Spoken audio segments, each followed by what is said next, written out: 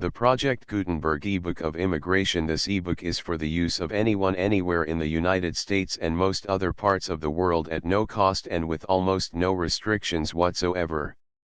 You may copy it, give it away or reuse it under the terms of the Project Gutenberg license included with this ebook or online at www.gutenberg.org. If you are not located in the United States, you will have to check the laws of the country where you are located before using this ebook. Title: Immigration: A World Movement and Its American Significance. Author: Henry Pratt Fairchild. Release date: March 1, 2024. Ebook number 73074. Language: English. Original publication: New York, The Macmillan Company, 1913. Credits: Richard Tunsing, Dreider, and the online distributed proofreading team at https://www.pgdp.net. This file was produced from images generously made available by the Internet Archive. Start of the Project Gutenberg ebook. Immigration Transcribers Note: New Original. Cover art included with this ebook is granted to the public domain. Immigration: The Macmillan Company, New York, Boston, Chicago, Dallas, Atlanta, San Francisco. Macmillan & Co., Limited, London, Bombay, Calcutta, Melbourne. The Macmillan Co. of Canada, Limited, Toronto. Immigration: A World Movement and Its American Significance by Henry Pratt Fairchild. New York, The Macmillan Company, 1913. All rights reserved. Copyright, 1913, by The Macmillan Company. Set up and electrotyped. Published May 1913. Norwood Press. J. S. Cushing Co. Barrick & Smith Co. Norwood, Massachusetts, USA. To Albert Galloway Keller, inspiring teacher, constant friend. Preface: in the preparation of this book the author has endeavored to avoid that narrowness of treatment which so easily besets the writer on such a topic as immigration. The effort has been made to regard immigration, not simply as an American public problem, but as a sociological phenomenon of worldwide significance. While the primary viewpoint is that of a citizen of the United States, several other viewpoints are considered, and regarded as equally valid. It is pointed out that there are a number of interests to be taken into account, aside from those of the Native American workmen, or even of the American nation as a whole. The immigration question is set forth as a part of an inclusive conservation program for all humanity. The modern situation is placed in its appropriate historical setting.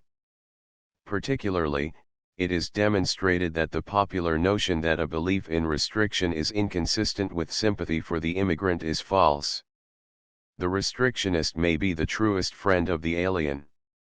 At the same time, this book does not profess to be an exhaustive treatise on immigration.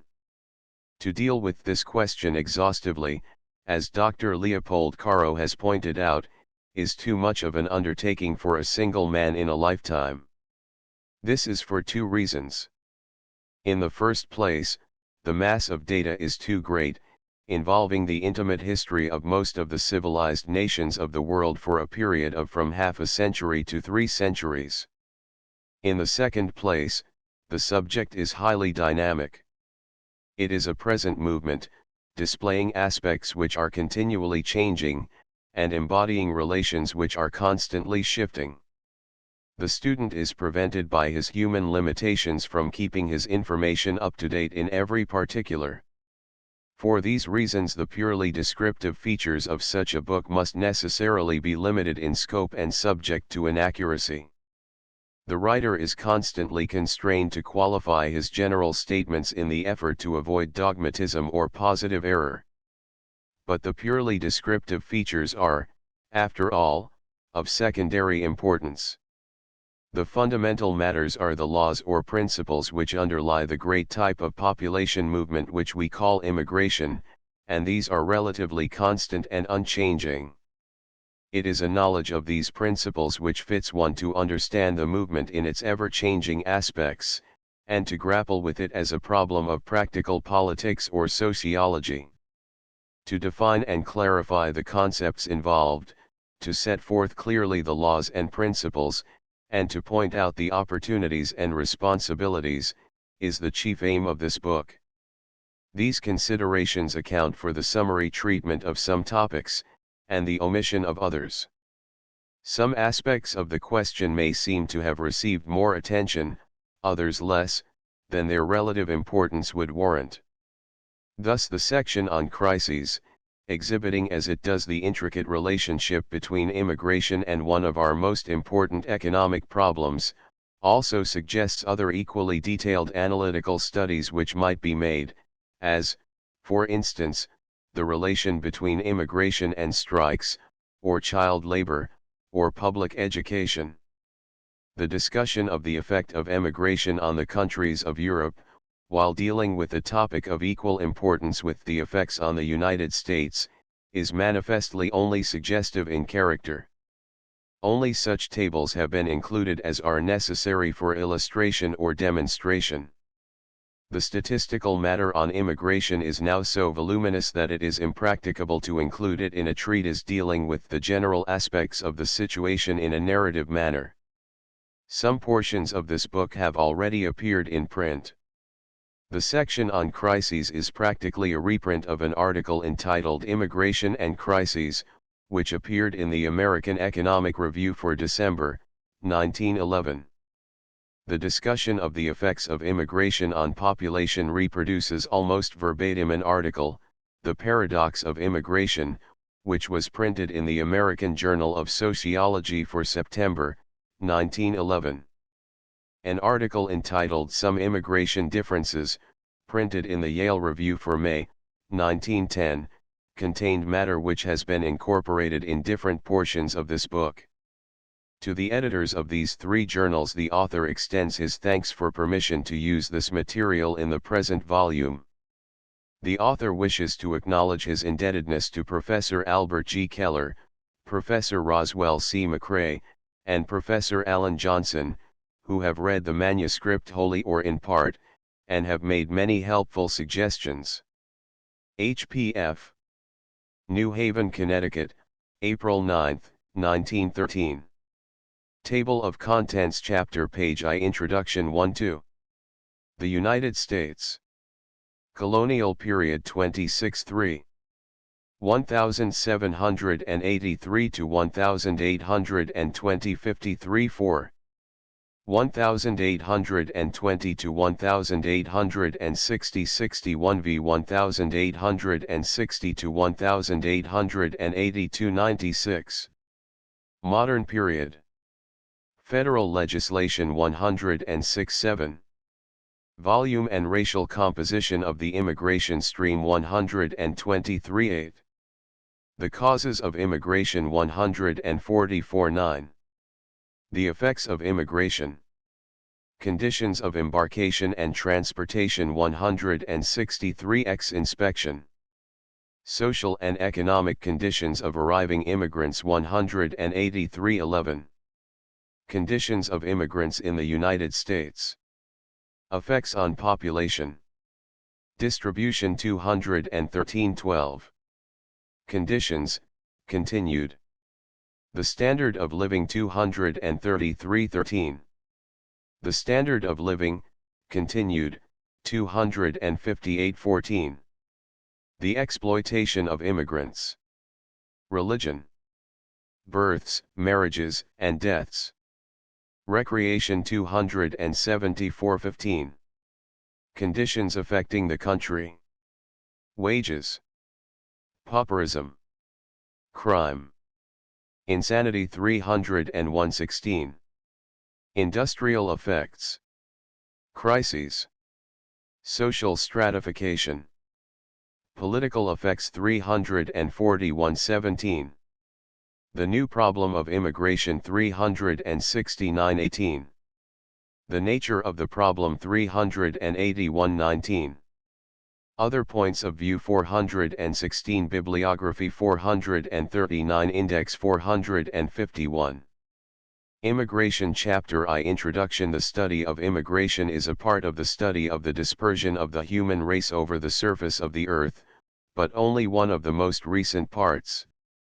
The most important population movements by which the habitable portions of the globe became peopled took place long before there was anything which might accurately be styled immigration.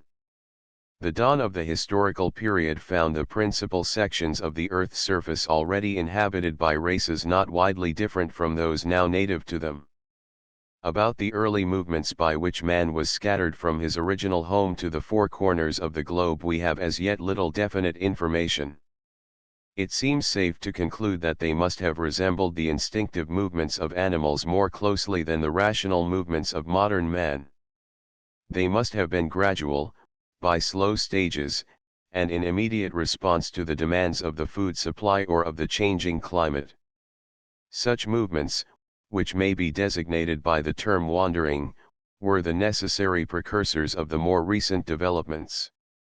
They furnish the background for the historic period, and constitute the original factors in modern relations. They may be taken for granted, and a detailed knowledge of them is not necessary for an understanding or investigation of such a historic question as immigration. The word immigration is one of those terms which are in common use in everyday speech, and which convey a certain general impression to the hearer, but which need to be given a limited and specific meaning when used in a scientific study. Many vague and erroneous notions about immigration may be traced to the failure of those using the word to form an exact idea of its connotation. Particularly is it necessary to distinguish clearly between immigration and certain other forms of population movements to which the term is frequently applied. There are three of these forms of movement. They all fall within the historical period, and consequently we have some definite information about them.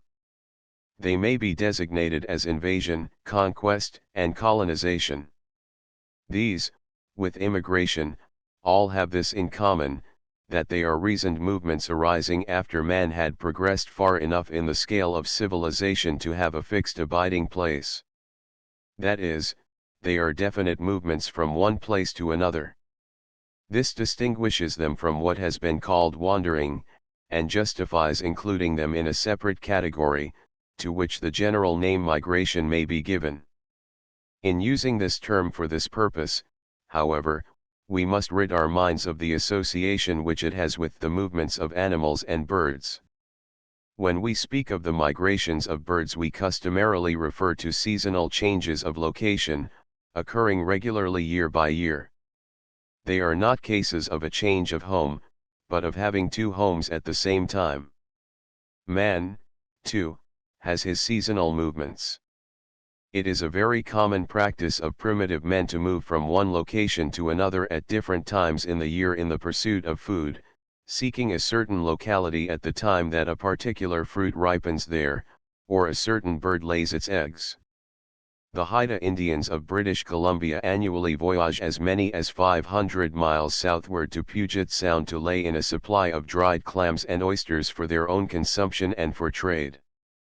Many nomadic tribes follow the pasture from the lowlands to the highlands, and from south to north, as the seasons change. Even civilized man, in his highest development, has his seasonal journeyings, from his summer home to his winter home, and back. But none of these comings and goings deserve to be included as true movements of peoples, or to be called migrations in the present sense. Migration involves an actual and permanent change of residence. It thus becomes evident that migrations can occur only in the most rudimentary form among people in the hunting stage. More developed cases may occur among pastoral people, when they change their base of operation, as when the Israelites moved from Canaan into Egypt, and back after several generations, but in its most complete form, migration appears only after man has reached the agricultural stage. Since man, when he migrates, leaves a fixed home in response to a rational impulse, there must be some definable cause for the migration. There are certain general causes which are found to underlie all migratory movements, and which are worthy of examination. In the first place we find that the cause of a migratory movement must be a powerful one. Man inevitably becomes attached to the locality in which he finds himself placed. Bonds of many kinds arise to tie him to his home. Among these may be mentioned family connections, sentimental associations, familiar customs and habits of the community, political and religious attachments, business interests, property owned, superstitious veneration for graves. All of these, and others, unite to make the home ties very strong. The life of man is closely bound up with his environment, and a change of environment is a momentous event. As a result, there is a marked inertia, a resistance to pressure, among human beings, and the presumption is that people will stay where they are, unless some positive force causes them to move. And no trivial occasion will suffice. This force, which results in movement, may be a very complex one, but in general it must present one of two aspects: it must be either attractive or repellent. Men are either drawn or driven to break the ties which bind them to their native locality. The attractive force must, of course, exist in the country which is the objective point, the repellent force, in the existing environment. This distinction is well brought out by Professor Otis T. Mason, who classifies the causes of migration into positive advantages, satisfactions, etc., and negative discomforts, compulsions, etc. too. In view of the strength of the home ties, however, it is evident that the repellent type of forces must be much the more important. It would have to be a very alluring prospect indeed that would lead a man to leave a spot where he was contented. In fact, we can hardly conceive of a man deserting a spot where he was really contented. There must be some dissatisfaction with existing conditions to induce him to take the step. Attractions often operate by inducing dissatisfactions, through comparison. There is no attraction in a foreign region unless it seems superior to the home surroundings. Then the home conditions appear inferior, and there is dissatisfaction. This is what Professor Sumner called a process of idealization. It may be well, also, to distinguish between the causes and motives of migration. Motives are subjective feelings existing within the individual which inspire his actions. They are the immediate forces which lead to movement, and may be divided into the same two general classes as causes. Causes are objective forces or conditions existing outside of the individual, which react upon him. They may exist in the physical environment or in the human environment, and operate by arousing motives, which in turn are the immediate springs of conduct. Since human nature is everywhere enough alike so that similar causes arouse similar motives, and since motives can hardly arise without some exterior cause, in our search for the origins of migratory movements it will ordinarily be sufficient to examine merely the causes. Thus in almost every case of migration we are justified in looking for some cause of a repellent nature, some dissatisfaction, disability, discontent, hardship, or other disturbing condition. 3. These discomforts may arise in any of the various interests of human life, and may be classified according to almost any classification which will include those interests. Probably the most satisfactory is the familiar one of economic, political, social, and religious. The economic causes of migrations are the earliest and by far the most important. They arise in connection with man's efforts to make his living, and concern all interests which are connected with his productive efforts. They are disabilities or handicaps which affect his pursuit of food, clothing, and shelter, as well as the less necessary comforts of life. These are vital interests, and any dissatisfaction connected with them is of great weight with men. There is a wide variety of economic causes of migration, of which the following may be noted. Permanent natural inhospitableness of soil or climate or scarcity of natural resources may make the struggle for existence a perpetually hard one. Temporary natural calamities, such as drought, famine, flood, extreme seasons, etc., may interrupt the course of an ordinarily tolerable existence. Serious underdevelopment of the industrial arts may make life difficult in a nation by limiting the productive power of its citizens or handicapping them in the struggle for trade. A common economic cause of migration is overpopulation. This means that the population of a region has increased to the point where, under the existing industrial conditions, there are too many people for the supporting power of the soil. In man's struggle with nature, for a time an increase in numbers is an advantage. But there comes a point where the ratio between men and land reaches such an equilibrium that any increase in the number of men means a smaller amount of the materials of existence for each one, for this results in hardship and dissatisfaction. Many migratory movements, particularly in the case of primitive men, or men on a low stage of culture, may be very simply explained by overpopulation. Political causes are those connected with the organization of government or the actions of the governing power. In this case, the dissatisfaction arises from the failure of the individual or group to secure what is believed to be a rightful share in the control of the government, or in some positive repressive or persecuting measures on the part of the governing body towards some of its citizens. Hence we may look for motives of infringed liberty, lack of freedom, or the feeling of oppression. A bad government may put such handicaps on the entire body of its citizens as to make life unsatisfactory to them. Where social causes of migration exist, the dissatisfaction arises from some fault in the social organization.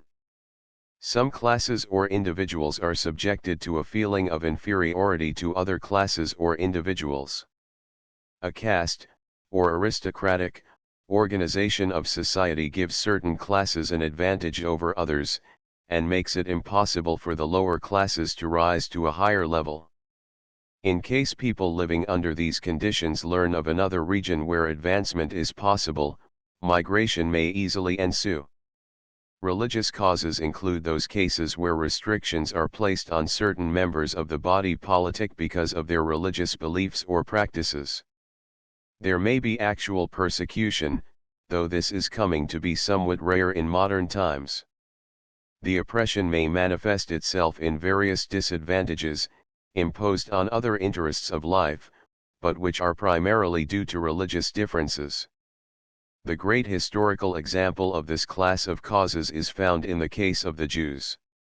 All of these kinds of causes may overlap, and almost always two or more of them exist in conjunction. Cases where social causes alone account for a migration are rare. They are frequently, however, a contributory factor. The economic causes are by far the most important and universal, though we need frequently to look for other causes back of them. Political maladjustments often express themselves through economic or social disabilities, religious differences through economic and social limitations, etc. In any actual case of migration, it is probable that the motives of migration will be due to a complication of causes. This fourfold classification, however, is of great aid in isolating and understanding the underlying forces. The effects of migratory movements, involving the transference of bodies of people from one region to another, are far-reaching and extremely diversified. They concern both the country of origin and the country of destination. They differ widely in specific cases, so much so that it is scarcely possible to lay down any general rules or conclusions which will be of value. They manifest themselves under three main heads, viz. The density of population, the physical stock, and the customs and institutions, or mores. The most obvious effect, and the one which is commonly assumed to follow any migration, is a decrease in the population of the country of source, and an increase in that of the country of destination. But even this, as will appear hereafter, is not by any means the universal rule. There is commonly some effect on the physical stock of the country receiving the migrants. This effect may vary between wide extremes. Whether the customs and institutions shall be also affected depends upon a variety of circumstances which are likely to make each instance distinctive. there is scarcely one of the vital interests of either country concerned which may not be deeply affected by an important migratory movement. But the factors concerned are so complicated, and so subject to individual variation, that movements which bear a general resemblance may have very diverse effects, and each case must be studied by itself. As to the routes or channels of migratory movements, it may be said that in general they follow the lines of least resistance, as determined by the combination of all the forces involved. The closer the movement is to a purely natural one, the more it will follow the natural routes marked out by the configuration of the earth. River valleys, such as the Danube in Europe and the Ohio in America, have always been favorite migratory routes. If mountains have to be traversed, the easiest passes will be chosen, such as the Cumberland Gap in the United States. In general, water has been a bond and not a barrier between different lands, and the earliest routes of distant travel were undoubtedly by water. Greece became the source of numerous migratory movements partly because of her extended coastline, having thus considered some of the essential features of migration as a whole. It will be well to distinguish further between the four great types of migrations to which reference has been made. One of the earliest, simplest, and most natural of migratory movements is the invasion. This occurs when a rude people, on a low stage of culture, but with much native physical virility, leaves its location, and overruns the territory of a more highly developed state. It is a movement en masse, involving the whole, or a large portion, of the tribe. The tribe acts as a unit, and the end sought is the benefit of the tribe as a tribe, not of any individuals. The forces back of it approach the unconscious and irrational, characteristic of wandering, more closely than in any other form of migration. The power of the invasion lies in brute force and numbers. It is a case of a lower civilization temporarily overcoming a higher one temporarily, because the rude virility which enables the invaders to maintain their own customs for a time succumbs eventually to the enervating influence of a civilization to which it is not trained. Civilization in the end proves itself more permanent than barbarism. This result is often furthered by the fact that the physical stock of the higher race is improved by the infusion of new blood from the very foreigners who are attacking it. This effect upon the physical stock may be very profound and lasting, as an invasion customarily involves large numbers of people. But while the invaders may succeed in checking the progress of civilization for a time, they seldom leave any permanent monuments of themselves, either material or institutional. They are not likely to affect the language, religion, or social customs of the invaded nation to an important degree. The Maoris are more enduring than the racial stock of the people who possess them. There have been numerous instances of invasions in the history of Europe. In fact, the barbarian invasions are perhaps the most important single factor in the history of that continent during the Dark Ages.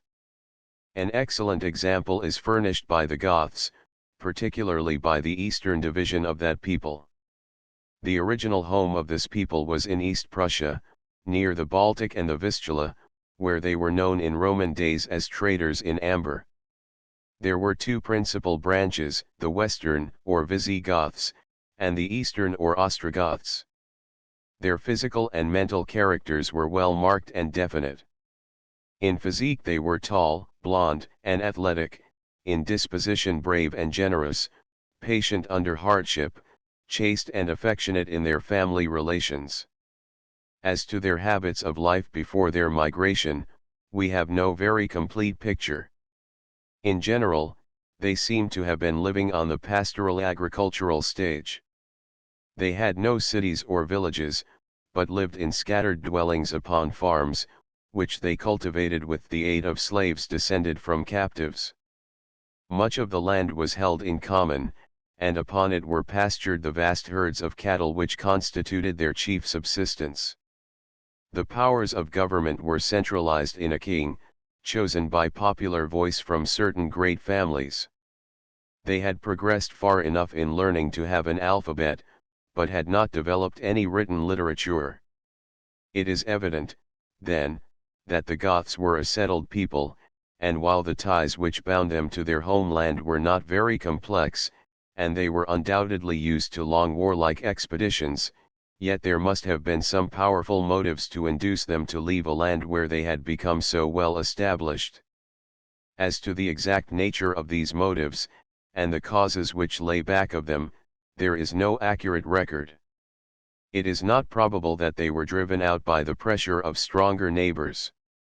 Most likely it was simply the natural increase of their population, aided perhaps by the failure of their harvests or the outbreak of a pestilence, that made them sensible of the poverty of their country, and led them to cast longing eyes towards the richer and more genial lands farther to the south, of which they had heard, and which some of them may have visited. 6. This explanation is admittedly largely based on guess. But it has every element of probability and marks the movement of the Goths as a perfectly typical example of a migration due to economic causes, natural overpopulation, augmented by temporary natural calamity, arousing motives of dissatisfaction through comparison with other seemingly more desirable regions. Whatever the causes, the Goths determined to move. Uniting with the Gepids, Herals, and some other kindred peoples, they formed a great throng, which moved through what is now western Russia to the shores of the Black Sea and the Sea of Azov. Thence they journeyed westward to the north bank of the Danube. On the way they were joined by other groups of people, of Slavonic race. Their real history may be said to begin about 245 AD, when they were living near the mouth of the Danube, under the rule of the Ostrogoths. For about 20 years they had been the allies of the Romans, who paid them money to defend their borders from the attacks of other would-be invaders. The Roman Emperor, Philip the Arab, put an end to this payment, thereby arousing the anger of the Ostrogoths, who crossed the Danube and plundered the Roman provinces. This was the beginning of a long series of invasions extending down into Greece and Asia Minor. Many cities were plundered cruelly and brutally. Fortunately for civilization, however, the Goths had been converted to Christianity in the meantime, so that the army which finally entered and devastated Rome in the year 410 was not the utterly barbarous throng which had started on the journey from northern Europe. Their leader, Alaric, was himself a Christian and did what he could to restrain the natural passions of his followers. Yet in spite of all, the sack of Rome was a cruel and bloodthirsty affair. It is characteristic of an invasion that over 2 centuries were consumed in the journey from the old home to Rome, so that no single individual of those who started on the undertaking lived to reach the final destination. For nearly a century and a half after the fall of Rome the Ostrogoths lived in or near Italy. Their fortunes in war fluctuated, and for a time, under Theodoric, they were the masters of the peninsula. Their kindred, the Visigoths, were in the meantime settled in Gaul and Spain. Finally, in the year 553, after repeated reverses, the Ostrogoths retired from Italy to the north, and as a people disappeared from history, leaving scarcely a trace behind. The Franks were never driven from Gaul, but eventually lost their native language and became absorbed in the people whom they had invaded. The Goths have bequeathed to the world no treasures of literature, no masterpieces of art, no splendid buildings. They have left no conscious impress on the manners or the institutions of any modern European people. 7. Even Gothic architecture has no historic connection with the people whose name it bears. Other barbarian tribes invaded Europe at about the same time as the Goths, and during the succeeding centuries. One of the most powerful was the Huns, a people of rude culture but great virility, belonging probably to the Mongolic or Tatar stock, who appeared about the 4th century AD. They were followed by other races from the same general region and belonging to the same great stock, the Avars who arrived about 555, and the Magyars who put in an appearance at the close of the 9th century.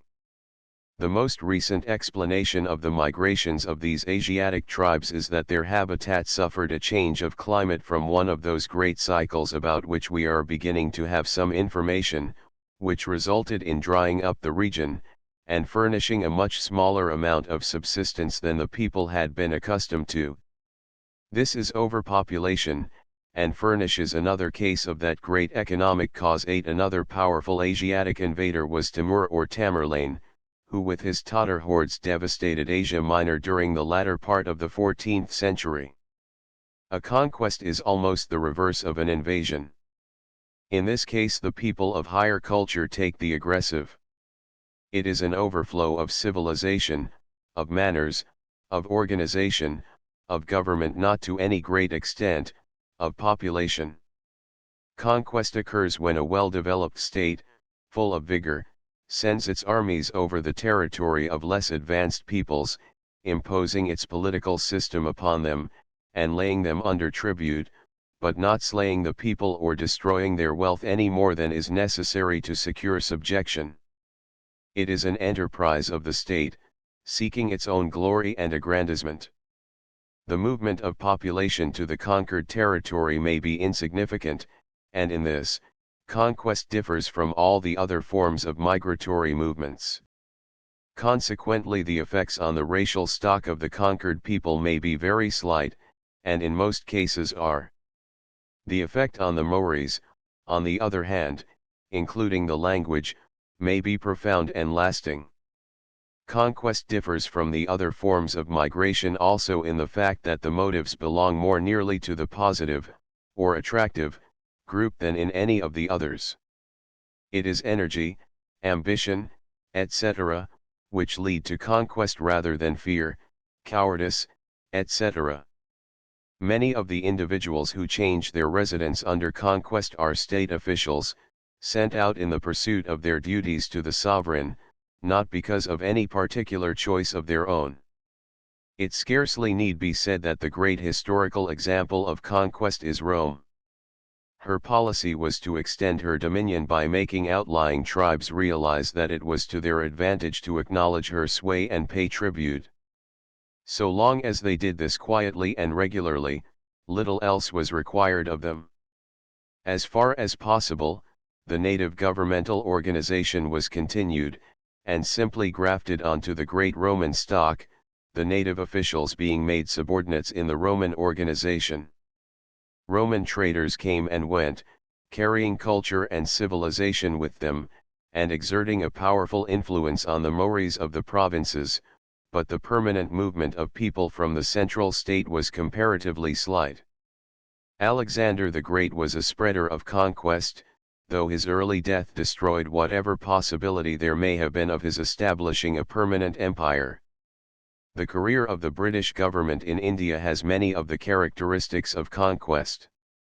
Native Rajas are, to a great extent, utilized as officials of the British government, and there is no large migration of people from England to India, save those connected in some way with the government service, or persons engaged in commercial pursuits, who maintain their permanent home in England. But the influence on the Maoris of the native inhabitants is great.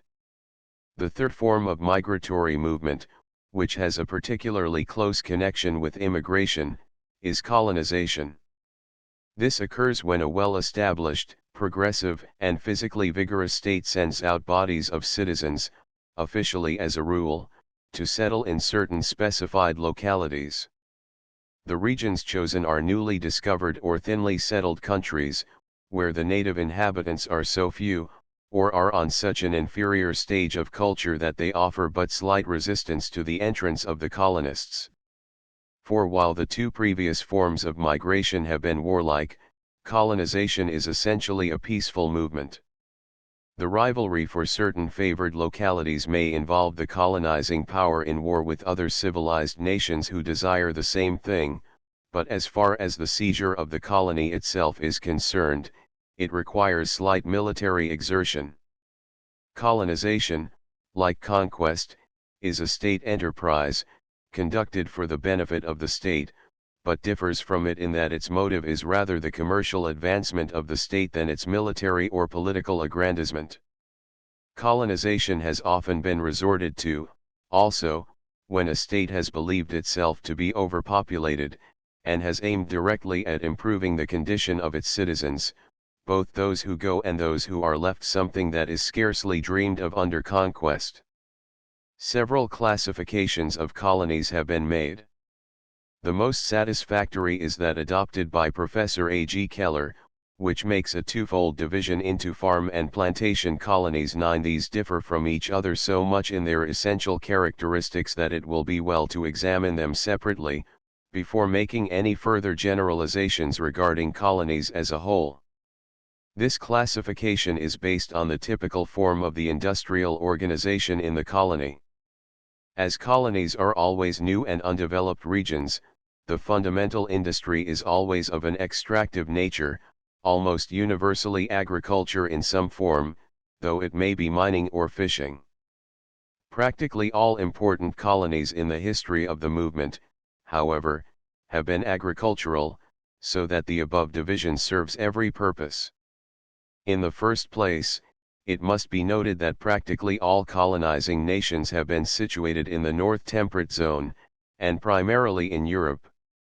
Outside of this continent, Phoenicia and China are the sole important representatives. These, with Greece and Rome, made up the colonizing powers of the ancient world. As far as modern colonizing nations are concerned, the question is limited to the countries of Europe. A farm colony springs up in a region similar to that held by the colonizing state, that is to say, in the temperate zone. Colonies of this class have appeared both north and south of the equator. The requirements are that the conditions of soil and climate be such as to make the products of the colony similar to those of the home state, and to render acclimatization either unnecessary or very easy. Under these conditions, a large movement of population takes place from the home state to the colony, and it is a movement of families. Men find it possible to take their wives and children with them, and a normal population is established in the new land. Agriculture may be taken up according to the methods with which the colonists are familiar in the old country. As land is abundant and cheap, each man will prefer, and will find it possible, to take up a piece of land of his own, and to cultivate it independently, rather than to hire out his services to any other cultivator. Consequently, hired agricultural labor is almost impossible to secure, and each man is compelled to rely on the labor of himself and his family to cultivate his land. As a result, the typical agricultural unit becomes the small holding, occupied and tilled by a single family. The system is further established by the fact that the products of such a region are well adapted to this form of culture. This is the typical farm organization which gives its name to this class of colony. Plantation colonies, on the other hand, arise in regions different in climate from the home state, that is, in tropical or subtropical regions. Here conditions of soil and climate are such that the natural products are of a kind which cannot be raised under home conditions, and hence are luxuries rather than staples. Acclimatization is practically impossible for men, and almost wholly so for women, so that normal family life is precluded for the colonist. Furthermore, as it is impossible for natives of the temperate zone to engage in agricultural labor in the tropics, for physiological reasons, all work of that kind must be performed by the natives, or by other similar races imported for the purpose. As a rule, the natives do not wish to work, and wages are no sufficient inducement. Hence they must be made to work, and slavery, either openly or in one of its disguised forms, appears.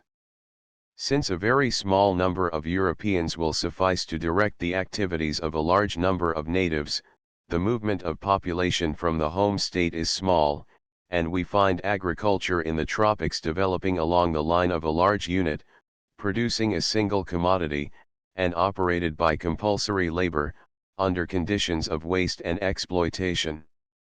This is the typical plantation.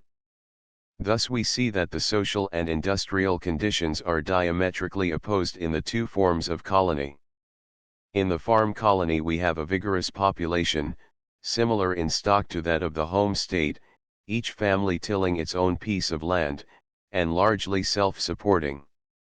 Under such conditions large families are an economic advantage, and population grows rapidly. In the plantation colony the colonists are few and mostly males, who superintend the cultivation of large estates, with the purpose of making as much money as possible and getting back to the homeland at the earliest possible moment. As far as the population of the colony is affected, it is mainly by the growth of a body of half-breeds, who are always a troublesome class. Morals are low, and life unhealthy and artificial. In the political interests of the colonies similar distinctions exist. Life in a farm colony tends to develop enterprise, independence, and political and social equality. A feeling of patriotism toward the colony, as distinguished from the home state, inevitably develops. The manifest destiny of the farm colony is to become an independent state, either with a wholly separate government, or with only the most tenuous ties binding it to the home authority. In the plantation colony life develops along an aristocratic groove, with well-defined social and political classes. There is no love on the part of the colonist for the colony as such, and no body of local feeling grows up among the colonists. This development is furthered by the customary action of the central government, which regards the farm colony as of little importance because of the similarity between its products and her own, but devotes an enormous attention to the plantation colony because of the apparent importance of its unique products. Hence the farm colony is left free to develop along natural lines, while the plantation colony is subjected to all sorts of artificial restrictions and limitations which hamper its growth. As a result of all these factors, the plantation colony seldom achieves its independence, but remains subject to the home state indefinitely. Examples of farm colonies are the 13 colonies, Canada, New Zealand, etc., of plantation colonies, Java, Jamaica, Brazil under the Portuguese, etc. As will be seen, the farm colony has a peculiarly intimate relation with immigration movements. This preliminary survey of the earlier forms of migration prepares the way for a clear understanding of the characteristic features of the fourth form. This is immigration, which in many respects differs from any other population movement.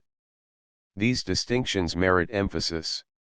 In the first place, both of the two states concerned in an immigration movement are well established, and on approximately the same stage of civilization. Immigration can take place only over what Professor Sumner calls a single culture area. Secondly, immigration is a distinctly individual undertaking.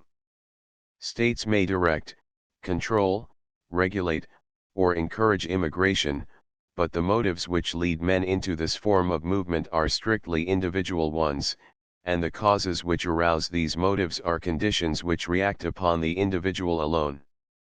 The end sought is neither the advantage of the country of origin, nor of the country of destination, but the improvement of the condition of the individual.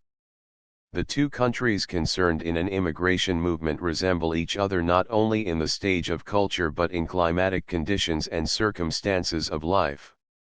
There has never been any immigration between the temperate zones and the tropics, in either direction, nor have the polar regions ever figured. In fact, practically all immigration, historically speaking, has been between different countries in the temperate zone. But while there are these resemblances between the countries concerned, there must also always be some differences, otherwise there would be no motive for movement. The first and primary difference between the two countries is that the one which receives the stream of immigration is newer, and therefore much less thickly settled, than the other. Other things being equal, the chances for a comfortable living are greater in a country where the ratio between men and land is still low. This ratio between men and land is of extreme importance, and ought never to be neglected in the discussion of any sociological or economic problem. It is especially vital as regards migrations, which are so directly connected with the shifting of populations. Other differences which may be looked for between the two countries concerned in an immigration movement are the following: the country of destination is more democratic than the other, and its people enjoy greater social and political equality. There is more of individual freedom of conduct, and fewer traditional or legal restraints. Military burdens are lighter, and there is greater latitude for religious belief and practice. On the other hand, life in the new country is likely to be more arduous, industry more insistent, the demands for personal ability more urgent. These features at once suggest those typical of the farm colony, and in point of fact we find that practically all countries which receive large streams of immigrants are developed farm colonies. These are, at the present time, the United States, Canada, Argentina, Australia, South Africa, and to a certain extent parts of Asiatic Russia. The requirements, then, for an immigration movement are the following: two well-developed countries, one old and densely populated, the other new and thinly settled, the two on friendly, or at least peaceable, terms with each other. For immigration, even more than colonization, is a phenomenon of peace. On the part of the people who are to take part in the movement a high degree of civilization is demanded. They must be trained to act on individual initiative, and must have sufficient personal enterprise to undertake a weighty venture without an official or state backing. They must have sufficient intelligence to know about the objective point, and sufficient accumulated capital to enable them to get there. There must be adequate, easy, and inexpensive means of transportation between the two countries, in order to enable any large number of people to make the journey. The immigrant is not in any sense an adventurer or explorer. On the part of the nations concerned there must be a willingness to allow individuals to come and go at their own pleasure, without any extreme restrictions or regulations. There must be nothing of the old idea of the feudal bond between the person and the land. From the above it appears that immigration must be distinctly a modern movement. Scarcely one of the foregoing requirements, not to speak of the conjunction of all of them, is more than 3 or 4 centuries old. Consequently, immigration, in the sense in which we have defined it, has existed only for a comparatively short time, practically since the discoveries period.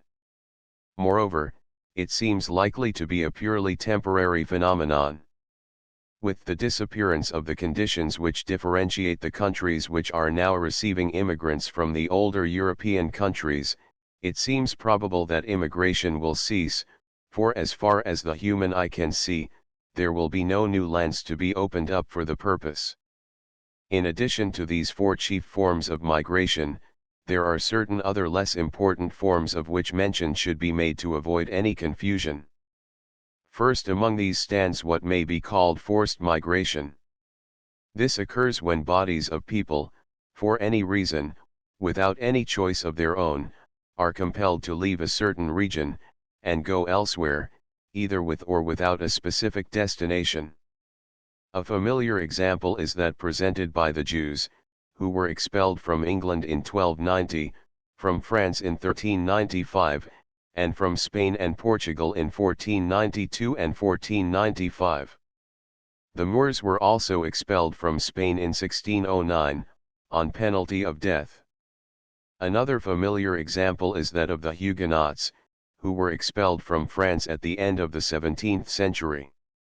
Such movements as these have usually resulted in a nation's losing the most valuable elements of its population. The cause has usually been religious. A different type of forced migration has been exemplified in the slave trade. In this case, the migrants are compelled by actual force to go from one region to another specified one. The movement of the Africans to America is a familiar example. The motive is the economic one of securing a supply of labor at a minimum expense. Still another type is furnished by the penal colonies, such as have been established in Australia and elsewhere. All these forms of forced migration are evidently different in principle and in most of their characteristics from the great types of migration which have been mentioned. Their study is a subject by itself. Still another form of migration is what is known as the internal or intrastate migration. This is manifestly going on all the time in every civilized country. It is only when it involves large masses of people, moving in certain well-defined directions, with a community of motives and purposes, that it deserves to be classed with the great population movements. Then it may become of great interest and significance, as in the case of the great westward movement of the people of the United States. It is evidently a wholly different matter from the other forms which have been emphasized. There is, of course, also a continual passage of individuals between all the nations of the earth, in every direction. A permanent change of residence is frequently involved. These movements, obviously, may not correspond to any of the principles which have been laid down for any specific form of migration, and, if they were sufficiently numerous, would constitute exceptions to all that has been said. In point of fact, they are isolated, scattered, and occasional. They do not rank in any sense as movements of peoples, nor do they complicate the discussion of the great sociological phenomena in which we are interested. Chapter 2: The United States. Colonial period. In taking up the special study of immigration, it is necessary to bear in mind at the outset that the word is to be used in a limited and semi-technical sense. It is not always so used in common speech nor even in scientific writings, and much confusion and inaccuracy not infrequently result. Let us state once more exactly what is meant by immigration. Immigration is a movement of people, individually or in families, acting on their own personal initiative and responsibility, without official support or compulsion, passing from one well-developed country, usually old and thickly settled, to another well-developed country, usually new and sparsely populated, with the intention of residing there permanently. The same movement may equally well be referred to as emigration. It is obviously only a question of the point of view. The two words may be used interchangeably without danger of confusion, if the point of view is regarded. There is only one movement, and one set of people, emigrating from one country and immigrating to another. 12 As observed in the foregoing chapter, immigration is a movement which could not have originated before the discoveries period, and did not, in fact, become a matter of much importance until a century or so later. The countries which are now the objective points of large streams of immigration are, without exception, countries which have been opened up since that epoch. An exhaustive study of immigration should take up each of these countries in turn, and examine conditions in Canada, Argentina, South Africa, Australasia, and the United States. The plan of the present volume does not include so exhaustive a treatment. It is intended primarily for American readers. The specific study of immigration will be limited to the United States. This is the more justifiable, inasmuch as the United States is, beyond comparison, the foremost country in immigration movements, both in point of numbers and of world interest. All the fundamental principles of immigration are exemplified here more fully than in any other country. To the citizen of the United States it is a matter of the greatest importance and interest, for it has to do with a unique subject, the makeup of the American people itself. The history of immigration into the United States may for convenience be divided into 5 periods. The first of these includes the time between the first settlement of the North American colonies and the year 1783. This date is chosen for the end of this first period because, as Professor Mayo Smith has expressed it, at that time the state was established, and any further additions to the population had little influence in changing its form or the language and customs of the people. 13. The second period, from 1783 to 1820, marks the beginning of national life. It was a period of small immigration, and closes with the year in which federal statistics were first collected in regard to the stream of immigration. The third period begins in 1820 and ends roughly about 1860. This period is marked by the beginning and culmination of the first great rise in the immigration stream, by a growing opposition to the immigrant, and by state control of the admission of aliens. The period from 1860 to 1882 begins with the Civil War agitation, witnesses the disappearance of state control, and closes with the year in which the first immigration law was passed by the federal government. The fifth, or modern, period is from 1882 to the present. Other features which distinguish and separate these periods will manifest themselves as the periods are examined more closely. It is customary with some writers, as, for instance, Professor Mayo Smith in the reference above quoted, to include all movements of people into the North American colonies, previous to the Revolution, under the head of colonization, and to call everything after the beginning of national life immigration. The second part of this classification accords with the definitions given above, but the first part does not. For it will be remembered that colonization refers to movements of people from a central state to its dependencies, while immigration is a movement from the territory of one nation to that of another. The fact that the receiving region is itself a colony does not alter the case.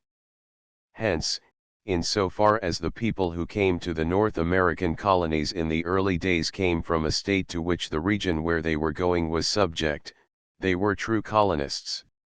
They were simply going from one part of a national territory to another.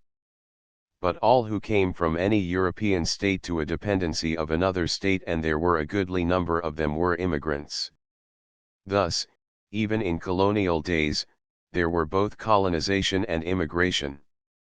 In establishing this distinction, it must be noted that while the colonies were undeveloped as regards their natural resources, they were highly developed in respect to their stage of civilization and their advancement in the arts. In this respect they were the peers of the most cultivated European states of the period. The factors which gave a primitive aspect to life in the colonies were due to the newness of the settlement and the sparseness of the population. These were, in turn, just the factors which made them desirable to immigrants and colonists alike. The truth of this position is further established by the fact that this distinction was clearly recognized by the early settlers themselves. A very different attitude was manifested in the colonies toward persons who came from the home state than toward those from any other country. The former were generally welcomed, the latter were regarded with suspicion, if not actual hostility. The history of immigration to the North American continent reaches far back toward the days of the earliest settlement, and many of the characteristic problems and arguments connected with the immigration situation were familiar long before the Revolution. A familiarity with these early aspects of the question furnishes many enlightening comparisons and parallels, and is of great value in correctly estimating the modern situation. The peopling of the North American continent by persons of North European stock began with the formation by James I of England of two companies of settlement in the year 1606. These were known as the London Company and the Plymouth Company. To the former was granted the territory on the North American coast between 34 and 38 degrees north latitude, though these boundaries were somewhat extended in 1609. To the latter was assigned the region from 41 to 45 degrees. This left a section of unassigned territory between, extending from the Rappahannock to the Hudson rivers. This was open to settlement by either company, with the stipulation that neither was to plant a settlement within 100 miles of a previous settlement of the other.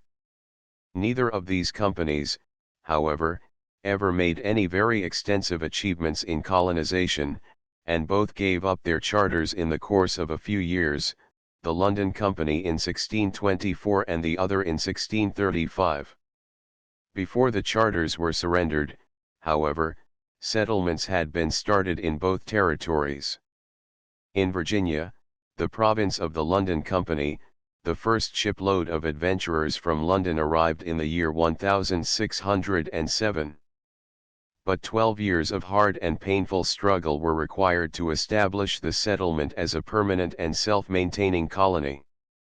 It is interesting to note that at this time, and in this place, one of the greatest of our national racial problems had its commencement, through the introduction of a number of African slaves from a Dutch vessel in 1619.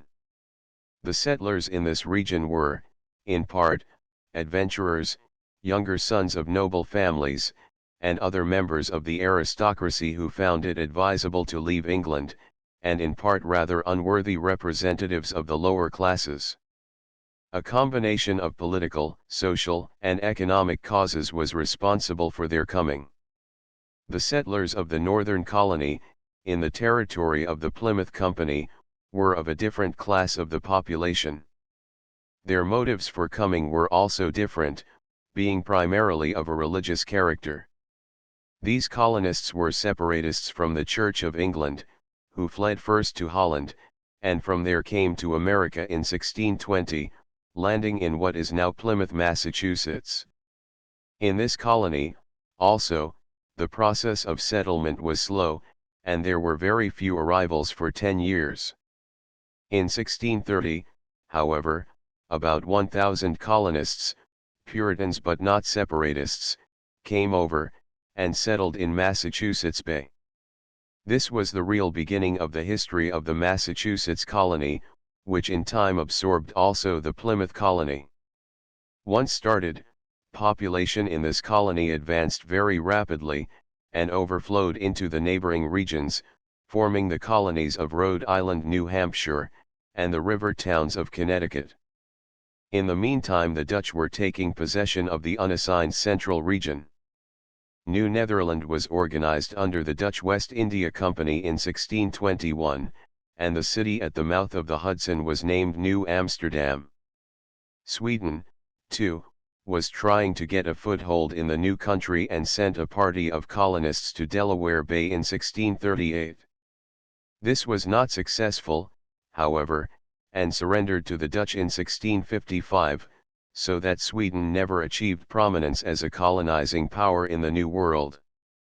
With the growth of the English colonies in the north and south, this central territory in the hands of a foreign power came to be recognized as a source of annoyance and danger, and on the occasion of a war with Holland, England sent over a fleet and took possession of the whole intervening region, forming the colonies of New York and New Jersey.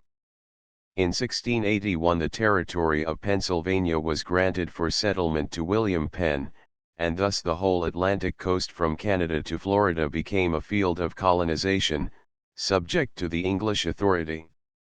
The study of the formation of the American people as a separate nation is of peculiar interest, because it has taken place within a recent historical period, and we can study the original elements from the time when they first settled in the country. This is not true of any of the nations of Europe. The foundation of the new people consisted of colonists from England. They were the original settlers, and during the entire colonial period they continued to contribute to the growing population. In addition to these there was the Dutch element, which became well established when New York was a Dutch colony. Aside from the colonists, there was a large and important contribution from other European nations, people from practically every country on the continent. These were the true immigrants. The colonies which were most affected by arrivals of this sort were the central ones, particularly New York and Pennsylvania, and above all the latter. This was due to their location, the attitude of their proprietors, and the feeling and conduct of the original settlers. The attitude of William Penn was decidedly liberal, and Pennsylvania advanced in population accordingly. Penn advertised his colony widely, and when he came over in 1682 there were already 6,000 Swedish, Dutch, and English settlers there. Others came rapidly, prominent among them English Quakers, Scottish and Irish Presbyterians, German Mennonites, and French Huguenots. These religious designations are significant of the preponderance of the religious element in the immigration of the day. Throughout the colonial period, this class of causes was an underlying factor in most of the important migrations to America, both colonization and immigration. The Protestant Reformation, and the intellectual and social movements which went with it, had a profound effect upon the contentment of large masses of the people of Europe, and made that continent a very undesirable place of residence for many of them. That political causes should have been closely combined with the religious ones was inevitable, on account of the intimate relation between religion and government, and the practice of using political power to secure religious ends, and vice versa. These two classes of causes were the prevailing and characteristic ones during this period. The religious tolerance and freedom which characterized Pennsylvania was therefore one of the chief factors which drew immigrants of every nationality to it, and it quickly became the most cosmopolitan of all the colonies. Penn's agents were particularly active in Germany, with the result that in 20 years the Germans numbered nearly one-half the population of the colony. With the beginning of the 18th century, two currents of immigration rapidly outdistanced all others in numbers, importance, and the amount of attention which they attracted. These were the Palatines and the Scotch-Irish. Throughout the rest of the colonial period they held the center of the stage in the immigration situation. The Palatines were so called because their original home was in what was known as the Palatinate. This was a section of Germany lying on both sides of the Rhine from Cologne to Mannheim. It was divided into two parts, the upper and the lower, from the latter of which most of the immigration came. The position of this country brought it into close relations with the spirit of the Reformation, and large bodies of the population became Protestant, both Reformed and Lutheran. The rulers of the Palatinate, the electors Palatine, swung back and forth between Lutheranism, Calvinism, and Roman Catholicism, and since each successive ruler wished his subjects to conform to his religious views, the miserable people suffered accordingly. Both of the two great wars between 1684 and 1713, the War of the Grand Alliance and the War of the Spanish Succession, had borne heavily on the Palatinate, which had long been the object of Louis XIV's most covetous desire. The second ruthless devastation which the country experienced during the latter of these wars reduced the people to the lowest pitch of misery and desperation. Meanwhile their ruler, John William, was trying to force the whole of the people back into Catholicism. To the people already suffering from the intolerable hardships which the cruelest of wars had thrust upon them, this persecuting spirit of their prince came as the last impulse to break off their attachment to the fatherland and send them to make new homes in distant America. Thus began the Great Exodus, from a combination of political and religious causes, in entire harmony with the spirit of the age. The Elector Palatine resisted the emigration, and adopted various measures to check it, among them an edict threatening death to all who should attempt to emigrate. As usual, such efforts were powerless to check a natural movement. The first detachment to leave was apparently a small band which, after many wanderings, settled in New Jersey in 1707. In 1708 a small company came to London and asked to be sent to America. They were sent to New York at public expense, and were furnished with farm implements. Nevertheless, they fell into want and had to be aided by the Colonial Council. The next year about 13,000 Palatines arrived in London by way of Rotterdam. They were, for the most part, absolutely penniless, and in rags. England responded nobly to the burden thus cast upon her. Queen Anne allowed 9d. per day each for their subsistence, and they were housed in army tents set up in vacant lots, and in barns and warehouses.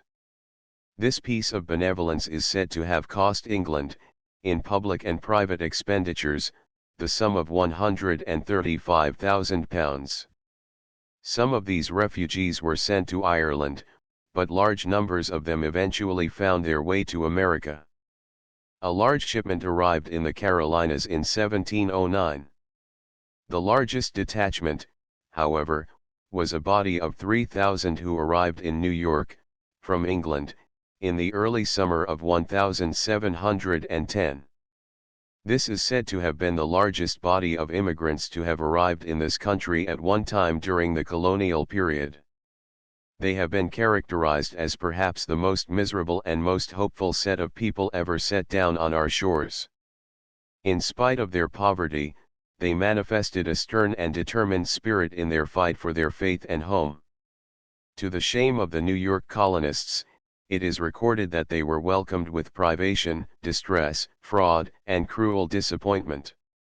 They were cheated and oppressed by the heartless and rapacious settlers, to whom their helplessness made them easy victims.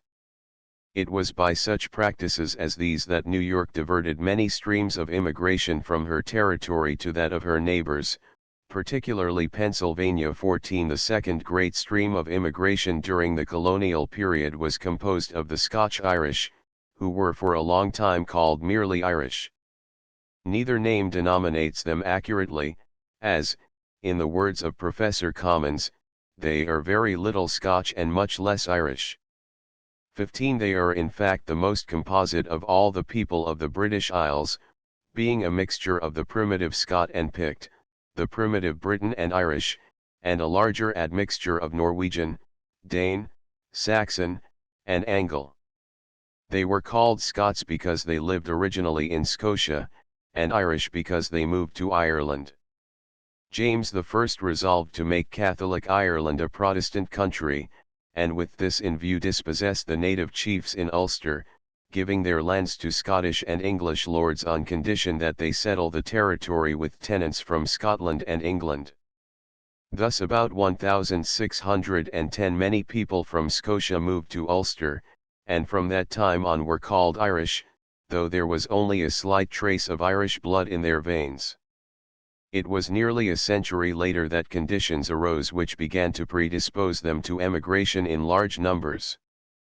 In 1698, on the complaint, from English manufacturers, of Irish competition, the Irish Parliament, a tool of the British Crown, passed an act totally forbidding the exportation of Irish woolens, and another act forbidding the exportation of Irish wool to any country save England.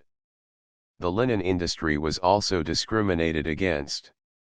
These acts nearly destroyed the industry of Ulster, and aroused great discontent.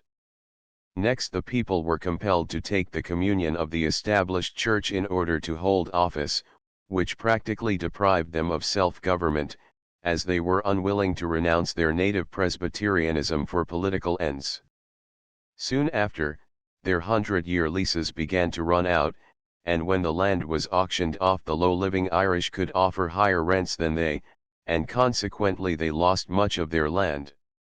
The ensuing large emigration was thus the result of dissatisfaction due to an interesting combination of economic, political, and religious causes. It is said that in 1718 4,200 of the Scotch-Irish left for America, and that after the famine of 1740 there were 12,000 who departed annually. In the half-century preceding the American Revolution, 150,000 or more came to America. They were by far the largest contribution of any foreign race to the people of America during the 18th century, and constituted a strong element in the army at the time of the Revolution. At the time of the arrival of the Scotch-Irish in America, the lands along the Atlantic coast were already well occupied, and they were compelled to move on into the interior. The traditional religious exclusiveness of Massachusetts and the well-settled character of the country prevented them from settling in the eastern portions of that colony. Consequently they chose as their destination New Hampshire, Vermont, western Massachusetts, and Maine, and most of all Pennsylvania and the foothill regions of Virginia and the Carolinas. They were by nature typical pioneers, and gradually pushed their way into western Pennsylvania, Ohio, Kentucky, and Tennessee. They were the one race sufficiently unified, endowed with the spirit of liberty, and scattered throughout the colonies, to serve as the amalgamating force binding all the other races into one, the American Type 16. During the whole of the 18th century, up to the time of the Revolution, representatives of these two races continued to arrive in increasing numbers. The Palatines, though less numerous than the Scotch-Irish, seem to have attracted more attention. The general attitude of the colonists toward these immigrants was one of welcome, or at the least of toleration. This was natural under the conditions of the time. It must ever be borne in mind that the distinguishing feature of the situation in this country during the colonial period was a superabundance of fertile soil, rich in a variety of natural resources, and a scarcity of men. That is, the ratio between men and land was low. Hence there was a great demand for settlers, and newcomers were believed to be, and were, an asset to the community. A certain degree of rivalry and jealousy between the colonies, leading them to covet a rapid increase in population, contributed to this sentiment. At the same time, there can be no doubt that there was a decided preference for colonists over immigrants. This was partly due to a natural race prejudice, but it was augmented by the character of the immigrants at that time. Considering the nature of the conditions which led to emigration from both Ireland and Germany, it is not surprising that a majority of the newcomers were characterized by extreme destitution. As might also be expected from the frightful shipping conditions which then existed, many of them arrived in wretched condition physically. The voyage was long, the ships were small, poorly ventilated, shockingly overcrowded, and totally unprovided with adequate provisions for sanitation, cleanliness, and culinary facilities. It seems to have been the expected thing that a large part of every shipload of immigrants, particularly of the Palatines, should arrive in a prostrate condition.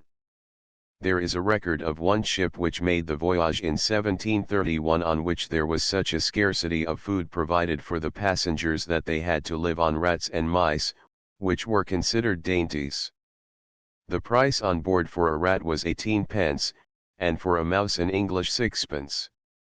The captain was under the impression that the passengers had considerable money and valuables with them, and, believing that he might profit by it, he endeavored to reduce them to a state of starvation. He succeeded too well, for out of the 156 passengers only 48 reached America. 17 these wretched victims were of course thrown upon the mercy of the citizens of the colony in which they landed. Pennsylvania, and particularly Philadelphia, were especially subject to visitations of this kind. The generosity with which these unfortunates were cared for in this colony is remarkable. Nevertheless, the burden was a heavy one, and the opposition which arose to the free admission of this class of persons is not to be wondered at. A new country, struggling to subdue the wilderness and to establish economic independence, welcomes hardy and industrious laborers, even though they bring little capital with them. If the poverty of the immigrant is due to no fault of his own, and is offset by a sound body and a determined spirit of industry, there is every hope that the influence of the new environment may set him permanently on his feet. But an influx of people so deficient in moral or physical stamina as to promise nothing, save an additional burden on the already strained resources of the community, is naturally and justly viewed with alarm. Very many of the immigrants of this period belong to this type. As suggested above, the low physical and economic state of many of the immigrants was due to the conditions and experiences attending the passage from the old country to the new. Many an immigrant who was hale and able-bodied when he started on the voyage was a physical wreck when he landed. Many others who were relatively well off economically on leaving home arrived penniless. It was the practice of the importers to compel passengers who had means to settle the accounts of those who had not, and thus, it is stated, many who had been well-to-do were reduced to house beggary. 18 But many other of the immigrants were hopelessly destitute when they started. Still others were criminals. It was the practice of European nations at this time to empty not only their almshouses, but their jails, into their own colonies, or those of other nations. Thus many of the colonists, as well as of the immigrants, belonged to the pauper and criminal classes. 19. This action of European states was naturally bitterly complained of by the colonies. But as long as they were colonies, and had no independent standing, it could be little more than a complaint. 20. After the War of the Revolution it became a matter of international relations, and, as will appear later, attracted no little attention. Pennsylvania, being the destination of the largest number of immigrants, suffered most from troubles of this sort. Consequently, in this colony we find the most powerful body of opinion contrary to the free admission of aliens, and the most frequent and stringent measures to control it. Many of the stock arguments against immigration on the grounds of pauperism, criminality, and inability for self-support developed during this period. One of the earliest Pennsylvania statutes covering this ground was an act passed in 1722, imposing a tax on every criminal landed, and making the shipowner responsible for the good conduct of his passengers. 21. This was followed by numerous other laws designed to help control the immigration situation. One of the most important of these was the Act of September 21, 1727, which was passed at the suggestion of the colonial governor, who feared that the peace and security of the province was endangered by so many foreigners coming in, ignorant of the language, settling together and making, as it were, a separate people. This is one of the earliest instances of the use of the non-assimilation argument in connection with immigration legislation. The act in question provided that shipmasters bringing immigrants must declare whether they had permission from the Court of Great Britain to do so, and must give lists of all passengers and their intentions in coming. The immigrants must take the oath of allegiance to the king, and of fidelity to the proprietary of the province. On the day the act was passed, an agreement was signed by 109 persons, representing about 400 immigrants, who had arrived at the port and were waiting to be landed. A pathetic touch is given to the incident by the naive statement, sundry of these foreigners lying sick on board, never came to be qualified. This act remained in force for some time, but appears to have been more or less of a dead letter, for the shipmasters never seem to have had any license to bring immigrants, and yet the latter were always admitted. 22. This law was slightly modified in 1729, and a tax of 40 shillings was laid on each immigrant. This is an early instance of the use of a head tax as a restrictive measure, for among the reasons assigned for its passage we find mention of the necessity to discourage the great importation and coming in of foreigners and of lewd, idle, and ill-affected persons into this province, as well from parts beyond the seas as from the neighboring colonies, whereby the safety and quiet of the province are endangered, many of them becoming a great burden upon the community. It was asserted that shipmasters resorted to deceitful methods in the furtherance of the practice of bringing in convicts. 23. This accusation was substantiated by an event which occurred a short time previously, when a vessel arrived at Annapolis with 66 indentures, signed by the mayor of Dublin, and 22 wigs to disguise the convicts when they landed.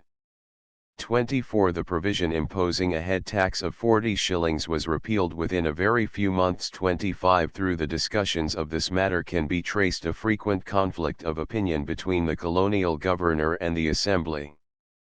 The former, representing the interests of the proprietary, was inclined to welcome anything which tended to increase the population of the colony at whatever cost. The latter, representing the people, is concerned for the character of the settlers and the financial welfare of the colony. 26. This is well illustrated by the progress of the effort to secure an immigrant hospital in Philadelphia. The erection of such a building had been recommended to the Assembly by Governor George Thomas as early as 1740, in the interests of humanity. But the house demurred on the ground of expense, and several years of haggling passed before a pest house was finally erected. In the meantime much difficulty was experienced with sickly vessels, and a law was passed requiring all ships to anchor a mile from the city, until inspected by the port physician. If sick passengers were found on board, the shipmaster was required to land them at a suitable distance from the city and convey them at his own expense to houses in the country prepared for them. 27 The House, on its part, made vain attempts for a period of 15 years or more to get a bill passed which should check the overcrowding of immigrants in ships. The ostensible reasons urged were mainly those of humanity, and they rested on an ample basis. The degree of overcrowding was frightful. It was stated that in many cases the chests of apparel belonging to immigrants were shipped in other vessels to make more room for passengers, so that the immigrants had no chance even to change their clothes during the long voyage of sometimes 60 days. 28 But underlying this there was undoubtedly the desire to reduce the number of immigrants. It was represented that whereas the German importations were at first of good class, people of substance, now they were the refuse of the country, and that the very goals have contributed to the supplies we are burdened with. In the southern colonies we find much the same attitude of welcome to respectable settlers, and fear of criminals and paupers, with this difference, that as immigration was slower into these colonies, more active measures were occasionally taken by the colonies themselves to encourage it. Thus in 1669 North Carolina passed a law exempting new settlers from levies for 1 year, and from action for debt for 5 years. But they were debarred from holding office for 3 years. 29 Maryland early experienced difficulties with imported criminals. On account of the practice, which appears to have been common, of importing notorious criminals, the General Assembly of this province in 1676 passed an act requiring all shipmasters to declare whether they had any convicts on board. If so, they were not to be allowed to land in the province. Any person presuming to import such convicts must pay a fine of £2,000 of tobacco, half to go to the proprietary and half to the informer. 30 On December 9 of the same year the Lieutenant Governor issued a proclamation requiring all shipmasters who had landed convicts previous to this act going into effect to deposit a bond of £50 for their good behavior.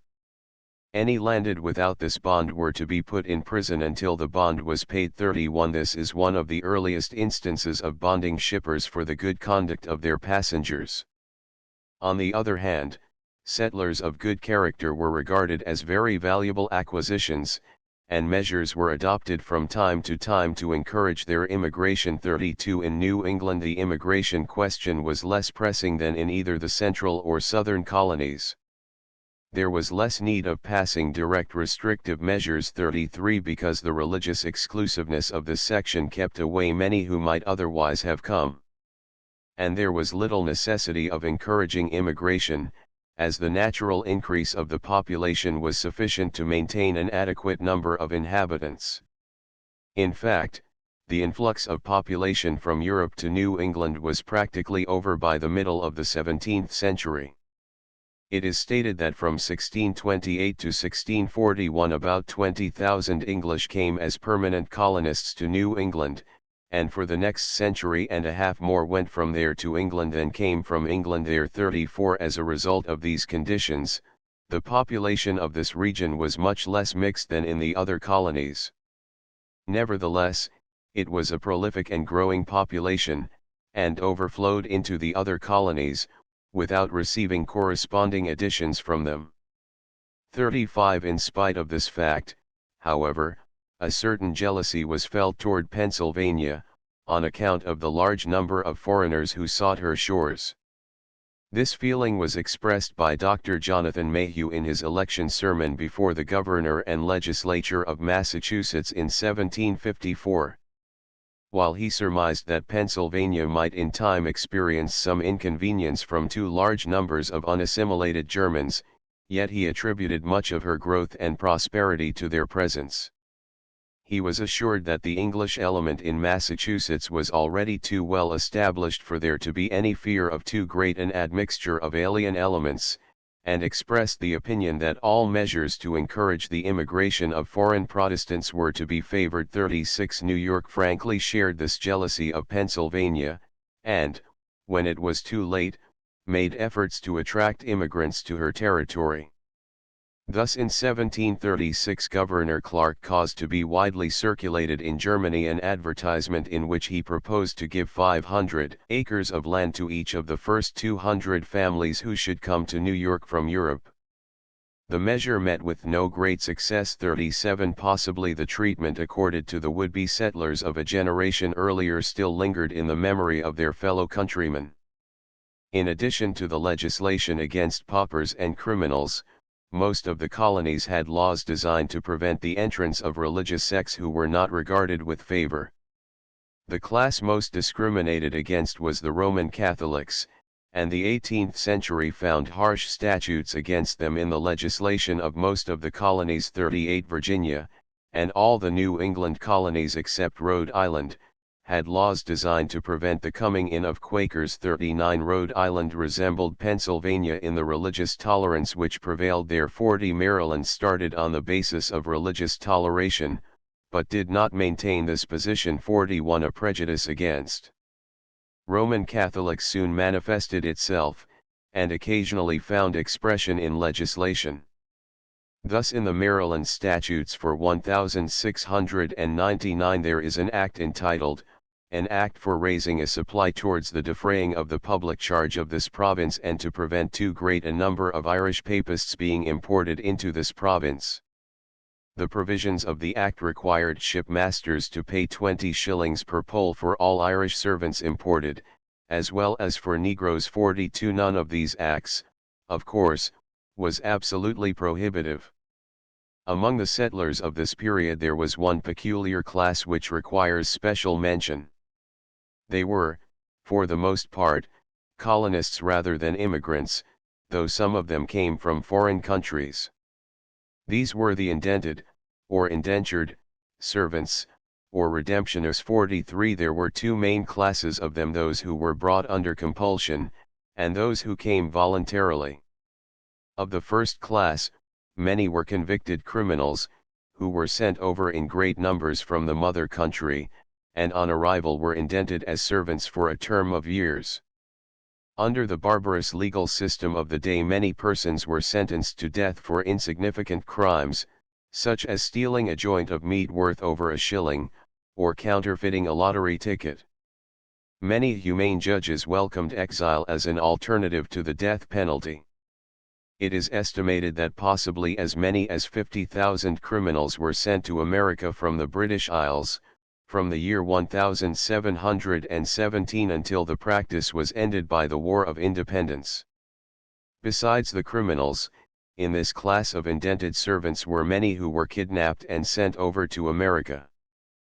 Press gangs were busy in London, Bristol, and other English seaports, seizing boys and girls, usually, but not always, from the lowest classes of society, and sending them over to labor as indented servants in the colonies. Those who came voluntarily were respectable but destitute persons who, despairing of success or progress in the old country, sold themselves into temporary slavery to pay their passage over. Many of these came from very good classes of society. The southern colonies received a much larger number of indented servants of all classes than the northern colonies, as the semi-plantation character of the former made a much larger demand for servile labor than in the farm colonies of the north. 44 Shipmasters made an enormous profit from this traffic, adding as much as 100% of the actual cost of transportation to cover risks. Adults were bound out for a term of 3 to 6 years, children from 10 to 15 years, and smaller children were, without charge, surrendered to masters who had to rear and board them. 45 As a rule the indented servants, on the arrival of a ship at an American port, were auctioned off to the highest bidder at a public auction very like a slave market. The last sales of this kind reported took place in Philadelphia in 1818 and 1819. These were mostly Germans. Many of the indented servants became eminent and respected citizens of the colonies, while others degenerated and became the progenitors of the poor white trash of the South. As a result of the study of the colonial period, the fact stands out prominently that during these years both colonization and immigration entered into the peopling of the 13 colonies. The distinction between the two was clearly recognized by the colonists themselves, and immigrants were accorded different treatment from colonists. In the handling of the situation, many of the stock arguments against unrestricted immigration were developed, and some of the important legislative expedients, such as the head tax, the bonding of shippers, the exclusion of paupers and criminals, etc., which have had a wide use in later years, were put into practice. It is very noteworthy, however, that in all the discussions of this question during this period one searches in vain for any trace of opposition to immigration on the grounds of the economic competition of the newcomer with the older residents. In the unsettled state of the country at this time, such a thing could hardly be thought of. The idea of any crowding of the industrial field, or any lack of economic opportunity for an unlimited number, was almost inconceivable. It is this, more than any other one thing, which differentiates the immigration situation during the colonial period from that at the present time.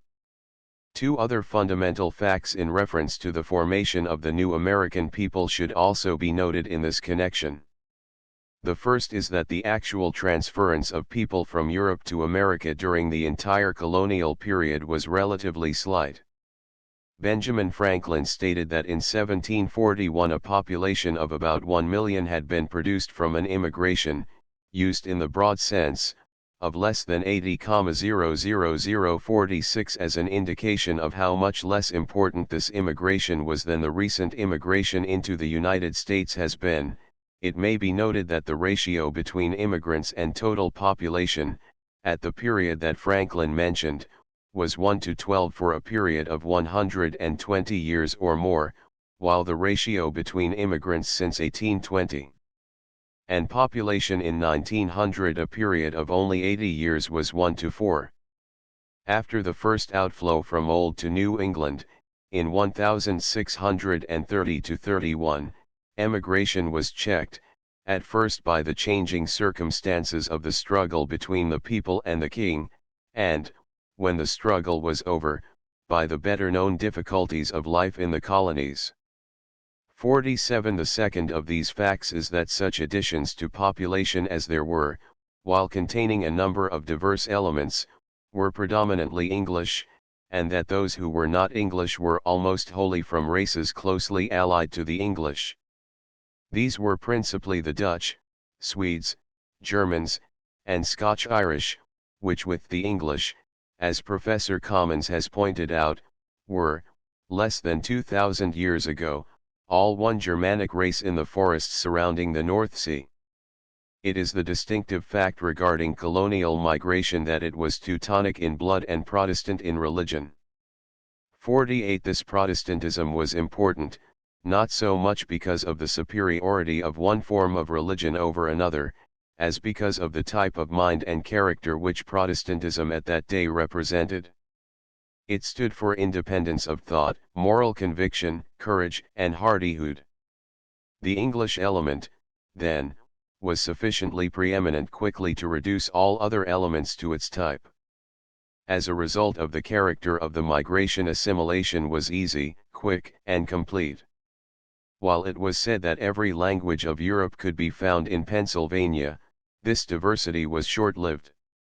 No matter how diverse the small immigration might have been on its arrival, there was a steady pressure on its descendants to turn them into Englishmen, and it was very successful.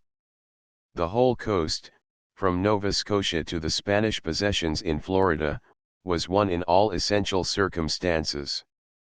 49. Such, then, was the American people at the time of the Revolution, a physically homogeneous race, composed almost wholly of native-born descendants of native-born ancestors, of a decidedly English type, but with a distinct character of its own. This was the great stock from which the people of the United States grew, and upon which all subsequent additions must be regarded as extraneous grafts. Chapter 3 1783 to 1820. With the beginning of the life of the United States as a separate nation, all strangers arriving at her shores, whencesoever they came, are to be classed as immigrants. From this time on, colonization may be dropped out of the reckoning, and all increments of population from foreign sources be considered under the head of immigration. The first 40-odd years of our national life are included in the second of the 5 periods which have been distinguished. During this period no accurate statistics were kept of the arrival of immigrants. The federal government took no control of the matter whatever, and the records of the states, taken mainly at the custom houses, were fragmentary and unreliable. Consequently, there is no certainty as to the number or source of the arrivals during these years, and we are forced to rely on estimates. The best known are those of Siebert and Blodgett, which are generally taken as the basis of other estimates. The Bureau of Statistics, in its pamphlet on immigration into the United States, 1903, says, "The best estimates of the total immigration into the United States prior to the official count put the total number of arrivals at not to exceed 250,000 in the entire period between 1776 and 1820, p. 4336. In an unpublished study of this question, Mr. J. L. Leonard of Yale University finds this estimate probably too small, and thinks that the figure 345,000 would come nearer to representing the total number of immigrants from 1784 to 1810. One thing is certain, however, that immigration during this period was far from being a burning issue, or from attracting any great amount of attention. An average of 10,000 arrivals a year was not a matter of great importance, and the young nation had enough more weighty matters to engage her attention to prevent her devoting much thought to immigration. It is true that the need of an increasing population was still felt, as it had been during colonial days, but the native population was multiplying at an extraordinary rate, doubling about every 22 years, and seemed thoroughly capable of supplying the entire need. Yet we find occasional references to the matter in the contemporary literature, and the subject was evidently one which frequently came up for discussion. In general, foreigners were not regarded as such desirable citizens as natives, and it was considered unwise to give newcomers too much power or responsibility in the government. Benjamin Franklin, writing in the American Museum for the year 1787, stated that the only encouragements which this government holds out to strangers are such as are derived from good laws and liberty. Strangers are welcome, because there is room enough for them all, and therefore the old inhabitants are not jealous of them. 1 or 2 years' residence give him the immigrant all the rights of a citizen, but the government does not at present, whatever it may have done in former times, hire people to become settlers, by paying their passage, giving land, negroes, utensils, stock, or any other kind of emolument whatsoever. 51. A citizen of Pennsylvania, writing to a friend in Great Britain, enumerated the classes which could profitably come to America as follows: farmers, mechanics and manufacturers, laborers, indented servants, followers of the learned professions, and schoolmasters. The encouragement held out to European immigrants is not the same in all the states. New England, New York, and New Jersey, being nearly filled with cultivators of the earth, afford encouragement chiefly to mechanics and laborers. Manufacture is said to be flourishing in these sections. European artists, therefore, cannot fail of meeting with encouragement in each of the above states. Pennsylvania is said to welcome all people belonging to the classes mentioned above as needed, and the writer expresses his belief that the progress of art and science has been greatly favored by the extreme heterogeneity of population in that state, where, we possess the virtues and weaknesses of most of the sects and nations of Europe.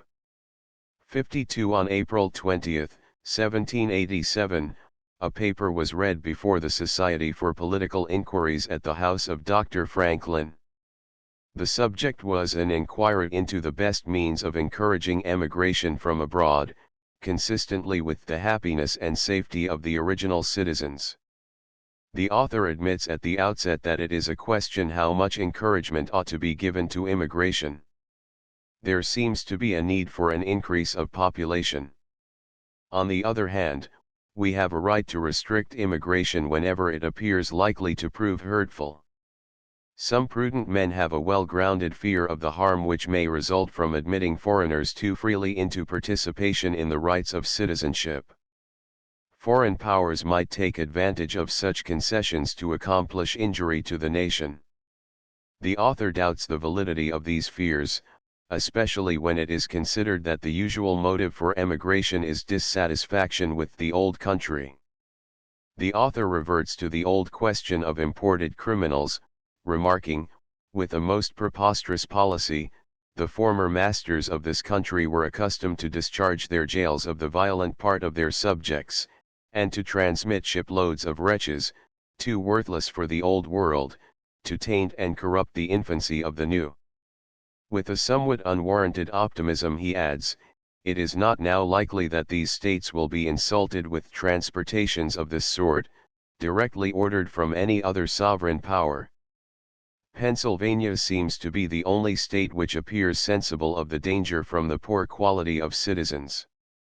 Referring to acts which have already been noted, the author says that Pennsylvania requires her naturalized citizens to be of good character, as far as this can be determined, and also remarks, Pennsylvania, swelling hourly with arrivals of honest, industrious Germans and others, wisely discouraged by a duty, what she dared not openly prohibit.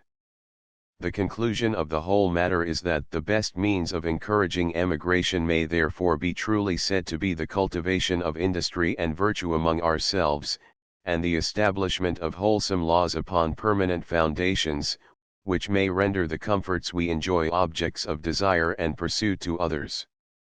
53. The foregoing quotations may be taken as representative of the prevailing attitude toward immigration among the body of the American people. It is noteworthy that there is still no fear of the economic competition of the immigrants, though there is a faint foreshadowing of such a condition in the preference expressed for artists as against agriculturists, of which there already seem to be enough in some states. On the whole, however, immigrants were regarded as assets, and there existed a vigorous sentiment in favor of encouraging them to come. This sentiment occasionally found more active expression than that recommended in the passage quoted. North Carolina, for instance, by an act of the General Assembly, passed in 1790, granted to Henry Emanuel Lutterlow the right to raise $6,000 per year for 5 years by lottery, for the purpose of introducing foreign artisans. 54 Niles Register for November 9, 1816, states that Colonel Nicholas Gray, after having consulted with the governor of the Mississippi Territory, is authorized to invite any number of industrious emigrants into that country, where they will be provided with lands, rent free for 3 years, and with cattle and corn at the usual rates. The fear of foreign influence on our politics, to which reference has been made above, grew stronger during the next decade, and finally led to the passage of the Alien Bill in 1798, by which the President was empowered to deport all aliens whom he regarded as dangerous to the country. This act was a result of transitory unsettled conditions, particularly the expectation of a war with France, and contained a proviso that it should expire 2 years after passage. But it contains an important permanent principle, that of the right of deportation, which has been made much of in recent years. The discussion of the question of naturalization brought out some decided opinions on both sides of the immigration problem. 55 The period of residence required for naturalization was set at 2 years by the Act of 1790, but this was raised to 5 years in 1795. The war excitement which marked the closing years of the century led to the passage of an act in 1798 requiring a residence of 14 years for naturalization. This was repealed after 4 years, and the provisions of the Act of 1795 were again put in force. They have remained unchanged in their essentials ever since. In addition to the period of residence required, there was much discussion as to the charge to be made for naturalization. It was proposed by some to set this at $20, but this was regarded by others as too high, and the amount was finally fixed at $5.56. There was little change in the attitude toward immigration during the following years up to 1820. The number of arrivals remained relatively small. The immigrants, being mainly from Germany and the United Kingdom, were readily assimilated. In 1809 a French immigrant wrote a letter from Boston in which he said, "There is in general no enmity to strangers as such, but the most open, unguarded hospitality." 57 Shipping conditions were still very bad.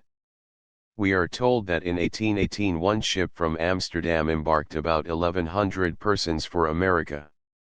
Out of these, about 500 died, some of them before leaving the shores of Europe. 58 Some ships seem to have followed the practice of sailing from Europe with a cargo of passengers, ostensibly for America, but instead of following this course, stopping at some nearby island, compelling their passengers to disembark, and then going back to the mainland for a fresh load.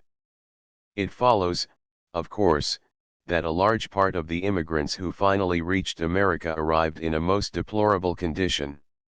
During this period there occurred some important events which had the effect temporarily of interfering with the stream of immigration, but in their after results were largely responsible for conditions which gave to immigration an impetus such as it had never had before. Foremost among these were the orders in council, the embargo, and the War of 1812. These great events resulted in powerfully stimulating the manufacturing industries of the United States. Up to this time, shipping and commerce had been among the most important, if not actually the leading, forms of enterprise for the citizens of the new nation, aside from agriculture. The embargo, with the other restrictive conditions, struck a severe blow at this branch of industry, and forced great numbers of Americans to devote their energies to other forms of enterprise, notably manufacturing. At the same time the need for such native manufactures was vastly augmented by the discontinuance of the supplies from England. This forced the youthful nation to be more self-sufficient and independent than she had ever been before. At the close of the period of interrupted communication, England tried to dump the goods which had accumulated in her warehouses for a number of years upon the American market at cut prices. At this the Americans rebelled. They had had a taste of independence and liked it, and in the protection of their infant industries they inaugurated that long series of protective tariff measures which have continued to the present day. And whatever may be said of the utility of these measures at the present time, there can be no doubt that in the beginning they helped to establish the manufactures of this country upon a firm basis. With the growth of manufactures, there arose a great demand for laborers, particularly skilled laborers, who knew the technique of industry. There was also a great need for common laborers who would be willing to go into factories and do the routine work. This supply was not forthcoming from the native population, who were, by instinct and training, independent workers, particularly agriculturists. It was extremely difficult to persuade any great number of them to forego the possibility of becoming independent landowners and cultivators, in order to become hired workers in somebody else's factory. The close of the second historical period, accordingly, is marked by a keen demand for foreign artisans, and the beginning of a general demand for immigrant labor, to which Europe was commencing to respond.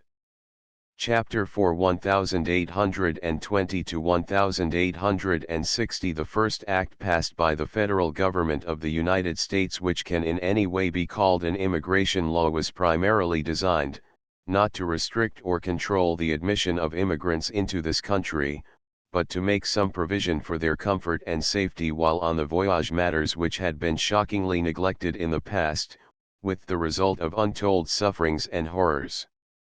These evils were largely due to the intolerable overcrowding on shipboard which was habitual. The act in question aimed to correct these evils by limiting the number of passengers which might be carried on any ship to 2 to every 5 tons of the ship's weight. It furthermore provided that each ship or vessel leaving an American port was to have on board for each passenger carried 60 gallons of water, 1 gallon of vinegar, 100 pounds of salted provisions, and 100 pounds of wholesome ship bread. It is very doubtful how much good either of these provisions ever did to the immigrants. The clause in regard to overcrowding, based as it was merely on the ship's total weight, was wholly inadequate to prevent extreme overcrowding in such parts of the vessel as might be assigned to passengers. And as far as the provision regarding supplies is concerned, it could have been of no help to the immigrants, as it applied only to ships leaving an American port. There was one provision of the law, however, which has been of permanent benefit. This was the stipulation that at the port of landing a full and complete report or manifest was to be made by the ship's officer to the customs authorities, which was to state the number of passengers carried, together with the name, sex, age, and occupation of each. This act was passed on March 2, 1819, and in the year ending September 30, 1820, the first official statistics of immigration were collected. From this time to the present we have a continuous record of arrivals, increasing in detail with subsequent legal requirements. Thus the year 1820 stands as a fitting beginning for our third period.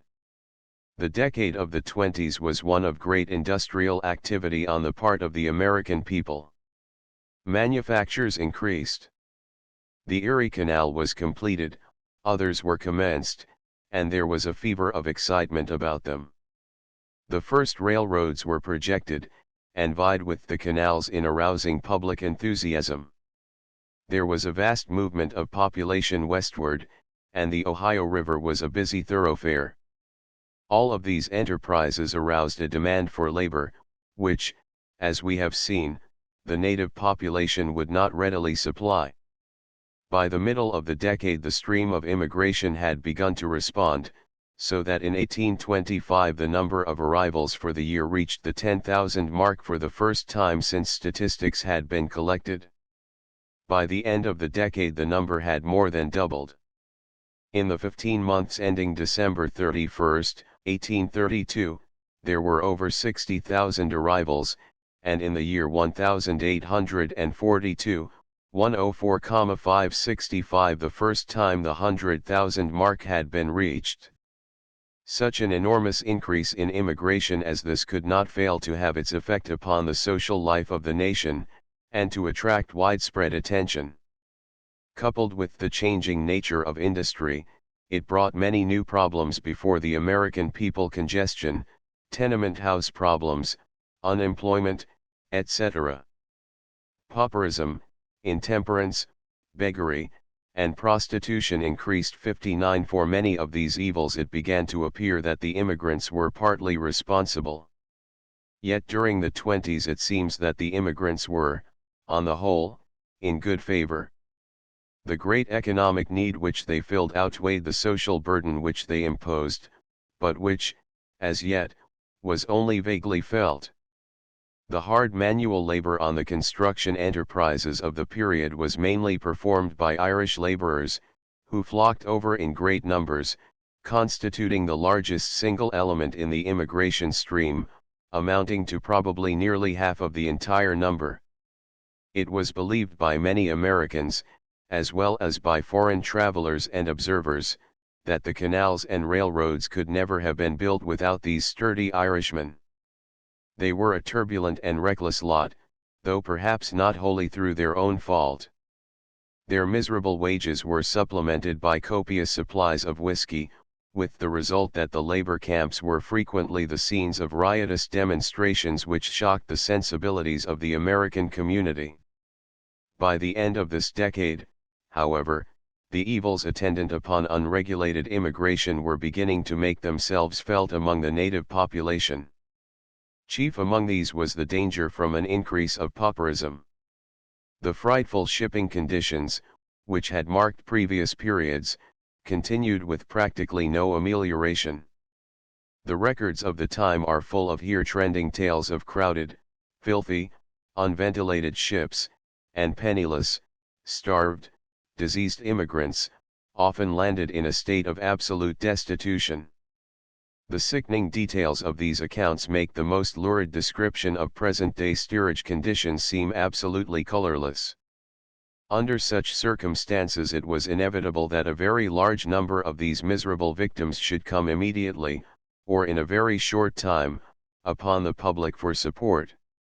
The censuses of the poorhouses showed an altogether disproportionate number of foreign-born paupers among the inmates.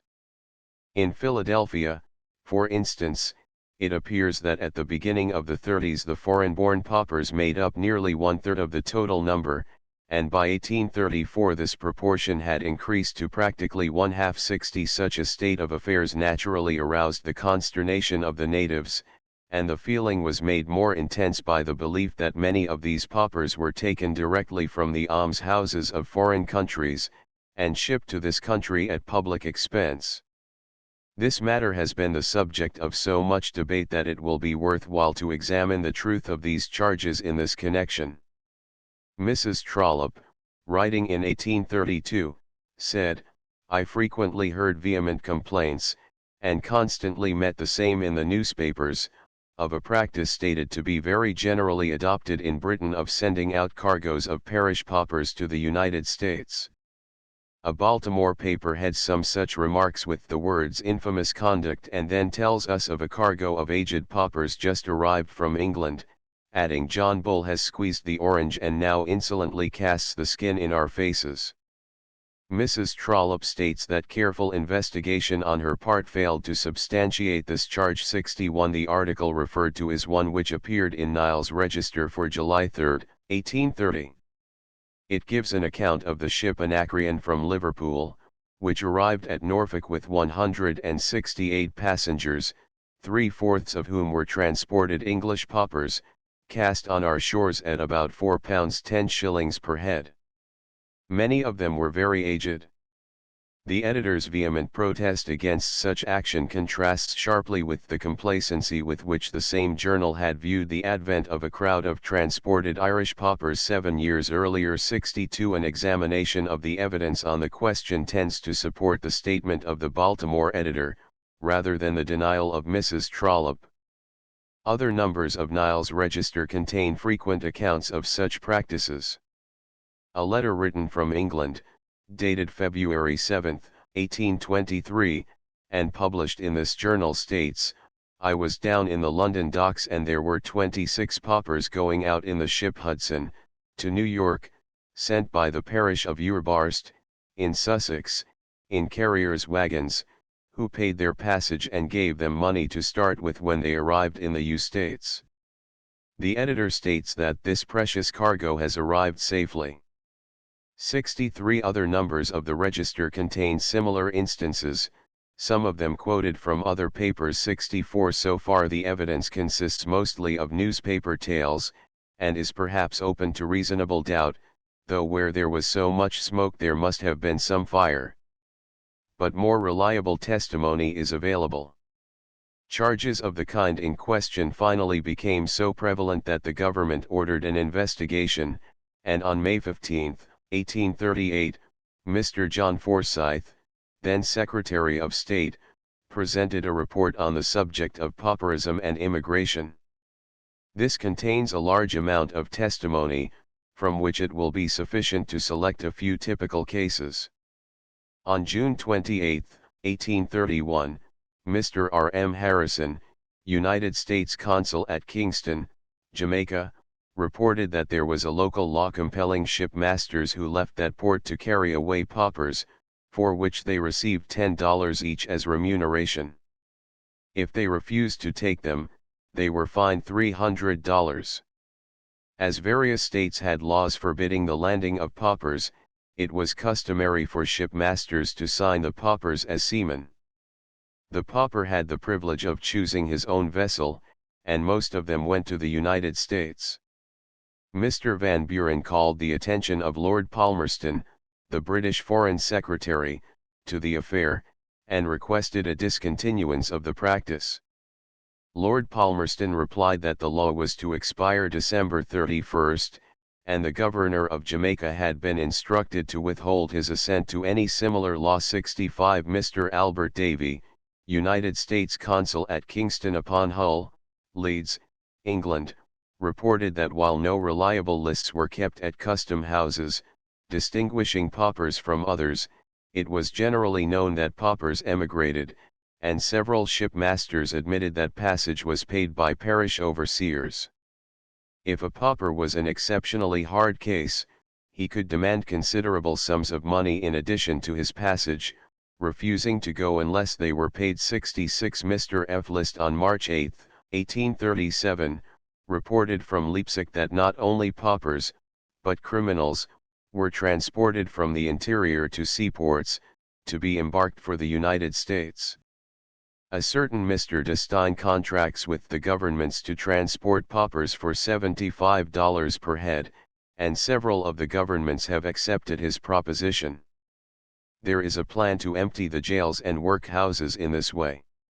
It is a common practice in Germany to get rid of paupers and vicious characters by collecting money to send them to the United States. 67 That it was customary to transport criminals as well as paupers is verified by the fact that during 1837 two lots of convicts arrived in Baltimore, one a party of 14 convicts on a ship from Bremen, who had been embarked in irons, which had not been stricken off until near the fort, the other a shipload of 200 to 250 Hessian convicts, whose monocles and fetters remained upon their hands and feet until within the day of their arrival. 68 A memorial of the Corporation of the City of New York, January 25, 1847, states that within the last year the ships Sardinia and Atlas from Liverpool arrived in New York, one with 294 and the other with 314 steerage passengers, all paupers, sent by the parish of Groot-Zimmern, Hesse-Darmstadt, to which they belonged and by which their expenses were paid. 234 of these immigrants, 117 from each ship, eventually found their way into the New York almshouse. 69 On January 19, 1839, Niles' Register reported a crowd of paupers which had arrived in New York from England. Their passage had been paid by the overseers of the poor at Edinburgh, and the majority of them were still wearing the uniform of the poorhouse. This naturally aroused objections, and the consignees of the vessel finally agreed to take them back to Europe, and to repay the city all expense that it had incurred on their account. The United States Consul at Basel, Switzerland, reported in 1846 that it was the practice in that country for congregations or town authorities to send paupers to America. 70 instances of this sort might be multiplied, but these will suffice to prove that the practice of transporting paupers was a common one during the period we are considering. Just when it was finally stopped it is impossible to say. 71 It certainly played a large part in creating the feeling of hostility to immigrants which manifested itself strongly during the decade of the 30s. That the situation was partially, at least, comprehended also in England is evidenced by a burlesque poem entitled Immiscible Immigration, written in that country, which commences with the following words: "The tide of emigration still flows fast, millions of souls remove their bodies, corporate Columbia's shores will be overstocked at last, and Yankees must support them by a pauper rate. Others, with their brothers, fathers, and mothers, rush to Australia, etc." 72 While the dangers from pauperism and criminality were probably the leading causes for opposition to immigration, at this time, other broader and deeper objections were beginning to be felt and to be expressed in current writings. In the North American Review for April, 1835, p. 457, there is a very sane, calm and convincing article by Mr. A. H. Everett, in which the disadvantages of immigration are set forth. Many of the stock arguments of today are well set forth here, among them, of course, the dangers from pauperism and crime, but also the dangers of a heterogeneous population, of poor assimilation, congestion in cities, misuse of political power, and the growth of foreign colonies. The author questions whether the immigrants are really filling the demand for labor, and urges the necessity of furnishing the immigrants with information about different sections of the country, and advising them about their destination. He also feels the need of much greater discrimination in the admission of aliens. In the same magazine, in the issue for January 1841, there is an article entitled "The Irish in America," in which the author names as one of the great grievances against the immigrants that they do more work for less money than the native workingmen, and live on a lower standard, thereby decreasing wages. This is one of the earliest expressions which we find of this objection, and shows that by this time the country had passed beyond the primitive stage where there was room enough for everybody, and no fear of economic competition. It is the foreshadowing of modern conditions and modern thought. There was still another ground for opposition to the immigrants which very possibly at the end of the 30s eclipsed all the others in positive influence. 73 This was the hatred and fear of the Roman Catholic religion, to which the great majority of the Irish adhered. The Protestant bias which had strongly characterized the early settlers still persisted among the great body of the American people. This motive was the leading one which led to the formation of the first political party which was openly based on opposition to immigration. This was the Native American Party which came into prominence as a political movement about 1835, in which year there was a nativist candidate for Congress in New York City. In the following year the party nominated a candidate for mayor of New York. Nativist societies were formed in Germantown, PA, and in Washington, D.C., in 1837, and 2 years later the party was organized in Louisiana, where a state convention was held in 1841. The adherents of this movement did not confine themselves to peaceful and orderly methods, but resorted to anti-Catholic riots in 1844. 2 Catholic churches were destroyed in Philadelphia, and a convent in Boston. 74 In 1845 the nativist movement claimed 48,000 members in New York, 42,000 in Pennsylvania, 14,000 in Massachusetts, and 6,000 in other states. In Congress it had 6 representatives from New York and 2 from Pennsylvania. Its first national convention was held in Philadelphia in 1845. 75 A national platform was adopted, the chief demands being the repeal of the naturalization laws, and the appointment of Native Americans only to office. They succeeded in securing a certain amount of congressional investigation in 1838, and a bill was presented by a committee appointed for the purpose, which proposed to fine shipmasters who tried to bring into the United States aliens who were idiots, lunatics, maniacs, or afflicted with any incurable disease, in the sum of $1,000, and to require them to forfeit a like sum for every alien brought in who had not the ability to maintain himself. Congress did not even consider this bill, and during the next 10 years little attempt was made to secure legislation against the foreigner. 76 Though many petitions to extend the period of residence for naturalization were received, the ever-increasing opposition to unregulated immigration had not yet become sufficiently widespread to accomplish any positive measures. During this period the immigrants were almost wholly from the United Kingdom and Germany, with the Irish in the lead, as we have seen. There were also considerable numbers of French, who outnumbered the Germans in some years in the early part of the period, and small contingents from various other nations, particularly the Scandinavian countries. It was natural that the ties of relationship, language, etc., should put the United Kingdom at the head at this time, and conditions in Ireland were such as to make emigration a very welcome means of relief. The Irish tended to linger in the cities, where they went into domestic and personal service, or to go out into the construction camps. The Germans and Scandinavians, on the other hand, tended to move westward into the interior, and colonies of these races were becoming numerous in several of the Middle Western states. The Germans of this period were mostly farmers from the thinly settled agricultural sections of the Old Country, and the great attraction which the United States had for them was the ease with which good farmlands might be secured in this country. 77 Most of the agitation about immigration, as has been intimated, centered round the Irish, but there was also some feeling against the Germans. This was augmented by the decided clannishness of these people.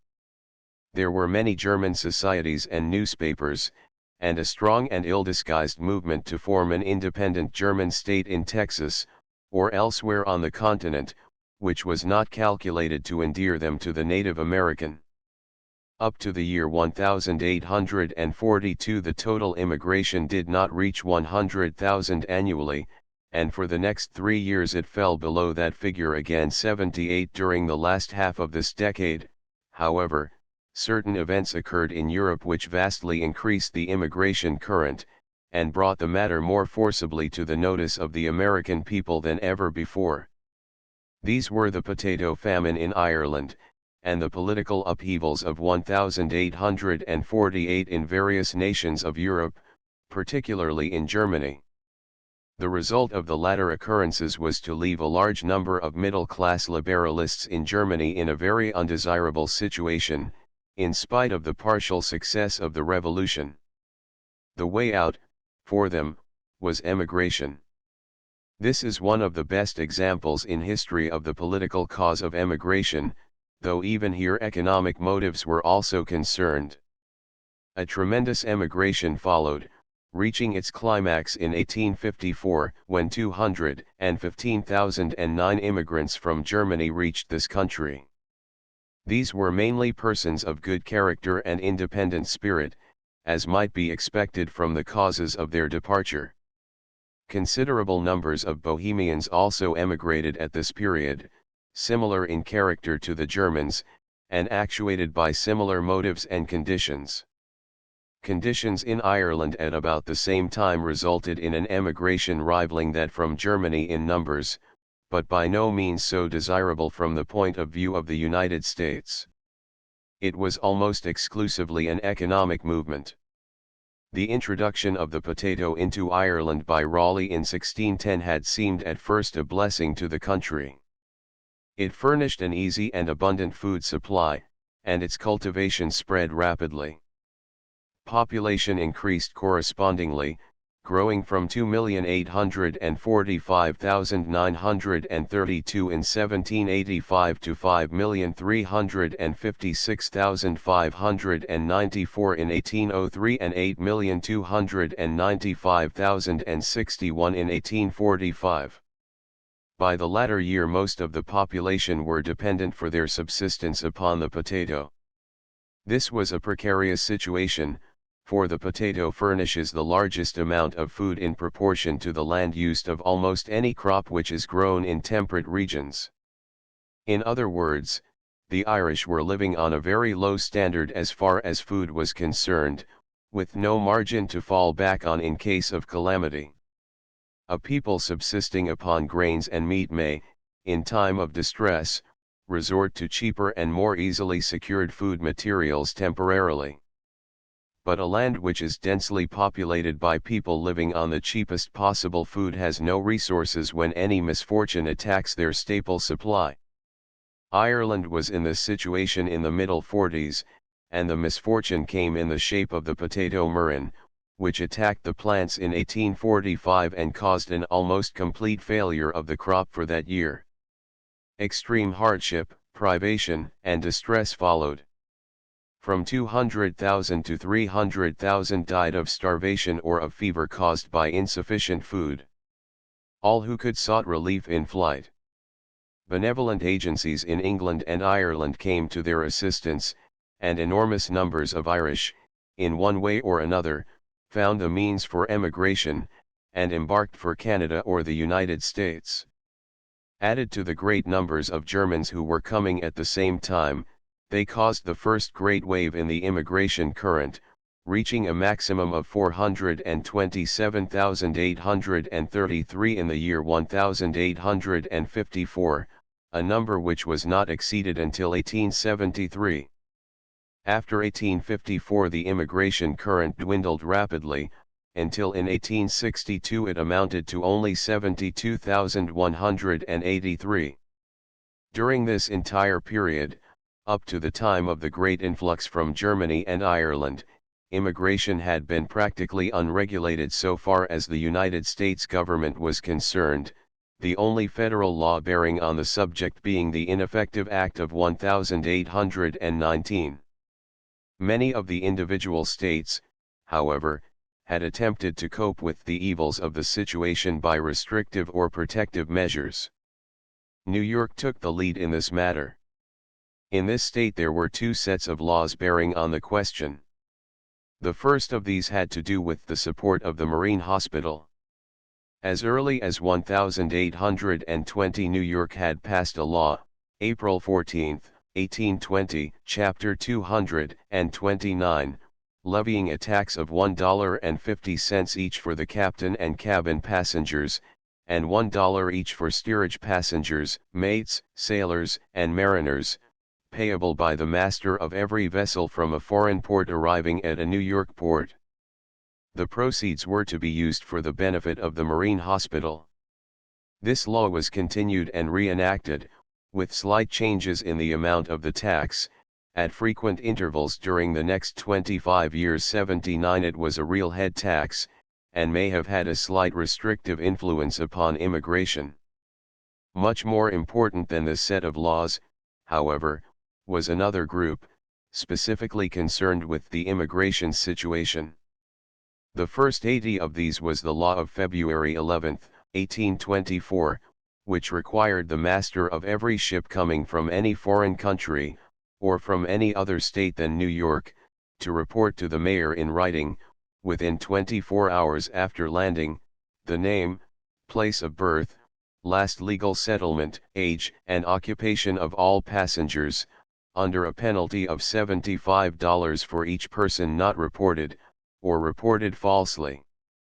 The mayor might require a bond, not exceeding $300, for each passenger not a citizen of the United States, to indemnify the authorities of New York against any expense incurred in connection with such passengers, or their children born after landing, for the space of 2 years.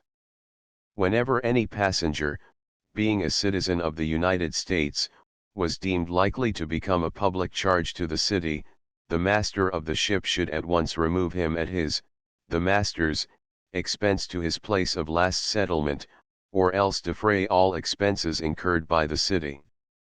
Non-citizens entering the city with the intention of residing there must within 24 hours report themselves to the mayor, giving their name, birthplace, etc., the time and place of landing, the name of the ship and commander, under penalty of $300.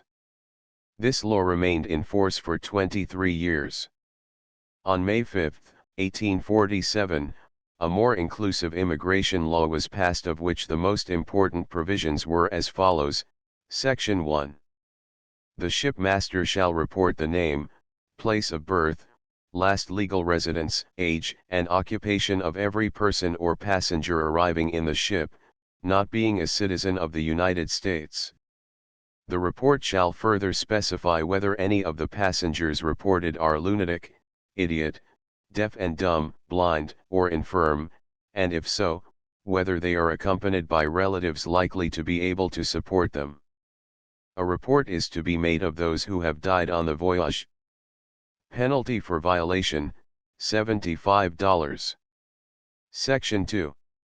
For each person reported, the sum of $1 is to be paid by the master within 3 days after arrival. Section 3.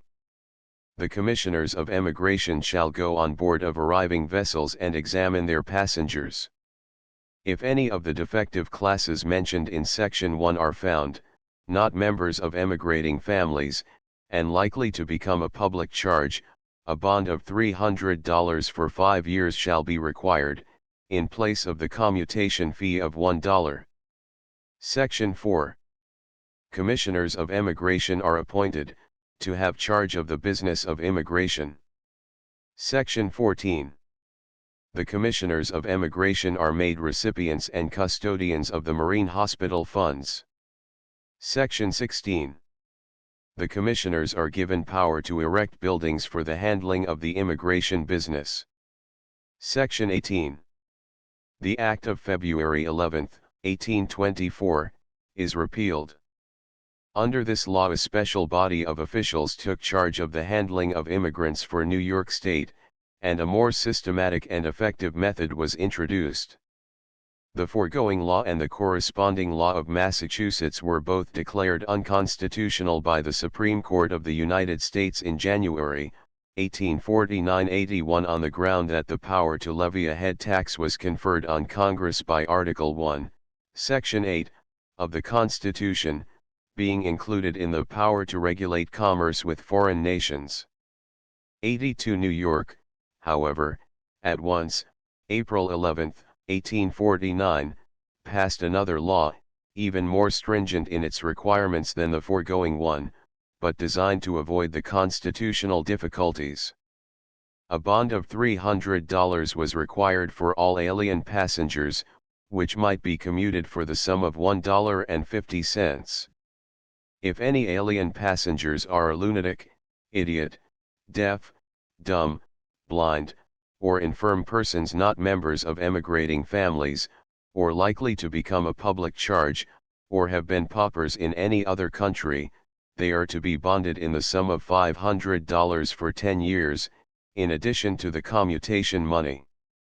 On such bonds the authorities were empowered to collect enough money to defray the expenses incurred in connection with the immigrants, not exceeding the amount of the bond.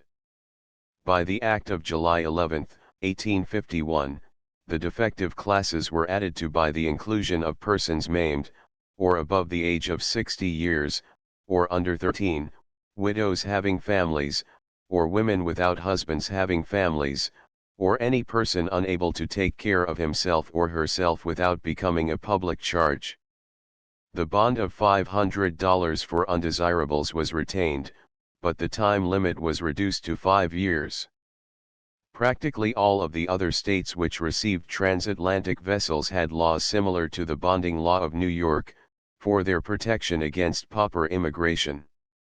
The Massachusetts law was much more severe than that of New York, and was believed to keep many immigrants away from that state. The Massachusetts law passed April 20, 1837, required shipmasters to deposit a bond of $1,000 for 10 years for each lunatic, idiot, maimed, aged, or infirm immigrant brought in, and for those incompetent to maintain themselves, or who have been paupers in any other country. For each other alien passenger the shipmaster was to pay the sum of $2. In all of this legislation the states found themselves in the dilemma of wishing to frame laws which would keep out undesirable immigrants, and yet would not operate to discourage aliens of good quality. The desire for an increase of population by immigration, which was shared by practically all the states, and the fear of diverting the current from one state to another, led to a greater laxity in the attitude of each state than would probably have existed if each could have acted altogether independently. This made the state regulation of immigration most unsatisfactory. It was inevitable, considering the immensity and suddenness of the immigration movement at this time, and the lack of experience in dealing with such a problem on the part of the American people, that grievous evils should arise. The immigrants, particularly the Irish, were a destitute and helpless lot, and fell an easy prey to the machinations of the host of exploiters which at once sprang up to take advantage of the newly presented opportunities. Countless devices were put in practice for separating the immigrant from whatever valuable goods he brought with him. New York, in particular, as the center of the traffic, swarmed with a host of runners, agents, and solicitors of every kind, who fleeced the newcomers without remorse or pity. These runners were themselves mostly earlier immigrants, who could more readily gain the confidence of the aliens. The handling and inspection of these aliens by the officials was also a weighty problem. It was in the hope of checking the operations of the runners, as well as to provide suitable arrangements for the examination of arriving immigrants, that the Board of Commissioners of Emigration of New York State was created by the Act of 1847. This timely action undoubtedly prevented the various evils connected with this immense movement from going to the extremes that they otherwise would have reached, and that they did reach in certain respects in Canada. 83 In 1855 commissioners leased an old fort at the foot of Manhattan Island, known as Castle Garden, to serve as an immigrant station. This did duty for many years and was considered one of the most interesting spots in the metropolis. It also proved of great service in restraining the operations of the immigrant runners. 84 It goes without saying that it was by no means successful in putting a permanent stop to them. The bonding provision of the New York state law had one remarkable and unfortunate result. A class of brokers sprang up who took the responsibility of bonding the immigrants from the ship owners.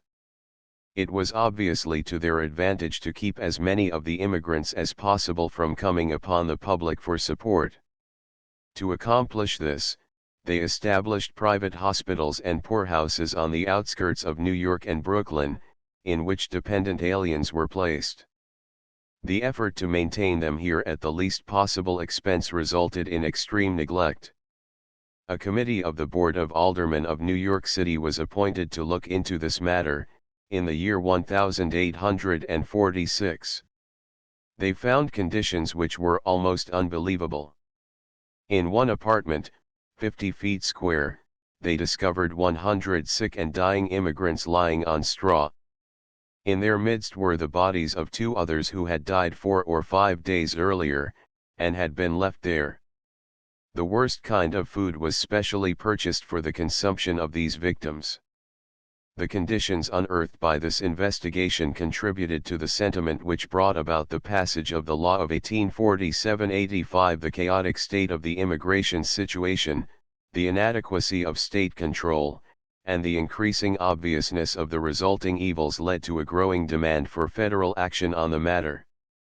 This feeling found expression in numerous petitions and memorials presented to Congress by state legislatures, city councils, and private citizens. These began to appear about 1835, with the rise of the Native American Party. With the increased immigration of the latter 40s, the demand became more insistent. The immediate and crying evil, which attracted the greatest attention, lay in the unspeakable shipping conditions which still existed. 86 In 1847 Mr. Rathbun stated on the floor of Congress that emigrants from abroad were frequently landed in the port of New York in such a diseased condition, due to overcrowding on the ships which brought them, that they were unable to walk. They were carried in carts direct to the almshouse, and sometimes died on the way. 87 In the same year, out of 90,000 immigrants who embarked for Canada in British vessels, 15,000 died on the way. This exceeded even the suffering in vessels bound for the United States. 88 On the whole, conditions seem to have been the best on the German and American vessels. In response to these conditions, and to the growing demand for a remedy, Congress on February 22, 1847, passed a law, superseding that of 1819, and designed to remedy the evils of overcrowding. The provisions about victualling the ships remained the same as before, but the new law provided for a certain allotment of superficial, or square feet of, deck space per passenger, and also limited the number of passengers in proportion to the tonnage of the ship. This law was not satisfactory, however, and was very soon superseded by the Act of May 17, 1848, which remained in force until 1855. In 1849 the British government passed a law, designed to secure the same ends as the American laws. It was under the operation of these 3 laws that the great flood of Irish immigration crossed the Atlantic. The American statutes required that the deck space, unoccupied by stores or goods, except passengers' baggage, should average 14 square feet for each passenger, man, woman, or child, excepting infants not 1 year old. If the space between decks was less than 6 feet, there must be 16 square feet per passenger, and if less than 5 feet, 22 square feet, a significant commentary on the ship construction of the day. There were to be not more than 2 tiers of berths on any deck, and the berths were to be not less than 6 feet by 1½ feet in dimensions.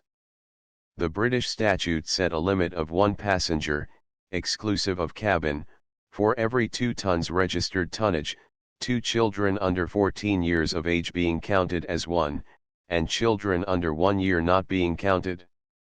Up to this time it had been customary on immigrant ships to require passengers to provide their own stores, but on account of the lack of intelligence and foresight on the part of the passengers, both the American and British statutes required ships to carry a certain amount and kind of provisions for each passenger, as follows: American Act, British Act, water 60 gallons, 52 1/2 gallons, ship bread 15 pounds, 50 pounds, wheat flour 10 pounds, 20 pounds, oatmeal 10 pounds, 60 pounds, rice 10 pounds, 40 pounds, salt pork 10 pounds, 22 1/2 pounds, peas and beans 10 pounds, potatoes may be substituted for meal or rice at the ratio of 5 pounds for 1, potatoes 35 pounds. The passengers were still required to do their own cooking, and the American Act provided for the building of cooking ranges for the use of steerage passengers, in proportion to the number carried. Most of the Irish passengers were collected at Liverpool, though by 1847 there were also many direct sailings from Ireland. They were mainly booked through passenger brokers, who often imposed on them, but apparently not so much as might have been expected. There was a medical inspection at Liverpool, and emigrants were required to be certified against contagious diseases. The average length of the passage from Liverpool to New York in 1849 was about 35 days, and from London about 43½ days. But voyages were often much prolonged. One ship, the Speed, in 1848 had a passage of 12 weeks, with great ensuing hardship. The British Act provided that if ships had to turn back, the passengers must be transshipped to another vessel, and in the meantime maintained at the master's expense. This often resulted in hardship, instead of benefit, as ships sometimes kept on the voyage when they were not fitted to sail. In 1849 and 1850 some ships turned back after having been out 70 days. The British government tried to induce steamers to take steerage passengers by allowing them to provide provisions for only 40 days, while sailing vessels had to provide for 70. Very few immigrants, nevertheless, were carried on steam vessels during these years. The deaths on these voyages were mainly due to ship fever, a severe form of Irish typhus 89. Though the German immigrants at this time were at least as numerous as the Irish, they attracted much less attention. This was partly because they were less poverty-stricken, and partly because they mostly moved on to the west, and did not collect in the cities of the Atlantic seaboard. The Irish, in consequence of their native character, the circumstances which led to their coming, and the conditions of the voyage, were in a particularly helpless state when they arrived. They were the most prominent victims of the runners, and made the largest showing in the hospitals and almshouses.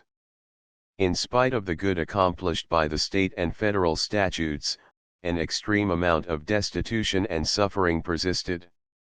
The burden of foreign pauperism, in particular, increased tremendously. In 1850 more than half the paupers wholly or partially supported in the United States were of foreign birth.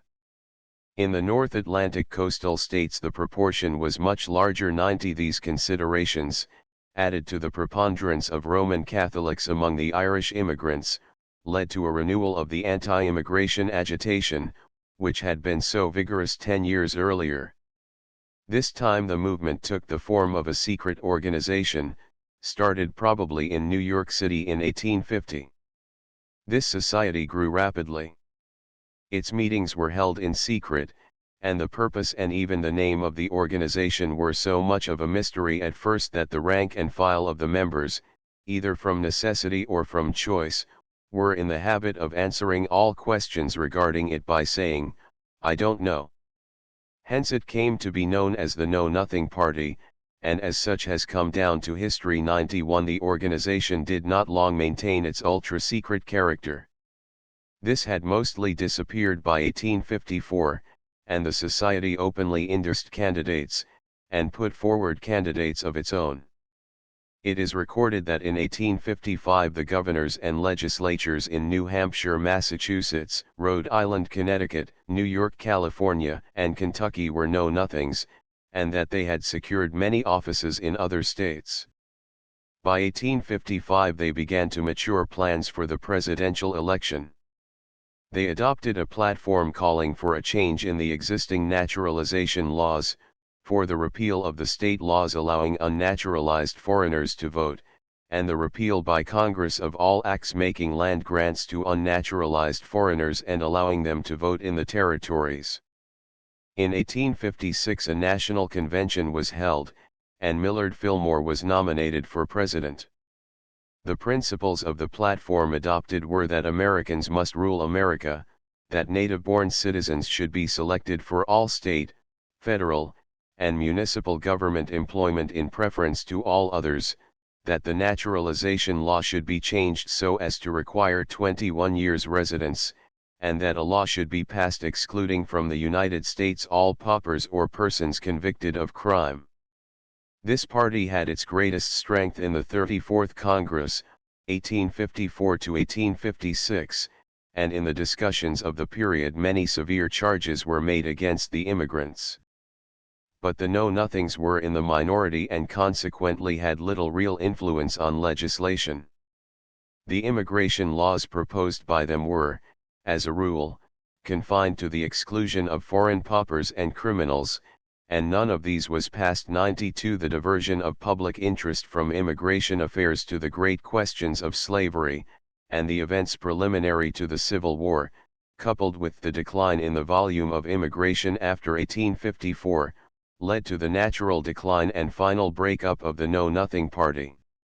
The agitation of the period, however, particularly in regard to steerage conditions, had its effect on Congress, and in 1853 a select committee of the Senate was appointed to investigate the conditions of steerage immigration and, in particular, the causes and the extent of the sickness and mortality prevailing on board the emigrant ships on the voyage to this country, and to determine what legislation, if any, was necessary to secure better conditions.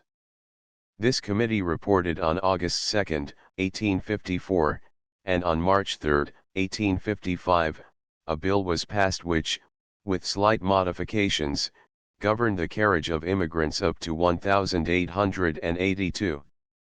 The design of this act was to improve steerage conditions, and theoretically the law of 1855 provided for an increased air space, better ventilation, and improved accommodations in the way of berths, cooking facilities, the serving of food, free open deck space, and so forth.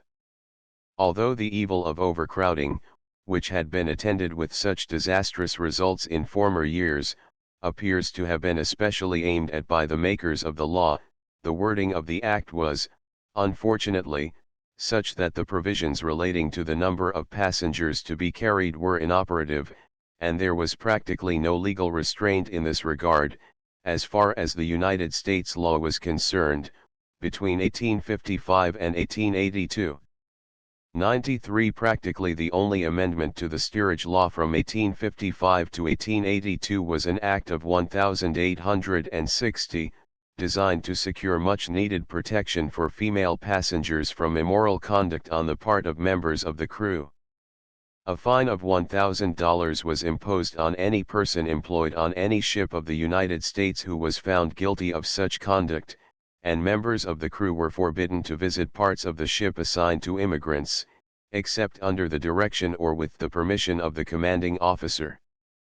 It will be observed that, while the various state laws had a slightly restrictive effect, All of the federal acts of this period, designed as they were to secure better accommodations on the voyage, served as an encouragement, rather than a deterrent, to immigration. And, on the whole, in spite of the violent anti-immigrant agitation of the nativistic and know-nothing movements and the dread of foreign paupers and criminals, the preponderance of public opinion in the United States was probably favorable to the immigrant as such. It must be remembered that during this entire period the United States was still distinctly a new country. There was an abundance of unoccupied land which might be secured on easy terms. There was a large westward movement of population from the Atlantic seaboard, and the growing manufactures and internal improvements created a large demand for labor. It was, as a whole, a decidedly thinly settled country. All of these things combined to give the immigrant every advantage in the mind of the native citizen. Reviewing the third period, we see that it was a period of rapidly increasing immigration, responding to the expanding industry and exceptionally favorable agricultural situation in this country. The movement culminated in the enormous immigration of the late 40s and early 50s. These were mainly Germans, who left their home primarily for political reasons, and took up farmlands in the West, and Irish, who emigrated because of economic disaster, and tended to linger in the eastern cities, or to go out into the construction camps. Both of these races were closely allied to the American people, and easily assimilated. At the beginning of the period, the attitude of the American people was almost wholly one of welcome, but with the increase of the current, bringing as it did enormous numbers of destitute and helpless aliens, there arose a distinct feeling of opposition to unregulated immigration, based primarily upon the dislike of foreign paupers and criminals, and aided by the undeniable practice of foreign countries of emptying their poorhouses, and even their jails, upon our shores. This feeling later came to be intensified by a strong antipathy to Roman Catholics, and the restriction of immigration was made a party policy. Nevertheless, the opposition to immigration did not, during this period, attain sufficient strength to secure any important legislation. Many of the states had laws designed to indemnify the communities against expense on account of foreign paupers, which may have had a slight restrictive effect.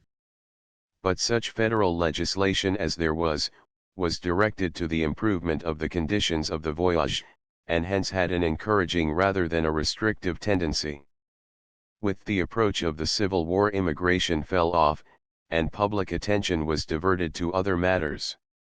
Chapter V 1860 to 1882. The disturbances connected with the Civil War, following the Industrial Depression of 1857, naturally produced a diminution in the immigration current, which in the year 1862 fell to 72,183, the lowest point it had reached for more than 20 years, and one which has never been reached since.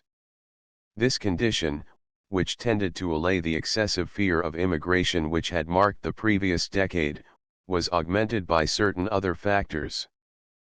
Foremost among these was the enormous internal migration of people from the east to the middle and farther west, encouraged by the Liberal Homestead Act of 1862. This movement, in connection with the loss of life occasioned by the war, seemed to leave great gaps in the population of the eastern states, and put the foreigners who came to fill them in much better favor.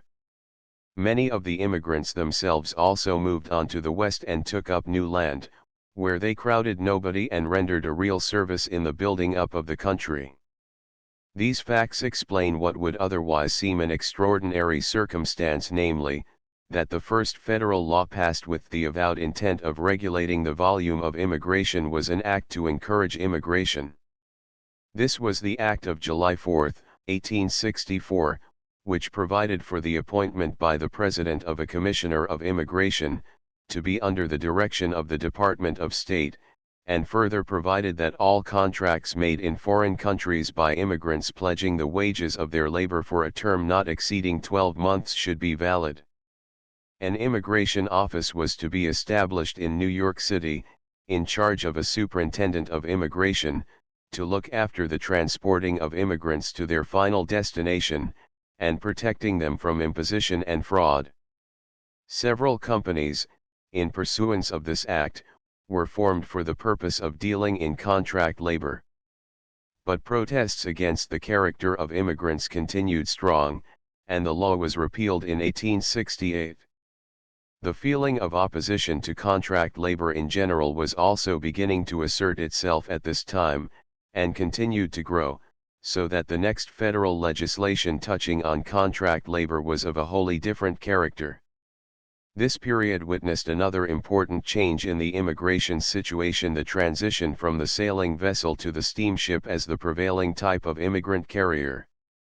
Writers on the history of sail and steam navigation agree that steamships played no part prior to 1850 in the transportation of other than cabin passengers. In that year the Inman line of steamships, then recently established, began to compete with sailing vessels by providing third-class, or steerage, accommodation. Once established in the emigrant carrying trade, steamships quickly monopolized the greater part of the business. 94 in 1856, of the passengers landed at Castle Garden, New York, 96.4% were carried on sailing vessels, and 3.6% on steamships. In 1873 the proportions were almost exactly reversed: 3.2% on sailing vessels, and 96.8% on steamships. The turn of the balance came between the years 1864 and 1865. In the first of these years the sailing vessels carried 55.7% of the passengers, and in the second, 41.7%. No consistent data are available to show the relative number of passengers carried on sailing vessels and steamships after 1873, but it was not long until steamships had practically a complete monopoly of the business. 95 This change did more to alleviate the conditions of the steerage than anything which had transpired previously. The change from sail to steam was accompanied by the loss of the primary position in the immigrant carrying field by the United States. In the rivalry for the steamship business she was quickly outstripped by England. Chance played a part in this outcome through the loss of two of the largest ships of the Collins line, but the conscious policy of the United States contributed to the result.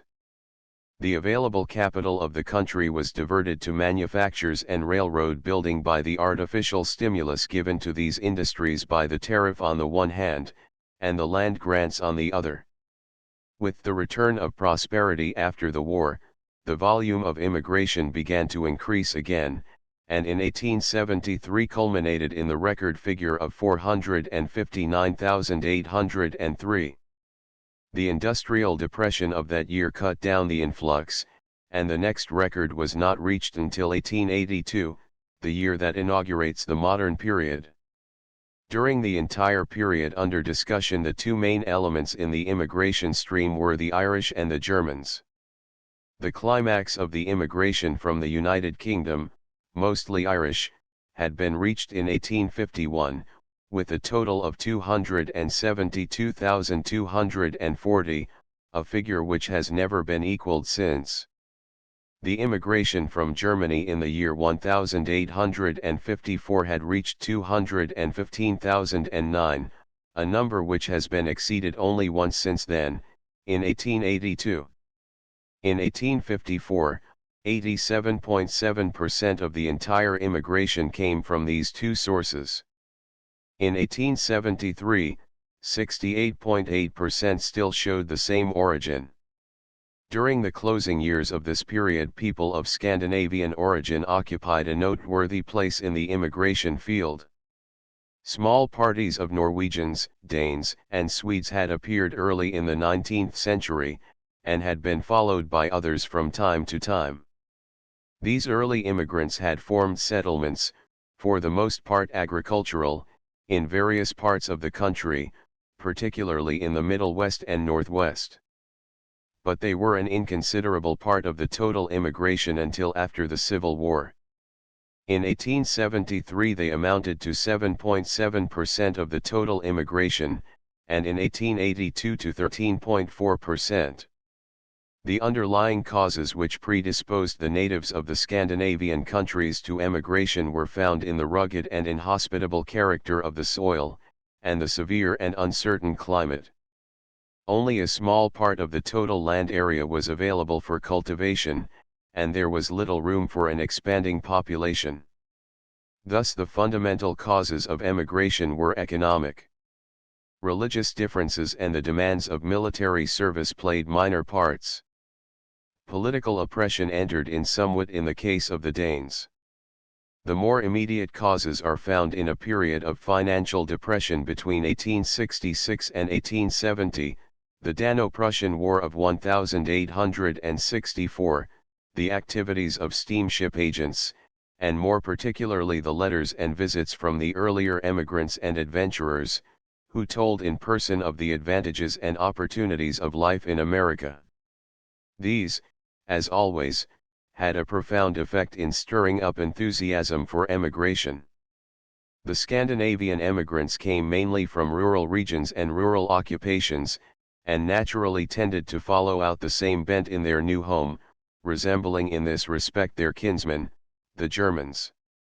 Like them, too, they were easily assimilated, and aroused little opposition on the part of the Americans. 96 It was in connection with one of these leading groups of immigrants, the Irish, that there developed one of the most unfortunate, and at the same time interesting, series of events that have occurred in connection with the immigrant situation during our entire history, one that had much to do with arousing antipathy toward foreigners, and was among the influences that led to the introduction of new races from southeastern Europe. 97 This was the Molly Maguire disturbance in the anthracite region of Pennsylvania. When the anthracite coal districts of Pennsylvania were opened up, early in the second quarter of the 19th century, the social conditions in the new settlements resembled those of a gold mining region, in the prevalence of lawlessness, excitability, and turbulence. The country was still rough and thinly settled, and between the mining settlements were wide stretches of virgin wilds which furnished ideal hiding places for criminals and refugees. As the knowledge of mining was largely confined to foreigners, they came to occupy a large place in the colliery towns, and prominent among them were the Irish. As the numbers of Irish increased, Irish customs and ideas came to practically dominate many places. Other foreign races represented were the Germans, English, Welsh, Scotch, and Poles. The immigrants from Ireland during the 40s and 50s were not all worthy representatives of the race, as many of the more turbulent characters were practically compelled by the landlords to join the general exodus. As early as 1854 there appeared among the Irish miners an organization known as the Molly Maguires, a name long known in Ireland, though there was no organic connection between the societies in the Old and New World. Its members were all Irish and all professed adherents to the Roman Catholic Church, though both the Church and the better elements of the race absolutely repudiated them and their acts. Also, practically all the Molly Maguires were members of the ancient order of Hibernians, and were able so to control this organization, legally chartered for beneficial purposes, as to use it as a cloak for their nefarious enterprises. The power of the Molly Maguires was used primarily to further the ends of its members in their relations with the colliery owners and bosses. Whenever a dispute arose between an employee and a boss, the latter would be served with a notice, frequently decorated with rude pictures of coffins, death's heads, and the like, warning him to desist in his course or to leave the region. If he failed to obey, he was almost sure soon after to be waylaid and cruelly beaten, as well as to suffer social ostracism. The perpetrators of the deed of violence always escaped, and thus confidence and a sense of power grew in the organization. Soon after the breaking out of the Civil War, conditions in the anthracite region became such as to improve the situation of the miners and add to the power of the Molly Maguires. They became more and more insolent in their demands, and ambitious in their purposes. They tried to gain control of the miners' union, and also, with a measure of success, sought to dominate local politics, with their eye primarily upon the township funds. They succeeded in making the lives of the small mine owners such a burden that they were glad to sell out to the large combinations, thus the growth of large units and monopolies was fostered, as they alone could deal with the Molly Maguires on anything like terms of equality. In the meantime, the methods of the society increased in harshness and barbarity. Arson and murder took the place of beating. There arose a rivalry among the Mollies as to who should gain the greatest reputation for deeds of reckless savagery. Murder after murder was committed, without a conviction. The victims were often men of the highest repute and usefulness in their respective communities. The motives for the outrages increased in variety, including almost any injury, real or fancied, or any personal grudge on the part of a member of the society, though rarely were they committed for robbery. A general reign of terror settled down over the region, and vigilance committees were being formed for purposes of reprisal. At this juncture, in 1873, Mr. Franklin B. Gowan, president of the Philadelphia and Reading Coal and Iron Company, and a man of remarkable character, enlisted the services of the Pinkerton Detective Agency in the effort to stamp out the organization. A young Irish detective, James McParlin, was chosen for the dangerous and difficult work. He was instructed to go to the anthracite region, join the Molly Maguires, and get as high in their councils as possible, in order that he might reveal their secrets to the authorities, thereby preventing outrages when possible and securing convictions where he could not prevent. He was successful in both efforts. After many months of work and peril, he finally succeeded in securing sufficient evidence to accomplish the conviction of a large number of the members of the society, breaking down completely their customary defense of an alibi. In all, 19 Molly Maguires were hanged, and a larger number imprisoned, and the power of the organization was completely shattered. This series of events is a remarkable illustration of the way in which customs, and habits of thought, and standards of conduct, which have grown up by a natural process, and are comprehensible if not excusable in one land, may develop most alarming and disgraceful features when transplanted to a new environment. The essential strength of the Molly Maguires lay in that deep-seated hatred of an informer which has become a pronounced feature of the Irish character, as a result of the conditions to which they have been subjected at home. Thus, while the great mass of the Irish settlers of the anthracite region abhorred the principles and deeds of the Molly Maguires, it was almost impossible to secure witnesses against criminals whose identity was a matter of general knowledge, because of the greater repugnance to the character of an informer. The traditional hatred of the Irish peasant towards the landlord was, in this country, diverted to the capitalist class in a wholly unreasonable but efficient manner. There is here, also, a striking demonstration of the capacity of a relatively small group of turbulent and unassimilated foreigners so to conduct themselves as to bring an undeserved disrepute upon their whole group, and foster economic and social changes in society which will last on long after they are all dead. 98 While the Irish and Germans were dominating the immigration situation on the Atlantic coast, the Chinese were occupying the center of the stage in the West. The stream of Chinese immigration became considerable at about the same time that the great increase in European immigration was taking place on the other side of the continent. As to its causes, Mrs. Mary Roberts Coolidge speaks as follows: the first effective contact of China with Western nations was through the Opium War of 1840, which resulted in an increase of Chinese taxes, a general disturbance of the laboring classes, and the penetration of some slight knowledge of European ideas into the maritime provinces. Although this prepared the way for the emigration to the West, its precipitating cause lay in the golden romance that had filled the world, that is, the news of the discovery of gold in California. Masters of foreign vessels afforded every facility to emigration, distributing placards, maps, and pamphlets with highly colored accounts of the Golden Hills.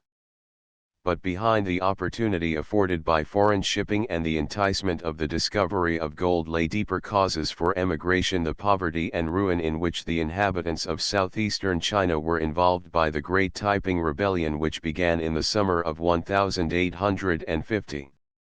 The terrors of war, famine, and plundering paralyzed all industry and trade, and the agricultural classes of the maritime districts especially were driven to Hong Kong and Macau.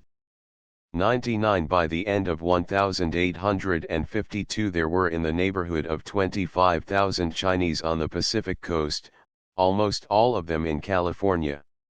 During the first few years of their coming, the Chinese in California were welcomed, and were looked upon with favor. They were industrious, tractable, and inoffensive, and were willing to undertake the hard, menial, and disagreeable forms of labor, partly work generally done by women for which native labor was not available under existing conditions. Their strange manners and customs aroused nothing more than feelings of curiosity. But gradually a feeling of opposition to them began to grow up, fomented by the jealousy and race prejudice of the miners. Their peculiar appearance and strange customs began to make them the objects of suspicion and hatred. This feeling was intensified by the presence of a large element of Southerners in California, who classed all people of dark skin, South Americans, South Europeans, Canucks, Malays, or Chinese together as colored.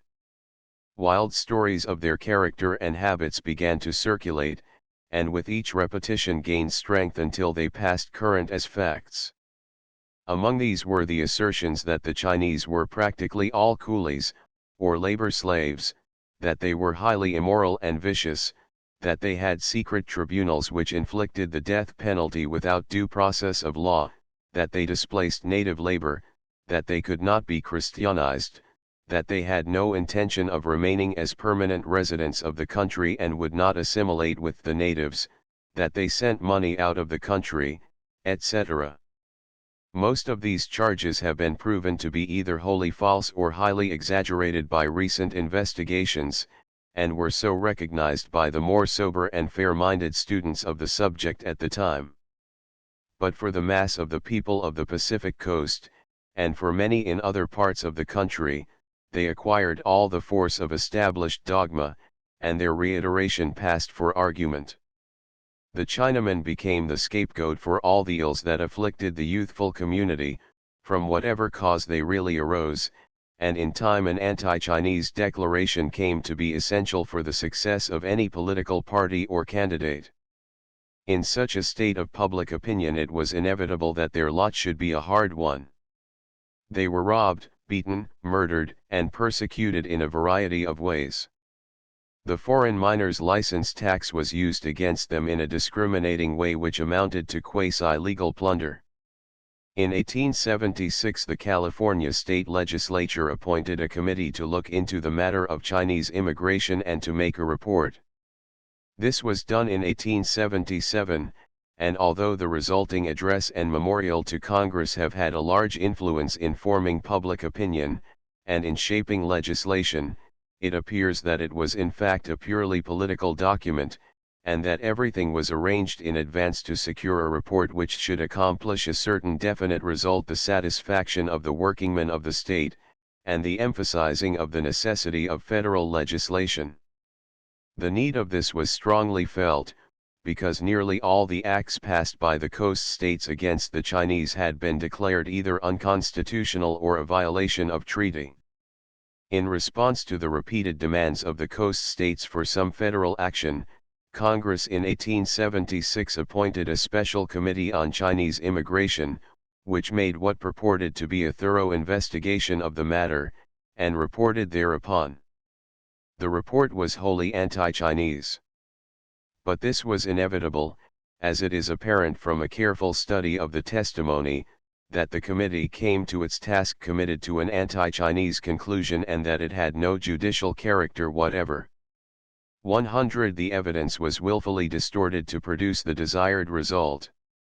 During all this time our relations with China had been nominally subject to a series of treaties, beginning with that of 1844, and including the famous Burlingame Treaty of 1868.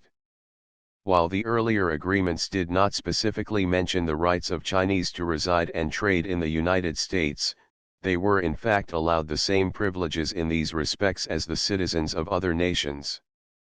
By the Treaty of 1868, however, the right of voluntary emigration was definitely recognized as between the two countries on the basis of the most favored nation, but the Chinese were not given the right of naturalization. From this privilege they were definitely excluded by the law of 1870. It became evident in time that no federal legislation, satisfactory to the politicians of the Western states, could be secured under the existing treaties. There arose accordingly a demand for a new treaty which would allow the passage of laws which would include the points desired by the Western representatives, practically the exclusion of all Chinese not belonging to the merchant class. In response to this demand there was negotiated, after much conference between the representatives of the two nations, a new treaty in 1880. The most important feature of this new instrument was the right conferred upon the government of the United States reasonably to regulate, limit, or suspend, but not to prohibit, the coming or residence of Chinese laborers, whenever it deemed that the interests of the country demanded such action. It is under this treaty that the various Chinese Exclusion Acts have been passed. The first of these acts was passed in 1882, and provided for the exclusion of Chinese laborers for a period of 10 years. This was not to apply to Chinese who were already in the country, or who should enter within 90 days after the passage of the act. Such persons, who desired to leave the country and return, were required to secure a certificate, which by an Amendatory Act of 1884 was made the sole evidence of the right of a Chinaman to return. This act also required a certificate of the exempt classes, to be issued by the Chinese government or such other foreign governments as they might be subject to. The deportation of Chinese unlawfully in the country was also provided for by these acts. These laws were in many respects carelessly drawn and extremely difficult of execution. In their application they entailed great expense upon the United States government, and worked extreme hardship and injustice to many Chinese. They were, nevertheless, effective as regards their main purpose, for the volume of Chinese immigration at once diminished exceedingly. The strictness of the exclusion was increased by the Act of 1888, which refused return to any Chinese laborer unless he had a lawful wife, child, or parent in the United States, or owned property of the value of $1,000 or had debts due him of like amount. The acts in force were extended for another 10 years by the Act of 1892, and again indefinitely in 1902, in each case with relatively unimportant modifications in detail. This history of Chinese immigration is not a matter in which the citizen of the United States can take much pride. Race prejudice, bigotry, ignorance, and political ambition have played a prominent part in the agitation, and have been instrumental in securing much of the legislation. The attitude and conduct of the United States contrasts unfavorably with the position of China, which has been one of patient, courteous, dignified, but emphatic protest, and willingness to cooperate in securing reasonable and beneficial regulation. The boycott of 1905 has been her principal active reprisal. In spite of these facts, however, it would be rash to assert that the exclusion of Chinese laborers, by whatever unfortunate means accomplished, has not been of actual benefit to the United States. The assertion that the failure of the Chinese to assimilate has been due more to race prejudice and exclusiveness on the part of Americans than to unwillingness to be Americanized on the part of the Chinese, does not do away with the fact of non-assimilation. Until Americans are willing to fraternize on terms of social equality with members of any race, there is great danger to national institutions in the presence of large numbers of that race within the country. 101 And when we reflect how enormous Chinese immigration might easily have become in these recent years of quick and easy transportation, and excessive activity of steamship agents, contract labor agents, and others of their kind, it is apparent that if free immigration had been allowed to these people of a widely diverse race, we might now be facing a Chinese problem in this country second in gravity only to the Negro question. 102 By the end of this period, the conditions of life in America had so changed as to diminish the general feeling of complacency toward unlimited immigration. There was in particular a growing opposition to contract labor, and an increased demand for federal control of the immigration situation, especially as all state laws in regard to the regulation of foreign immigration had been declared unconstitutional in 1876. There was a conviction in the minds of some thinkers that the United States no longer stood in need of an increased labor force. These views were clearly expressed in an article by Mr. A. B. Mason, published in 1874. Some of his statements have a new ring. The conditions that have hitherto greatly favored immigration no longer exist in their full force. The labor market, especially for agricultural labor, is overstocked. The especial disadvantages of American labor more than counterbalance its especial advantages. English labor is in the main as well off as American labor. 103 It is evident that the time was at hand when the competition of the foreigner in the American labor market could no longer be regarded with equanimity. This sentiment did not bear fruit, however, until the year 1882. The only federal legislation bearing on immigration after the repeal of the favorable contract labor law in 1868 up to this date, was the Act of March 3, 1875, prohibiting the importation or immigration into the United States of women for the purpose of prostitution, and also prohibiting the immigration of criminals, convicted of other than political offenses. This law, while couched in general terms, was an outcome of the anti-Chinese agitation, and was passed with this race particularly in mind. Chapter 6 Modern Period. Federal legislation. The year 1882 stands as a prominent landmark in the history of immigration into the United States. In that year the total immigration reached the figure of 788,992, a point which had never been reached before and was not reached again until 1903. It witnessed the climax of the movement from the Scandinavian countries, and from Germany. Only once since then has the immigration from the United Kingdom reached the amount of that year. It coincides almost exactly with the appearance of the streams of immigration from Italy, Austria-Hungary, and Russia of sufficient volume to command attention. In that year the first Chinese Exclusion Act and the first inclusive federal immigration law were passed.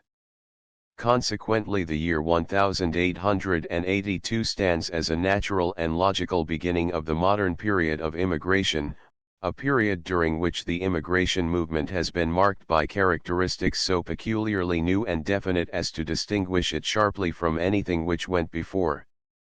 The discussion of immigration during this period is in all its essentials the discussion of a present-day problem. One of the most distinctive and obvious characteristics of this period has been the growth of a complicated body of federal immigration laws. These have put the whole immigration question on a new basis, and deserve to be considered in some detail. In the following review, only those sections of the successive laws which contain matter that is of general importance have been included. All merely technical details and many of the provisions regarding penalties and the practical administration of the laws have been omitted. Act of August 3, 1882. Section 1. A duty, commonly known as a head tax, of 50 cents is to be levied for every passenger not a citizen of the United States, who comes from any foreign port to any port of the United States by steam or sail vessel. This duty is to be paid to the collector of customs of the port, by the master, owner, agent, or consignee of the vessel within 24 hours after entry. The money so collected is to constitute an immigrant fund, to be used to defray the expenses of regulating immigration, for the care of immigrants, and the relief of such as are in distress, and in general for carrying out the provisions of the Act. This duty is to constitute a lien upon the vessel until paid. Section 2. The Secretary of the Treasury is charged with the execution of this Act, and with supervision over the business of immigration into the United States. He is authorized to make contracts with state boards and commissions, which are still charged with the duty of examining ships arriving at ports of the state. Any convict, lunatic, idiot, or any person unable to take care of himself or herself without becoming a public charge shall not be permitted to land. Section 3. The Secretary of the Treasury is empowered to make provisions to protect immigrants from fraud and loss, and to carry out the law. Section 4.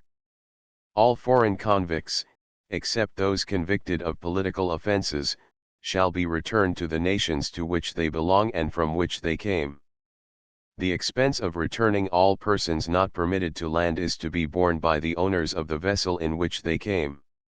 Section 5. This Act shall take effect immediately.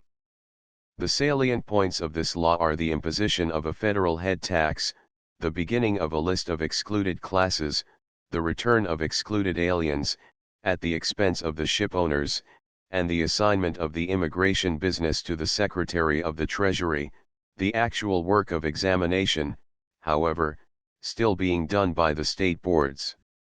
The next act bearing on immigration was Section 22 of the Act of June 26, 1884, and was designed to correct a discrimination in favor of land transportation contained in Section 1 of the Act of 1882. It provided that until the provisions of this section should be made applicable to passengers coming into the United States by land carriage, they should not apply to passengers coming in vessels trading exclusively between ports of the United States and Canada and Mexico. Act of February 26, 1885. Section 1. It shall be unlawful for any person, company, partnership, or corporation, in any manner whatsoever, to prepay the transportation, or in any way to assist or encourage the importation or migration of any alien or aliens, any foreigner or foreigners, into the United States, its territories, or the District of Columbia, under contract or agreement, parole or special, express, or implied, made previously to the importation or migration of such alien or aliens, foreigner or foreigners, to perform labor or service of any kind in the United States, its territories, or the District of Columbia. Section 2. All contracts of the above nature shall be void. Section 3. Provides for a fine of $1,000 for every violation of the above provision, payable for each alien being party to such a contract. Section 4. The master of any vessel who knowingly brings in contract laborers shall be fined not more than $500, and may also be imprisoned for not more than 6 months. Section 5. The following classes shall be excepted from the provisions of the above sections: secretaries, servants, and domestics of foreigners temporarily residing in the United States, skilled workmen for any industry not now established in the United States, provided that such labor cannot be otherwise obtained, actors, artists, lecturers, or singers, or persons employed strictly as personal or domestic servants. This act shall not prevent any individual from assisting any member of his family or any relative or personal friend to come in for the purpose of settlement. On February 23, 1887, there was an amendatory act passed to the above act, specifically entrusting the Secretary of the Treasury with the carrying out of its provisions, and providing for the return of contract laborers in a manner similar to other excluded classes. On October 19, 1888, the law of 1887 was amended, providing that a person who has entered the country contrary to the contract labor law, may be deported within 1 year at the expense of the owner of the importing vessel, or if he came by land, of the person contracting for his services. The section containing the provision for excluding contract laborers has been quoted verbatim to emphasize its extremely strict and inclusive wording. It would be very difficult for any person who had the slightest idea of what he was going to do in this country to prove himself outside the letter of that law. The softening clauses of the law are put in the form of exceptions, thus throwing the burden of the proof upon the immigrant. The last amendment quoted is of a special interest as introducing the principle of deportation after landing 104 Act of March 3, 1891. Section 1. The following additions are made to the excluded classes: paupers or persons likely to become a public charge, persons suffering from a loathsome or a contagious disease, polygamists, and any person whose ticket or passage is paid for with the money of another, or who is assisted by others to come, unless it is specifically proved that he does not belong to one of the excluded classes, including contract laborers. Section 3. Assisting or encouraging immigration by promise of employment through advertising in a foreign country is declared illegal, with the exception of the advertisements of state agencies. Section 4. Encouragement or solicitation of immigration by steamship or transportation companies, except by means of regular advertisements giving an account of sailings, facilities, and terms, is declared illegal. Section 5. The following are added to the accepted classes under the contract labor law: ministers of any religious denomination, persons belonging to any recognized profession, professors of colleges and seminaries. Relatives and friends of persons in this country are not hereafter to be accepted. Section 6. Persons bringing in aliens not legally entitled to enter are made liable to a fine of not more than $1,000, or imprisonment for not more than 1 year, or both. Section 7. The Office of Superintendent of Immigration is created, to be under the Secretary of the Treasury. Section 8. Shipmasters shall file with the proper officers a manifest, giving the name, nationality, last residence, and destination of each alien passenger. Inspection is to be made by inspection officers before landing, or a temporary landing may be made at a specified place. The medical examination is to be made by surgeons of the Marine Hospital Service. During the temporary landing, aliens are to be properly fed and cared for. Right of appeal granted. Landing, or allowing to land, alien passengers at any other time or place than that specified by the inspectors is made an offense punishable by a maximum fine of $1,000, or imprisonment for 1 year, or both. The Secretary of the Treasury is empowered to prescribe rules for the inspection of immigrants along the borders of Canada, British Columbia, and Mexico. The duties and powers previously vested in the state boards are now to go to the regular inspection officers of the United States. Section 10. All aliens who unlawfully come to the United States are to be immediately sent back on the vessel in which they came, all expenses in the meantime to be borne by the ship owner. Section 11. Any alien who comes into the United States in violation of law may be deported within 1 year, and any alien who becomes a public charge within 1 year after landing, from causes existing prior to this landing, may be deported. The expenses of all deportations are to be borne by the transportation agency responsible for bringing in the immigrant, if that is possible, and if not, by the United States. The items in this act particularly worthy of notice are the following: extension of the excluded classes, prohibition of encouraging immigration by advertising or solicitation, an attempt to cure two serious evils, the success of which we shall have occasion to note later: relatives and personal friends in this country no longer excepted from the contract labor clause, This exception had almost vitiated the former law, requirement of manifests, the complete assumption of the work of inspection by the federal government, extension of the principle of deportation to public charges. Act of March 3, 1893. Section 1. Manifests greatly enlarged in detail. Section 2. Alien passengers are to be listed in convenient groups of not more than 30 each, and given tickets corresponding to their numbers on the manifests. The master of the vessel must certify that he and the ship's surgeon have made an examination of all the immigrants before sailing, and believe none of them to belong to the excluded classes. Section 3. If the ship has no surgeon, examination must be made by a competent surgeon hired by the transportation company. Section 5. Immigrants who are not beyond any doubt entitled to land are to be held for special inquiry by a board of not less than 4 inspectors. The noteworthy features in this law are examination at the expense of the company at the port of embarkation, listing the immigrants in groups of 30, the institution of the boards of special inquiry. August 18, 1894.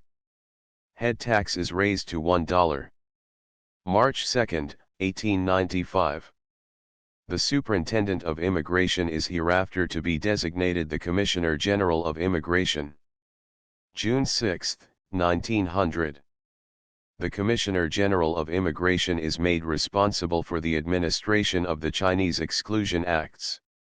March 3, 1903. Section 1. The head tax is raised to $2, and is not to apply to citizens of Canada, Cuba, or Mexico. Section 2.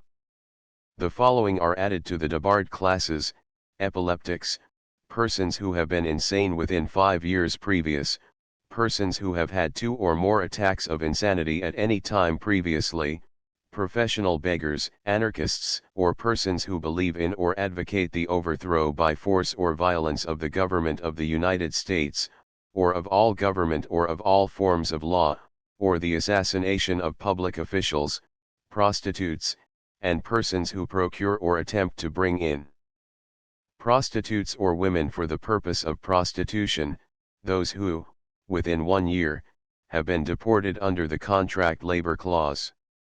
Section 3. The importation of prostitutes is forbidden under a maximum penalty of 5 years imprisonment and a fine of $5,000. Section 9. The bringing in of any person afflicted with a loathsome or a dangerous contagious disease by any person or company, except railway lines, is forbidden. A fine of $100 is attached if it appears that the disease might have been detected at the time of embarkation.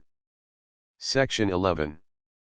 If a rejected alien is helpless from sickness, physical disability, or infancy, and is accompanied by an alien whose protection is required, both shall be returned in the usual way.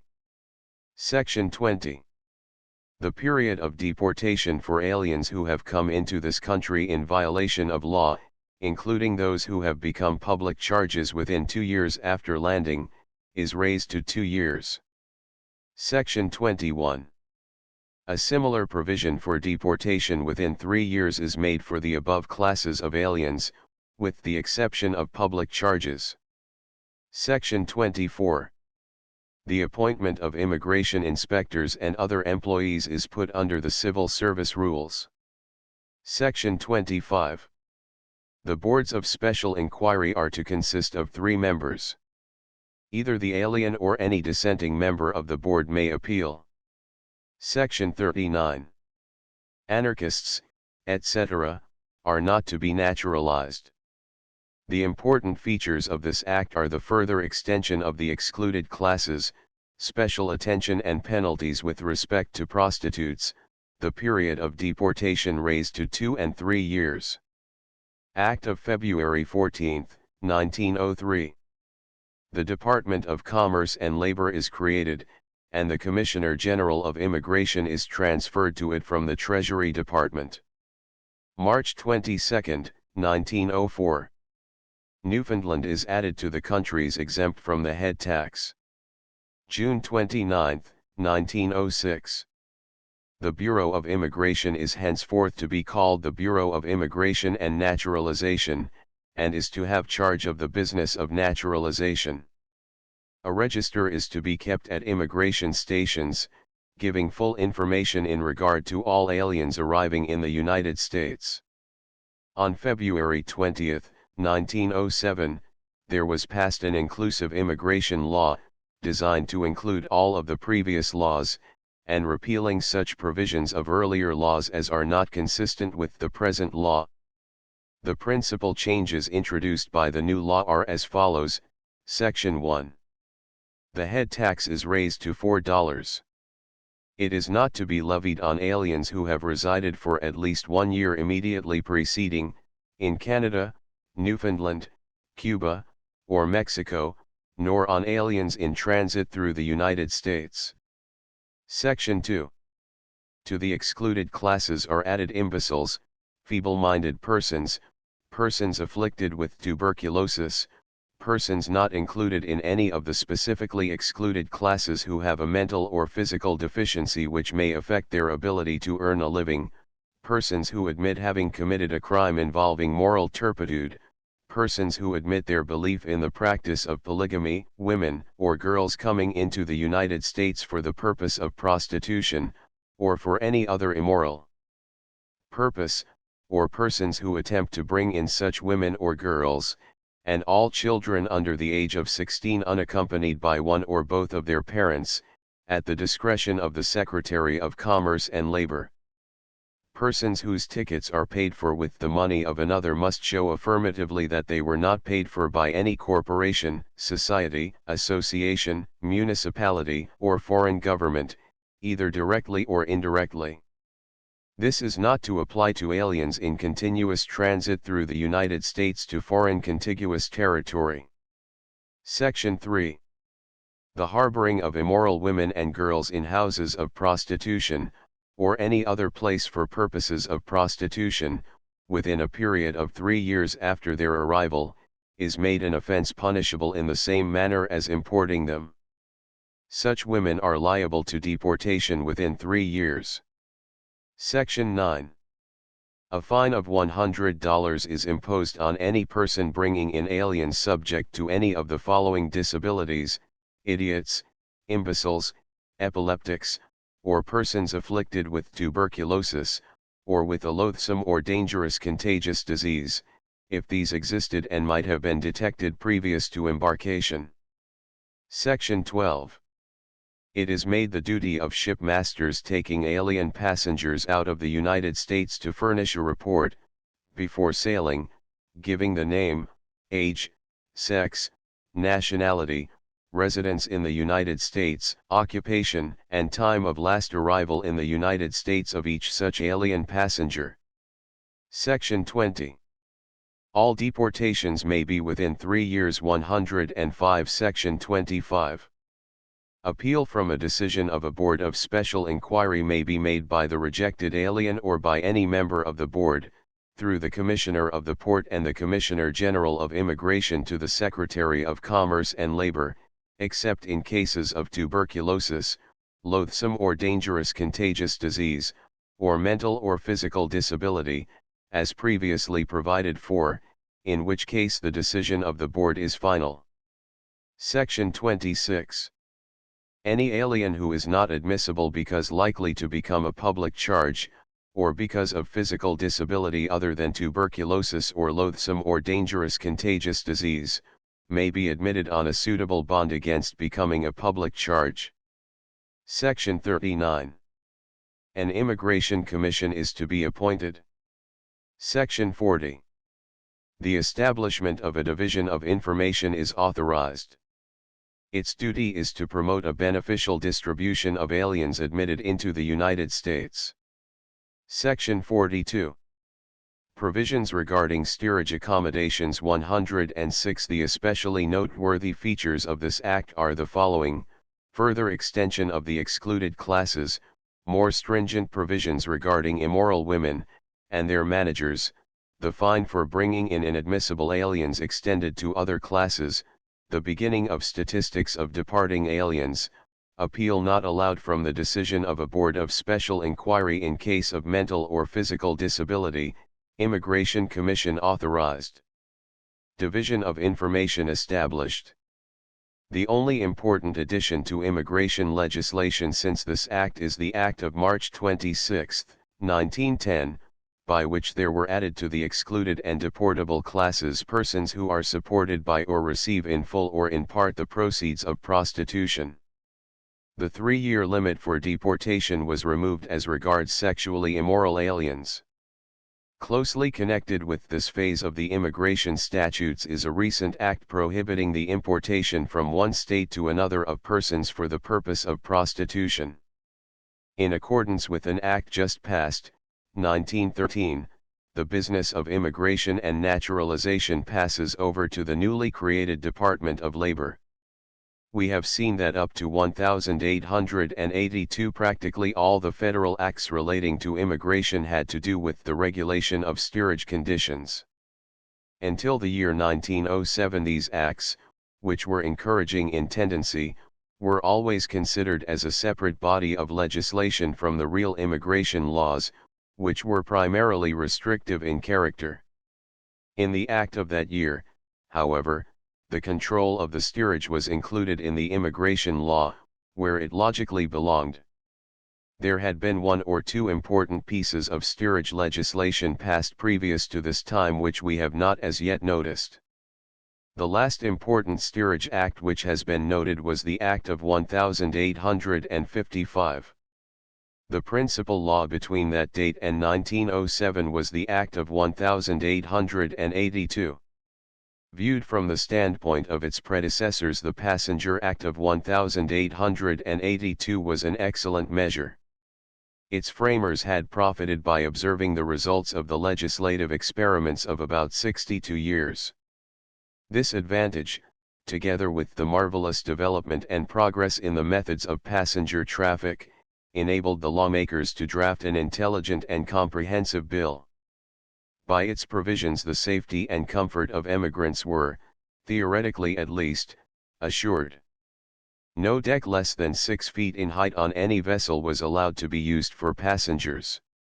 On the main deck and the deck next below 100 cubic feet of air space was allowed each passenger, and on the second deck below the main deck 120 cubic feet was allowed each person. Decks other than the 3 above mentioned were under no circumstances to be used for passengers. With the development of shipbuilding, however, other decks were added to ships, and this provision soon became obsolete. Sufficient berths for all passengers were to be provided, the dimensions of each berth to be not less than 2 feet in width and 6 feet in length, with suitable partitions dividing them.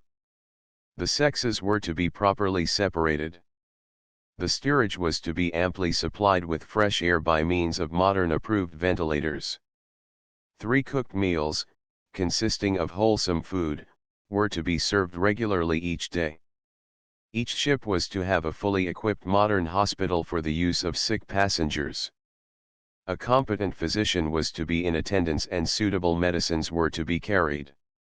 The ship's master was authorized to enforce such rules and regulations as would promote habits of cleanliness and good health. Dangerous articles, such as highly explosive substances and powerful acids, were forbidden on board. 107 The above act remained in force until 1907, when it was superseded by Section 42 of the Immigration Act of that year.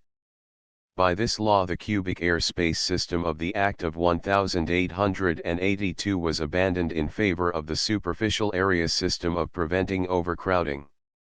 18 clear feet of deck space on the main deck or the deck next below were to be provided for each passenger, and 20 feet on the second deck below. If the height between the lower passenger deck and the one next above was less than 7 feet, there must be 30 clear feet of deck space per passenger. There was also provision for light and ventilation. No passengers were to be carried on any other decks than those mentioned. This act was unsatisfactory, as there was much uncertainty as to which was the main deck, inasmuch as ships with as many as 8 decks were carrying immigrants. The British law was superior in this respect. It specified the lowest passenger deck as the one next below the water line. All above this were denominated passenger decks. This law required 18 clear superficial feet for each passenger carried on the lowest passenger deck, and 15 feet for each passenger on passenger decks. If the height of the lowest passenger deck was less than 7 feet, or if it was not properly lighted and ventilated, there must be 25 feet per passenger, and under similar conditions on passenger decks, 18 feet. There must be 5 feet of superficial open deck space for each passenger. In reckoning the space on the lowest passenger deck and passenger decks, the space occupied by the baggage of passengers, public rooms, lavatories, and bathrooms used exclusively by steerage passengers might be counted, provided the actual sleeping space was not less than 15 feet on the lowest and 12 feet on the others. On December 19, 1908, the United States passed a law making our steerage provisions correspond with the British Act, except that the last provisions are 18 feet and 15 feet respectively in the United States law. In the practical application of such a complicated set of laws as these, it is inevitable that many questions and uncertainties should arise.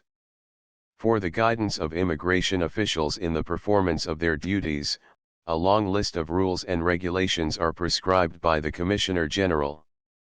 A few of these, which have an immediate bearing on the admission of aliens, must be noted. Stowaways are considered ipso facto inadmissible, and as a rule are not even examined. Certain border ports are specified on the Canadian and Mexican borders, and any alien entering at any other port is assumed to have entered in violation of law. All aliens arriving in Canada, destined to the United States, are inspected at one of the following ports: Halifax, Nova Scotia, Quebec, and Point Levi, Quebec, St. John, New Brunswick, Vancouver, and Victoria, British Columbia. The United States maintains inspection stations at these points, and aliens examined there are given a certificate stating that the alien has been inspected and is admissible, accompanied by a personal description for purposes of identification. Special boards of inquiry are also established in other border cities for the examination of aliens, originally destined for Canada, but who later desire to be admitted to the United States within 1 year after their arrival in Canada. Aliens entering the United States by Mexican border ports are, in general, subject to the same inspection as if arriving by a seaport. Aliens in transit are examined in the same manner as if desiring to remain in the United States, and if they are found to belong to the debarred classes, they are refused permission to land. The head tax is charged on their account, as for other aliens, but it is refunded to the transportation company if the latter furnishes satisfactory proof that the alien has passed by a continuous journey through the territory of the United States, within 30 days, such proof to be furnished within 60 days after the arrival of the alien. Throughout the development of this body of laws, certain well-marked tendencies can be traced. In the first place, the criteria of admission have steadily increased in severity, until now the law provides for the exclusion of practically every class of applicants who might fairly be considered undesirable, with the exception, perhaps, of illiterates. Secondly, we may note a tendency to concentrate all business, connected with the admission of aliens into this country or into membership in the nation, in the hands of a single branch of the federal government, and the increasing power and importance of this branch. Thirdly, there is manifest an increasing recognition of the right of this country to protect itself against unwelcome additions to its population, not only by refusing them admission, but by expelling them from the country, if their subsequent conduct proves them unworthy of retention. Chapter 7 Volume and Racial Composition of the Immigration Stream. As regards the volume of the immigration current, the modern period has witnessed a continuation of the same general process which has been going on since 1820. The same succession of crests and depressions in the Great Wave has continued, the only difference being that the apex reached a much higher point than ever before. And, as in other periods, the great determining factor in the volume of immigration has been the economic situation in this country. Prosperity has always been attended by large immigration, hard times by the reverse. As already remarked, the year 1882 was marked by the largest annual immigration which had hitherto been recorded. The next low water mark was reached in the middle 90s, following the depression of 1893. As the country recovered from this, immigration began to increase again, and rose almost steadily until in 1907 it reached the highest record which it has ever attained, a grand total of 1,285,349 immigrants in 1 year. 108. The crisis of that year interrupted the course of affairs, and immigration fell off sharply, and has not since completely recovered. There is one matter connected with the volume of immigration which marks the last few years of the modern period and is of the greatest importance. This is the provision for estimating the exact net gain or loss in population each year through immigration movements. Until very recently the only immigration figures which were considered worthwhile were those of arriving aliens. It was tacitly assumed that our immigrant traffic was a wholly one-sided one. But gradually people began to realize that there was a large counter-current of departing aliens. In the report of the Commissioner General of Immigration for 1906, p. 56, an effort is made to supply as far as possible these data for the years 1890 to 1906. But in the absence of any legislation requiring shipmasters to furnish lists of departing passengers, these figures are admittedly incomplete, and no attempt is made to distinguish aliens from citizens of the United States. The nearest approach that can be made to ascertaining the number of departing aliens is to assume that all the passengers other than cabin belong to this class. This is probably not very far from the truth, and taking these figures as a guide, we can get some idea of how large the outward movement has been at certain times, particularly during the period of commercial depression which marked the middle 90s. Thus in 1895, while there were 258,536 arrivals of immigrant aliens, there were 216,665 departures of the class mentioned, making a total gain of only 41,871. In 1898 the net gain was only 98,442 against a total immigration of 229,299. Unfortunately, figures are not available for 1896 to 1897. The importance of this phase of the subject eventually became so evident that in the Immigration Law of 1907 a provision was included requiring masters of departing vessels to file accurate and detailed lists of their alien passengers, giving certain important facts concerning them. Accordingly, in the fiscal year 1908 we have for the first time complete and accurate data regarding departing aliens. In that year another important distinction is made, that between immigrant and non-immigrant aliens on the inward passage and emigrant and non-migrant aliens on the outward passage.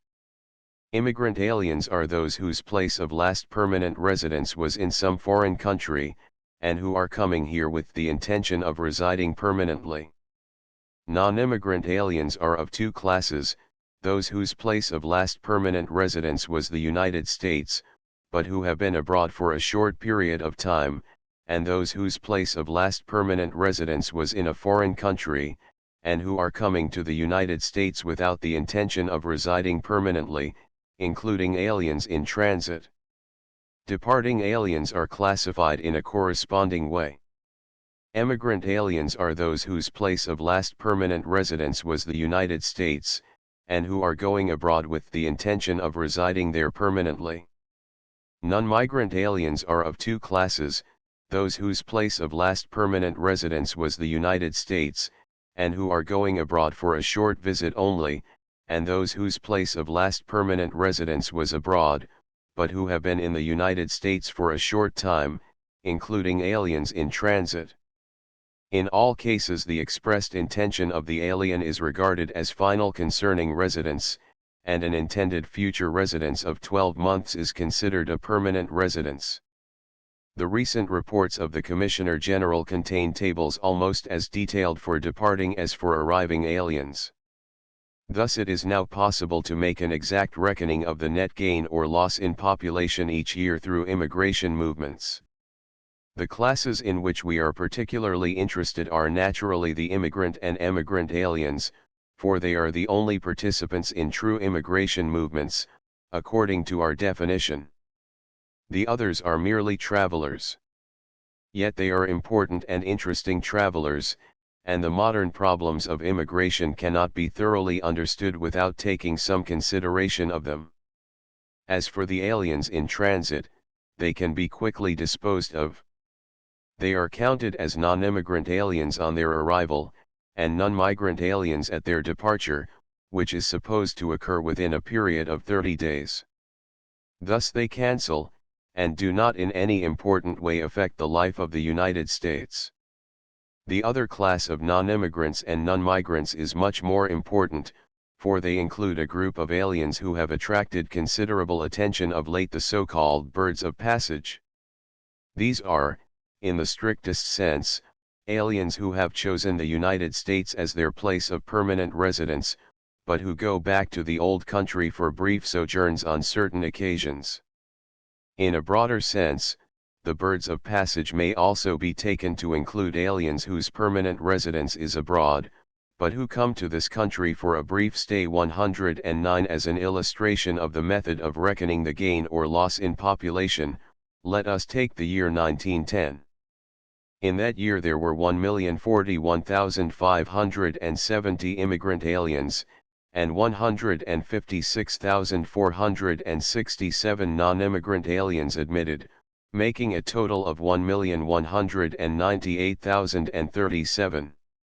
There were 202,436 departures of emigrant aliens and 177,982 of non-migrant aliens, making a total of 380,418. Thus there was a net gain in the year of 817,619 aliens altogether. But not all of these were permanent residents. To get an idea of the actual increase of permanent residents we need to add together two classes: the immigrant aliens, who come here for the first time with the intention of residing permanently, and those non-immigrant aliens who are such, not because they do not expect to reside here permanently, but because their permanent residence has already been established here and who have been abroad for a brief period. Of the former class, the immigrant aliens, there were 1,041,570, of the second class, non-immigrants whose places of last permanent residence and of intended future residence were both the United States, there were 94,075. This makes a total of 1,135,645 permanent alien residents who came into the United States in the year in question. The actual decrease in permanent residents may be computed in a similar way. In the year in question there were 202,436 emigrant aliens who departed, and 89,754 non-migrant aliens whose places of last permanent residence and intended future residence were both the United States, that is, permanent residents of this country who left for a brief period only. This makes a total of 292,190 permanent residents of this country who left it in the year in question. Subtracting this number from the total of permanent residents who arrived, we have a remainder of 843,455. This represents the actual gain in permanent alien residents during the year in question. This figure, in the year in question, happens to come very near to the gross gain estimated in the simplest way. But it is not necessarily so, and in the year 1908 there was considerable difference between the two figures. It is not always necessary to make this somewhat involved calculation. In many cases, the mere comparison of the figures for immigrant and emigrant aliens is sufficient for the purpose. But there are many other instances in which accuracy and consistency require this exact calculation to be made, and it is a decided acquisition to the study of immigration to have these data available. 110 Thus in the year 1909 the net gain in permanent alien residents was 584,513, while in 1908 it was only 341,075, yet there were more immigrant aliens admitted in 1908 than in 1909. In respect to the composition of this great current, the period in question has witnessed a profound and most significant change. We have seen that prior to 1882 practically the entire body of immigrants was made up of individuals from Germany, the United Kingdom, and the Scandinavian countries. From that year on, these have steadily decreased in importance, and their places have been taken by contingents from Italy, Austria-Hungary, Russia, and other South European countries. This change has been so pronounced as to lead to a separation of immigrants into the old immigration and the new immigration, a distinction which has become familiar to every casual student of the subject.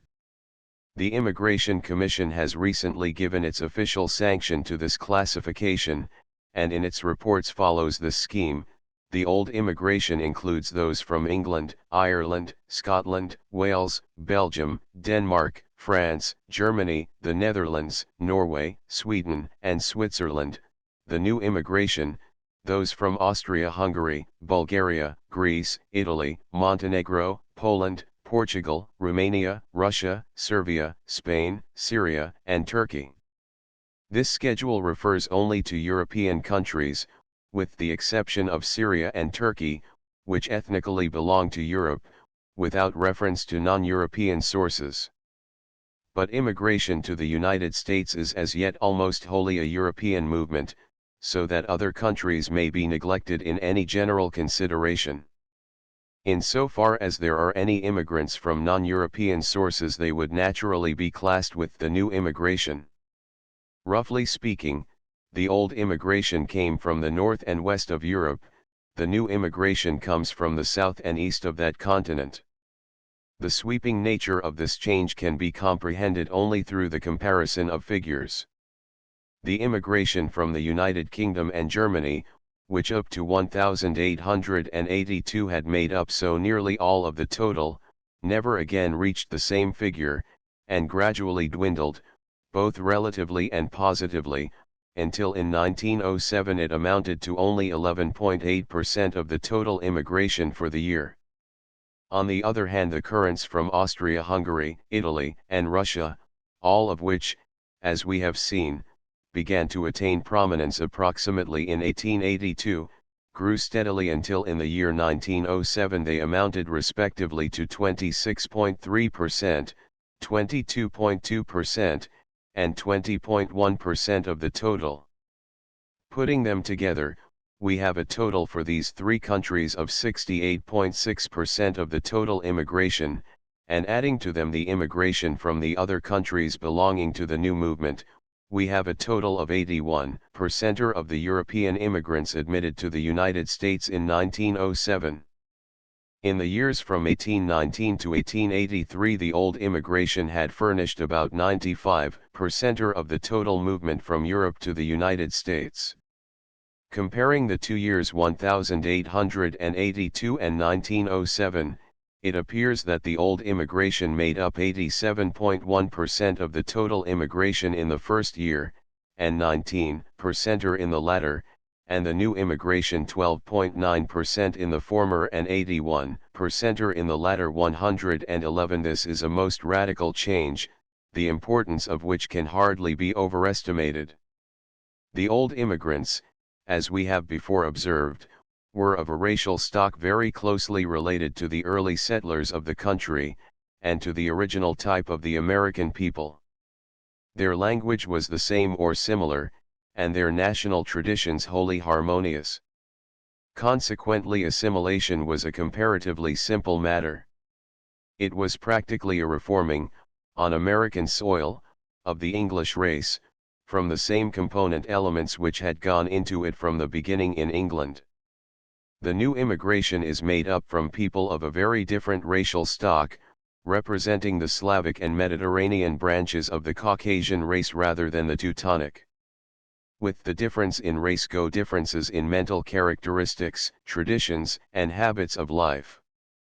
As a result, the problem of assimilation in this country has taken on a completely different aspect.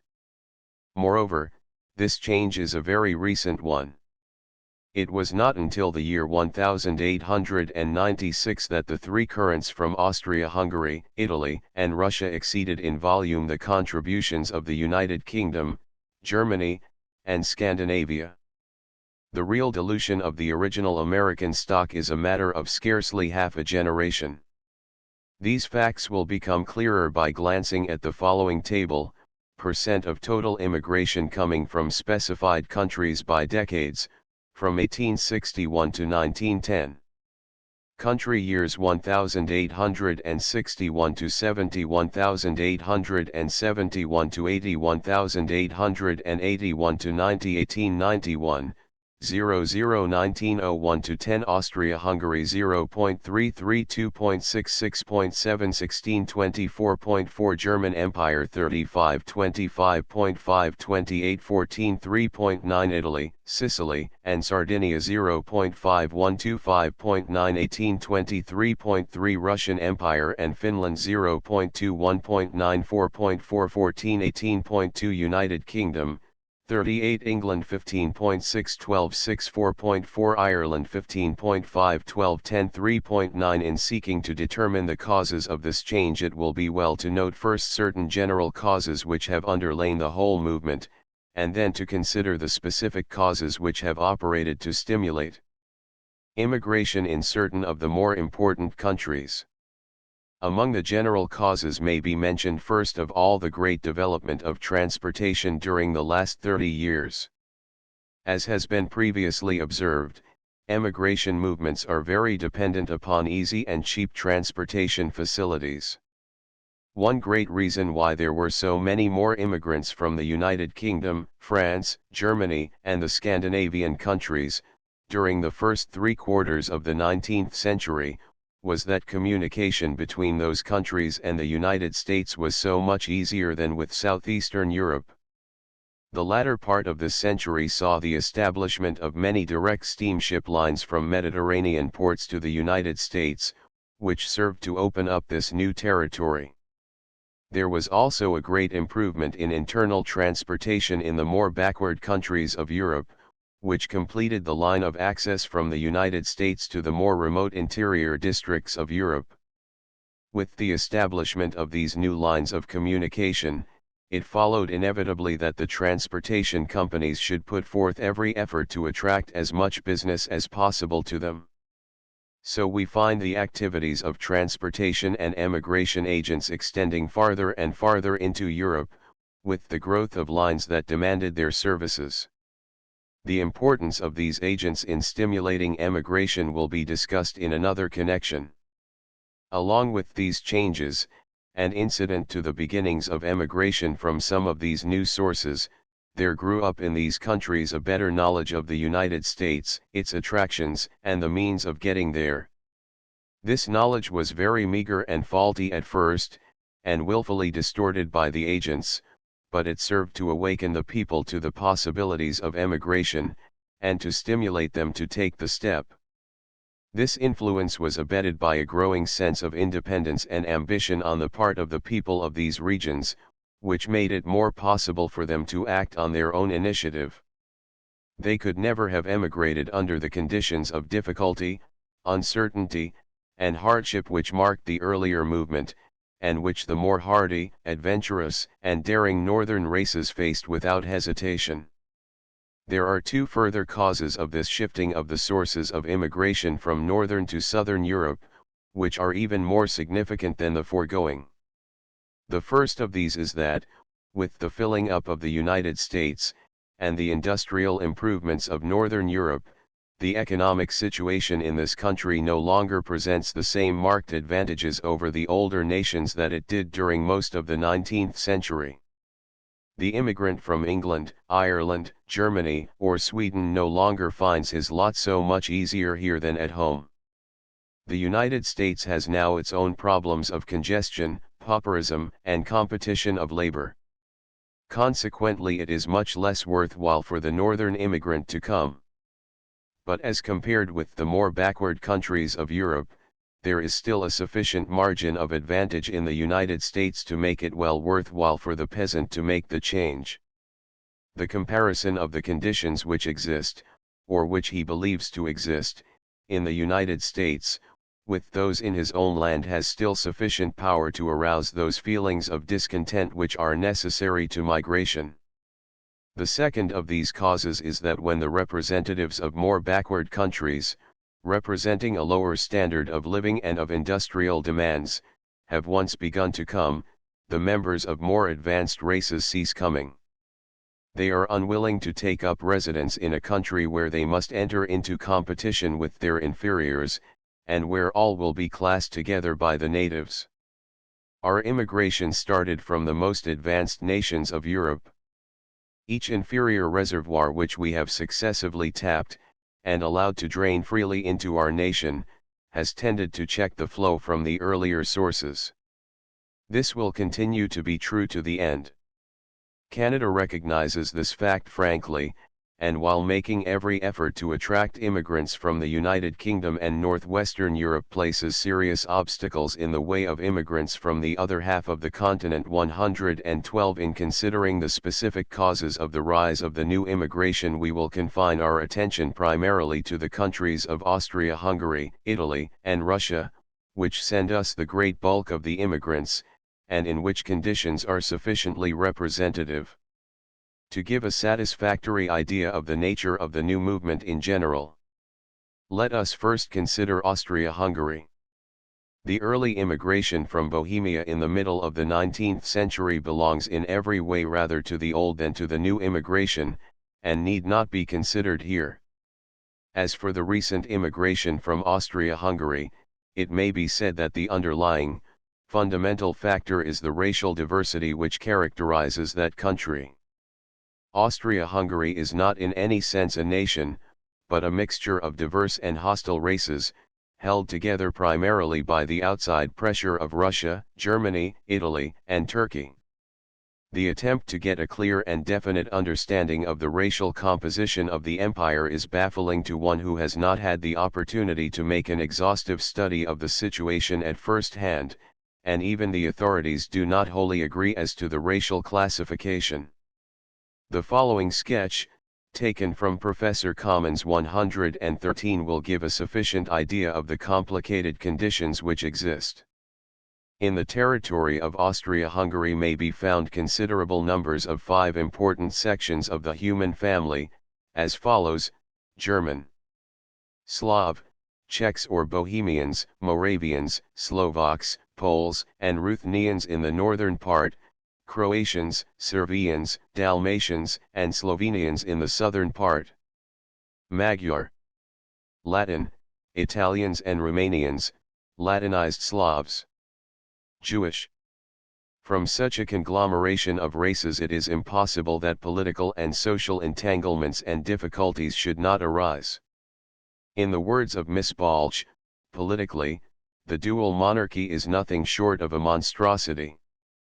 114 In general, the Germans and Magyars are the ruling element, and the Slavs are held in subjection. The former races constitute the nobility, and own the land, the latter are the peasants and laborers. The management of public and private financial affairs has largely been monopolized by the Jews, who have been more liberally treated here than in any other country of modern Europe. Along with this political inequality there has gone a pronounced economic inequality, and while universal manhood suffrage has recently been granted by the Emperor, it yet remains to be seen whether it will bring about an improvement of the economic conditions, which are the great immediate stimulus to emigration. One of the greatest blights of Austria-Hungary is the system of landlordism, and the antiquated system of landholding and agriculture, which still persists, and seriously handicaps the country in competition with more advanced nations. These economic disabilities are accompanied by various social and political disturbances. Taxes are high and fall unequally upon different classes of the population, exempting the great landowners from their fair share of the burden. The terms of military service are severe. The birth rate and death rate are both high, and the poverty, ignorance, inequality, and helplessness of the people make the overpopulation seem greater than it is. The emigration is almost wholly from the peasant class, which does not, however, represent the lowest section of the population. Below the peasant in the social scale are the cottager, the laborer, and the farm servant. We thus have, in the case of Austria-Hungary, an interesting combination of economic, political, and social causes, all resting upon racial heterogeneity. 115. Turning to Italy, we find somewhat the same combination of economic and political causes, without, however, a corresponding basis of racial diversity. It is true that the population of Italy is divided into two distinct groups, but these are also geographically separated, and the result is a dual stream of immigration, rather than a single outflow due to racial antagonism. The inhabitants of northern Italy, the North Italians as they are called, are Teutonic in blood and in appearance. Their home is in a relatively well-developed manufacturing section, and a large proportion of the emigrants are skilled artisans, and come from the cities. The southern Italians belong to the Mediterranean branch of the Caucasian race, are shorter in stature and more swarthy, and on the whole much inferior in intelligence to their northern compatriots. The majority of the emigrants are peasants from the great landed estates, accustomed to wages about one-third of those in the north. Naturally, the conditions which lead to emigration are somewhat different in the north and the south, and it is in the latter region that we are particularly interested, for, unfortunately from our point of view, the great majority of our Italian immigrants belong to the southern branch. The distinction between these two groups is so marked that for years the immigration authorities of the United States have recognized it, and have listed them separately in the statistics. In 1910 there were 192,673 South Italian immigrants to this country, and only 30,780 North Italians. The North Italians go to Argentina, Uruguay, and Brazil in about the same numbers that the South Italians come to us.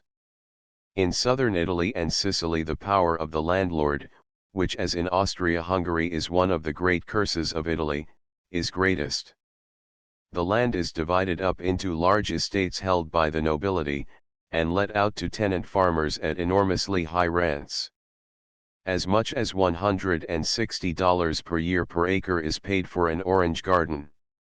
The leases are short. The wages of all classes are very low.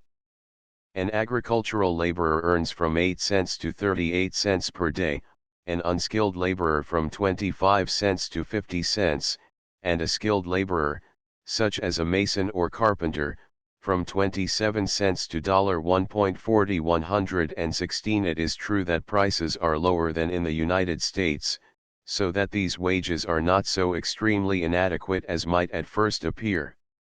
Nevertheless, the difference between prices in this country and in Italy is not nearly so great as the difference in wages, so that the wage scale is in fact much lower there.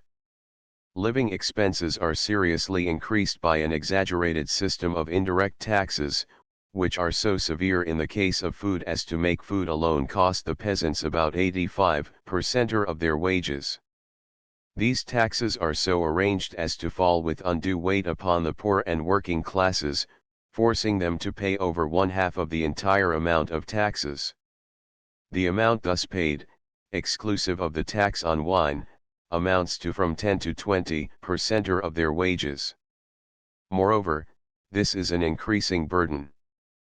Since 1870 the wealth of the country has increased 17% and taxes 30%. The Army and Navy are a tremendous drain upon the people, in two ways. First, they vastly increase the national expenditures. The money spent for this purpose amounts to 1/4 more of the national income than is spent by France or Germany, and nearly 3 times as much as by the United States. Secondly, they interfere with production, as every able-bodied peasant is required to serve in the army for a term of 2 years. Another, and more profound, cause of economic distress is found in the rapid increase of population. This is both a cause and a result of poverty, and the birth rate is highest in the poorest districts. While this high birth rate is accompanied by a high death rate, there is still difference enough between the two to bring about an extreme density of population, exceeded only by the islands of Great Britain and Japan, and the states of Rhode Island and Massachusetts, and the little country of Belgium. In such a densely populated country, where both the birth rate and death rate are high, we are almost always sure to find economic pressure and distress. 117 As a result of the foregoing conditions, the annual emigration from Italy is very heavy. In addition to the true emigration, where there is a permanent change of residence, there is a large amount of temporary or periodic migration, in which case the individual leaves his home only for a short space of time, with the fixed intention of returning. Much of this temporary emigration is directed to France and Germany, where work is obtainable during the summer season. Some of it turns toward North America, and a large amount to South America. Many Italians take advantage of the difference in seasons, and put in 2 seasons of summer work in each year, one on each side of the equator. It is estimated that about 1/3 of the total migration from Italy is of this temporary or periodic character. 118 Of the total number of immigrants to the United States from Russia, somewhat less than 1/10 are Russians. The balance are Poles, Lithuanians, Finns, Germans, and Jews. Agricultural, social, and political conditions in Russia are sufficiently well understood to make it no cause for wonder that almost any of its common citizens should be glad to leave. The Russian peasant is said to be the most oppressed in Europe, but he is also probably the most ignorant and degraded, and as yet is only beginning to learn to emigrate. There is a great reservoir there which will be ready to furnish us untold millions when the current gets well started. But so far the great stream from Russia is made up principally of other races.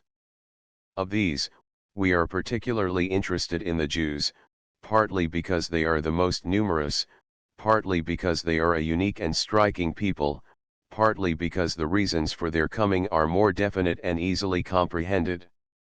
We have seen that during the Middle Ages the Jews were expelled from almost every country of Europe.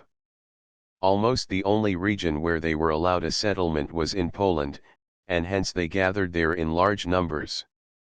Under Russian domination this has been made the pale of settlement for the Jews, and now contains about 1/3 of the 11 million people of that race in the world. Life in any other part of the empire is made practically impossible for them, and it is far from easy there. Among the other restrictions put upon the Jews during the Middle Ages was a prohibition of engaging in agriculture. But they were allowed to take usury, which was forbidden to Christians. The natural result was that they were driven almost entirely into trade, and particularly into money lending, so that those pursuits which seemed to be so well adapted to the natural proclivities of the Jews were in a sense thrust upon them. As a result the Jews in Russia are engaged primarily in the two businesses of lending money and selling liquor. When the Russian serfs were liberated in 1861, and left in a most helpless state without either capital or land, the Jews became their merchants, middlemen, and usurers. It was perfectly natural that the ignorant peasant should come to blame the money lender and the saloon keeper for evils which were really due to the wretched political, social, and economic organization, but of which they seemed to be the immediate agents. There is reason to believe that the government encouraged this popular antipathy toward an unpopular race for the sake of diverting the indignation of the masses from itself. Certain it is that the attitude of the government has been most hostile to the Jews. In 1881 this antagonism culminated in a series of terrible anti-Semitic riots, and then began the exodus to America. In the next year, 1882, were passed a set of laws, known as the May Laws, which, with other subsequent ones of a similar nature, have made existence for the Jews almost intolerable in the Russian Empire. These laws, inspired largely by the Greek Orthodox Church, have made it impossible for the Jew to foreclose a mortgage or to lease or purchase land. He cannot do business on Sundays or Christian holidays, he cannot hold office, he cannot worship or assemble without police permit, he must serve in the army, but cannot become an officer, he is excluded from schools and universities, he is fined for conducting manufactures and commerce, he is almost prohibited from the learned professions. 119 The press is against them. Here in America we hear of only the climaxes of this persecution, but the oppression is constant and untiring. Is it any wonder that the Jews seek relief in flight? It will become evident from time to time that our Jewish immigration is in many respects unique, and stands as an exception to many of the general principles which one might lay down concerning immigration. So in respect to the causes of their emigration it is not surprising to find a situation somewhat different from other branches of the new immigration, or from any other immigration, in fact. The Jews have always been a peculiar people, and religion has played a larger part in their history than in the case of probably any other modern people. The persecutions to which they have been subjected from age to age have had religious diversity as their ostensible and obvious, if not always their only, motive. And in the modern emigration from Russia, while the oppression under which they suffer touches almost every phase of their life, and imposes numberless economic handicaps, it rests ultimately upon religious grounds. Russia is the only modern country from which numerous emigrants are driven by actual persecution, though it is said that Romania has within the last 10 years passed anti-Jewish laws more stringent than those of Russia. Conditions in Austria-Hungary and Italy, and to a less extent in Russia, may be taken as typical of the circumstances which prevail in other countries of Southern and Eastern Europe, and Asia Minor, from which our new immigrants come. In Bulgaria the following four particular reasons have been assigned for emigration. 1.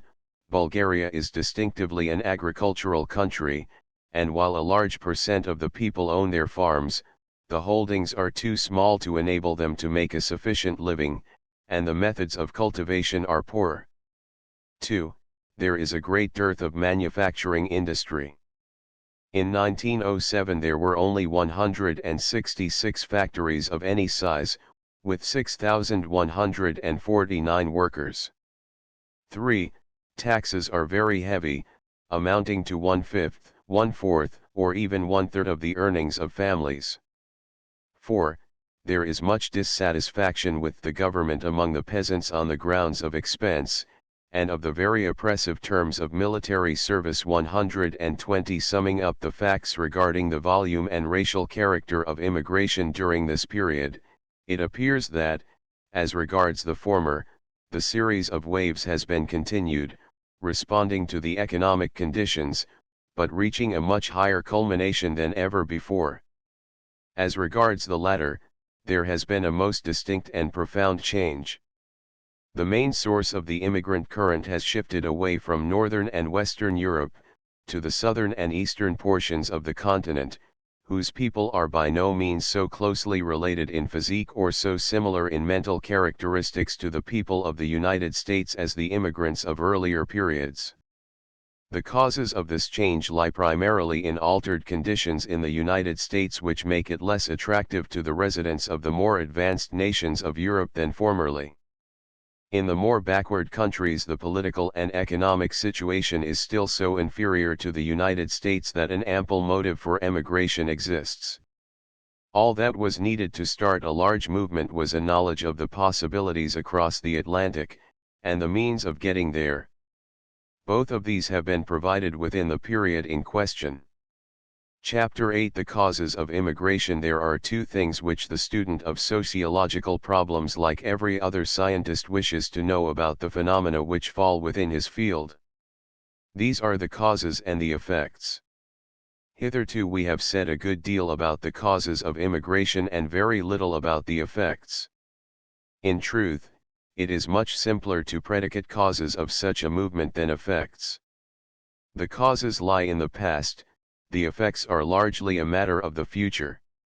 It is possible to state with a fair degree of certainty what are the causes of the modern immigration to the United States.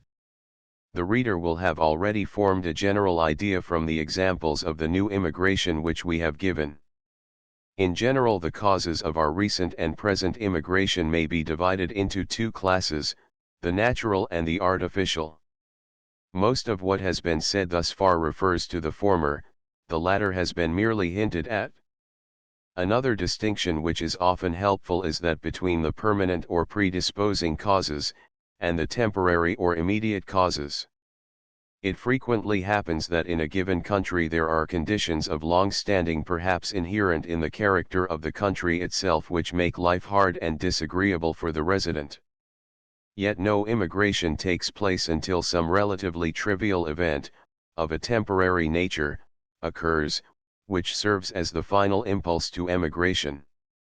To the superficial view, this temporary event appears as the cause of emigration, when in point of fact its weight in the total amount of dissatisfactions is insignificant. 121. The natural causes of immigration at the present time lie primarily in the superiority of the economic conditions in the United States over those in the countries from which the immigrants come. Modern immigration is essentially an economic phenomenon. Religious and political causes have played the leading part in the past, and still enter in as contributory factors in many cases. But the one prevailing reason why the immigrant of today leaves his native village is that he is dissatisfied with his economic lot, as compared with what it might be in the New World. The European peasant comes to America because he can or believes he can secure a greater return in material welfare for the amount of labor expended in this country than in his homeland. This fact is recognized by practically all careful students of the subject, and is frequently emphasized in the recent report of the Immigration Commission. It is worthy of notice, also, that the changes which affect the volume of the immigration current, and cause those repeated fluctuations which we have observed, are changes in the economic situation in this country, rather than in the countries of source. A period of good times in this country attracts large numbers of immigrants by promising large rewards for labor. An industrial depression checks the incoming current, and sends away many of those who are here. This is probably accounted for by the fact that economic conditions in this country are subject to greater oscillations than in European countries, which are relatively static, rather than dynamic. An example of the opposite condition is furnished by the Irish emigration of the middle of the 19th century, when a great economic disaster in the country of source occasioned a large increase in emigration. This relation between the economic situation in this country and the volume of immigration has been worked out statistically by Professor Commons, and is presented in graphic form in a table in his book, Races and Immigrants in America, opposite page 64. In this table he takes imports as an index of the prosperity of the United States and shows how closely the curve representing immigration follows the curve of imports per capita. If he could have taken account of the departing aliens as well, the showing would probably have been still more striking. The search for the reasons for this economic superiority of the United States involves an investigation too complicated and extensive to be undertaken in the present connection.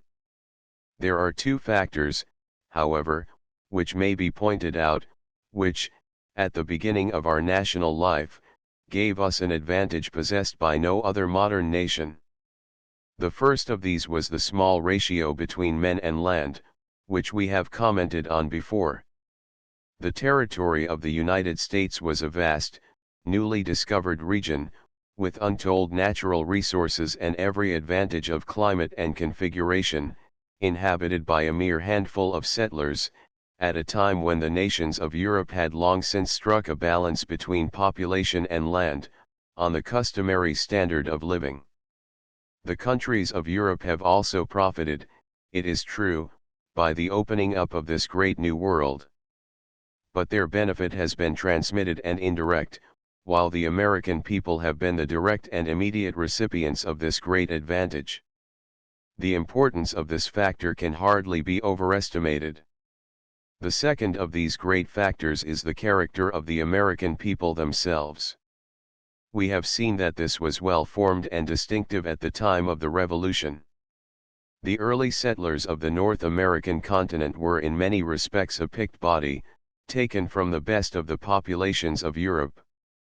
Their descendants were also subjected to the stern selective processes of the struggle with, and conquest of, the wilderness, and the establishment of their own economic and political independence.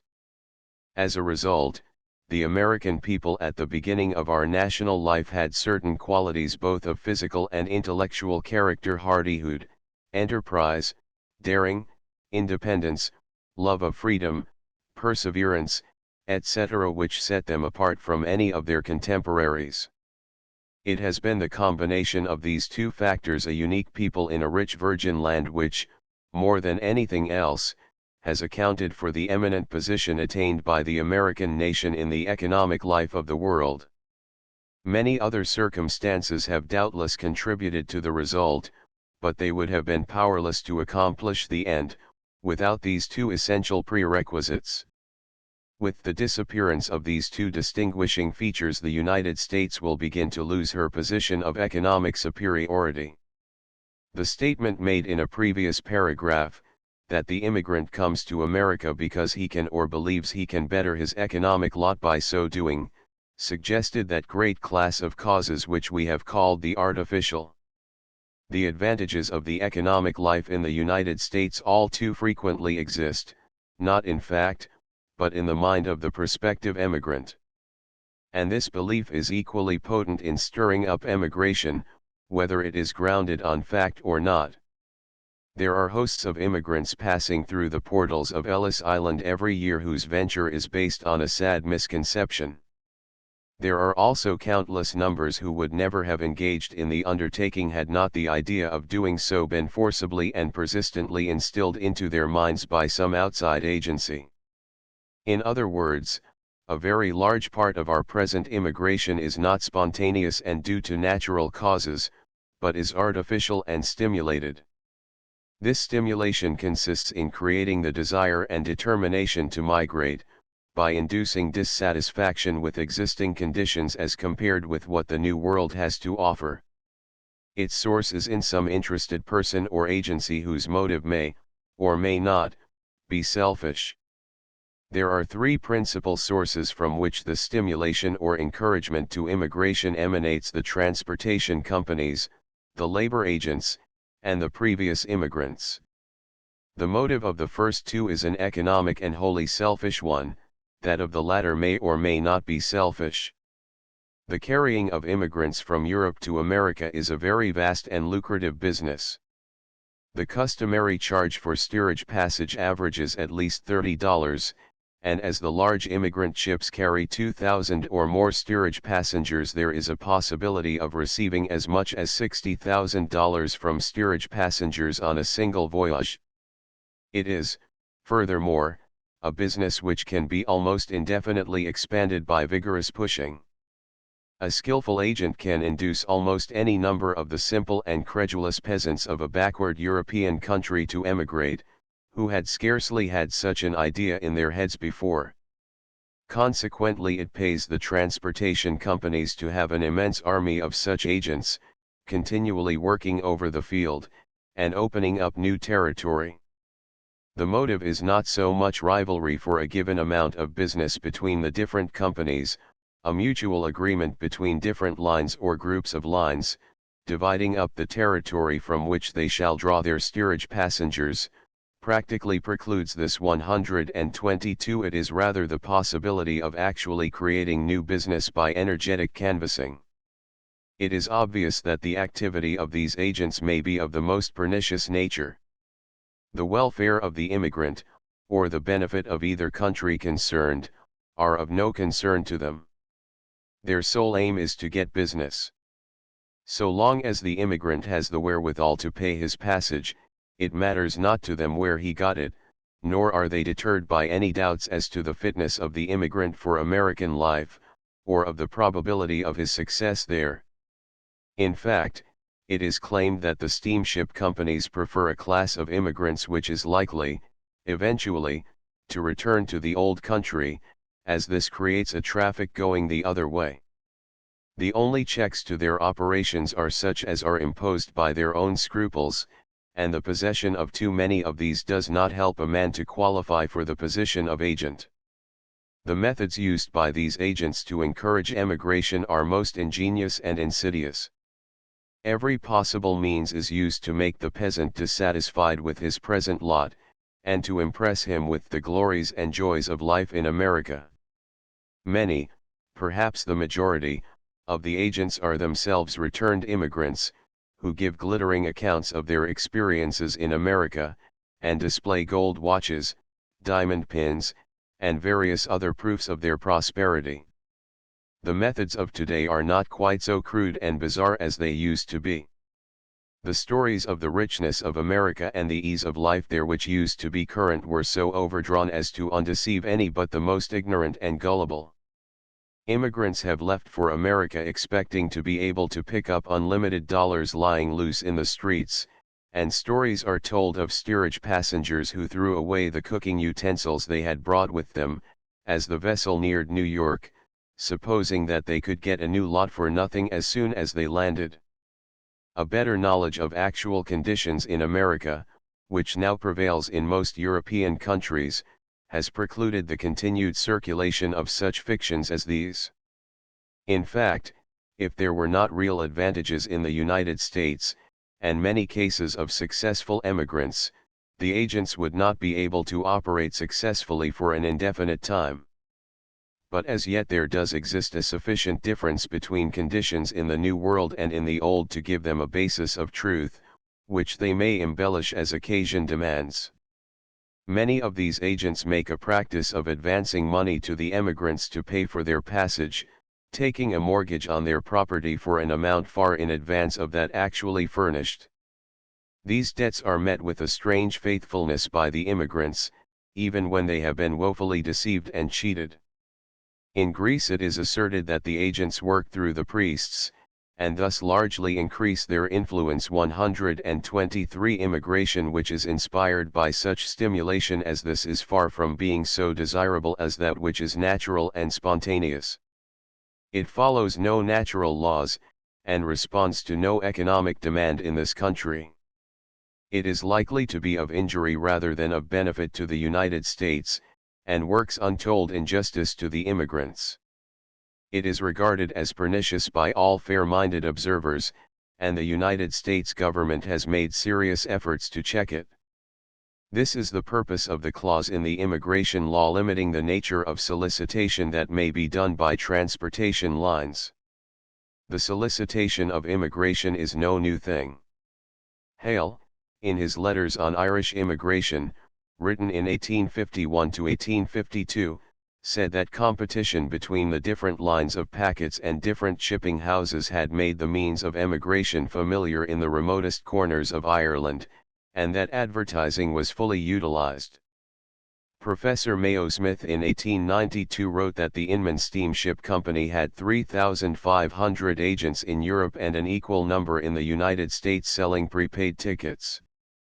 In Switzerland in 1885 there were 400 licensed emigration agents. 124 The laws passed since then have forced the agents to proceed more cautiously, and conceal their activities. They have not put a stop to their operations. These emigration agents are by no means all accredited representatives of the steamship lines over which they send their recruits. There are, to be sure, plenty of official agents of the various transportation companies, who are openly acknowledged as such. The region around the harbor, in many of the Mediterranean seaports, is thronged with steamship ticket offices, often flying the American flag, and with emigration agencies, and the line between the two is frequently very difficult to draw. But the traveling agents, or runners, are often freelances as far as appearances go. It is very hard to establish any connection between them and any transportation company. Yet all who have investigated the subject are convinced that there is a close understanding and cooperation between the two, even if there is no official relation.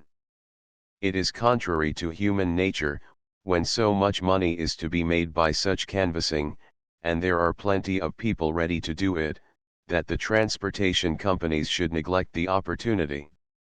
On this subject the Immigration Commission says, it does not appear that the steamship lines as a rule openly direct the operations of these agents, but the existence of the propaganda is a matter of common knowledge in the emigrant furnishing countries, and, it is fair to assume, is acquiesced in, if not stimulated, by the steamship lines as well.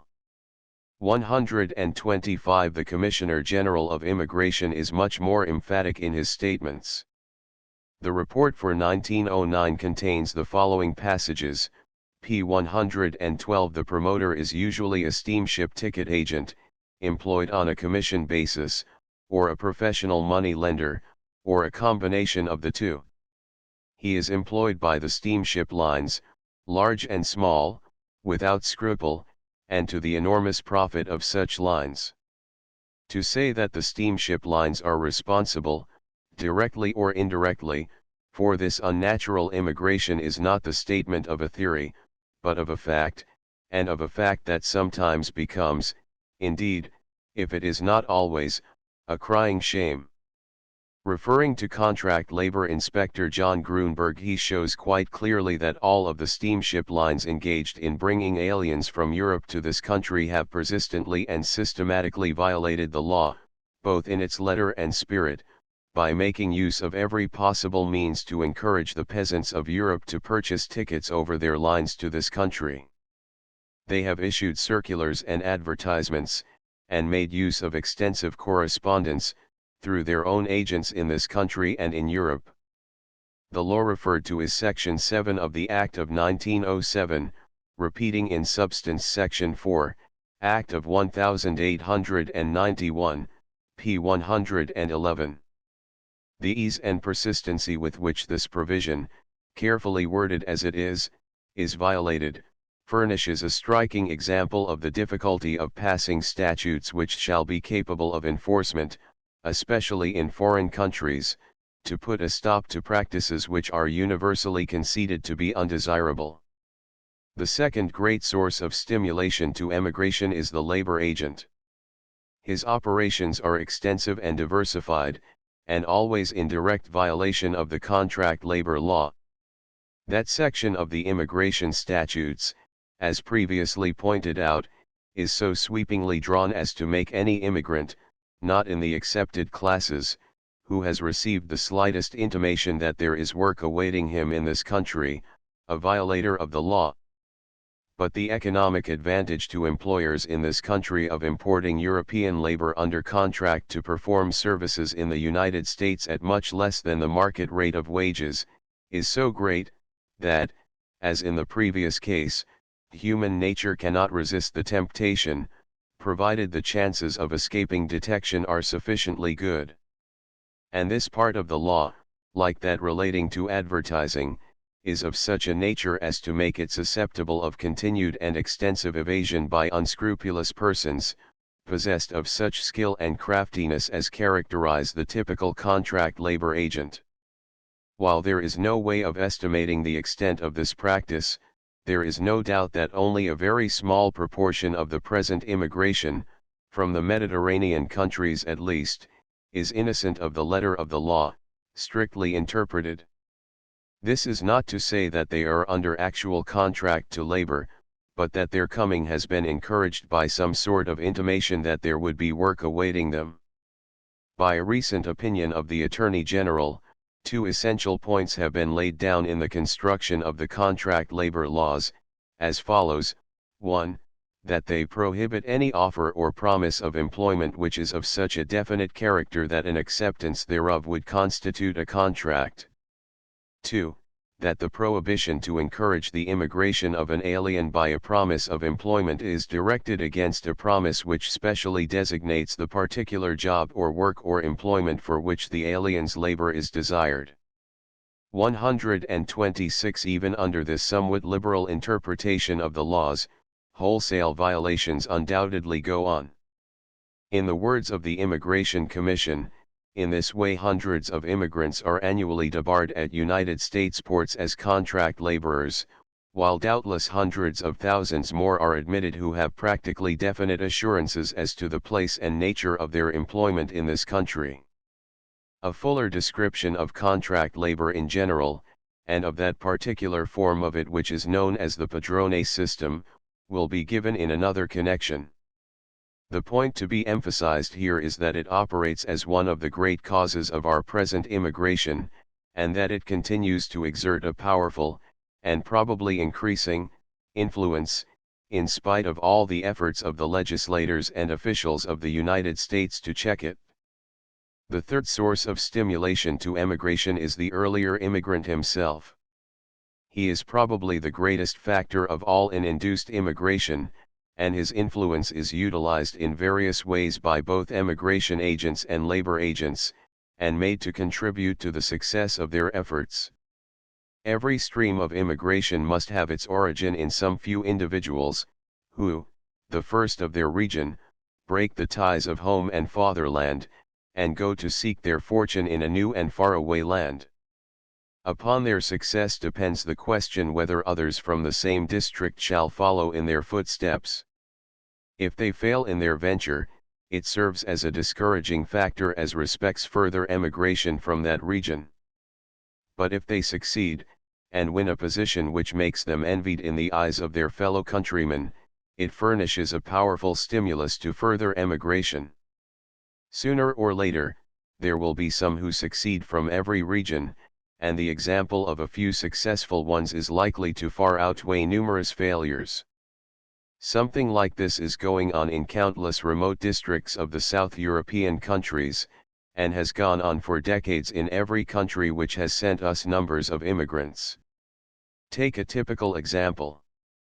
Some Slav peasant, in a little village of Austria-Hungary, of a more ambitious and adventurous disposition than most of his fellows, hears of the opportunities in America, and being dissatisfied with his present lot, decides to try his fortune in the New World. His first job is in a mine in some small town of Pennsylvania. Accustomed as he is to a low standard of living, he is able to save a considerable part of the wages which seem munificent to him. From time to time he writes letters home, telling of his prosperity. Eventually he saves up enough to purchase a little store or saloon. Of course there will be a letter telling about that. These letters are wonderful documents in the eyes of his friends and relatives at home. Correspondence does not flourish in these regions, and the receipt of any letter is a matter of great importance. The arrival of a message from across the sea creates an impression which it is almost impossible for an American to comprehend. The precious missive is read aloud in the coffee houses, and passed from hand to hand throughout the village. It may even travel to neighboring hamlets, and make its impression there. The neighbor in America, and his career, become the foremost topic of conversation for miles around. In time all this has its effect. A small group of the original emigrants' former neighbors resolve to try their luck too. The most natural thing, of course, is for them to go to the place where their friend is. He helps them to find work, tides them over difficulties, and in various ways makes their life easier and simpler than his had been. Each of these newcomers also writes letters home, which go through the same round, and add to the growing knowledge of America, and the discontent with European life in comparison. Once started, the movement grows with great rapidity, and the letters from America increase in geometrical proportion. Other nuclei start up in other places, recruits are drawn from more distant villages, and the first little trickling stream becomes a swelling tide. This is what has come to be known as the chain letter system. Multiplied by hundreds of thousands, the foregoing example serves to illustrate the irresistible network of communications which is drawing the peasants of Europe to every part of the United States. This is recognized by all authorities as probably the most powerful single factor in stirring up emigration from such countries as Italy, Austria-Hungary, Greece, Bulgaria, etc. Its effect has been graphically described by a Greek writer in the following words: such a one, from such a village, sent home so many dollars within a year, is heard in some village or city, and this news, passed like lightning from village to village and from city to city, and magnified from mouth to mouth, causes the farmer to forsake his plough, the shepherd to sell his sheep, the mechanic to throw away his tools, the small grocer to break up his store, the teacher to forsake his rostrum, and all to hasten to provide passage money, so that they may embark, if possible, on the first ship for America, and gather up the dollars in the streets before they are all gone. 127. This is a perfectly natural influence, and obviously beyond the power of any legislation to check, even if that were desirable. When inspired merely by a friendly interest in the home neighbors, a desire to keep in touch with them, and a little personal vanity, it is probably the most harmless of any of the forms of stimulation. When, as all too frequently happens, the underlying motive is sinister and selfish, it becomes a source of the greatest deceit and injustice. When the pioneer emigrant returns to his native village, after some years of prosperous life in America, his influence and importance are unbounded. He becomes in truth the observed of all observers. Groups of interested listeners and questioners gather round him wherever he goes, and hang on his words in breathless awe. His fine, strange clothes, his sparkling jewelry and gold watch, his easy, worldly manners, all arouse the greatest admiration. He has to tell over and over again the story of his career, and describe the wonders of that faraway land. If such a one is returning to the United States, it takes no urging on his part to induce a number of his countrymen to accompany him. They are fairly clinging to the skirts of his garments, to be taken back. Even if he has come home to remain, his constant example is there to inspire the youth of the village to follow in his path. So the visit home and the returned immigrant add their weight to the influence of the stream of letters. How universal this condition has become is evidenced by the fact that in 1909 only 6.3% of all the immigrants admitted to the United States were not going to join either relatives or friends. According to their statement, in 1910 the percentage was only 4.9. In 1912 it rose to 7.5. About 6 times as many go to join relatives as friends. Many of the letters from America contain remittances from the immigrants to their friends and relatives at home. Often these remittances take the form of prepaid tickets 128 complete from some European center or port to the city in America, where the sender is waiting. Then their influence is absolutely irresistible. The transportation companies make every effort to make the passage as simple as possible, and railroad companies in this country make special immigrant rates, to be used in connection with such tickets. A large part of the induced immigration of the present day is also assisted immigration. It is a perfectly natural thing that an immigrant in this country should wish to be joined by certain of his relatives on the other side, and, if he is able, should send them the means to come. This has always been done. In the middle of the 19th century E. Hale wrote that a large part of the letters from Irish to their friends in this country consisted in acknowledgments of remittances, and requests for more. The remittances in 1850 are said to have amounted to about $4.5 million. Prepaid tickets were also in use at that date. It is manifestly impossible to estimate correctly the extent of this business at the present time. According to the official reports, in 1910, 72.5% of the immigrants had paid for their own tickets, 26.5% had their tickets paid for by a relative, and 1% by someone other than self or relative. But this showing rests solely upon the immigrant's own statement, and is undoubtedly an underestimate. The suspicion of immigrants whose passage is paid for them, which characterizes our law, leads many to practice deceit in this matter. For instance, it is almost impossible to believe that all but 5.4% of the Greeks had paid their own passage. An examination of the figures shows that there is a larger proportion of passages paid by someone besides the immigrant among the old immigration than among the new. This is explained by the fact that the old immigration has more of a family character, and that immigrants are sending for wives and children.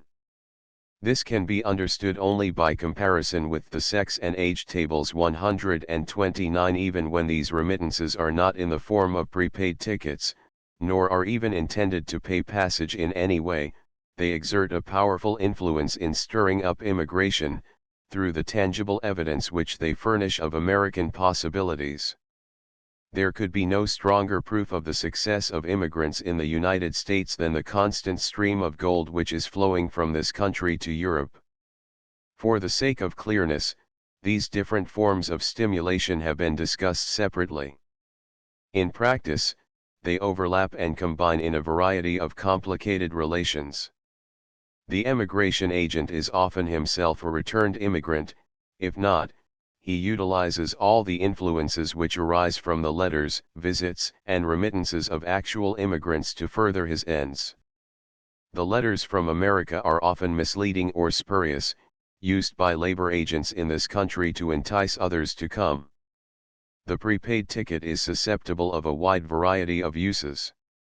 Assistance to emigrants is often furnished, not by well-disposed friends and relatives, but by loan sharks, whose motives are wholly selfish, and whose sole aim is to secure usurious rates of interest for sums advanced, which are amply protected by mortgages.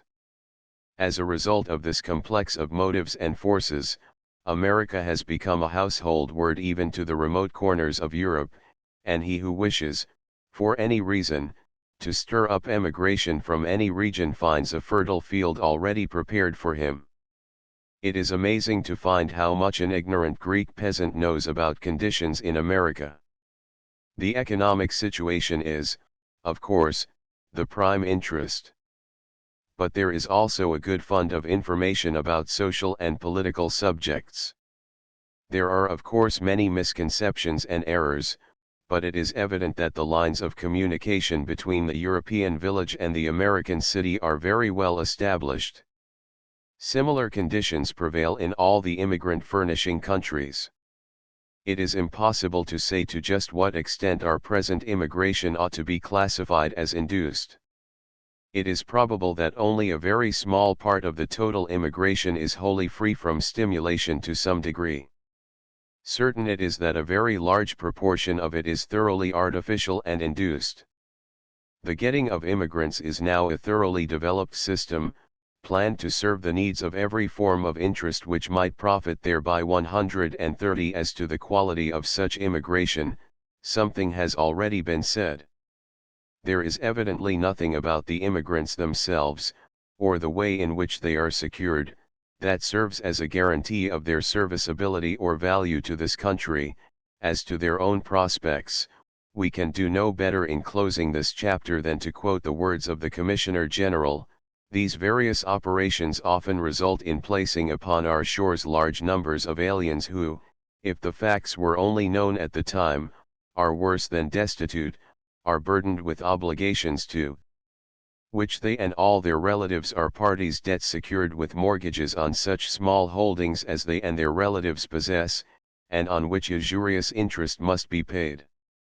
Pitiable indeed is their condition, and pitiable it must remain unless good fortune accompanies the alien while he is struggling to exist and is denying himself the necessaries of decent living in order to clear himself of the incubus of accumulated debt. If he secures and retains employment at fair wages, escapes the wiles of that large class of aliens living here who prey upon their ignorant compatriots, and retains his health under often adverse circumstances, all may terminate well for him and his. If he does not, disaster is the result to him and them. 131. Chapter 9 The Effects of Immigration. Conditions of embarkation and transportation. It was remarked in an earlier paragraph that the effects of immigration were largely a matter of the future. This may have seemed like too sweeping a statement. Yet it will prove true upon consideration. In the case of the old immigration there are, to be sure, certain immediate and superficial effects which may be postulated with a fair degree of certainty. As an example, we may be reasonably sure that the old immigration has increased the proportion of Irish, German, and Scandinavian blood in the composite American people. But as to the ultimate effects of this movement upon the social, religious, moral, and economic aspects of our national life, we can, at best, hazard only a forecast. The reason is that the effects have not transpired as yet. One of the commonest errors of writers on sociological topics is to allow too little time for the action of social forces. We are inclined to think that the effects of a certain social phenomenon, which we are able to detect in our lifetime, are the permanent and final effects. We forget that these matters may require many generations to work themselves out. No better illustration of this could be asked for than that furnished by the case of the Negroes in the United States. The importation of these people began many generations ago. To our ancestors it undoubtedly seemed a perfectly natural thing to do, and for centuries it did not occur to anybody to even question its rightfulness or its expediency. When objections began to be raised, they were feeble and easily put aside. But at last the presence of this peculiar class of people in the country involved the nation in a terrible and bloody conflict, which worked irreparable injury to the American stock by the annihilation of the flower of Southern manhood, and left us a problem which is probably the greatest one before the American people today, one which we have hardly begun to solve. There is much of similarity between the case of the Negroes and that of the modern immigrants. To be sure, the newcomers of today are for the most part white-skinned, instead of colored, which gives a different aspect to the matter. Yet in the mind of the average American, the modern immigrants are generally regarded as inferior peoples, races which he looks down on, and with which he does not wish to associate on terms of social equality. Like the Negroes, they are brought in for economic reasons, to do the hard and menial work to which an American does not wish to stoop. 132 Even in the case of the old immigration, then, the effects are largely in the future. In the case of the new immigration they are almost wholly so. We have seen that in regard to racial stock the new immigration has been predominant for scarcely half a generation. There are a number of circumstances besides this which make the immigration problem practically a new one. Certain of the most important factors which condition it, and many of the aspects which it presents to the public mind, are new to the men of this generation. The verification of this statement is to be found in the following pages. In the present connection it must suffice merely to suggest the circumstances in which these differences may be looked for. These may be grouped under 6 main heads, as follows: 1. The racial stock of the immigrants, 2. The volume of the immigration current, 3. The distribution of immigrants in the United States, 4. The economic conditions of this country, 5. The native birth rate, 6. The quality of the immigrants. If the effects of immigration are mainly in the future, the discussion of them must be, for the most part, theoretical. It is a discussion of something which is going to happen, or which is likely to happen, not of something that has happened. This gives it an element of uncertainty and speculation which is not wholly desirable in a scientific study. Yet this is the phase of the subject which is by far the most interesting and important to the average American citizen who wants to know how this great sociological phenomenon is going to affect him, and his country, and his relatives and friends. His attitude toward the question will depend upon what he believes these effects will be. If it appears to him that immigration will benefit himself, his country, the immigrants, or humanity in general, he will favor it. If his belief is to the contrary, his attitude will be one of opposition. Since there is no certainty as to what the effects will be, the arguments about immigration are largely composed of attempts to prove that certain effects have transpired, or to demonstrate that they will transpire. As a consequence, it comes about that the discussion of the effects of immigration practically resolves itself into a consideration of the arguments for and against immigration, and it will be so treated, for the most part, in the following chapters. There are three classes of effects of immigration which may be clearly distinguished, and which will interest different persons in different degrees. These are the effects upon the United States, the effects upon the countries of source, and the effects upon the immigrants themselves. The second and third of these interest the American citizen only as he is open to broad humanitarian considerations. The first touches him directly, and may have an intimate bearing on his personal and selfish interests and pursuits. If a seemingly disproportionate space is given in this volume to effects in general, and effects upon the United States in particular, it is because this is the vital and imperative part of the whole subject to the people of this nation. Although the effects of immigration are largely a matter of speculation and debate, one step may be taken which will help to make the deductions arrived at as reliable as is possible under the circumstances.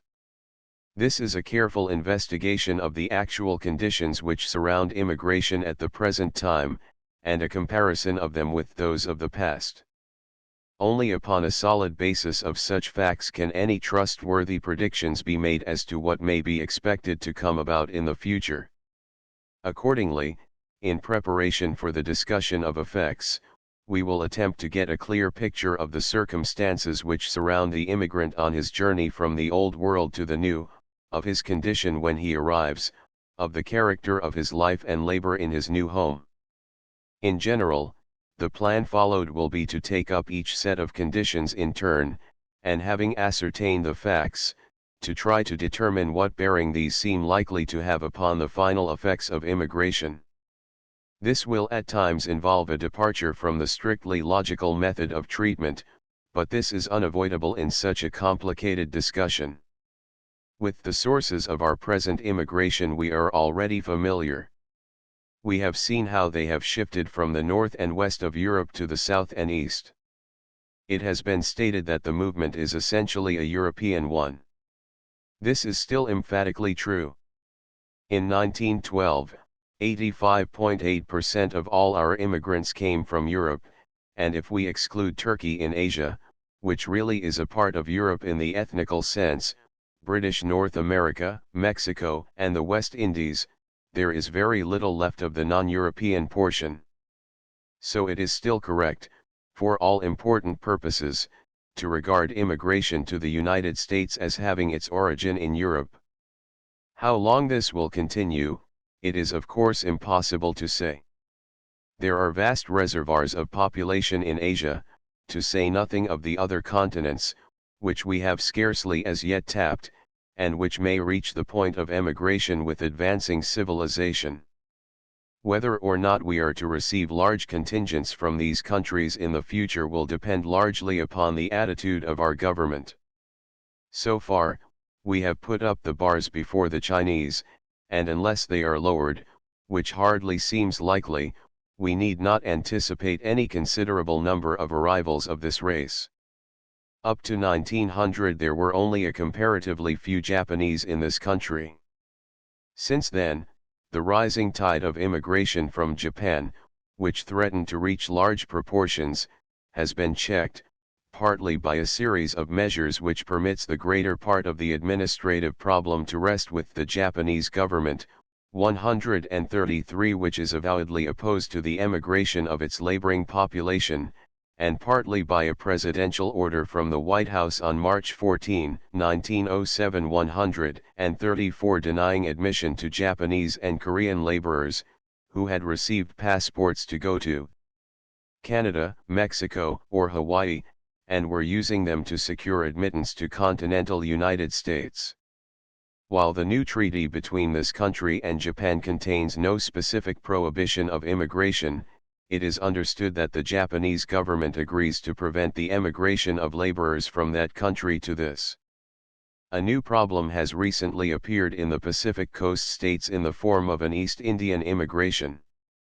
The manifestly undesirable character of this immigration, however, has led the immigration officials in the Pacific seaports to apply the law to members of this race with the greatest strictness, so that most, if not all, of the Hindu laborers applying for admission have been debarred on the grounds of belief in polygamy, liability to become a public charge, or some other provision of the statutes. A similar attitude on the part of the Canadian immigration officials has been of assistance in stopping at the outset what might have grown into a very important current of immigration 135. Whatever the future may bring forth, then, our immigration at present springs from European sources 136. Every country on the continent furnishes its contingent, large or small. From the cities, towns, and villages, most of all from the rural sections, even to the most remote corners of the back districts, they come, inspired with great hopes by the emigration agents and the labor contractors, aided by friends or relatives or future employers on the other side. Homes and property are mortgaged, the labor of their bodies, even their very souls, are pledged, to pay their passage. Wives, children, and sweethearts are left behind. On foot, on donkey back, in rude carriages and wagons, they travel till the nearest railroad station is reached. The way is made as easy as possible for them, through the agency of interested parties, who profit by their coming. The prepaid ticket avoids much confusion and perplexity. Friends are awaiting them on the other side. In every large group there are almost certain to be some who have been over the road before. All the emigrant needs to do is to allow himself to be passed along submissively from one stage to another, provided he has the money to pay. For those who make the way easy must have an ample recompense. As the seacoast and the port of embarkation draw near, the groups of emigrants increase in size by constant additions. In the important emigration ports they arrive by thousands during the busy season. The provisions for their entertainment, while awaiting the sailing of the vessel upon which they are to embark, differ in different ports. In many ports they are required to put up in the cheap hotels and lodging houses, which, in such cases, abound in the neighborhood of the harbor. In other ports, the steamship companies maintain extensive emigrant stations, where emigrants are lodged and cared for while awaiting transportation. Probably the most elaborate of these is the emigrant village of the Hamburg American Line, at Hamburg. This is located on the left bank of the Elbe, completely segregated from the city, and is designed to receive only immigrants from countries where the standard of health is low. It consists of about 25 buildings, and accommodates 5,000 persons.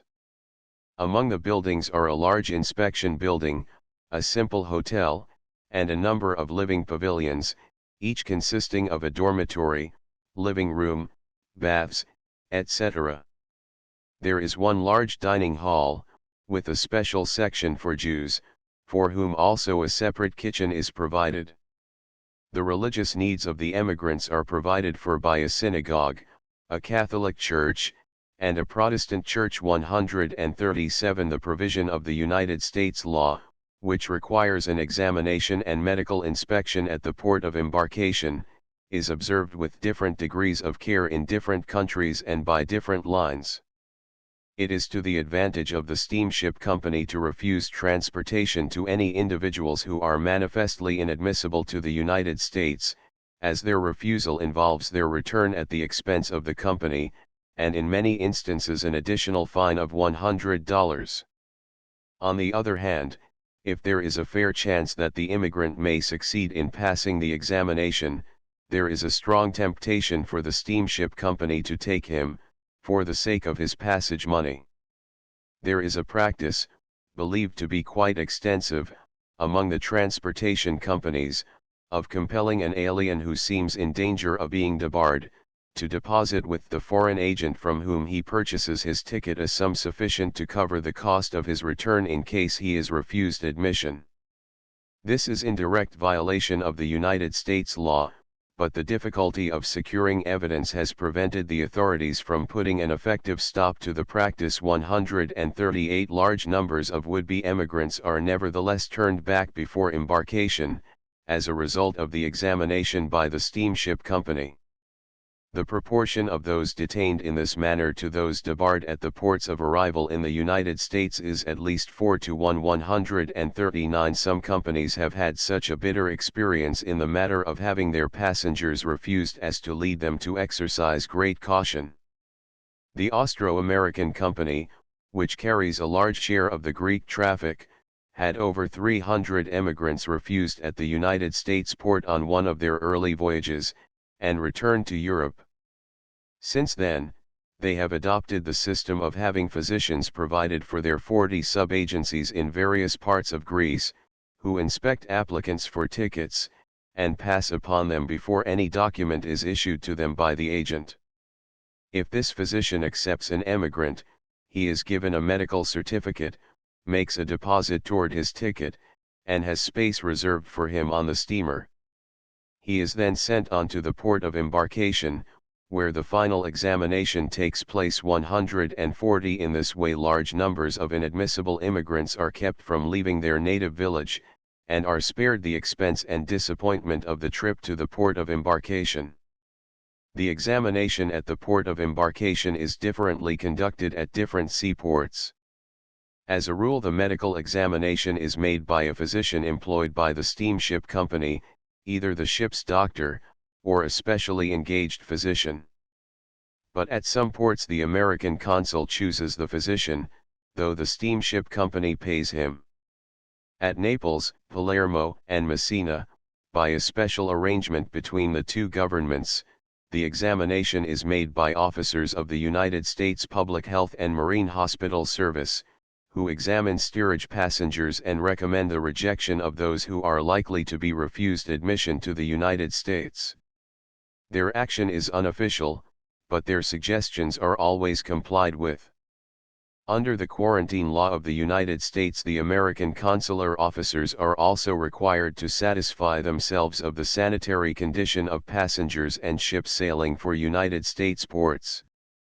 In addition to the medical examination, a long list of questions is put to the immigrant, in accordance with the requirements of the United States law.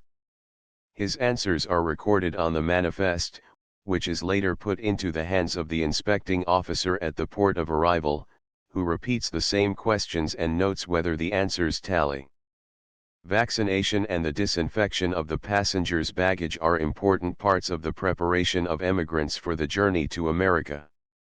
The differing degree of care exercised in this examination at the different ports is indicated by the fact that the proportion of immigrants refused at the port of arrival for medical causes, to the total number embarked from the different ports, varies from 1 to 163 at the Piraeus and 1 to 165 at Bremen, to 1 to 565 at Antwerp and 1 to 597 at Fiume.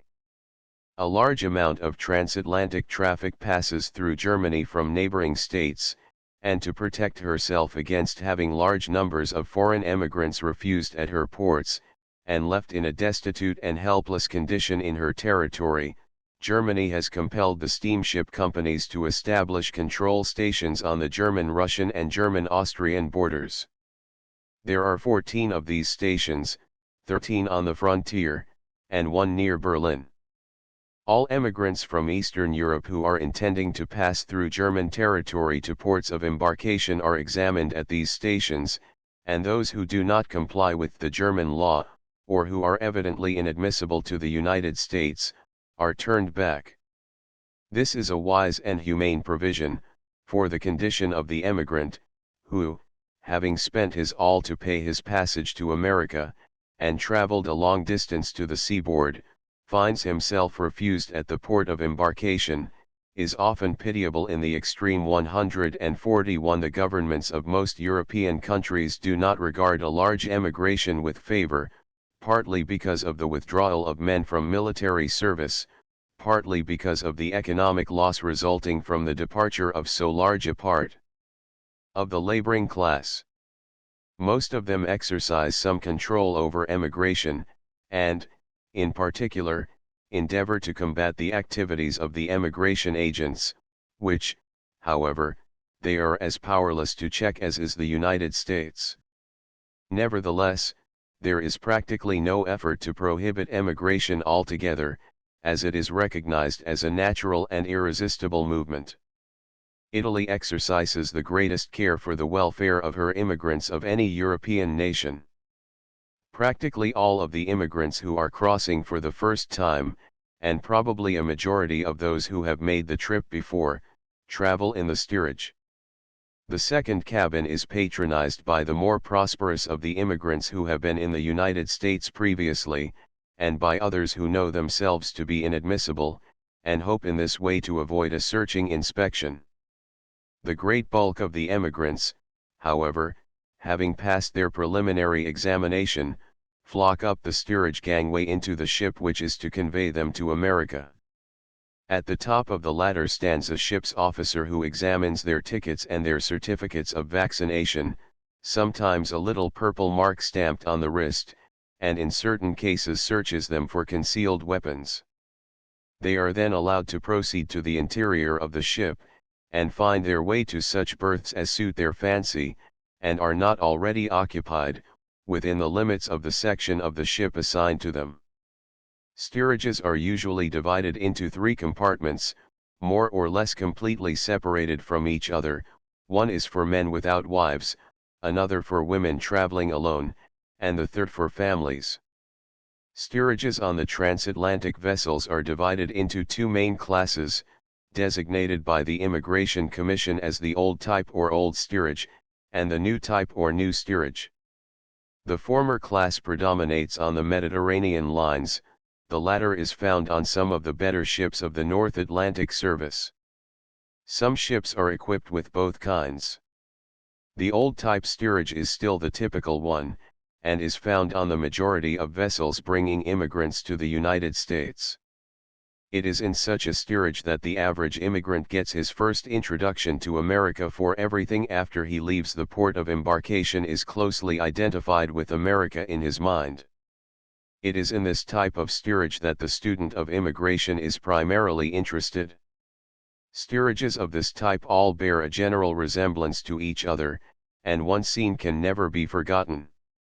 Imagine a large room, perhaps 7 feet in height, extending the entire breadth of the ship, and about 1/3 of its length. The floor and ceiling are sometimes of iron, but more often of wood. Through the center of the room, very probably, descends the shaft to the hold. This room is filled with a framework of iron pipes, with only sufficient space left to serve as aisles or passageways. This framework is so constructed as to form a series of berths or bunks, adjoining each other laterally, and in 2 tiers vertically. The dimensions of these berths are usually about 6 feet by 2, with approximately 2½ feet between berths, and about the same space between the lower berth and the deck below, and the upper berth and the deck above. In each berth a network of strap iron serves for the support of a coarse mattress, upon which a pillow and a cheap blanket are the only bedding. Often a life preserver takes the place of the pillow. Thus the room is filled with a double layer of beds, with only space enough between for the passengers to reach them. On some of the older ships wooden bunks may still be found. Such a room will sometimes accommodate as many as 300 passengers, and is duplicated in other parts of the ship, and on the successive decks upon which immigrants are carried. In their provisions for steerage passengers, most transportation lines aim to trim as close to the minimum requirements of the law as possible. The immigrant carrying business is a purely money-making enterprise, and humanitarian considerations have no place in it. The good effects which might result from free competition are practically eliminated by the recent agreement dividing territory, which has been mentioned above. 142 There is no other force to compel transportation companies to go one whit beyond the legal requirements in an effort to make their steerage passengers comfortable.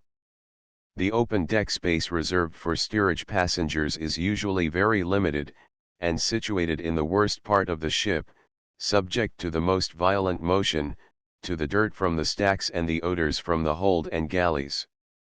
The only provisions for eating are frequently shelves or benches along the sides or in the passageways of sleeping compartments. Some ships have separate rooms, used for dining and recreation purposes, but these are usually wholly inadequate to accommodate all the steerage passengers. Frequently, too, they are planned without the least regard to cleanliness, as when the dining table, upon which the dishes remain set, is placed directly below an open grating, through which the filth and dirt may fall from the shoes of passers-by. Toilet rooms are wholly inadequate in number, are poorly designed, and often wholly uncared for during most of the voyage. The resulting conditions are almost unbelievable. Toilets are sometimes placed directly alongside the only passages leading to the steerage quarters, so that one must pass them, and breathe their horrible stench, every time he passes in or out. The law requires separate washrooms for men and women, but this is a distinction which is frequently ignored, men and women using the same rooms promiscuously. The provisions for washing are wholly inadequate. There are only a few taps, and usually the only water provided is cold salt water, which must be used for all purposes, including the washing of dishes. The law requires that hospitals for steerage passengers be provided, but as they are not open to seasick passengers, they fail of their greatest usefulness. The arrangements for feeding steerage passengers differ on different vessels, but there are two main systems. In the first, each passenger is furnished a cheap set of eating utensils at the beginning of the voyage, which remain in his possession till the close, and sometimes permanently. At meal time the passengers form in line, and pass before stewards who have large kettles of food, and serve out the rations to each. Passengers may eat at tables if there are any and they can find places, otherwise, wherever they can. After the meal, they must wash their own dishes, and stow them away for future use. Under the second system, the women and children receive slightly better attention, being given first place at such tables as there are. The most essential utensils are placed by stewards, and washed by them afterwards. The food is served in large pans, one for each table, which are passed along a line of stewards from the galley, in the manner of a bucket brigade. This is all the table service there is. The men receive even less attention. They are divided into groups of 6, and each group is given 2 large tin pans, and tin plates, tin cups, and cutlery enough for all. Each man takes his turn at going after the food, and in caring for the dishes. The men eat wherever they can find a place. Life under such circumstances must of necessity be disgusting and degrading, whatever the character or desires of the individual. The only part of the whole ship which the steerage passenger has a right to call in any sense his own is the few square feet contained in his berth. Here he must keep all of his personal belongings. His hand baggage must be stored in it, or hung from the pipes above his head. If there are eating utensils committed to his keeping, they must be concealed in some corner of the bunk when not in use. This is the only place to which he may retire in the search of even the semblance of privacy. It is the only place where he can recline during the daytime, except upon the open deck. The berths receive absolutely no attention from the stewards from the beginning of the voyage to the end. Is it any wonder that they become untidy, mussed, and ill-smelling? The blankets provided are usually wholly inadequate for cold weather, so that passengers are absolutely compelled to sleep in their day clothing for warmth. The ventilation of the steerage is almost always inadequate, growing worse the farther down one goes. The congestion is intense, and even if every provision were made for cleanliness, the air would inevitably become foul. Unfortunately, such provision is not made. There are no sick cans provided for the use of steerage passengers, and the vomitings of the seasick are allowed to lie unattended to for hours. Sometimes a steward comes around with a can of sawdust or sand, but that is of little avail. Add to this the odors of bodies not too clean, the reek of food, and the awful stench of the toilet rooms, and the atmosphere of the steerage becomes such that it is a marvel that human flesh can endure it. It is a fact that many of the passengers lie in their berths for the greater part of the voyage, in a stupor caused by breathing the vitiated air, indifferent to everything around them, unless it be to their meals. If one attempts to better things by going on deck, and remains above for any length of time, he finds it almost impossible to go below again. There are practically only two alternatives, either to go below for only a few hours of sleep, and spend practically all the time on deck, or to spend all the time below. Even if the immigrants desired to keep personally clean, there is practically no opportunity, owing to the inadequacy of the washrooms, the absence of towels, soap, etc., and the absolute lack of privacy. Only one who was trained to make the very most of such facilities could maintain his decency under such conditions. The bulk of the immigrants lack even the elements of such training. The food served to steerage passengers is, according to almost all investigators, usually sufficient in quantity, and originally of good quality. But in the majority of cases it is so poorly cooked and served in such an unappetizing way as to render it most unsatisfactory. An average menu reads very well, it is only when one actually undertakes to eat the food, as served to the immigrants, that the real quality appears.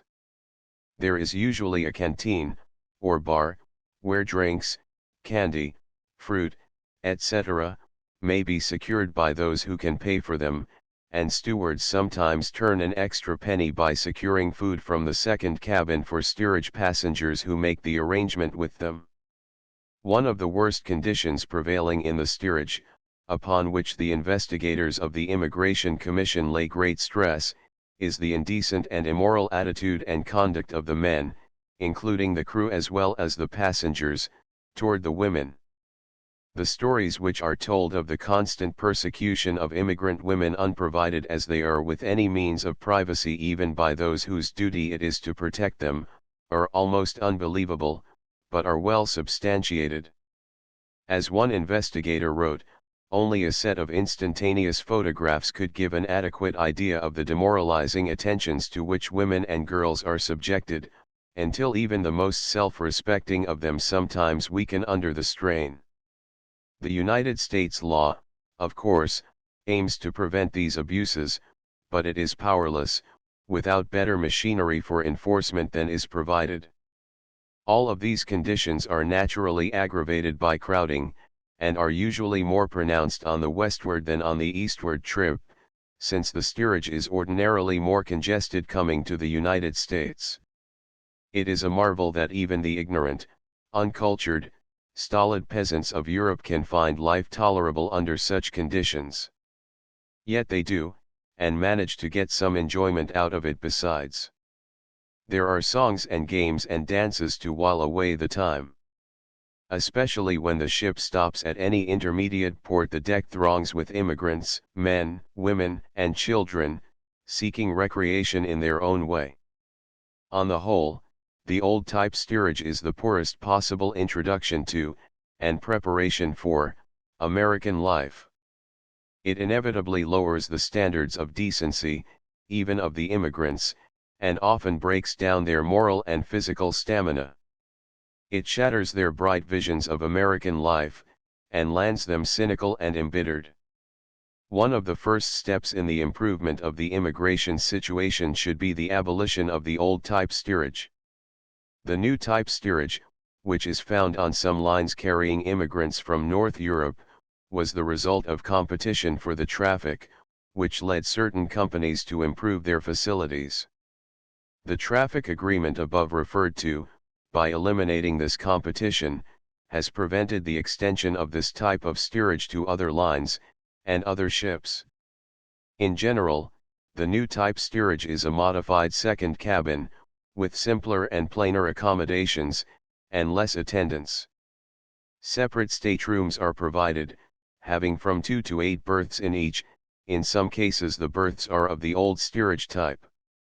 The blankets are adequate, and towels, mirrors, etc., are provided. On some lines the stewards are responsible for the care of the berths and staterooms.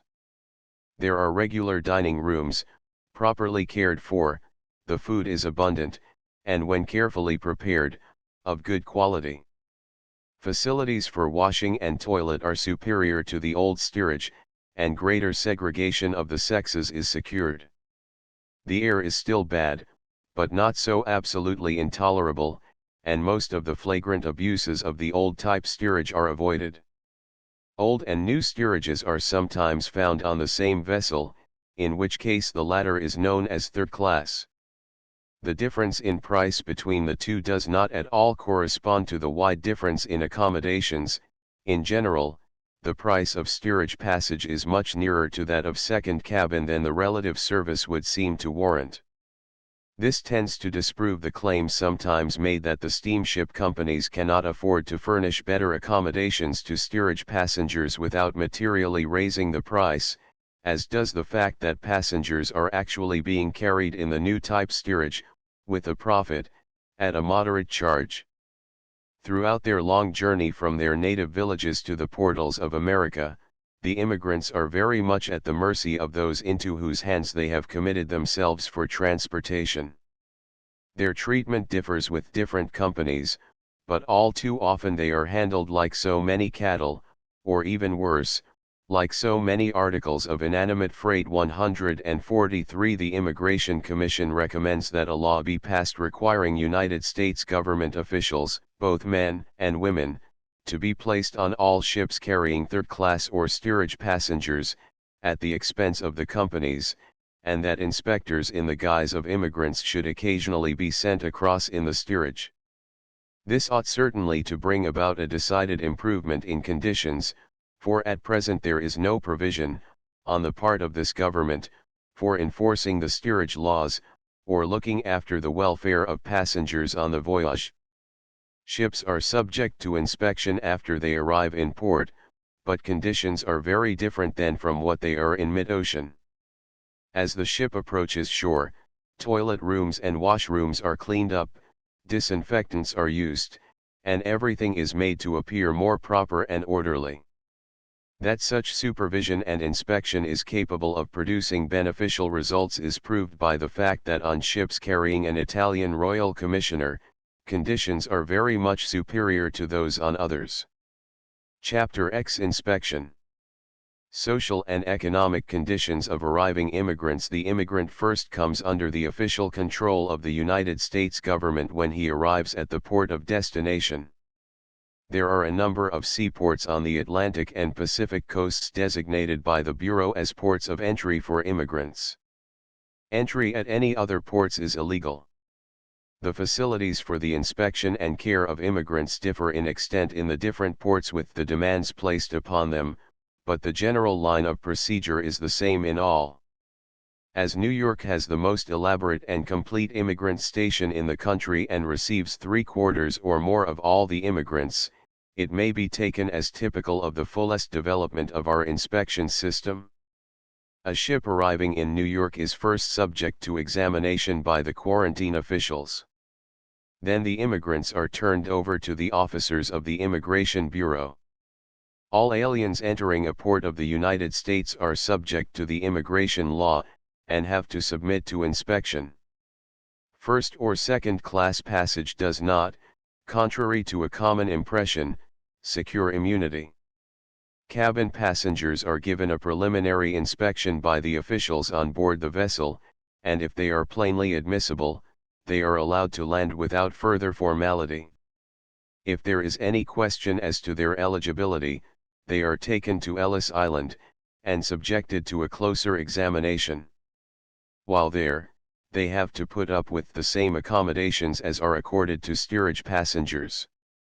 During 3 months of the spring of 1910, 2,500 cabin passengers were thus taken over to Ellis Island, and the commissioner in charge at that port was led to recommend that better facilities be provided for this class of immigrants. 144. This recommendation was repeated in 1912. The steerage passengers are loaded onto barges, rented by the steamship companies, and transferred to the immigrant station.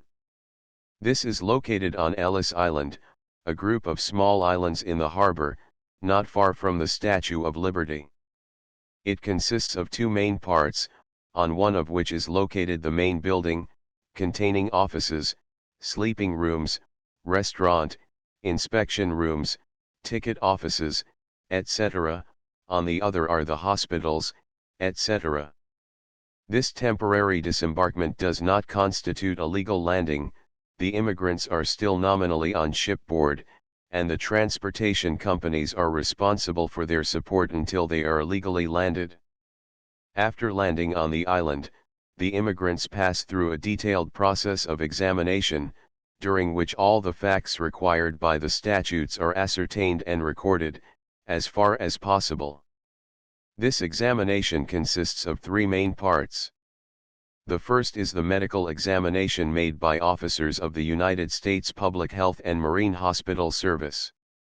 These inspect the immigrants for all physical weaknesses or diseases which make them liable to exclusion. The next stage is the examination by an inspector who asks the long list of questions required by the law, in order to determine whether the alien is, for any non-physical reason, inadmissible. If the immigrant appears to be clearly and beyond a doubt entitled to admission, he passes on to the discharging quarters, where he is turned over to the agents of the appropriate transportation company, or to a missionary, or is set free to take his way to the city by the ferry. If any alien is not clearly entitled to admission, he must appear before a board of special inquiry, which goes into his case more deliberately and thoroughly, in order to determine whether he is legally admissible. Appeal from the decision of these boards, in cases provided for by the statutes, may be made either by the alien or by a dissenting member of the board. Such appeal goes through the Commissioner and the Commissioner General of Immigration to the Secretary of Commerce and Labor, whose decision is final. Many aliens must of necessity be detained on the island, either during investigation, or, in case they are excluded, while awaiting their return to the country from which they came. The feeding of these aliens, along with certain other services, is intrusted to privilege holders, selected carefully by government authority. The volume of business transacted on Ellis Island each year is immense. There are in all about 610 officials, including 95 medical officers and hospital attendants, engaged in administering the law at this station. The force of interpreters is probably the largest in the world, gathered under a single roof. At other immigrant stations the course of procedure follows the same general lines, though the amount of business is very much less. 145 This is obviously one of the most difficult and delicate of all the branches of government service.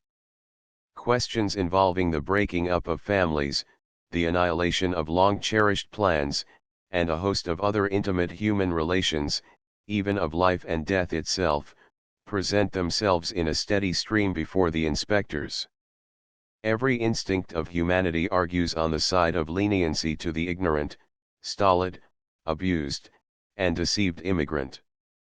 On the other hand, the inspector knows that he is placed as a guardian of the safety and welfare of his country. He is charged with the execution of an intricate and iron-bound set of laws and regulations, into which his personal feelings and inclinations must not be allowed to enter. Any lapse into too great leniency is a betrayal of his trust. One who has not actually reviewed the cases can have no conception of the intricacy of the problems which are constantly brought up for decision.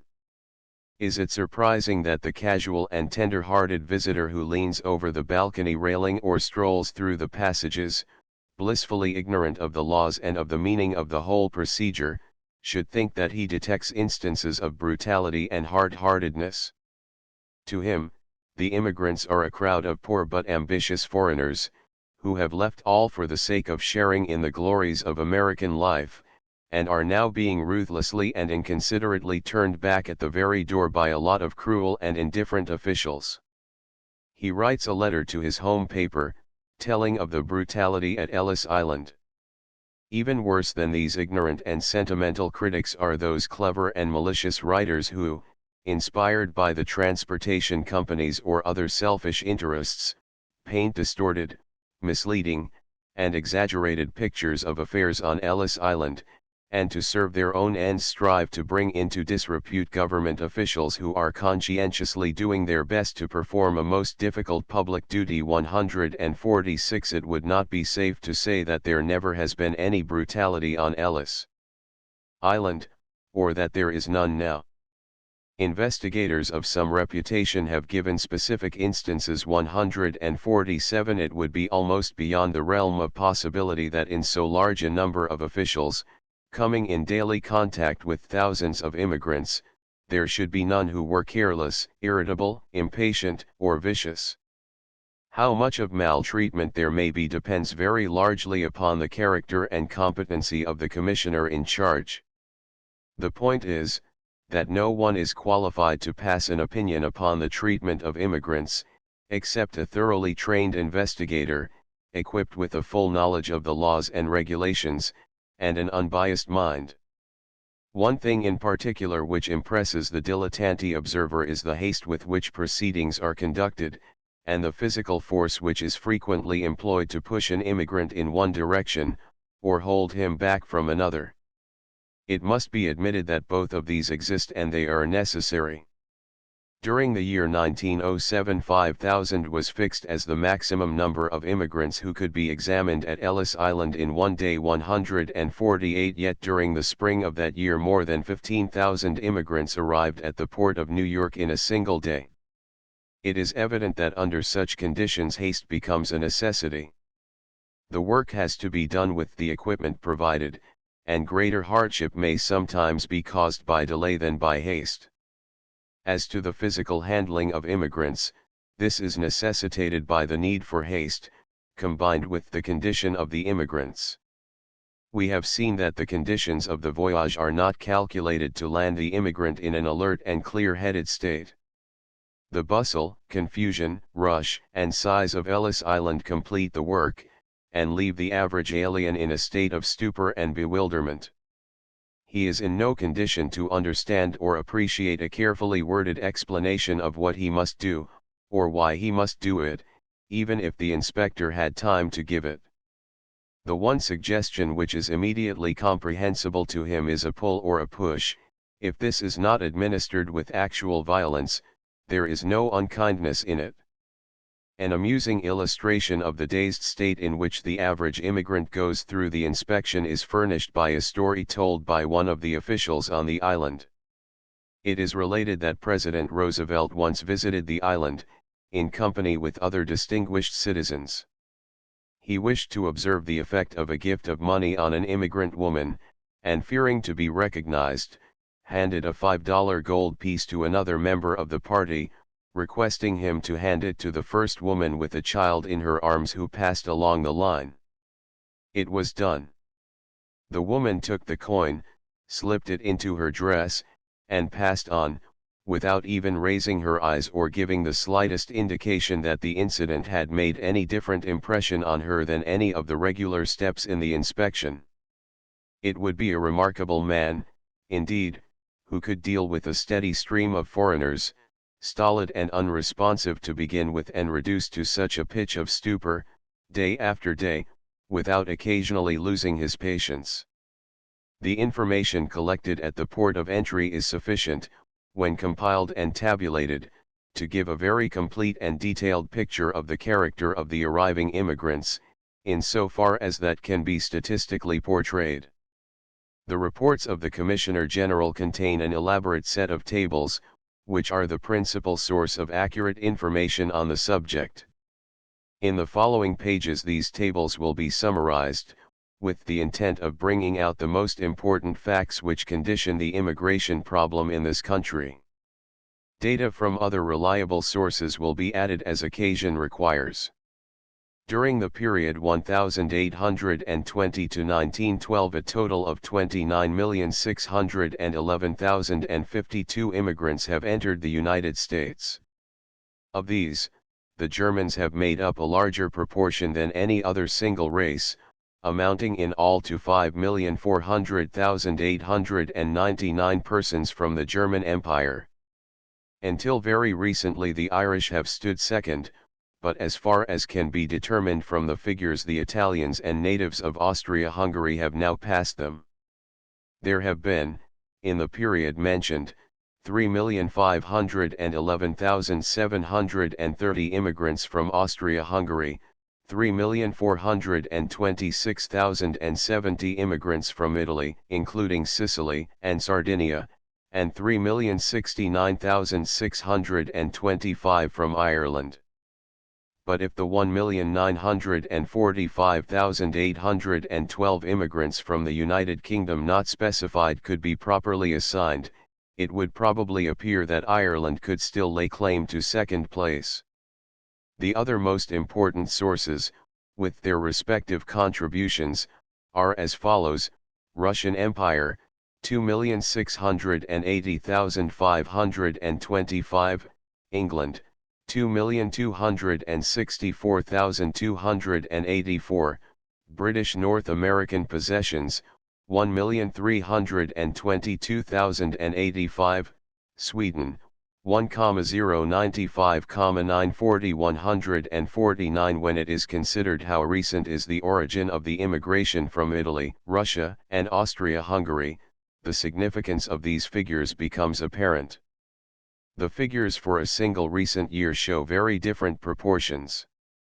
Thus in the year 1907, 28.2% of the total European immigration came from Austria-Hungary, 23.8% from Italy, 150 and 21.6% from the Russian Empire, while only 3.2% came from the German Empire, 1.7% from Sweden, 2.9% from Ireland, and 4.7% from England. 151. What the ultimate effect of this sweeping change in nationality will be, it is impossible to predict with any certainty.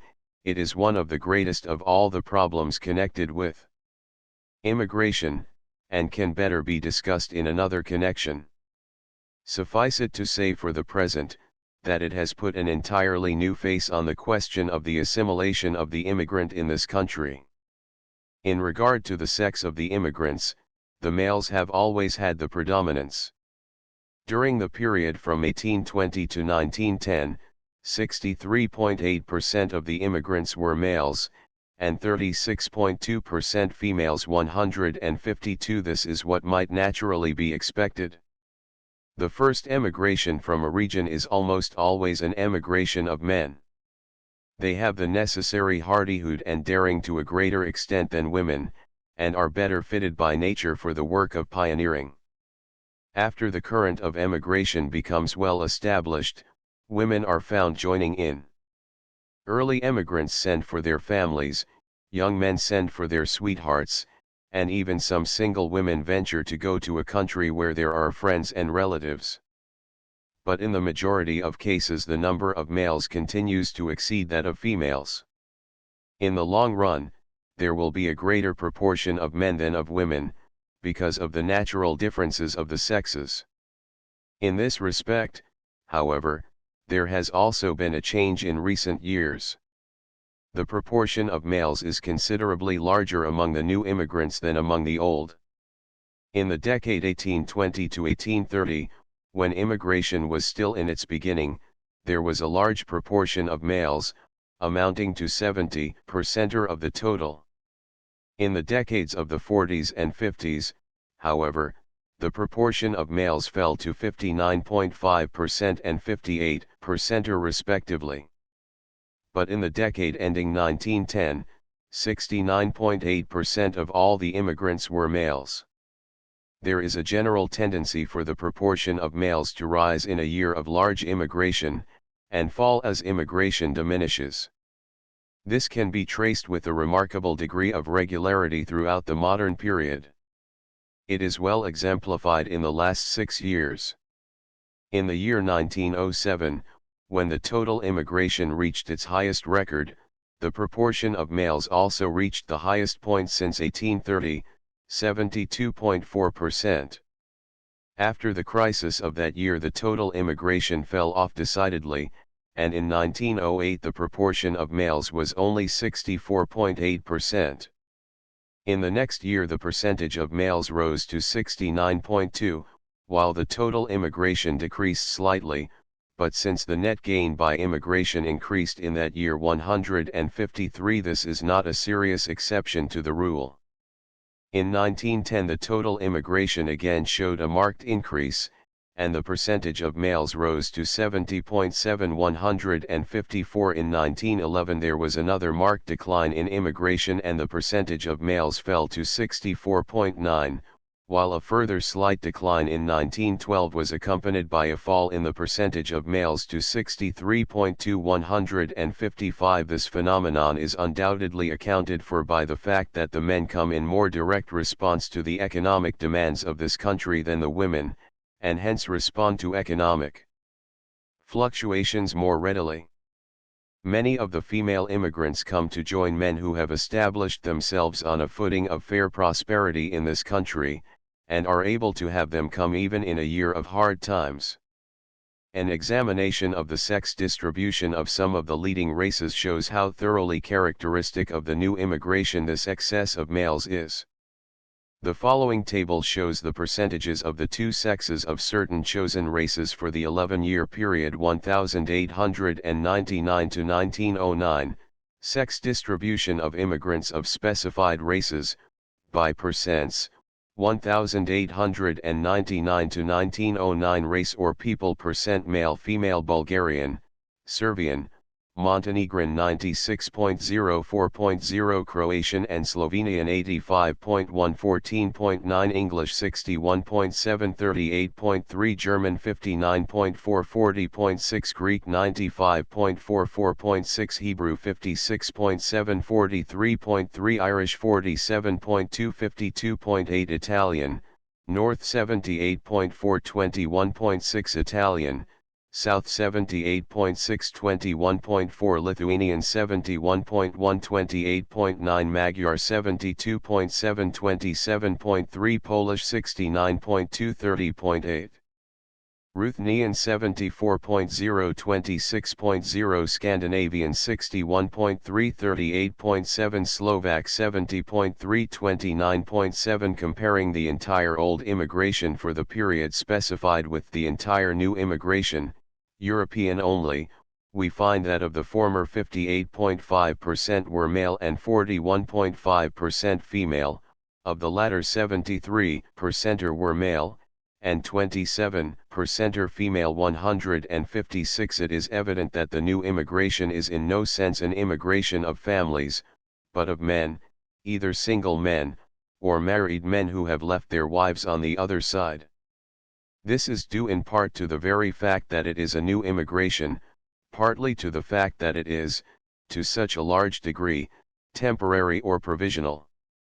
An immigrant who expects to return to his native land after a few years in America is more likely to leave his wife behind him than one who bids farewell to his old home forever. The typical old immigrant, when he has secured his competency, sends for his wife to come and join him. The typical new immigrant, under the same circumstances, in many cases returns to his native land to spend the remainder of his days in the enjoyment of his accumulated wealth. The only exception to this rule is that furnished by the Hebrews, among whom the sexes are nearly equally distributed. This is one of the many respects in which they stand apart from the rest of the new immigration. The only race in which the female immigrants exceed the males is the Irish, and this has been the case only within recent years. During the years of the Great Irish Immigration the males predominated. The matter of sex is one of the greatest importance to the United States. It is one thing to have foreign families coming here to cast in their lots with this nation permanently, it is quite another to have large groups of males coming over, either with the expectation of returning ultimately to their native land, or of living in this country without family connections, for an indefinite number of years. Such groups form an unnatural element in our population, and alter the problem of assimilation very considerably. They are willing to work for a lower wage than if they were trying to support families in this country, and are not nearly so likely to be brought into touch with the molding forces of American life as are foreign family groups. Their habits of life, as will appear later 157, are abnormal, and tend to result in depreciated morals and physique. Many of the most unfortunate conditions surrounding the present immigration situation may be traced to this great preponderance of males. The one thing that can be said in favor of the state of affairs is that such a group of immigrants furnishes a larger number of workers than one more evenly distributed between the sexes. This is an argument which will appeal to many, but to many others, who have the best welfare of the country at heart, it will appear wholly inadequate to offset the serious disadvantages which result from the situation. The Immigration Commission expresses its opinion that, in the effort to reduce the oversupply of unskilled labor in this country by restricting immigration, special discrimination should be made against men unaccompanied by wives or children. 158 In regard to the age of immigrants, the most striking fact is that the great bulk of them are in the middle age groups. In the year 1912 the distribution of the total immigration among the different age groups was as follows: under 14 years, 13.6%, 14 to 44 years, 80.9%, 45 years and over, 5.5%. In the total population of the United States the respective percentages in these groups are about 30, 51, and 19. There is only a slight difference in this respect between the new and the old immigration. Of the total European immigration for the years 1899 to 1909, the old immigration had 12.8% in the first age group, 80.4% in the second, and 6.8% in the third. The new immigration had 12.2% in the first, 83.5% in the second, and 4.3% in the third. 159 There is, however, a very marked difference between the races. This will be brought out by the following table, which shows the age distribution of certain selected races. For the year 1910, distribution of immigrants of specified races among the age groups, by percents: 1910 race, or people age, percent under 14 years 14 to 44 years 45 years and over, Croatian and Slovenian 4.7 91.0 German 17.0 75.9 Greek 2.6 96.0 Hebrew 25.9 Irish 7.4 Italian, South 10.4 Polish 7.6 Here, again, the Hebrews appear as an exception to the general rule as regards the new immigration and, in this case, as regards the total immigration. The showing in regard to age substantiates the observation already made that our modern immigration is in no sense an immigration of families. This, too, affects the chances for assimilation very considerably. As regards the economic efficiency of the immigrants, the age distribution, added to the sex distribution, marks them as a selected group. When it is further considered that the physically and mentally feeble, and those who are unlikely to be able to earn their own living are weeded out in the process of inspection, it appears that those who look upon the immigrant as nothing more than a source of cheap labor have much reason to be pleased with the quality of our immigration. The productive power of a group of immigrants averages very much higher than a corresponding number of persons taken from the general population of the race from which they come. Herein lies perhaps the greatest and most popular argument for immigration. It is claimed that without our foreign laboring force it would have been impossible to develop the resources of the country so rapidly and completely as they have been developed, and that if the supply were cut off now, it would seriously cripple the entire industry of the country. It is certainly true that under the present organization of industry in this country, production in many lines depends to a very important degree upon foreign labor. How much of truth there is in the deduction that without the immigrants this country would be much farther back in the industrial race than it is today, will be considered in another connection. 160 There are many citizens of the United States, however, who look upon the immigrant as something more than a mere productive machine. To them the proof of his economic efficiency is not sufficient. They wish to know something of his adaptability to assimilation into the American life, and of his probable contribution to the ethnic type of the United States. To such as these, there are a number of further conditions which must be considered, and which are of at least equal significance in determining the final effects of immigration upon this country. Prominent among these is the intellectual quality of the immigrant. This is naturally a very difficult thing to measure. Beyond actual feeble-mindedness, the only test of intellectual capacity which has received wide application is the literacy or, as it is more frequently expressed, the illiteracy test. This concerns the ability to read and write, and is given a great deal of weight by many students of the subject. It is not, however, necessarily an indication of intellectual capacity, but rather of education. The inability to read or write may be due to lack of early opportunity, rather than to inferior mental caliber. Nevertheless, the matter of literacy has received sufficient attention, and is in fact of sufficient importance, so that it is desirable to have the facts in this respect before us. Two forms of illiteracy are recognized by the immigration authorities: inability to either read or write, and inability to write coupled with ability to read.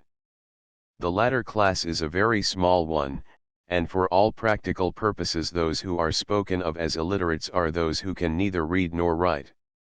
For the period of 1899 to 1909 the average illiteracy of all European immigrants 14 years of age or over was 26.6%. There is a marked difference between the old and new immigrants in this respect. Of the former class, during the period mentioned, only 2.7% of the immigrants 14 years of age or over was illiterate, of the latter class, 35.6%. The same difference is brought out by the following table, showing the illiteracy of certain specified races.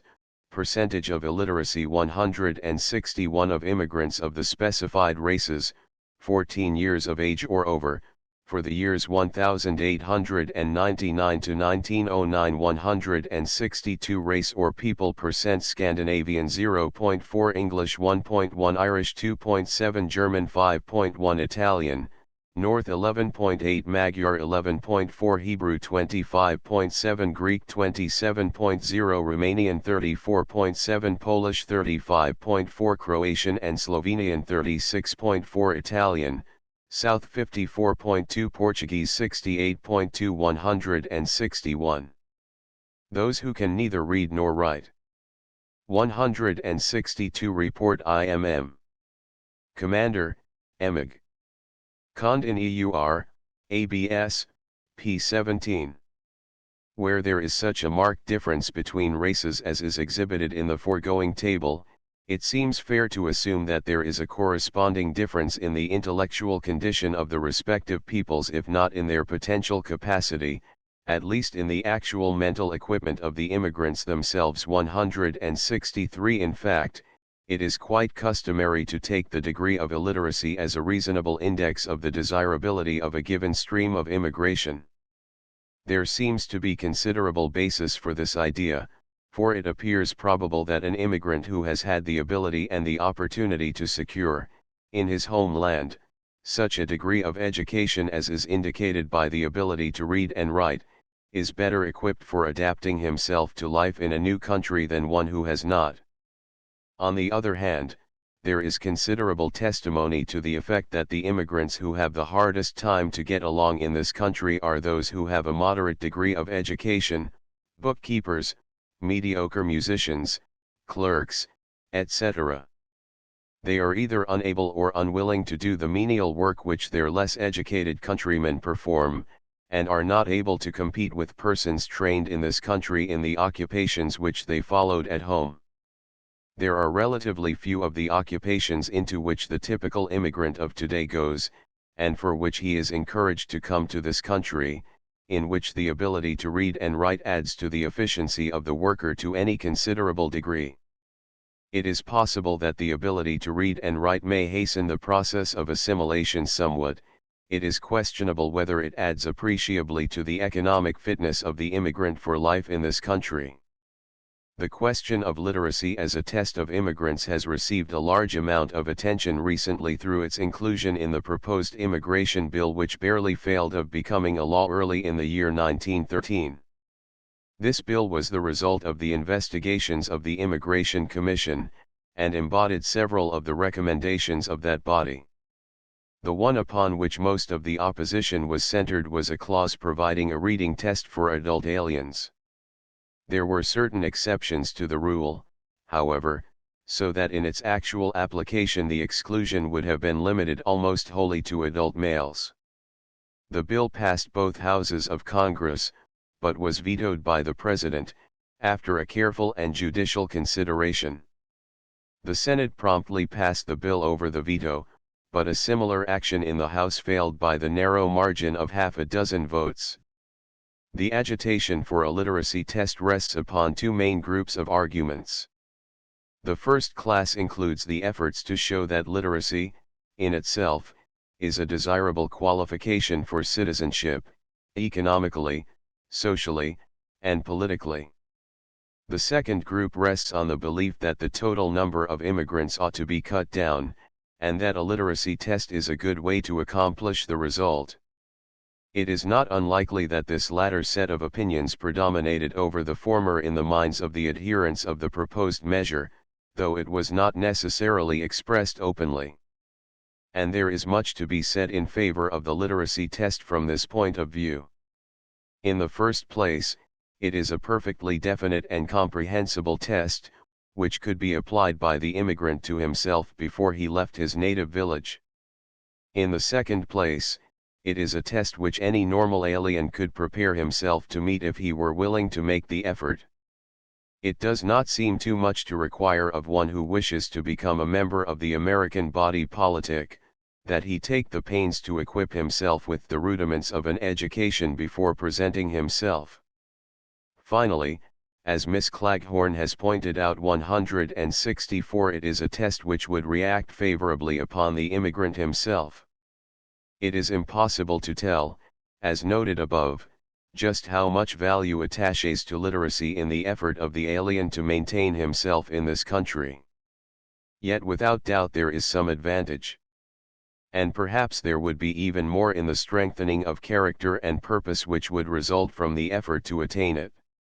A glance at the preceding table will show which of the immigrant races, as the immigration stream is now constituted, would be most affected by such a test. But it is not at all impossible that the passage of a literacy test by this government would have the effect of materially stimulating the progress of education in some of the more backward countries of Europe. This tendency to illiteracy on the part of immigrants is apparently well overcome in the second generation, For among the employees in manufacturing studied by the Immigration Commission, the percentage of illiteracy was lower among the native-born descendants of foreign fathers than among the native-born of native fathers. 165 In the year 1910, information was collected for the first time in regard to the conjugal condition of immigrants. The figures on this point are summarized in the following table, which gives the percentages of each sex, in the different age groups, who are in the different classifications as to conjugal condition. Conjugal condition of immigrants, 1910 sex percentages 14 to 44 years 166 45 years and over. Single married widowed divorced divorced male 55.3 44.20.5 167 5.2 86.87.9 167 female 57.7 39.92.3 167 6.6 52.8 40.5 0.1 166. All the immigrants under 14 were single, with the exception of one female. 167 less than 1/10 of 1%. This table furnishes further verification of the fact that our present immigration is in no sense an immigration of families. More than half of all the immigrants 14 years of age or over, of both sexes, are single. This affects the problem of assimilation very deeply. One of the greatest forces for Americanization in immigrant families is the growing children. Where these are absent, the adults have much less contact with assimilating influences. If there was a large degree of intermarriage between these single immigrants and Native Americans, the aspect of the case would be very different, but thus far, this is not the case. Much has been said and written about the absolute economic gain to this country through immigration. It is pointed out that each year an army of able-bodied laborers, in the prime of life, is added to our working force. To the expense of their rearing we have contributed nothing, they come to us as a free gift from the nations of Europe. Various efforts have been made to estimate the actual cash value of these alien laborers. Professor Mayo Smith enumerates 3 different ways of attacking the problem. The first is by estimating the cost of bringing up the immigrant, up to the time of his arrival in the United States. The second is by estimating his value as if he were a slave. The third is by estimating the amount of wealth he will contribute to the community before he dies, minus the cost of his maintenance. In other words, his net earnings. 168 The lack of uniformity in the results obtained by different methods and by different investigators gives weight to the opinion that it is, after all, a rather fruitless undertaking. To estimate the monetary value of a man seems to be, as yet, too much for economic science. There is one economic contribution, however, which the immigrants make to this country which is capable of fairly accurate measurement. This is the amount of money which they bring with them when they come. For many years immigrants have been compelled to show the amount of money in their possession, and this information has been recorded, and incorporated in the annual reports. Up to 1904, immigrants were divided into those showing less than $30 and those showing that amount or more. In that year this dividing line was raised to $50. The total amount of money shown is also given. Thus it is possible to estimate the average amount of money shown by the immigrants of different races, and also to ascertain what proportion of them showed above or below the specified amount. Unfortunately for the conclusiveness of the statistics, immigrants very commonly do not show all the money in their possession, but only so much as they think is necessary to secure their admission.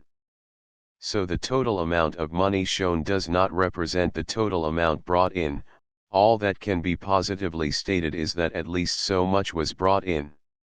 In 1909 the total amount of money shown was $17,331,828, in 1910, $28,197,745, in 1911, $29,411,488, and in 1912, $30,353,721. The average per capita showings of the European immigrants for the period 1905 to 1909 was as follows: 169 class average per capita based on total coming, based on total showing. Old immigration $39.90, $55.20. New immigration 15.83, 20.99. Total $22.47, $30.14. Those not showing money were for the most part children and other dependents.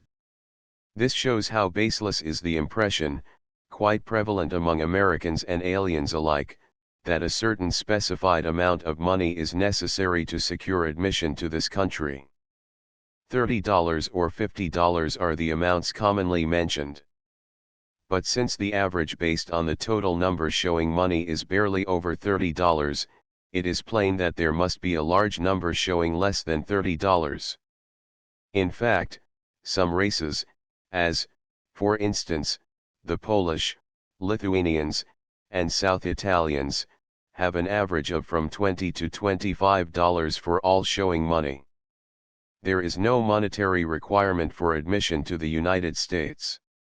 While the possession of a certain amount of money is considered to add to the probability of an immigrant being able to support himself without becoming a public charge, a sturdy laborer with $10 in his pocket is more likely to secure admission than a decrepit old man with a good-sized bank account. Against these large amounts of money brought in by immigrants, which represent a net gain to the total wealth of the country, must be set off the enormous amounts of money annually sent abroad by alien residents of the United States. Various efforts have been made to estimate these sums.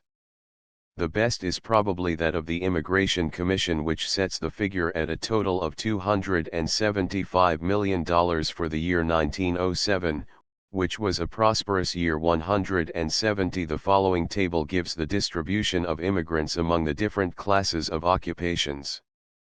Occupation of European immigrants for the years 1898 to 1909. Percentages: 171 occupation percent, professional 1.0, skilled laborers 15.2, farm laborers 15.7, farmers 1.0, common laborers 27.8, servants 10.8, miscellaneous 2.1. No occupation 172, 26.4, 171. Ibid, Emig. Cond in EUR, ABS, P15. 172 including women and children. These figures are taken from the statements of the immigrants themselves, and represent, insofar as they are correct, the economic position of the immigrant in the country from which he came. They are not a reliable indication of the occupation into which he goes in this country. It is evident that the great majority of the immigrants belong in general to the unskilled labor class. This is the class of labor for which there is a special demand in this country, and for which the immigrants are desired. At the same time, as Professor Commons has pointed out 173, there is also a considerable demand for skilled artisans in this country, as the peculiar conditions of American industry prevent the training of a sufficient number of all-round mechanics at home. This demand is also met from European sources. There is a great difference in this respect between the different races. 174, for instance, 29.8% of the English immigrants were skilled laborers, 37.9% of the Scotch, and 35.2% of the Welsh, while only 4.7% of the Croatians and Slovenians, 2.7% of the Romanians, 1.8% of the Ruthenians, and 3.5% of the Slovaks belonged to that class, during the period mentioned. The highest proportion of professional is shown by the French, with 6.2%. In general, the old immigration has a larger proportion in the professional and skilled groups than the new, and this difference would be much more marked if the Hebrews were excepted, as they again furnish a marked exception to the general rule of the new immigration, with 36.7% in the skilled labor group. Thus far, the facts which have been brought out all have to do with the condition of the immigrants upon their arrival. They furnish a sort of a composite picture of the raw material. This is about as far as the regular statistics go. After the immigrants have left the port of arrival, the Bureau furnishes practically no information about them until they leave the country again, except an occasional special report, and, in recent years, figures concerning naturalization. This is typical of the general attitude which characterizes the entire immigration system and legislation, and rests on the assumption that if sufficient care is exercised in the selection of immigrants, all will thenceforth be well, and no attention need be paid to them after they are in the country. The final piece of information furnished in the reports is the alleged destination of the immigrants. This is of course somewhat uncertain, but insofar as it is conclusive it furnishes a preliminary clue to the distribution of our alien residents throughout the country. The significance of the figures regarding destination, or intended future residents, may best be brought out by showing the percentages destined to the different territorial divisions of the United States. In 1910 these were as follows: percent of total immigration destined to each of the specified divisions, 1910, Division per Center North Atlantic 62.3, South Atlantic 2.5, North Central 26.1, South Central 2.3, Western 6.1, total 99.3, 175. Balance to Alaska, Hawaii, Philippine Islands, and Puerto Rico. The fact that in a typical year 88.4% of the total immigration gave their intended future residents as the North Atlantic or North Central divisions, introduces us to some of the peculiarities of the distribution of immigrants in the United States, which will be further considered later. Before closing our consideration of arriving immigrants, it will be well to glance briefly at those who arrive, but are not admitted, in other words, the debarred. We have seen that the law has grown more and more stringent in its conditions for admission, and each new statute has tended to raise the standard. These laws have had a powerful influence in improving the character of the applicants for admission, and with the cooperation of the transportation companies have operated to check the emigration of the manifestly undesirable to an ever greater extent. Yet there are every year considerable numbers of would-be immigrants who have to be turned back at the portals of the United States. The lot of these unfortunates is undeniably a hard one, and they are the objects of much well-deserved sympathy. Everything possible ought to be done to limit the number of inadmissible aliens who are allowed to present themselves at the immigrant stations of this country. The farther back on the road they can be stopped, the better will the interests of humanity be served. At the same time, pity for the rejected alien ought not to be allowed to express itself in unreasonable and unwarranted attacks upon our system of admission, and the officials who administer it, as is sometimes done. 176 The statistics of debarments may be indicative of the character of the applicants, of the stringency of the laws and the faithfulness of their enforcement, or of the care of the transportation companies in prosecuting their examination on the other side. It is impossible to tell from the figures themselves which of these factors account for the different fluctuations. It is undoubtedly true that there has been, in general, a steady improvement in the care with which immigrants are selected. If, next year, 1 million immigrants of the same general character as prevailed 60 years ago should present themselves at our gates, the proportion of refusals would soar tremendously. The following table gives the proportion of debarments to admissions since 1892.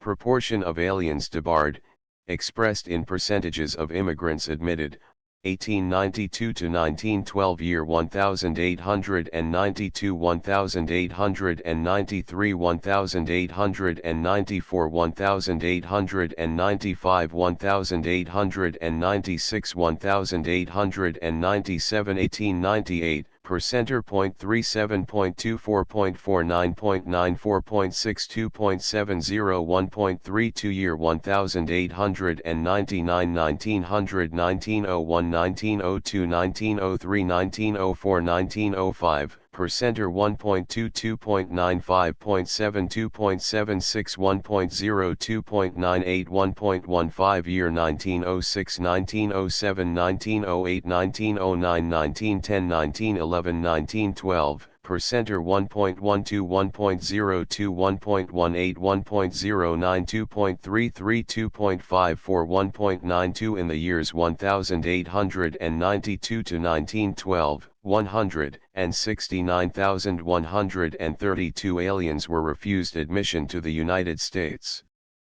Of these, 58.2% were debarred on the grounds of pauperism or likelihood of becoming a public charge, 15.8% were afflicted with loathsome or dangerous contagious diseases, and 12.7% were contract laborers. These three leading causes account for 86.7% of all the debarments. The other classes of debarred aliens specified in the reports are as follows: idiots, imbeciles, feeble-minded, epileptics, insane, tuberculosis, non-contagious, professional beggars, mental or physical defects likely to affect ability to earn a living, accompanying aliens, under 16 years of age unaccompanied by parent, assisted aliens, criminals, polygamists, anarchists, prostitutes, etc., aliens who procure prostitutes, etc., under passport provision, Section 1, under provisions Chinese Exclusion Act, supported by proceeds of prostitution. There has been a change in the relative importance of the three leading causes of debarment since 1892. In that year almost all the debarred aliens were paupers or likely to become a public charge or contract laborers. The first of these classes has held its own down to the present, and still stands far in advance of any other cause as regards the number refused. The contract labor class has declined in relative importance. Loathsome and dangerous contagious diseases were comparatively unimportant until 1898, when they sprang into prominence, and have since outstripped contract laborers. This was due to the classification, in 1897, of trachoma as a dangerous contagious disease.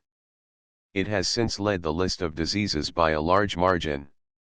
In 1910 there were 2,618 cases of trachoma out of a total of 3,123 loathsome or dangerous contagious diseases. Favus comes next with 111 cases, tuberculosis next with 90, and others 304. The proportions were about the same in 1908 and 1909. In 1912 the proportion of trachoma was even greater. Trachoma is the disease popularly known as granular lids. It attacks the conjunctiva, or mucous lining of the lids, setting up inflammation. It affects the cornea, forming ulcers, and may result in partial or total opacity, which may be permanent or temporary. The determination of cases of true trachoma appears to be a matter of some difficulty. The examiners on Ellis Island are instructed to regard as trachoma any case wherein the conjunctiva presents firm, well-marked granulations which do not have a tendency to disappear when the case is placed in hygienic surroundings a few days, or does not yield rapidly to ordinary treatment, even though there be no evidence of active inflammation at the time of the examination, nor appreciable discharge, nor as yet any signs of degenerative or destructive processes. 177 The necessity for great caution in this matter is increased by the fact that it is possible by medical treatment to remove the outward symptoms of trachoma so as to make it very difficult of detection, though there is no real cure, and the disease will return later. Many immigrants who are suffering from this malady take treatment of this sort before emigrating. It is stated that in London there are institutions which make a business of preparing immigrants for admission. 178 statements emanating from medical sources have recently appeared in the newspapers to the effect that trachoma is not so contagious or dangerous as has been supposed, but they appear to lack substantiation. Favus is another name for the disease known as ringworm. It is a vegetable parasite which attacks the hair, causing it to become dry, brittle, dull, and easily pulled out. Favus is also susceptible to temporary cures. On the whole, the new immigration is more subject to debarment than the old, particularly for the cause of trachoma. This is a disease to which the races of southeastern Europe and Asia Minor are especially liable. A large part of the Syrians have it. In 1910 more than 3% of all the Syrians who presented themselves for admission were refused for this cause alone. Inability for self-support is also much more common among the new than the old. Reviewing this survey of the arriving immigrants, we find that as respects age and sex they are a body of persons remarkably well qualified for productive labor. The predominating races are now those of Southern and Eastern Europe, which are of a decidedly different stock from the original settlers of this country. There is a large percentage of illiteracy. The statistics of conjugal condition, combined with those of sex and age, show that our present immigration is in no sense an immigration of families. The great majority of the immigrants belong to the unskilled or common labor class, or else have no occupation. The bulk of the immigrants are destined to the North Atlantic and North Central divisions of the United States. The immigrants are a selected body, as far as this can be accomplished by a strict examination under the law. In spite of the care exercised by transportation companies on the other side, a considerable number of aliens are debarred each year, mainly for the causes of disease, inability for self-support, or labor contracts. In almost all of these respects the old immigration differs to a greater or less extent from the new, with the exception of the Hebrews, who stand apart from the rest of the new immigration in a number of important particulars. Chapter 11 Conditions of Immigrants in the United States. Effects on Population. Distribution. The student who turns to the investigation of immigration conditions within the United States at once finds himself hindered by a serious lack of material. As has been stated above, the Immigration Bureau furnishes practically no data concerning our alien residents after it bids them farewell at the immigration station. The Census Bureau furnishes certain valuable data, and the Immigration Commission has recently collected a vast amount of useful information. Occasional articles appear in the periodicals, and there are a few books touching on the subject. But there is a great need for more concrete, exhaustive, and sympathetic studies of single racial groups of immigrants, such as has been made by Miss Emily G. Balch in regard to the Slavs. There ought also to be a number of conscientious studies of different phases of immigrant life in this country, what might be called transverse sections of the problem, as the other studies are longitudinal sections. A number of valuable studies of the latter sort have been made by the Immigration Commission in its reports upon immigrants in industries, immigrants in cities, immigrants as charity seekers, etc. Other topics which might well be considered in a similar manner will be suggested by the following subjects: housing conditions among immigrants, the food of immigrants, the problem of assimilation, family life of the immigrants, religious life of the immigrants, etc. Until more work of this sort has been done, most general conclusions must be admittedly tentative and subject to revision. Nevertheless, knowledge grows from the general to the particular, as well as in the reverse order, and it will not be without profit to review the data which are already at hand, and establish as many conclusions with a fair degree of certainty as may be possible. At the time of the census of 1900, the population of the United States numbered 76,303,387. Of these, 10,460,085 were foreign-born. In 1910, out of a total population of 91,972,266, there were 13,515,886 foreign-born.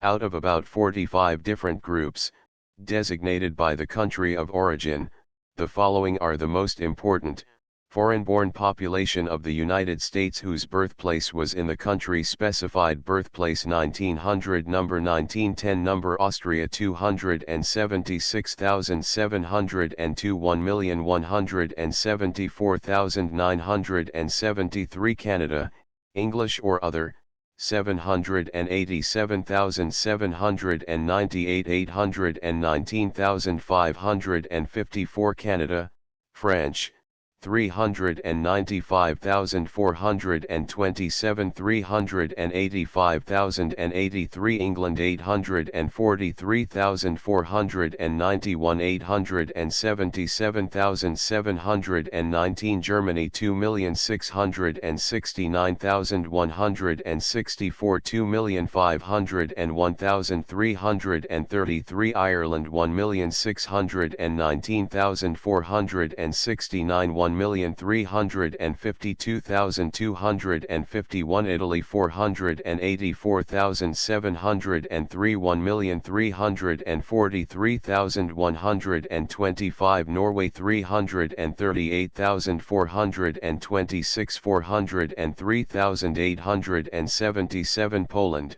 all, 383,595, 179.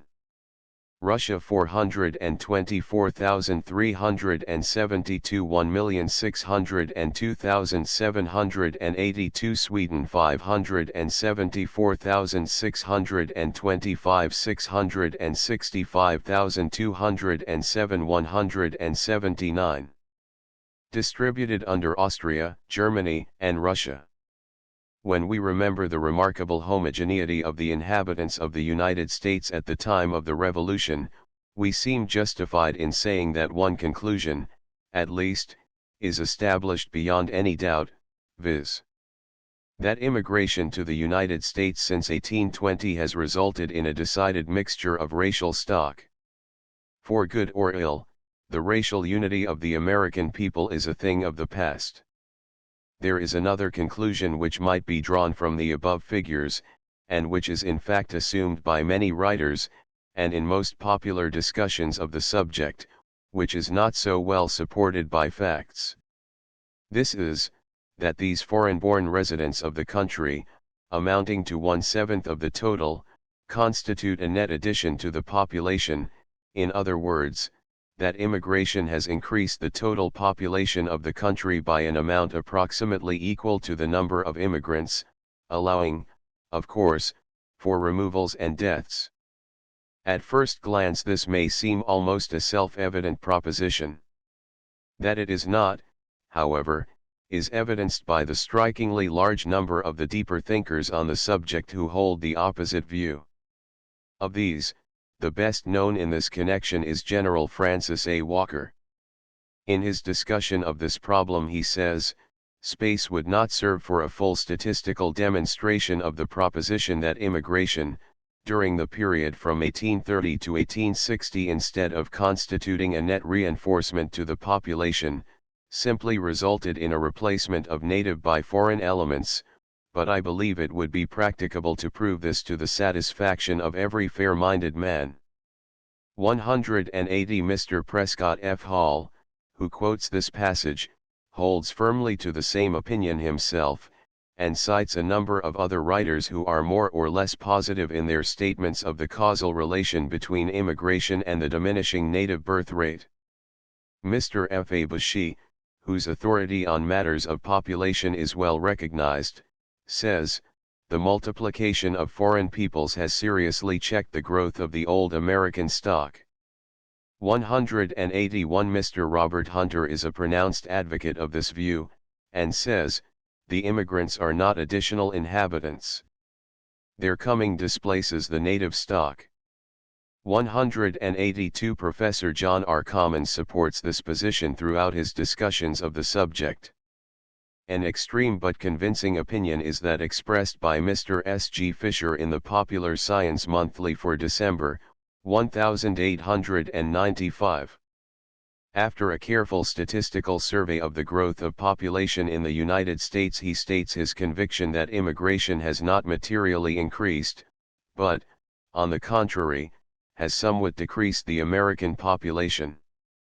All the immigrants and all their increase cannot make up for the loss of the old rate of increase of the natives.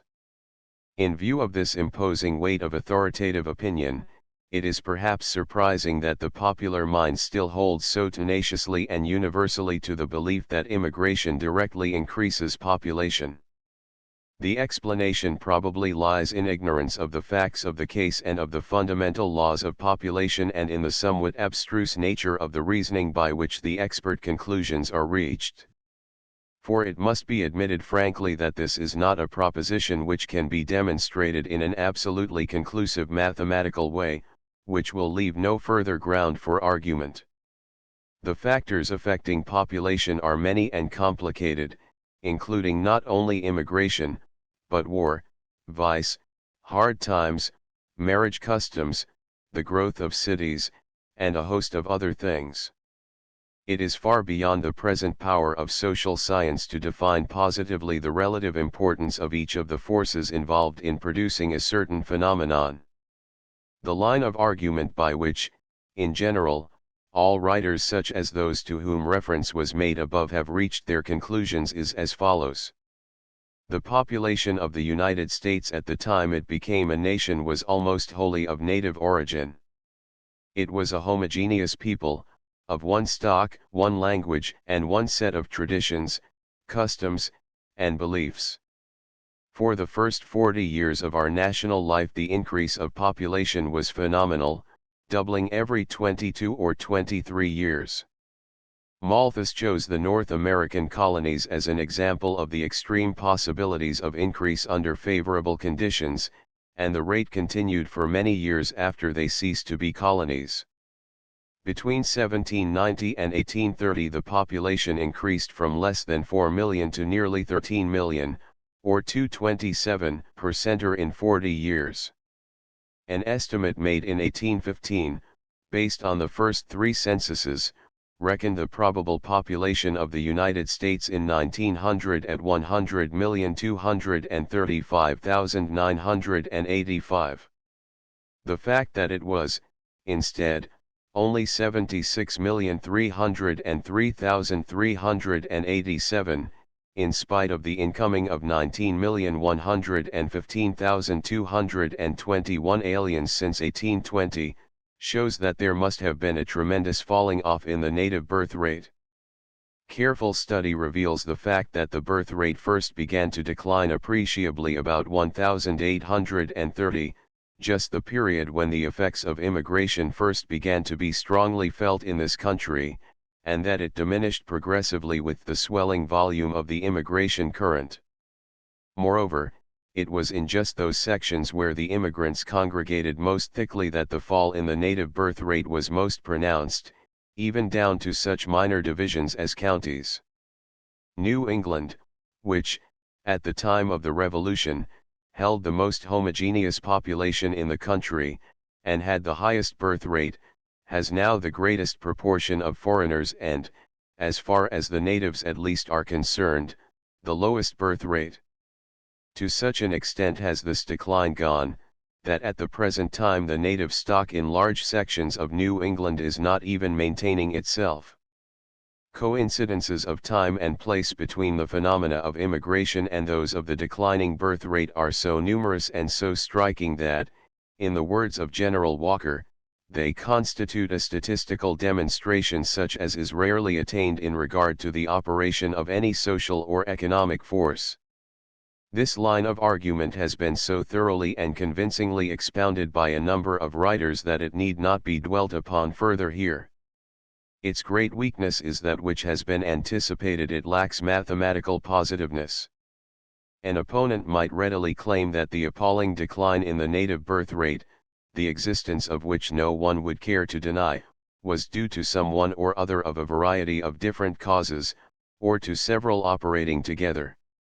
The sections where the birth rate is the lowest are not only those where immigration has been the heaviest. They are also to a large extent those which are characterized most distinctively by manufacturing industry, or where the population is the densest. Why not assign the falling birth rate to one of these causes? 183. The best answer to this counterargument is to strengthen the original position by another and wholly different course of reasoning. This may be done very effectively by applying the fundamental and accepted laws of population to the question in hand, and seeing how they would work out in such a case. If the conclusion thus reached coincides with that resulting from the other method of proof, it will furnish a demonstration amounting almost to a certainty. For this purpose we must go back to the set of doctrines first consistently expounded by Malthus, and known by his name. Though they are now more than a century old, they still stand as one of the profoundest contributions to human knowledge. These doctrines are so familiar to all students of social subjects that the merest summary will serve the present purpose. This may be given in the following words. Under favorable circumstances, the reproductive power of the human species is very great. 184 actual cases of doubling of population in from 20 to 25 years have been known, and this may be taken as a maximum standard. But man is dependent for his existence on the food supply, and, owing to the actual conditions of production, there is no ground for the hope that the amount of subsistence of the world or of any nation can ever be increased at a rate corresponding to the possible increase of mankind. Consequently, the growth of the species is always limited by the possibilities of the increase of the food supply, and as the strength of the reproductive instinct is very great, population will always be pressing hard on the limits of subsistence. The only means of providing for a greater population is by increasing the amount of productive land, or, by improvements in the arts, by making the land already under cultivation produce more food. Briefly stated, in any society, population tends to increase up to the supporting power of the soil. The forces which retard the growth of population, however, are something more than starvation in the strictest sense of the word. They are enumerated by Malthus in a list of what he calls checks. These naturally fall under two heads. First, the positive checks, which increase the death rate, viz. War, famine, pestilence, vice, etc. These all produce misery and arise whenever population becomes too dense.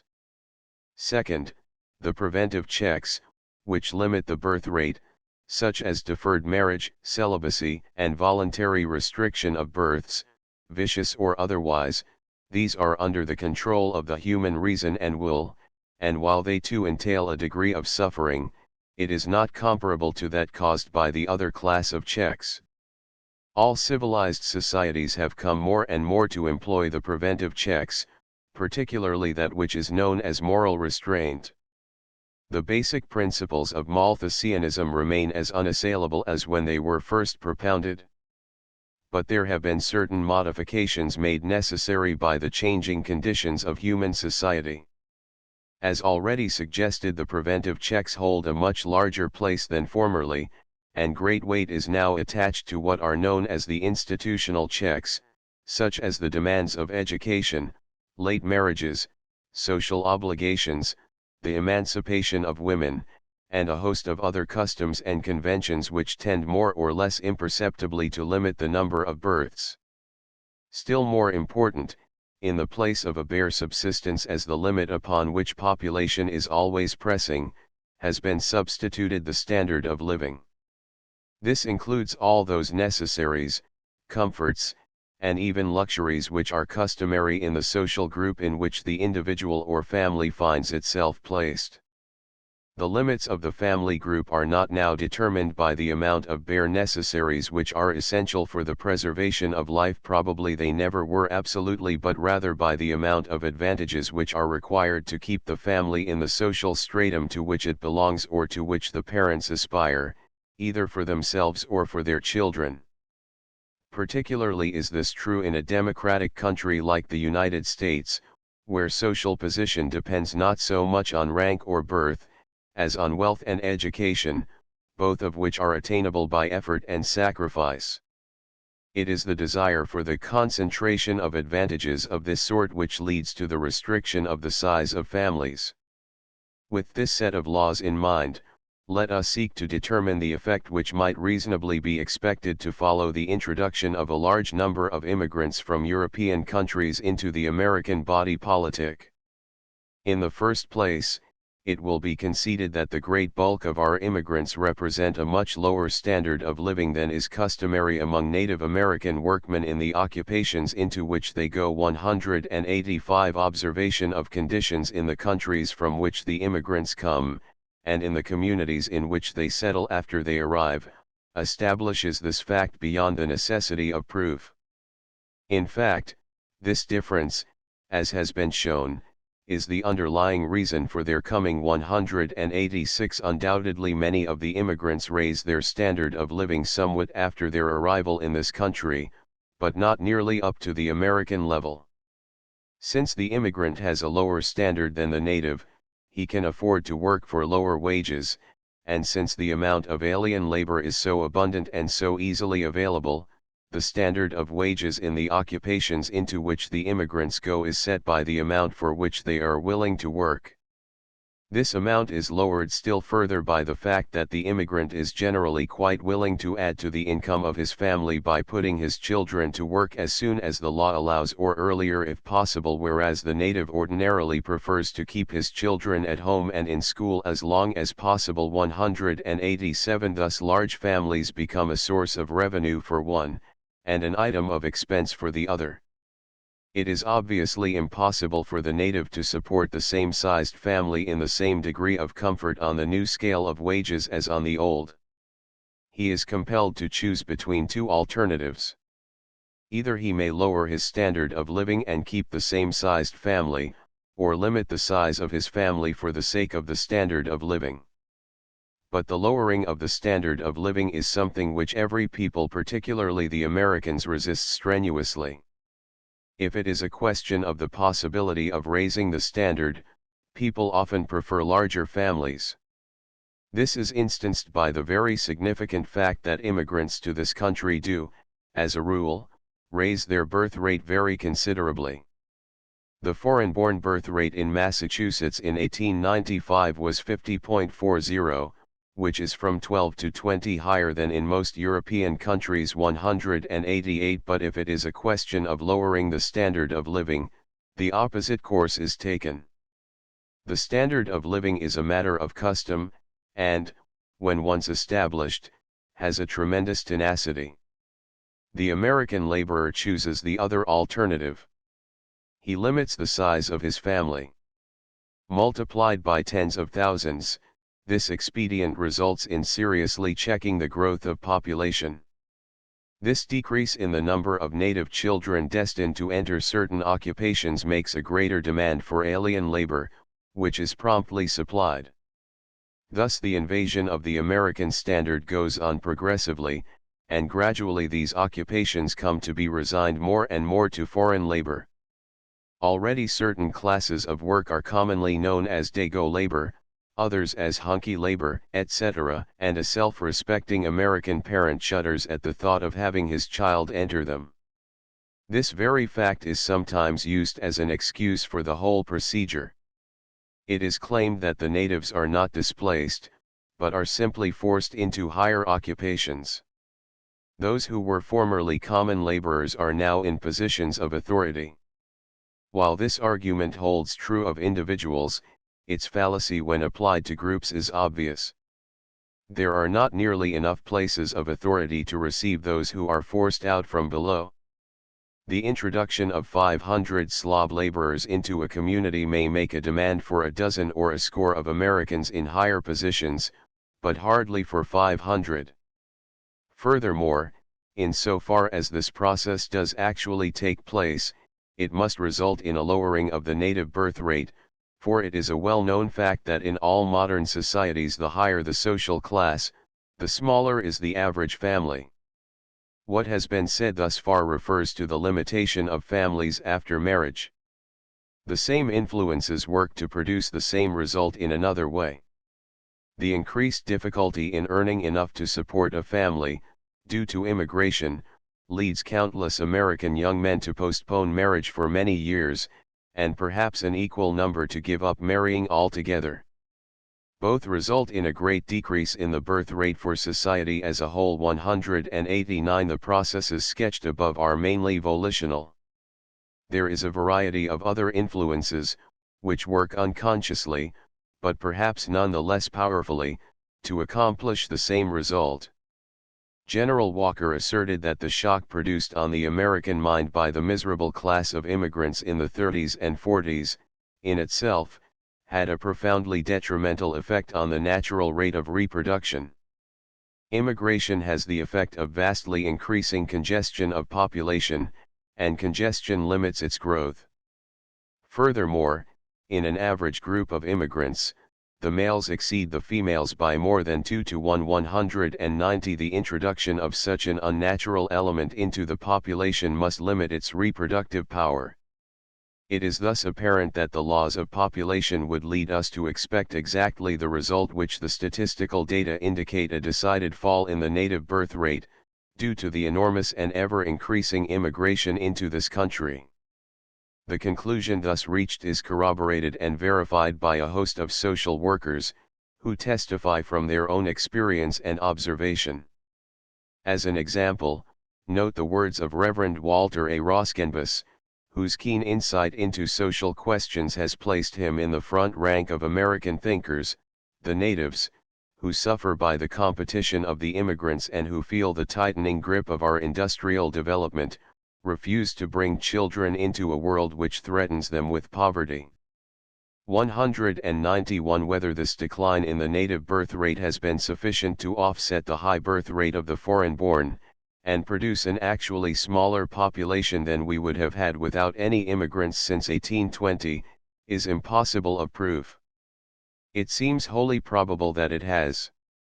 The second generation of immigrants themselves feel the effect of the newcomers, and our foreign population shows a sharp decline in its birth rate after a generation of American life. 192 At least, if immigration has not positively lessened our population, we may be certain that it has failed to increase it to any considerable extent. Its net result, as far as size of population is concerned, has been to substitute a very large foreign element, from various sources, for a native element which would otherwise have come into being. The size and diversity of this foreign element in the United States is constantly increasing. The representatives of different foreign nationalities are becoming ever more numerous and more important in the life of the country. In them is embodied the problem of the immigrant. One of the most essential factors conditioning this problem is the distribution of these foreign residents. The importance of this aspect of the situation is becoming more and more felt, and will manifest itself in the succeeding pages. There are two main sources of official information on this point. The first of these, the Immigration Reports, has already been considered, and its data taken for what they are worth. 193 The other is the reports of the Bureau of the Census, which give the actual distribution of the foreign-born, at 10-year intervals.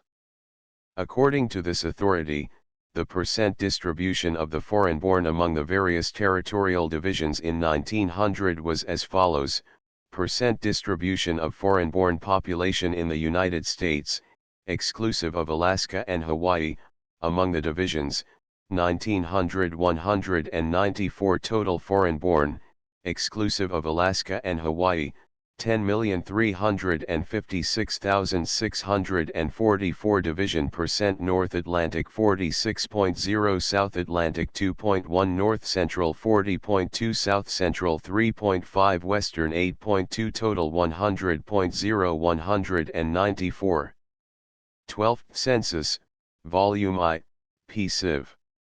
According to the division adopted in the census of 1910, 84.8% of the foreign-born were in the north, 5.4% in the south, and 9.7% in the West.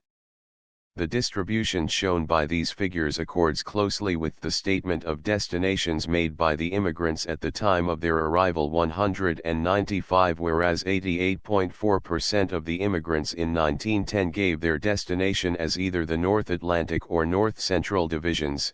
In 1900 the census enumerators found 86.2% of the foreign-born residents actually residing in those divisions, and in 1910, 84.8% in the North.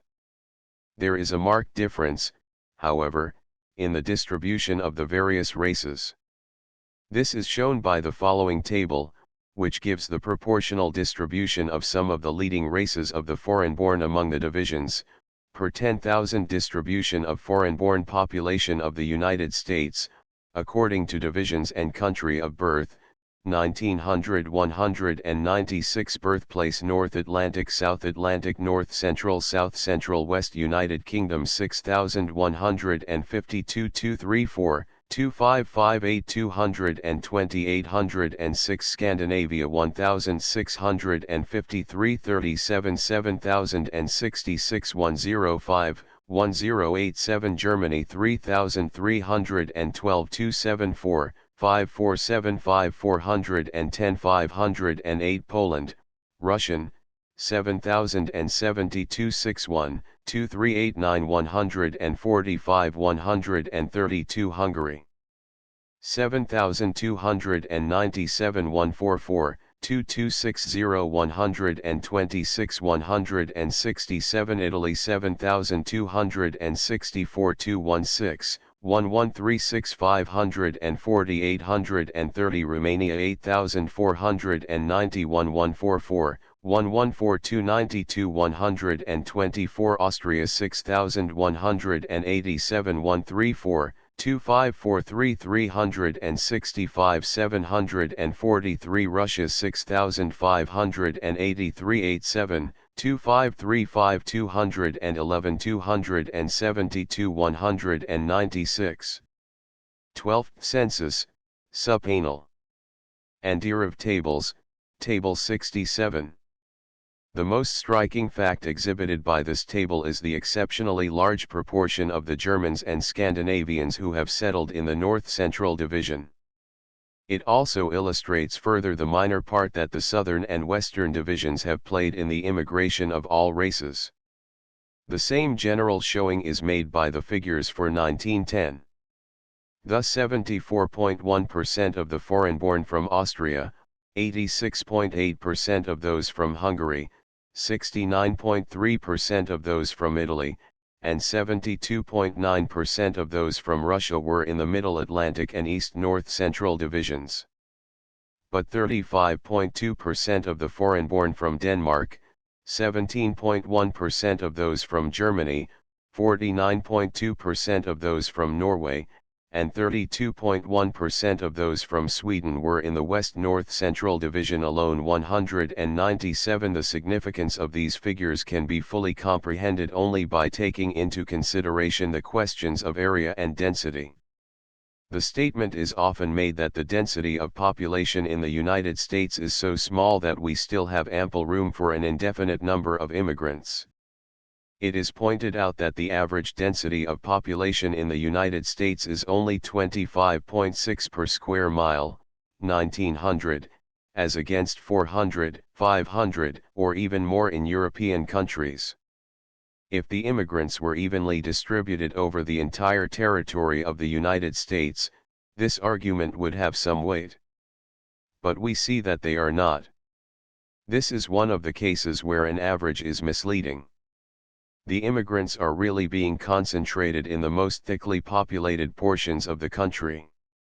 This becomes more evident if we examine the conditions in certain states. Thus in 1907, according to the Immigration Report, 6.5% of the immigrants were destined to Massachusetts, which in 1900 had a density of 348.9, 30% of the immigrants were destined to New York, with a density of 152.6, 17.9% to Pennsylvania, with a density of 140.1, 8.1% to Illinois, with a density of 86.1, 5.5% to New Jersey, with a density of 250.3, while Little Rhode Island, with a density of 407, was credited with 0.9%. It thus appears that these 6 states, containing only 5.6% of the total area of the United States, and with a density in each case far above the average, received 68.9% of the total immigration for the year. It is thus apparent that our foreign-born residents tend irresistibly to congregate in the most densely settled portions of the country, and in the most densely populated states.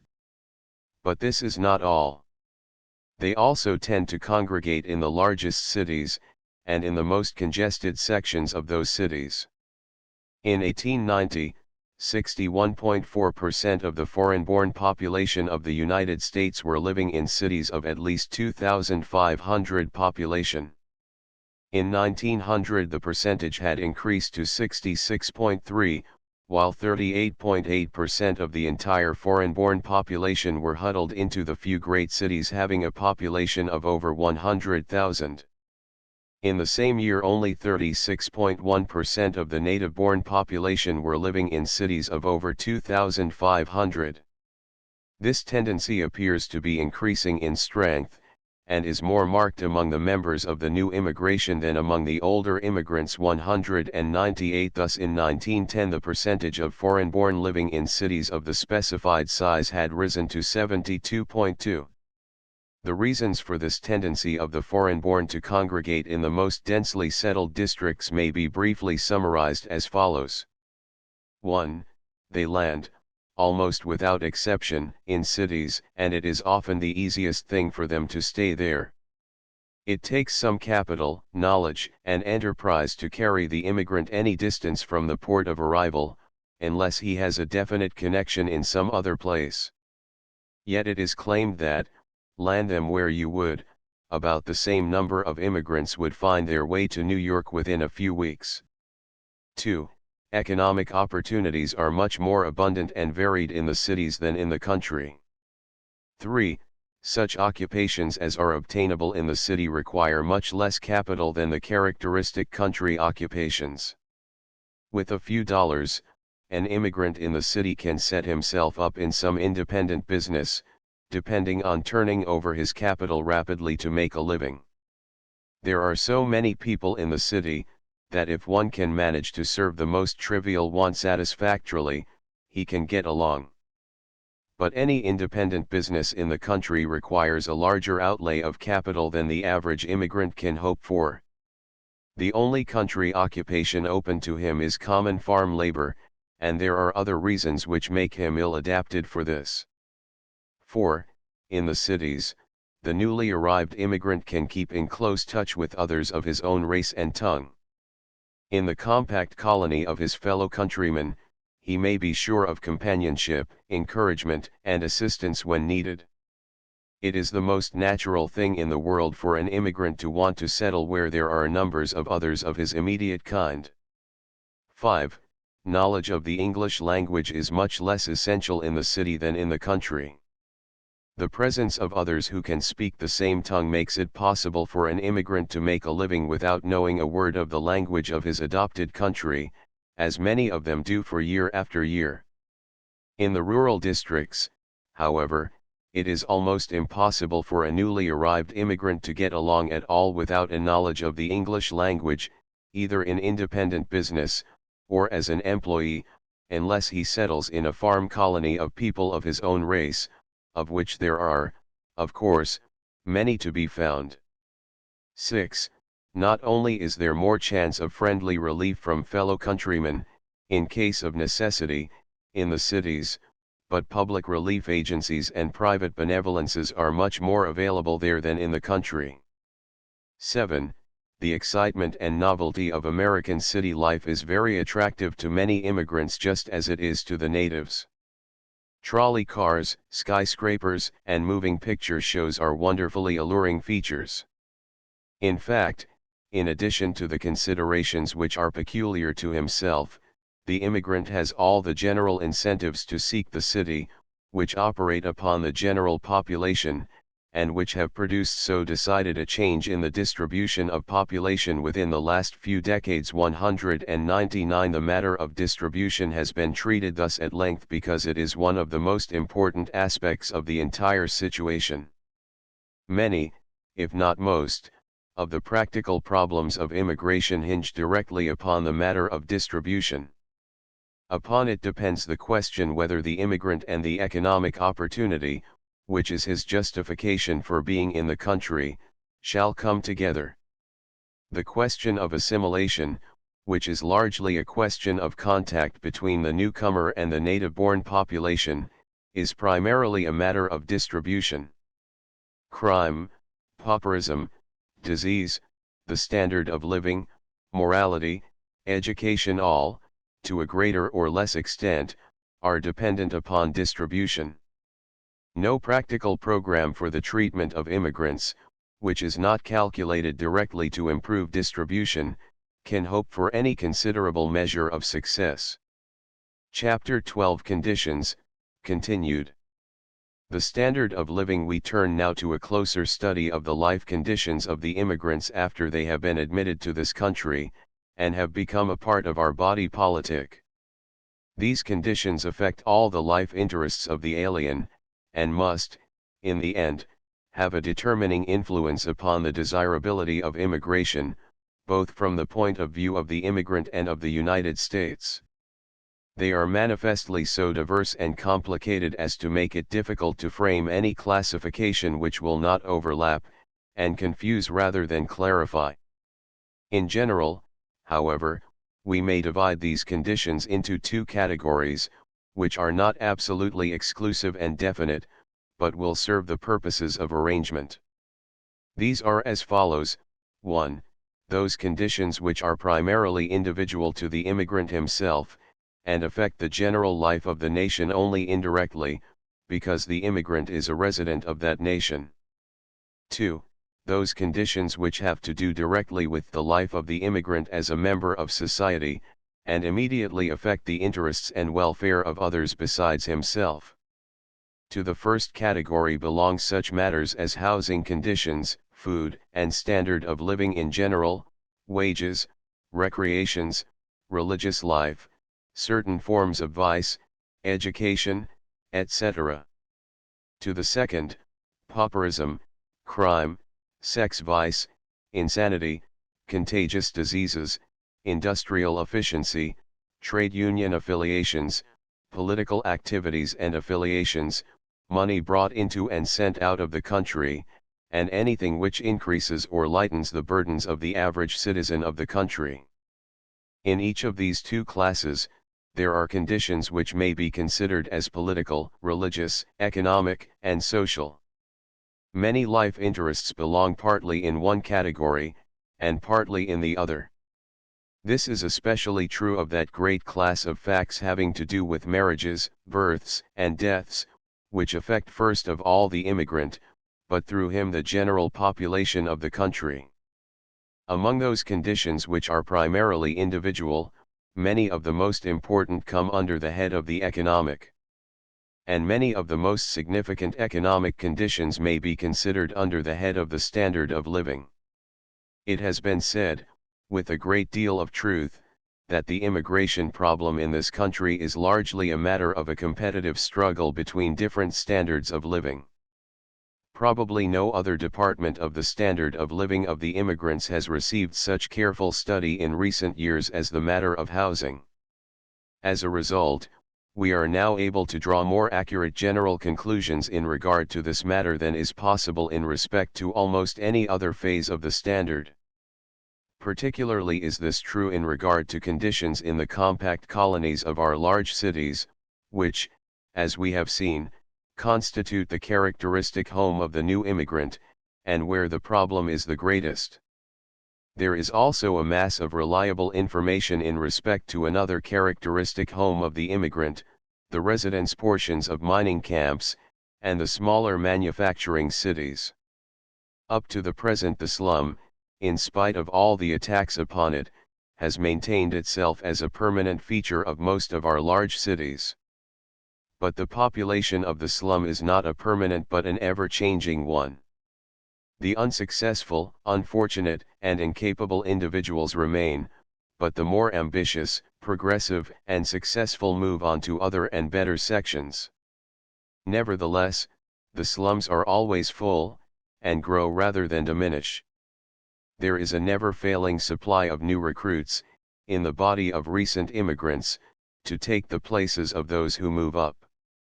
Thus the slum becomes the great sifting ground of the foreign-born, and tends to become more and more the abode of the poorest classes of our population. Not only is there a progression of individuals through the slum, but some of our cities have witnessed a most interesting and significant succession of races along the same course. The natives were displaced by the Irish, they in turn were crowded out by the Italians and Jews, and now the Greeks, Syrians, and allied races are driving out the Italians. Races may come and races may go, but the slum goes on forever. The character of the modern tenement has been sufficiently described by many writers to obviate the necessity of going into any detailed account of it in the present connection. Our main concern is the life of the immigrant within this tenement. The most recent and reliable information upon this point is that furnished by the Immigration Commission in their report on immigrants in Cities 200. The agents of the Commission made a detailed study of the most densely congested districts of New York, Chicago, Philadelphia, Boston, Cleveland, Buffalo, and Milwaukee. They found the population of these districts to consist mainly of members of the recently immigrating races. In all 7 of these cities, Russian Hebrews and South Italians are among the principal races represented in the congested districts, while in the cities on the Great Lakes Poles, Bohemians, and other Slavic races are relatively more numerous than in the Atlantic coast cities. Very few families whose heads were native-born of native fathers were found in these districts. Nearly 1/2 of the foreign-born heads of households had come within the last 10 years, and over 1/5 within 5 years. Not only were there very few native families, but only the remnants of colonies of Germans, Irish, and Swedes were found. The first point to demand our attention in regard to the life of the foreign-born within the tenements is the amount of congestion. Among the households studied by the Immigration Commission, the average numbers of rooms per apartment was 3.72. The average number of rooms per apartment for the households whose head was native-born white of native father was 4.47, of the native-born of foreign father 4.34, of the foreign-born 3.64. The average number of persons per household for the native-born white of native father was 4.14, for the native-born of foreign father 4.39, for the foreign-born 5.16. An interesting indication of the habits of life of some of the newer immigrating races is given by the fact that while, among the Greeks, 32.7% of the households consisted of 2 persons, and 18.4% of 3 persons, 8.2% consisted of 10 or more persons. Among the Servians 18.2% of the households consisted of 10 or more persons, and among the Slovenians 11.2%.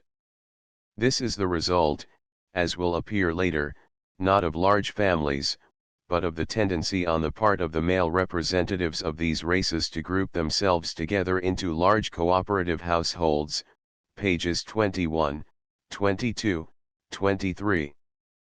The average number of persons per room in the households studied was as follows: native-born white of native father, 0.93, native-born of foreign father, 1.01, foreign-born, 1.42, p24. Only 51.9% of the native-born white of native father had 1 or more persons per room, 54.7% of the German households, 68.5% of the Irish, South Italians 91.9%, and Greeks 98%. Of the Slovaks, Slovenians, and Syrians, 90% or more of the households had 1 or more persons per room. 2% of the Greeks, 2.6% of the South Italians, and 3% of the Syrians had 4 or more persons per room. The number of occupants, per sleeping room, is of course somewhat higher. The total average number of persons per sleeping room in the households whose heads were native-born white of native father was 1.93, of the foreign-born, 2.39. 2% of the Greek households studied had 6 or more persons per sleeping room, as did 2% of the South Italians and 5.2% of the Slovenians. 14% of all the foreign-born households slept in all the rooms in their apartments, and 41.1% in all the rooms except one, while among the native-born whites of native fathers 2.3% slept in all the rooms, and 20.2% in all the rooms but one. The foregoing figures may be taken as giving a reliable summary of the amount of congestion in the crowded districts of the 7 great cities mentioned. It is painfully evident that conditions exist on a wide scale in these centers, which are a disgrace to any civilized country. A large proportion of the lower classes of our cities are living under conditions which render self-respect, cleanliness, and even decency almost impossible. Moreover, it is apparent that the native-born whites of native fathers, studied in this investigation, although representing the lowest portions of that class, rank decidedly above the foreign-born as far as can be judged by the degree of congestion. The native-born of foreign fathers stand between the other two classes. A more vivid and vital aspect may be given to the picture by taking some specific instances of life conditions among various groups of the foreign-born. Among the Italians, extreme congestion had manifested itself as long ago as the decade of the 90s. The average density of population in the Italian quarter of the north end of Boston was said to be nearly 1.40 persons per room. 201 in the Italian quarter of Philadelphia. Investigators found 30 Italian families, numbering 123 persons, living in 34 rooms. In some of the Italian tenements in the city, lamps were kept burning all day in some of the rooms, where day could scarcely be distinguished from night. 202 The Jews at this time were only a little less densely crowded than the Italians. In 1891 nearly one-fourth of the whole number of Jews living in 2 of the precincts of the north end of Boston were living with an average of more than 2 persons to a room and were found to be very uncleanly in the care of their homes. Among the Irish, an average of 1.24 persons per room was found in Boston in 1891. On the whole, they kept their tenements cleaner than did the Jews or Italians. 203 Since the beginning of the 20th century, interest in the slum population of our cities has centered itself about the Slavic and other races of southeastern Europe, even more than about the Italians and Jews.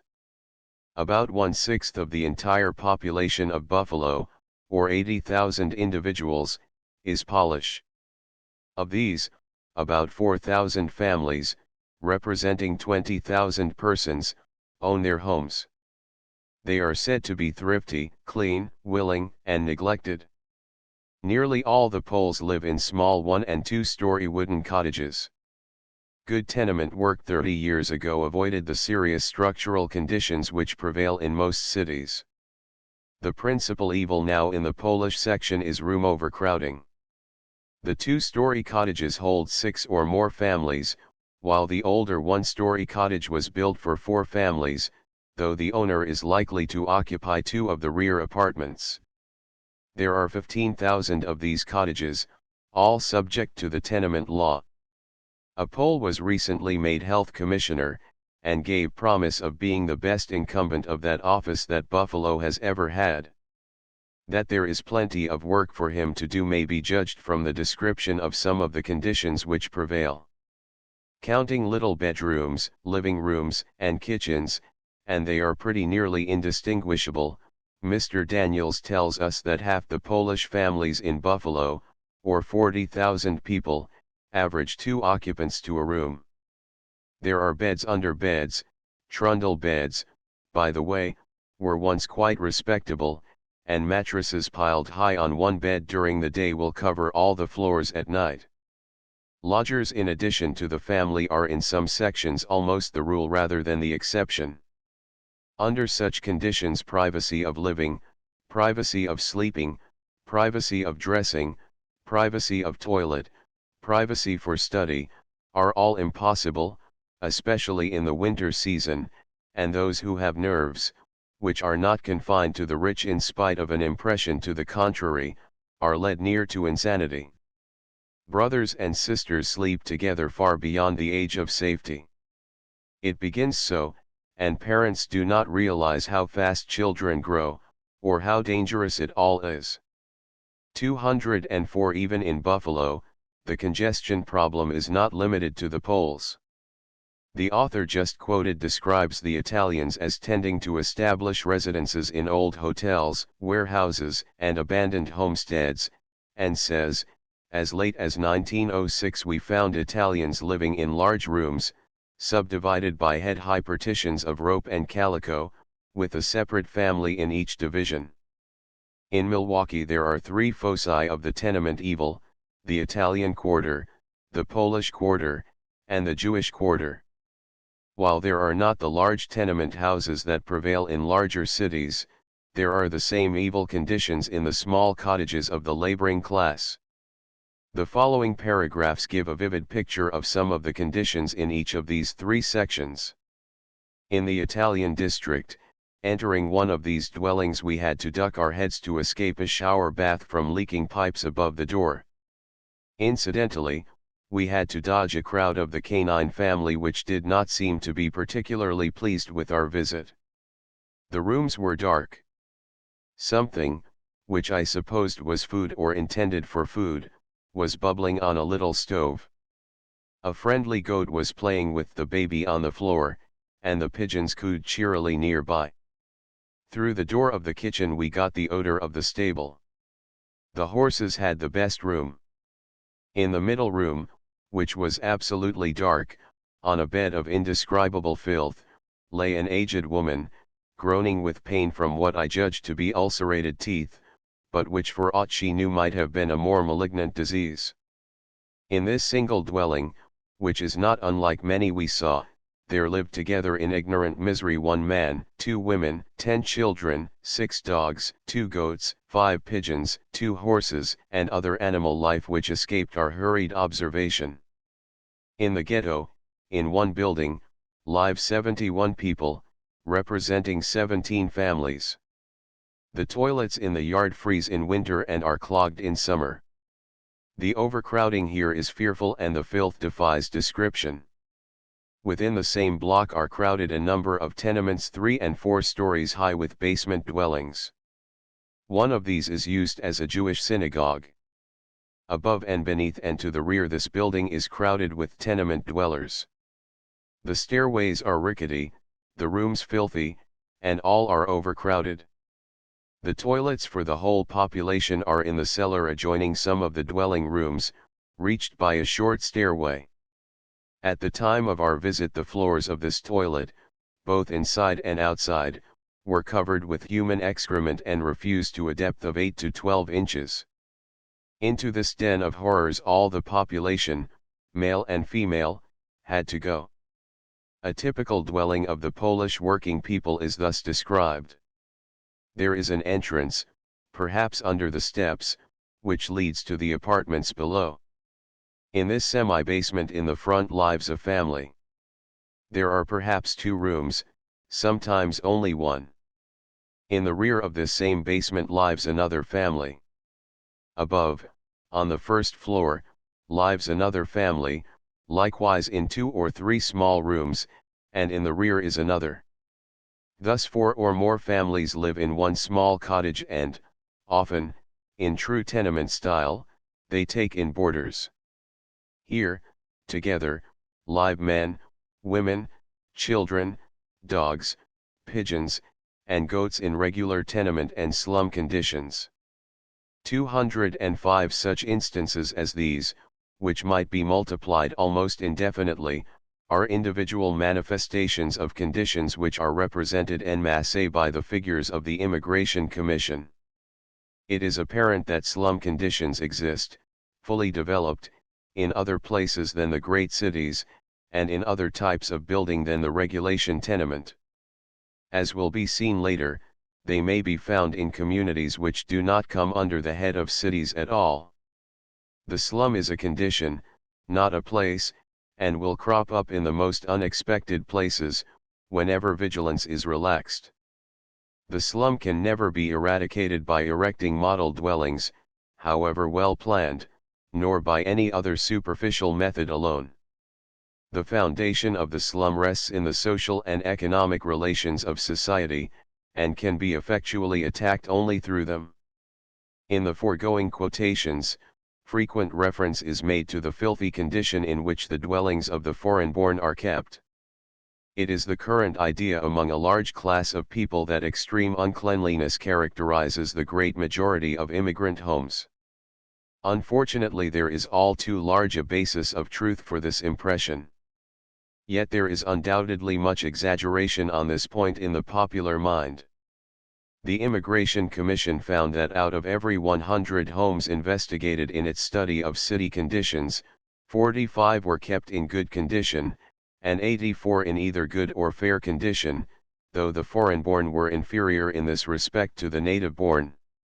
In many cases the filthy appearance of the streets in the tenement districts is due to negligence on the part of city authorities, rather than to indifference on the part of the householders. In frequent cases the streets are dirty, while the homes are clean. 206 Not only is it an error to suppose that all immigrants are filthy, but it is also untrue that all immigrants who are filthy are so from choice. While the standards of decency and cleanliness of many of our immigrant races are undoubtedly much below those of the natives, there are many alien families who would gladly live in a different manner, did not the very conditions of their existence seem to thrust this one upon them, or the hardship and sordidness of their daily life quench whatever native ambition for better things they might originally have had. In the foregoing paragraphs mention has been made of the boarder as a characteristic feature of life in the tenements. He is, in fact, a characteristic feature of the family life of the newer immigrant wherever found. Since so large a proportion of the modern immigrants are single men, or men unaccompanied by their wives, CP 191, there is an enormous demand for accommodations for male immigrants who have no homes of their own. This demand is met in two main ways. The most natural, and perhaps the least objectionable, of the two, where there are a certain number of immigrant families of the specified race already in this country, is for a family which has a small apartment to take in one or more boarders or lodgers of their own nationality. In this way they are able to add to their meager income, and thereby to increase the amount of their monthly savings, or perhaps to help pay off the mortgage on the house if they happen to be the owners. The motive is not always a financial one, however, but occasionally the desire to furnish a home for some newcomer from the native land, with whom they are acquainted, or in whom they are interested for some other reason. 207 The second way of solving the problem is for a number of men to band themselves together, hire an apartment of some sort, and carry on cooperative housekeeping in one way or another. A description of these households will be given later, p. 247. The keeping of boarders or lodgers. 208 is a very widespread practice among our recently immigrating families. Among the households studied by the Immigration Commission in its investigation of cities, 13% of the native-born white households kept boarders, and 27.2% of the foreign-born. The following foreign-born nationalities had high percentages, as shown by the figures: Russian Hebrews, 32.1%, North Italians, 42.9%, Slovaks, 41%, Magyars, 47.3%, Lithuanians, 70.3%. A similar showing is made by the figures given in the report of the Immigration Commission on Immigrants in Manufacturing and Mining, abstract quoted. The percentage of households keeping boarders, as shown in that report, is as follows: Percentage of households keeping boarders 209 Nativity percent native-born white of native father 10.0 native-born of foreign father 10.9 foreign-born 32.9 race, foreign-born, Norwegian 3.8 Bohemian and Moravian 8.8 Croatian 59.5 South Italian 33.5 Magyar 53.6 Polish 48.4 Romanian 77.9 Serbian 92.8 209. Report IMM. Commander, IMS.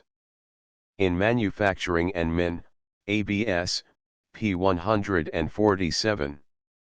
The average number of boarders per household, based on the number of households keeping boarders, was as follows: average number of boarders per household based on the number of households keeping boarders 210 Nativity number native-born white of native father 1.68 native-born of foreign father 1.52 foreign-born 3.53 race, foreign-born, Bulgarian 8.29 Croatian 6.39 Romanian 12.23 Serbian 7.25 210. IBID, P 149. This prevalent custom of taking boarders brings numerous evils in its train. Foremost among these is the absolute sacrifice of family life in the households. It is difficult at best to maintain a decent degree of privacy when the family is left to itself. The intrusion of outsiders makes it wholly impossible. Secondly, the taking of boarders tends to increase a congestion which is likely already to be extreme.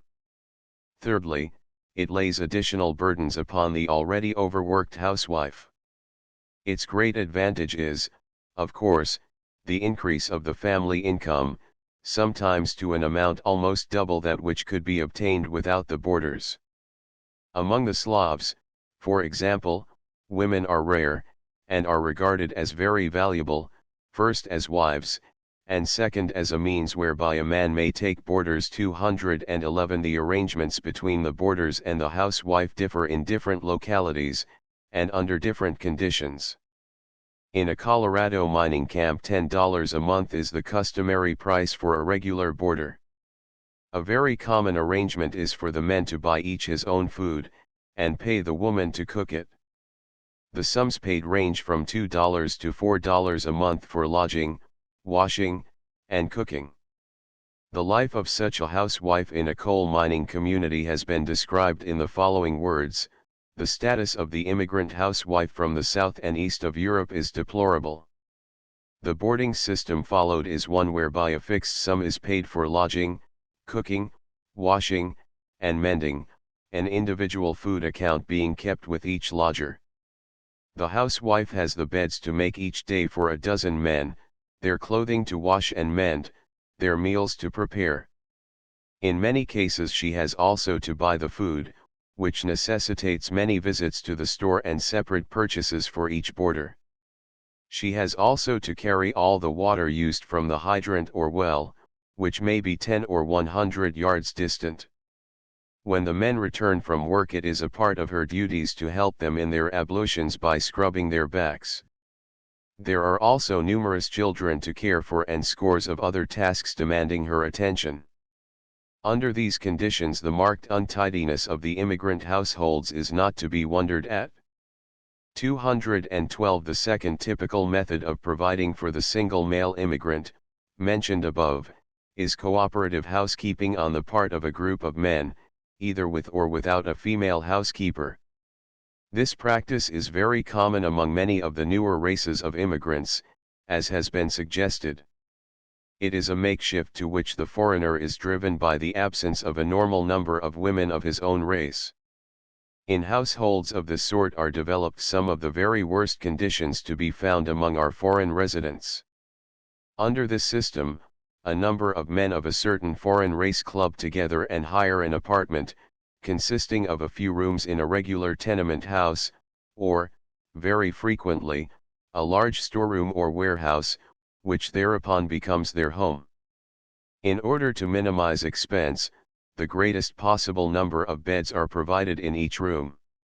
If the apartment consists of a storeroom, it is often fitted up with tiers of bunks along the sides. Such a room may be used by two sets of men, one during the day and one during the night. If some of the men are peddlers, the peanut stands or barrows will be kept at night in the unoccupied spaces in the room. The lack of woman's care in the upkeep of such apartments is very manifest. The meals are either prepared in the apartment or secured at some nearby restaurant, or the two methods are combined. In the absence of all semblance of family life, every possible expedient to reduce expense is adopted, with the unfortunate results that might be expected. The following description of such a household will give a concrete idea of the type. Today, in a certain mining town, there are 14 Slavs, all unmarried, and with only themselves to support, who rent one large, formerly abandoned, storeroom. This is taken care of by a housekeeper, who also prepares the meals for the men.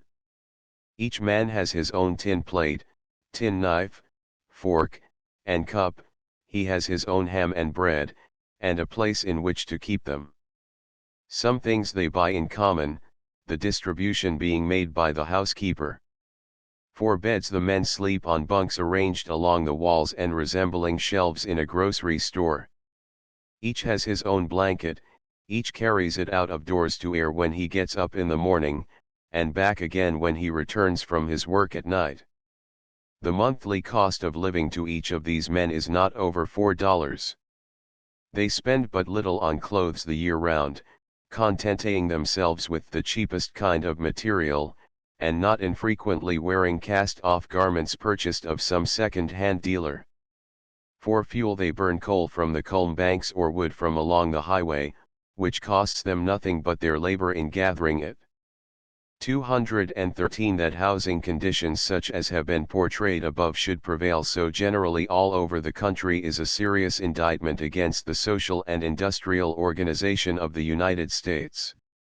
It has been intimated that these conditions are not in all cases due to the choice of the immigrant, or to the lack of desire for better things on his part. Whether they are not, to a large degree, actually due to the presence of the immigrant in this country is quite another matter, upon the decision of which must rest much of the final judgment as to the desirability of immigration under the present system. Throughout the study of housing conditions among the foreign-born, it becomes more and more evident that there is a marked distinction not only between the homes of the native-born and the foreign-born, but between those of the older and newer immigrants. By whatever test the standards of each class are measured, there is almost invariably a decided discrepancy in favor of the older races.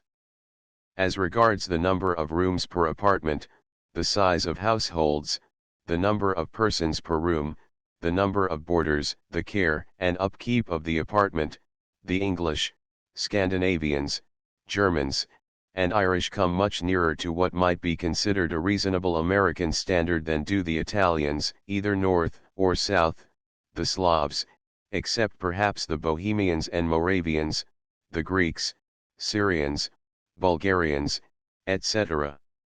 This distinction is well brought out in mining localities, where the newer races have displaced the older within recent years. A graphic comparison is given by Mr. F. J. Warren in his book, The Slav Invasion and the Mine Workers. He says that, by the time of the coming of the Slavs, the Irish, English, Welsh, Scotch, and German mine workers had grown accustomed to a social life of some dignity and comfort. The English-speaking mine worker wanted a home and family. That home was usually a neat, two-story frame house, with porch and yard. Within were pictures on the walls, and carpets on the floors of the best rooms. He wished to have no one as a permanent resident of the house save his own family, or very near relatives. He desired his wife to be well dressed and comfortable, and his children to have the benefits of school. His wants were always just beyond his wages, and always increasing. The Slav had no wife and children, and wished none. He was satisfied to live in almost any kind of a place, to wear almost anything that would clothe his nakedness, and to eat any kind of food that would keep body and soul together. he was content to live in a one-room hut, built of driftwood and roofed with tin from old powder cans. In the mining towns he drifted to the poorer and cheaper sections to live. He did not care with whom or with how many he lived, provided they were of his own nationality. When two such standards are brought into competition, it is inevitable that the higher should yield in some way or other. This difference in standards is undoubtedly due in part to a difference in natural instincts and aptitudes for decency and cleanliness between the common classes of Northern and Southern Europe, but probably more to the customary standards to which they have become habituated in their native land. The effect is the same, whatever the cause. The new immigrant desires a certain improvement in his standard as a reward for emigration, but the new standard need not be by any means the equivalent of that of the immigrant races which have preceded him. As long as we continue to draw our immigrants from more and more backward and undeveloped nations and races, we may expect to see a progressive degradation in the customary standard of the working people. There are many other considerations besides congestion which determine the character of life in the slums. Many of these have already been suggested in preceding paragraphs. Prominent among them are ventilation, sanitary and cooking facilities, light, water supply, healthfulness of surroundings, and playroom for children. The degree in which evils exist in these particulars, in any locality, depends primarily upon the stringency of the local tenement and public health laws, and the energy and faithfulness of their enforcement. Much is being accomplished and has been accomplished in recent years in the direction of securing better conditions. Yet there is almost infinite room for improvement. The futility of relying upon the individual benevolence and humanity of builders, owners, and agents was demonstrated long ago.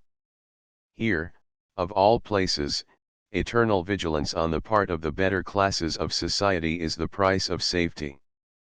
Descriptions of the homes of the foreign-born are full of accounts of dark and absolutely unventilated bedrooms, houses unprovided with any water supply, filthy outdoor closets and privy vaults, toilets used by 10 or 12 families conjointly, buildings covering the entire lot, dooryards flooded with stagnant water and refuse, basements half filled with water, domestic animals sharing the limited accommodations with the family, and a host of other horrors. Detailed descriptions of these dwellings are unnecessary.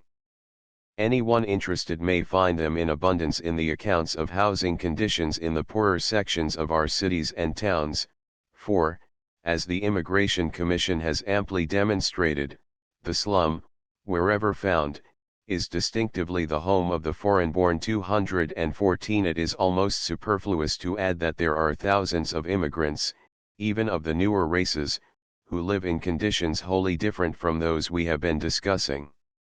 Individuals of every race, in large numbers, have succeeded in raising themselves from the lowly estate of their compatriots, and establishing homes of culture and refinement, even of luxury. Examples of this class are prominent, and are frequently referred to.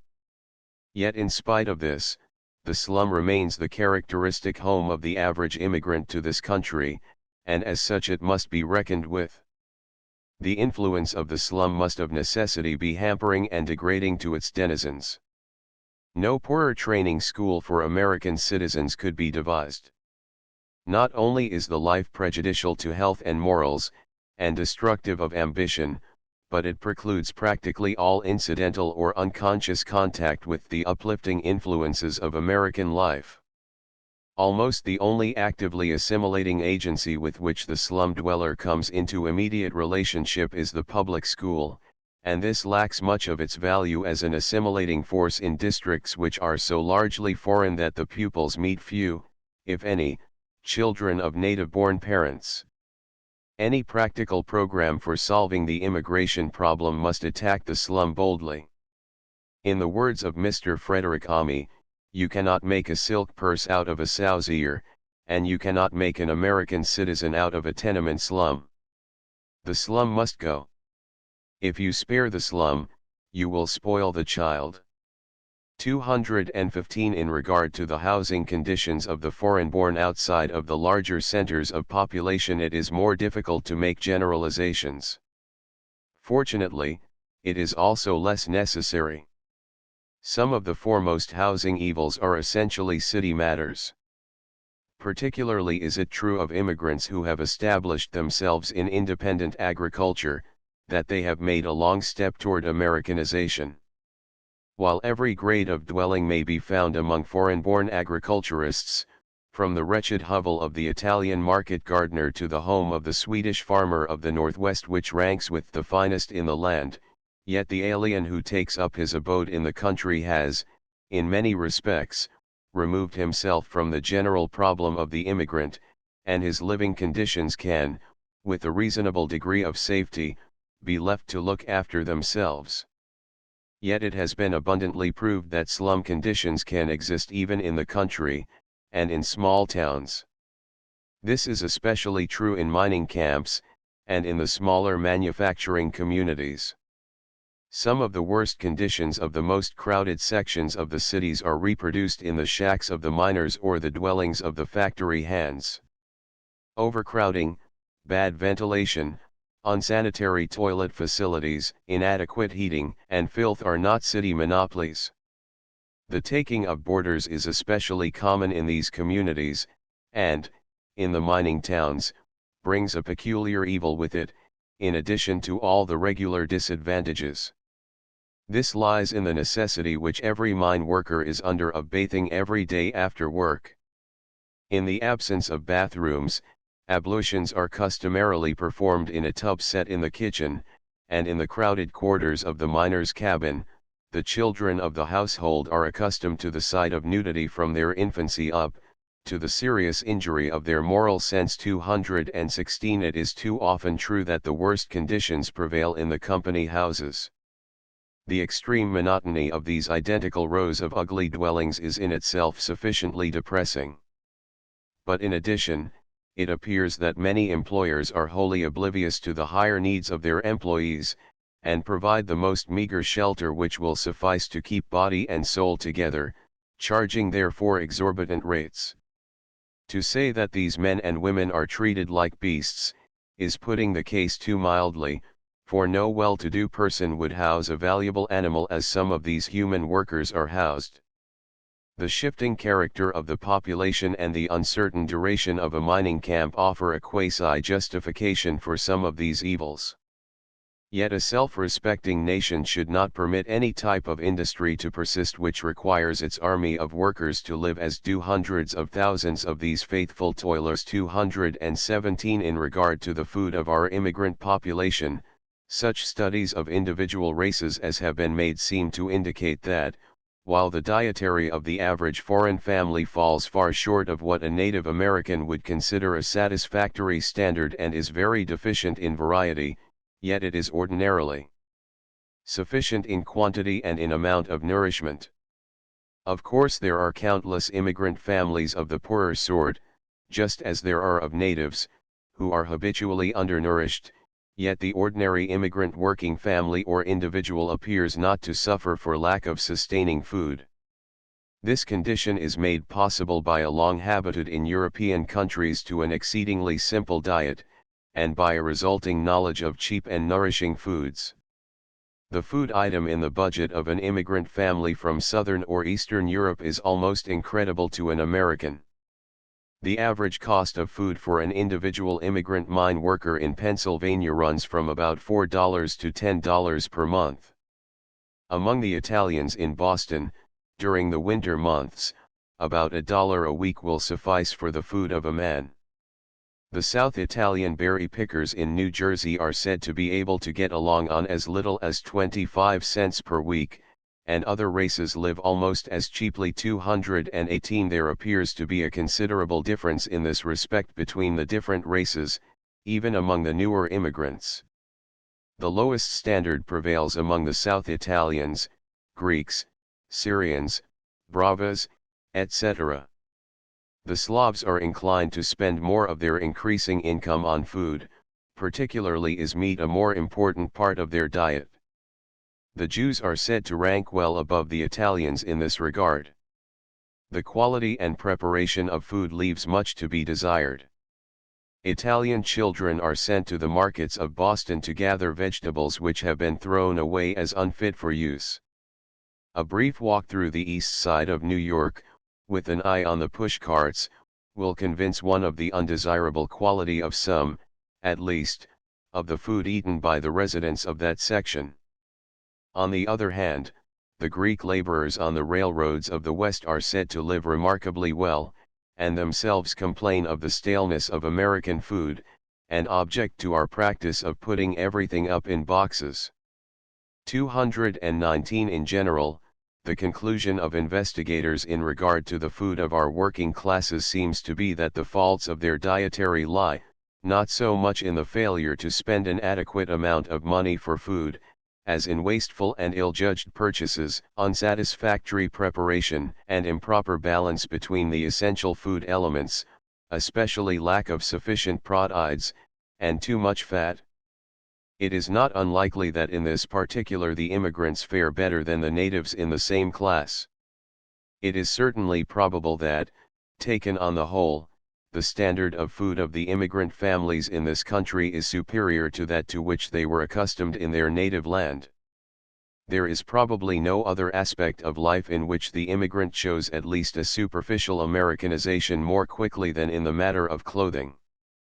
It is a matter where imitation is easy, and in fact almost inevitable. Any purchases of clothing made after the immigrant's arrival in this country must, almost of necessity, be American in type. And the younger generation, at least, are eager to have their exterior appearance correspond to that of the older residents of their adopted country, so eager, often, as to lead them to adopt the most extreme of the new fashions in cut and fitting, however cheap and flimsy the materials may be. In fact, this Americanization affects the immigrants even before they leave their native home. Officials on Ellis Island say that it is rare nowadays to see groups of immigrants arriving clad in their picturesque European costumes. The prevailing garb now is of the American type. It is a strange fact that some writers, apparently oblivious of the ease of this transition, seem to regard American clothes as an evidence of real assimilation. As regards physical adequacy of clothing, the immigrant is probably as well off on the average as his native fellow worker. It is not likely that any large proportion of our working classes actually suffer physical harm from insufficient clothing, unless it be through lack of proper protection against dampness, particularly in the matter of shoes. 220 In respect to cleanliness, and even decency, there is frequently room for improvement among the immigrants, just as there is among the native-born. There is, on the other hand, a recognized danger that the desire for a fashionable appearance, particularly on the part of the women, may lead to an extreme expenditure for dress, unwarranted by the family income. 221. Chapter 13 The Standard of Living, continued. The standard of living of any family or individual. 222 is the resultant of two principal factors. These are the desires and appetites of the individual or family and the amount of income available for the gratification of those desires and appetites. The casual observer, in forming his estimate of the immigrant, is in danger of forgetting the second of these factors, and of assuming that because the immigrant is found living in a certain status, he is therefore satisfied with that status and has no ambition to change it. It has already been hinted, in the foregoing paragraphs, that this is not the case. A full understanding of the limitations under which the immigrant is placed can come only with a study of the customary wages or income of the class to which he belongs.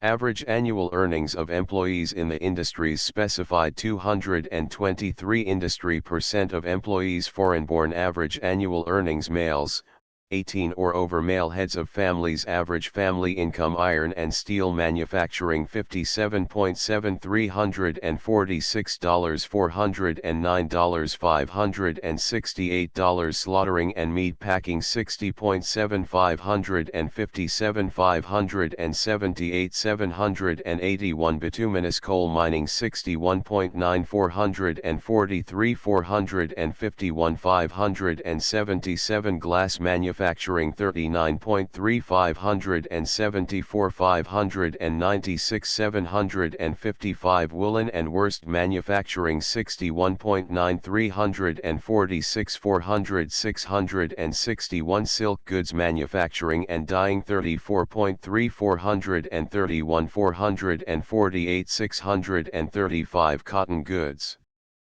manufacturing $68.7 $224, $470, $491. Clothing manufacturing $72.2 $513, $530, $713. Boot and shoe manufacturing $27.3 $502, $573, $765. Furniture manufacturing $59.1 $575, $598, $769. Collar, cuff, and shirt manufacturing $13.4 $637, $662, $861. Leather tanning, currying, and finishing $67.0 $431, $511, $671. Glove manufacturing $33.5 $625, $650, $904. Oil refining $66.7 $591, $662, $828. Sugar refining $85.3 $522, $549, $661. Cigars and tobacco manufacturing $32.6 $1.92, $225, $223.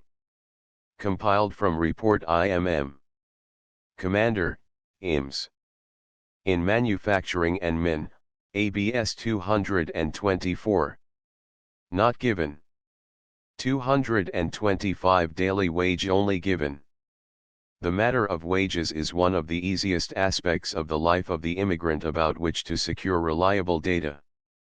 It lends itself readily to exact measurement, averaging, and tabulation. It is a subject upon which the immigrant himself can give accurate information if he is so inclined. As a result, there is a considerable mass of data in regard to the earnings of the foreign-born, and it is possible to make trustworthy generalizations thereupon. The latest and most inclusive figures on this point are those furnished by the Immigration Commission in its various reports.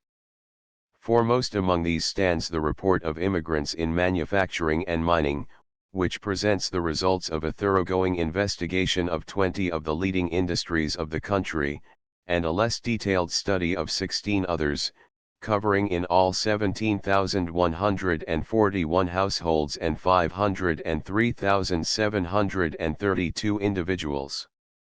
The great majority of these are foreign-born, but there is a sufficient number of native-born, both of native and foreign parentage, to serve the purposes of comparison. The table on the previous page gives the average annual earnings of employees and the average family income in the different industries. A noteworthy feature of the above table is the general excess of average family earnings over the average earnings of heads of families, showing the extent to which other members of the family besides the head contribute to the family support. The average weekly earnings of male employees, 18 years of age or over, distributed according to nativity, are as follows. The table includes over 200,000 individuals.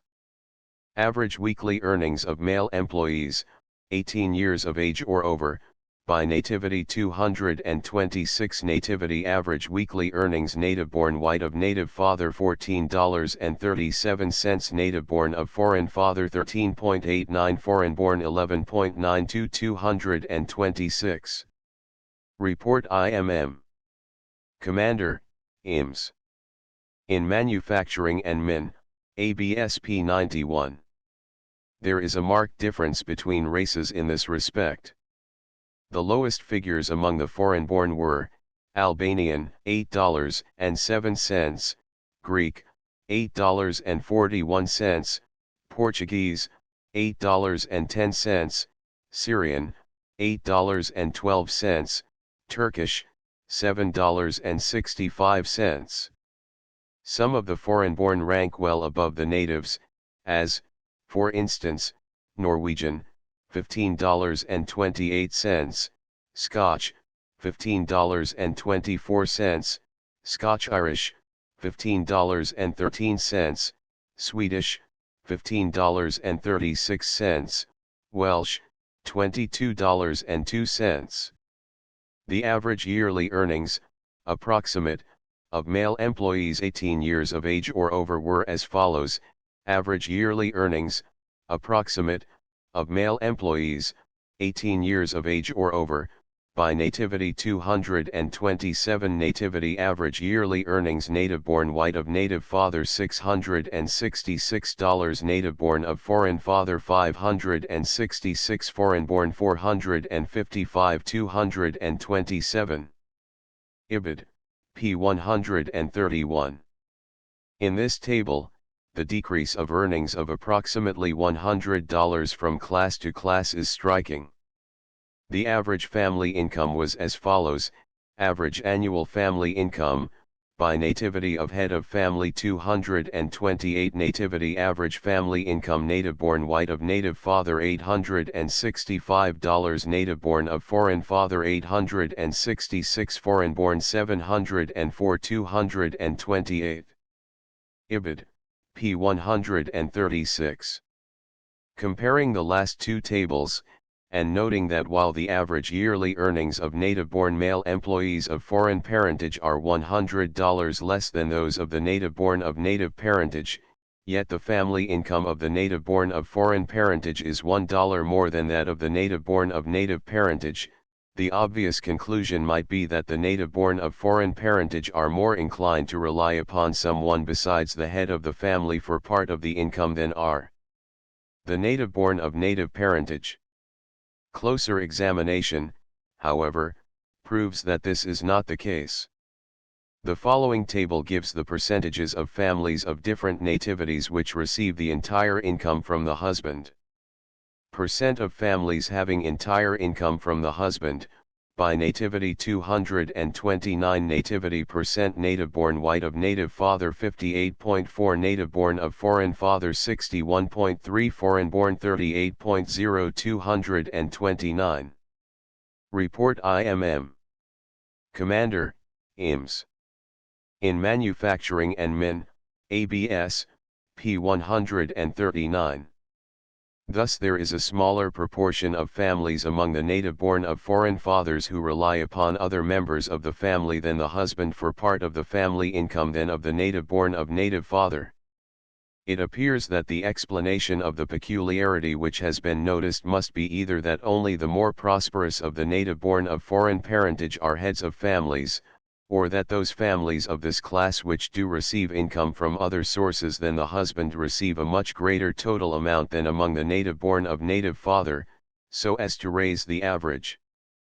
The former explanation seems the more probable, for while 67.3% of the male native-born white employees of native fathers, 20 years of age or over, were married, only 56.5% of the native-born of foreign fathers of the same age were married.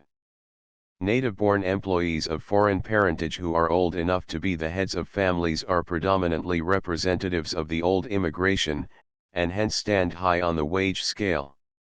The very small percentage of families among the foreign-born which derive their entire income from the husband indicates the extent to which the children of this class contribute to the family support, and also the extent to which boarders are taken. Figures from other sources corroborate, in general, the showing made in the foregoing tables, with some differences in detail. The Immigration Commission in one of its other reports, namely that on immigrants in cities, gives the average approximate yearly earnings of over 10,000 male wage workers 18 years of age or over as follows: native-born white of native father, $595, native born of foreign father, $526, foreign born, $385 230. These figures are less, throughout, than those presented in the foregoing tables, and seem to indicate that the average of wages in cities is less than in the general run of organized industries throughout the country. It is probable that a census of city workers would include many in insignificant industries, and in occupations which could hardly be classed as industries, where the wage scale is low.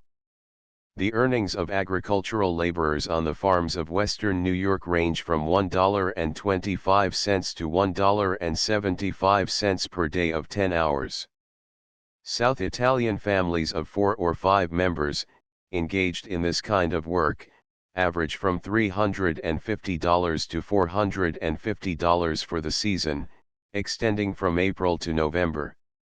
Poles, working as general farm laborers the year round, earn from $18 to $20 per month. 231 among the anthracite coal miners of Pennsylvania, the average yearly wage of the contract miners, who make up about 25% of persons employed about the mines, is estimated at about $600 per year, while adults in other classes of mine workers, who form over 60% of the labor force, do not receive an annual average wage of $450.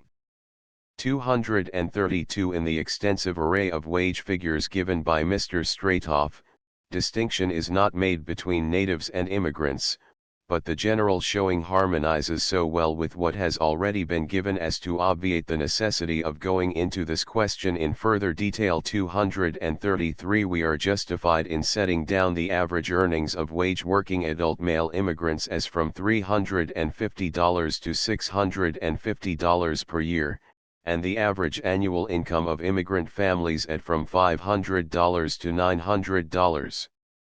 The figures given for individual immigrant incomes have been confined to male workers, for the reasons that they are representative, and are of primary importance in determining the status of the immigrant family in this country. The wages of female workers range on the average from 30 to 40% or below those of males. Full comparisons are given in the volume of the Immigration Commission Report on Immigrants in Manufacturing and Mining. The next question which arises is, to what degree are these incomes, of individuals and families, adequate to furnish proper support to an average family of 5 persons? This problem involves the determination of the minimum amount on which a family can live in decency under existing conditions in America. Numerous efforts have been made to solve this question. The estimate of the Bureau of Statistics of Massachusetts is $754 234. The charity organization Society of Buffalo regards $634 a year as the lowest tolerable budget which will allow the bare decencies of life for a family of 5. 235 A special committee of the New York State Conference of Charities and Corrections in 1907 made the following estimates as to the income necessary for a family of 5 persons in New York City. $600, $700 is wholly inadequate to maintain a proper standard of living, and no self-respecting family should be asked or expected to live on such an income. With an income of between $700 to $800 a family can barely support itself, provided it is subject to no extraordinary expenditures by reason of sickness, death, or other untoward circumstances. Such a family can live without charitable assistance through exceptional management and in the absence of emergencies. $825 is sufficient for the average family of 5 individuals, comprising the father, mother, and 3 children under 14 years of age to maintain a fairly proper standard of living in the borough of Manhattan. Mr. Stratoff summarizes the evidence in the following words: it is, then, conservative to set $650 as the extreme low limit of the living wage in cities of the North, East, and West. Probably $600 is high enough for the cities of the South. At this wage there can be no saving, and a minimum of pleasure. 236. The close correspondence of these various estimates gives them a high degree of credibility. If we fix these standards in mind, and then look back over the wage scales given on the foregoing pages, we are struck with the utter inadequacy of the annual incomes of the foreign-born to meet even these minimum requirements of decency. It is obvious that an enormous number of immigrant families, if dependent solely on the earnings of the head of the family, would fall far below any of these standards, and that many of them, even when adding to their resources by the labors of wife and children, and the contributions of boarders, cannot possibly bring the total income up to the minimum limit. Even the average income in many occupations is far below this minimum, and it must be considered that while an average indicates that there are some above, there must also be many below the line. What must be the condition of those below? The average family income of the foreign-born studied in the Immigration Commission's investigation of the manufacturing and mining industries was $704. Mr. Frederick Ami states that 96% of the Poles under investigation in Buffalo earn less by $110 than the $634 per year which was set as the lowest tolerable budget. 237. A vast amount of information covering a number of miscellaneous aspects of human life, which fall under the general head of the standard of living, is furnished by the Immigration Commission, in its report on the manufacturing and mining industries. Some of the most important of these facts are summarized in the following tables. First, as to the situation of young children in the homes of immigrants. Percent of children 6 and under 16 years of age 238 male female at home at school at work at home at school at work native born white of native father 5.4 90.9 3.66.9 90.52.6 native born of foreign father 10.2 83.9 5.9 12.6 83.5 3.9 foreign born 13.2 77.0 9.9 19.1 73.67.3 237. The survey, February 4, 1911, p. 767. 238 Report IMM. Commander, IMS. In Manufacturing and Min, ABS, pages 194 to 195. Among the following races the following percent of foreign-born male children of the specified age were at work: German, 13.9, South Italian, 13.3, Lithuanian, 14.3, Portuguese, 15.7, Ruthenian, 14.6, Scotch, 19.0, Syrian, 22.6. The following table, showing the percent of literacy of the employees studied in these industries, is based on information for 500,329 employees, and hence has a remarkable trustworthiness. Literacy of employees in mining and manufacturing 239 nativity males females percent who read read and write native born white of native father 98.2 97.9 98.8 98.4 native born of foreign father 99.0 98.7 99.0 98.8 foreign born 85.6 83.6 90.8 89.2 239. IBID, pages 162 to 165. Foreign-born male employees of the following races have the following literacy, as shown by the percent who can read and write: South Italian, 67.6, Macedonian, 67.1, Portuguese, 46.1, Ruthenian, 63.6, Serbian, 69.5, Turkish, 54.1. From the foregoing table it appears that in respect to literacy the native-born employees of foreign fathers are superior to the native-born whites of native fathers, and that the foreign-born females are superior to the foreign-born males. The important matter of ability to speak English is forcibly portrayed in the following table: percent of foreign-born employees, exclusive of the English-speaking races, who speak English 240 nativity male-female total 55.6 38.6 53.2 Bulgarian 20.3 80.0, only 5, 20.6 Danish 96.5 98.3 96.6 German 87.5 80.2 86.8 Greek 33.5 12.3 31.5 Hebrew, Russian 74.7 75.7 75.0 Herzegovinian 14.6 14.6 Italian, South 48.7 25.8 44.4 Magyar 46.4 24.0 45.2 Norwegian 96.9 91.8 96.5 Polish 43.5 15.5 39.1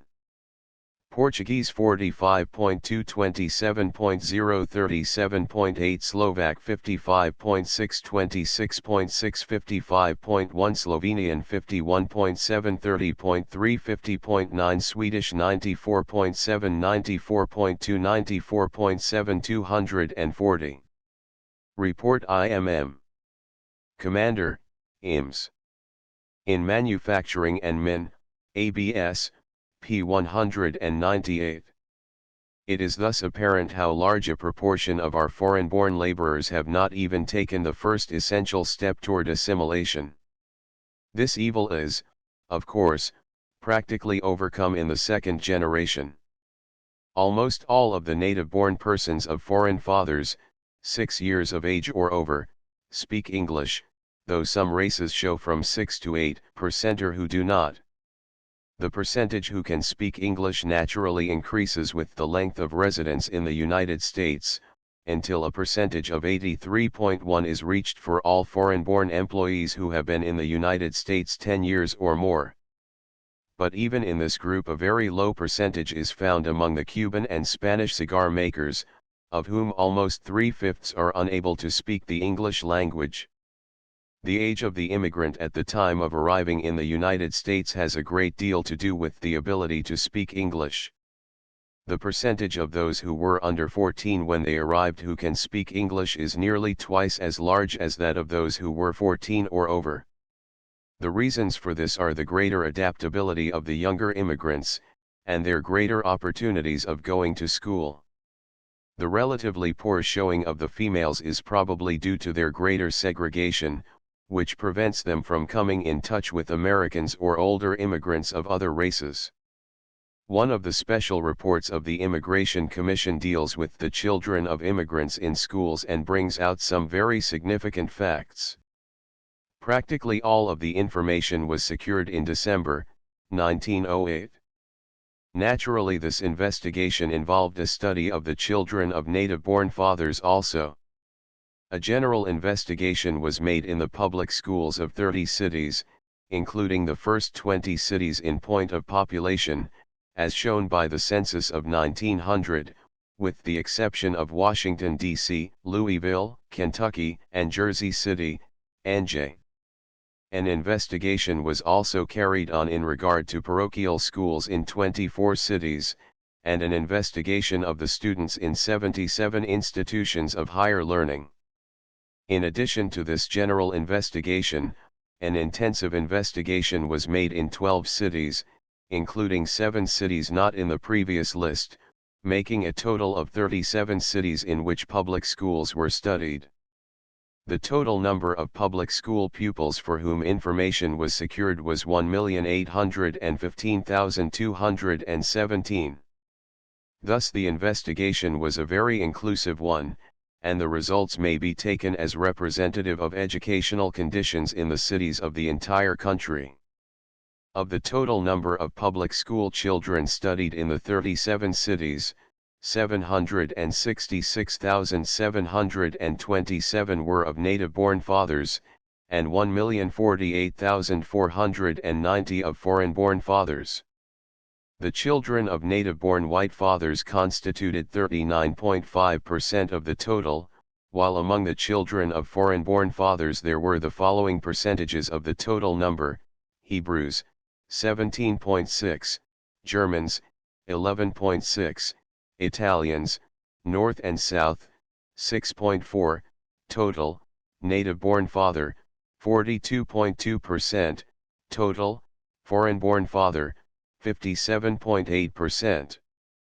The different cities show a marked difference in the proportion of children who come from foreign-born fathers, as the following table will show: percent of pupils in public schools of foreign-born fathers in specified cities. City percent: Chelsea 74.1, Duluth 74.1, New York 71.5, New Bedford 68.8, Chicago 67.3, Fall River 67.2, Shenandoah 67.1, New Britain 65.3, Boston 63.5, New Orleans 18.1, Kansas City 21.3, Johnstown 24.8, Cincinnati 27.1, Baltimore 28.5, St. Louis 31.9, Los Angeles 32.0, Cedar Rapids 34.2, Haverhill 39.1. In only 7 of the 37 cities is the proportion of pupils who are children of native-born white fathers as high as 60%.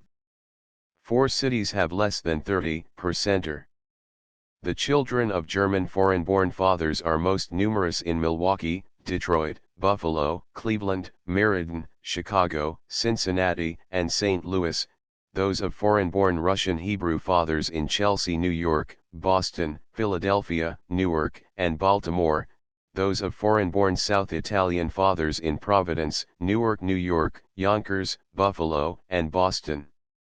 A smaller proportion of the total number of children of foreign-born fathers are in the higher grades of the public schools than of the children of native-born white fathers, as the following table shows: percent of pupils of specified nativity in the specified grades. Grade: native-born white father, foreign-born father. Kindergarten 4.3, 4.4. Primary grades 52.1, 57.6. Grammar grades 34.5, 33.3. High school 9.1, 4.7. Total 100.0, 100.0. The Slovaks, South Italians, and Magyars have the largest percentages. In the kindergartens, and the Portuguese, Lithuanians, Slovaks, South Italians, and Polish the largest percentages in the primary grades. In the high schools, the Canadians, other than French, the Scotch, the native-born white, the Welsh, Germans, Hebrews, and English stand highest. This is due to 2 main facts: the longer residence of these latter races in the United States, and their greater desire for a high education for their children, coupled with a greater ability to give it to them. Especially in the case of the kindergartens are the newer immigrating races very eager to have their young children looked after so that the mother can be free to work, or otherwise occupy herself. Another interesting set of figures is that referring to the amount of retardation among the pupils of different nativities. By retardation is meant that a pupil is above the normal age for the grade in which he is. In this respect, the children of foreign-born fathers of the newer immigration are decidedly inferior to those of the older immigration. The latter, in fact, are on the whole superior to the children of native-born white fathers. Of the total number of children of foreign-born fathers for whom this information was secured, 77.2% were born in the United States, and 28.8% were born abroad. There is a considerably larger proportion of retardation for those children 8 years of age or over who were born abroad than among those born in the United States. The proportion retarded increases as the age at the time of arrival in the United States advances. The proportion of retardation is greater among those children whose fathers cannot speak English than among those who can, and greater among those whose fathers have not taken out naturalization papers than among those who have. When we turn to the institutions of higher learning, we find a comparatively small number of foreign-born students, as might be expected 241. The percentages for a total of 32,887 students are as follows: Nativity of student percent of total native-born white of native father 64.0 native-born of foreign father 25.3 foreign-born 10.2 The Hebrews stand foremost among the foreign-born. Of the 221,159 pupils included in the parochial school investigation, 36.5% are children of native-born fathers, 36.3% of native-born white fathers, and 63.5% of foreign-born fathers. Children of foreign-born Irish fathers number 26.9% of the total number of pupils, foreign-born German fathers, 9.7%, Polish, 7.1%, and Italian, 7%. In the 24 cities in which information was secured for both public and parochial schools, there were 1,322,053 pupils in the public schools, and 221,159 pupils in the parochial schools. In Philadelphia, nearly one-fourth of the pupils were in parochial schools. Information was also secured for teachers in the kindergartens and elementary grades of the public schools in 30 cities, including 49,067 individuals. Of these, 49.8% were native-born of native white fathers, and 42.8% native-born of foreign fathers, and 5.8% foreign-born. Of the foreign-born, only 6 races were represented by as many as 100 teachers each, viz. Hebrew, English, Irish, German, Canadian, other than French, and Scotch. Chapter 14 The Exploitation of Immigrants. Religion. Births, marriages, and deaths. Recreation. There is a group of peculiar economic institutions which have been developed by the immigrants in this country, and which are especially characteristic of the new immigration. This group includes the Padrone system, the contract labor system, the immigrant bank, and 2 or 3 similar institutions, particularly the sweating system, which is now practically dependent on immigrants. The word padrone is adopted from the Italian, and signifies master or boss. In its application to American conditions, it refers to a system of practical slavery, introduced into this country by the Italians, and subsequently utilized by a number of other southeastern European races. When immigration from Italy began to assume considerable proportions, there were already in the United States a few Italians who had been here some time, and had acquired a certain familiarity with the language and customs of the land.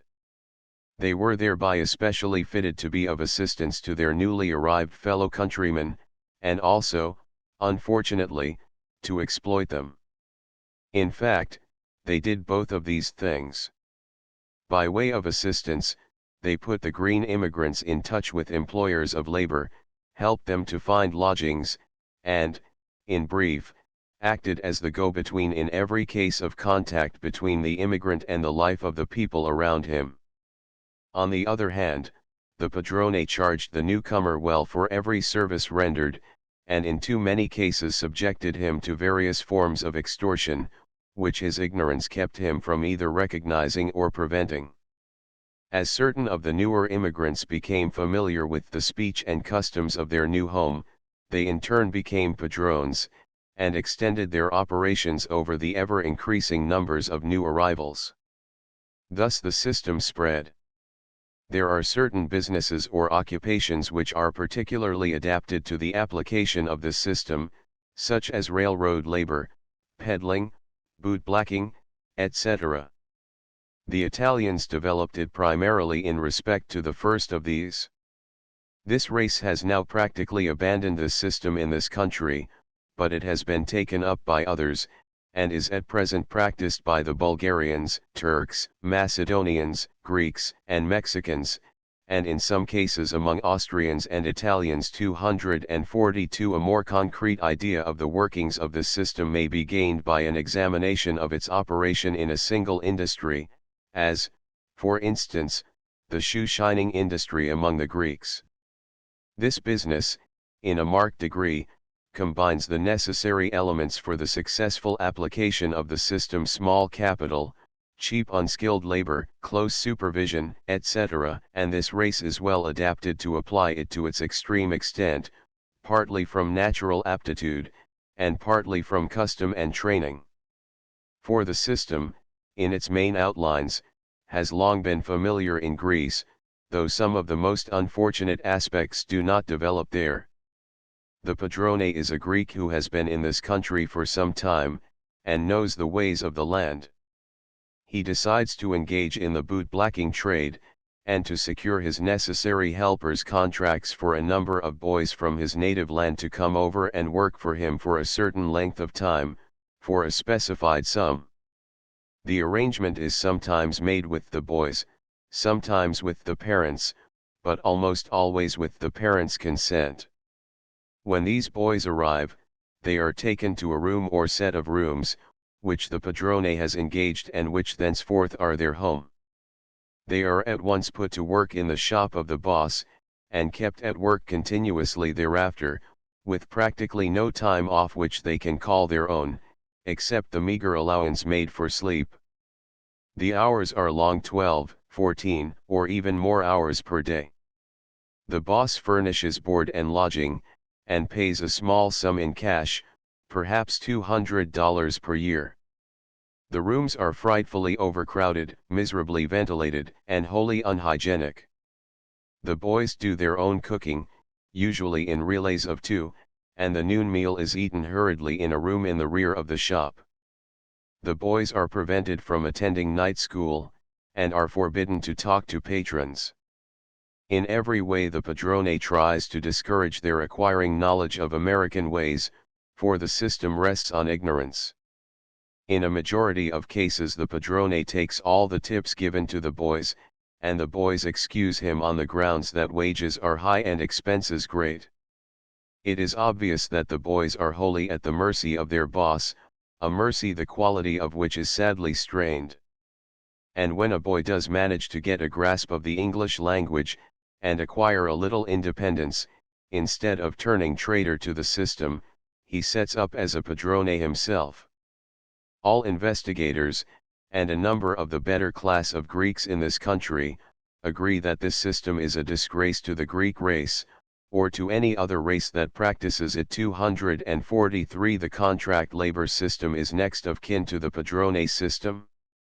The main differences are that the control of the boss, outside of working hours, is not so complete, and the relationship is likely to be of shorter duration. This system arises from the necessity of the capitalistic employer of labor getting in touch with the alien workman. Differences of language, ignorance of the sources and the means of communication, and a variety of other perfectly comprehensible reasons, prevent the employer from enlisting his workers directly, and the laborer from applying for work in his own person. The natural and inevitable intermediary is the immigrant who has been in this country long enough to know the language and have some influence and acquaintance among employers. Given this starting point, the process of bringing the immigrants and the employer together goes along wholly natural channels, with only minor modifications in the details. In some cases the employer pays the agent certain specified wages for each laborer furnished, and the agent pays whatever is necessary below that figure to secure the workers. Sometimes the employer pays fixed wages to the laborers, and allows the agent a stated commission for each worker secured. This is much the more desirable system of the two. In many cases the agent is retained as overseer in charge of the men he has secured. The degree of definiteness in these arrangements varies all the way from cases where agents go over to foreign countries, definitely charged with securing laborers for some employer, to those where the employer simply lets it be known among his employees that there will be work for all their friends or relatives who wish to come, and leaves the leaven to work. It is becoming more rare for agents in this country to go abroad in person. The tendency is for them to work in connection with agents established on the other side. The possibilities of abuse in this system are manifestly great. The agent customarily advances the passage money of those brought from abroad, taking a mortgage far in excess of his actual expense on whatever property the immigrant has to offer. Rates of interest are exorbitant, and the terms of the contract all in favor of the importer. 244 Sometimes the immigrant agrees to work for him 7 or 8 months, in return for an initial outlay of not over $100 or $125. In extreme cases, when an importer has taken mortgages far in excess of his actual expenditure, he will discharge an entire set of men, in order to make room for a new lot brought over on similar terms. The debts of the original group are still binding, and it is astonishing to note the faithfulness with which these poor unfortunates, thus thrown on their own resources, will labor on to pay off these obligations. Not all of the laborers employed under this system are secured directly from abroad. Many of the more recent immigrants, who have been in this country for some time, are almost equally dependent on the contractor with the absolute greeners. Chicago is a great clearinghouse for the labor market of the Western railroads, and labor agencies, often connected with a restaurant, or some similar place of business, abound in the foreign sections. 245 A great deal of business of this general nature is carried on by aliens who are not real agents. It is very frequent for an immigrant to tell a newcomer that if he will pay him a certain sum of money he will secure him a position in the establishment where he is himself employed. All that he really does is to take the newcomer around and introduce him to the foreman, who gives him work, if there is any.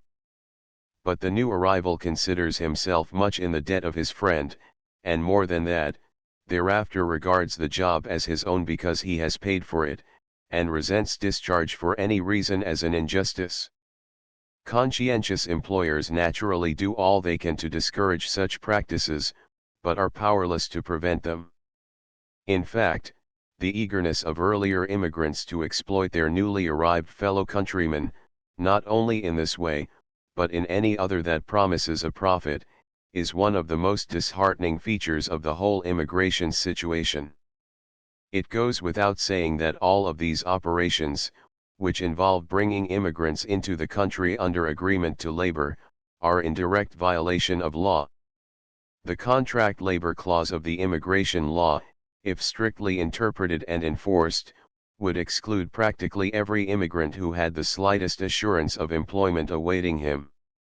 In fact, however, as has been shown above, page 154, the courts have so interpreted the act as to include under contract laborers only those who have a definite contract, or those who come in response to a specific offer or promise of employment. 246 This kind of a promise or offer is relatively rare. Nothing so definite is required to induce unskilled laborers to emigrate. Broad and general assurances of employment awaiting them are sufficient. The wide discrepancy between the letter and the interpretation of the law is unfortunate. This section of the law is the one upon which immigrants are coached more thoroughly than on any other, and in addition to the large number of immigrants who violate the most lenient interpretation, there must be many others whom the courts would not hold guilty, who nevertheless believe themselves so and suffer a corresponding degradation of character. A third element in the situation, which complicates it still further, is the interpretation practically placed on the law by the immigration authorities, which is apparently more strict than that of the courts. The whole matter of contract labor needs to be thoroughly reconsidered. In addition to the activities of labor agents and employers, state boards do a good deal to encourage immigration, sometimes keeping within the spirit of the law, and sometimes exceeding it.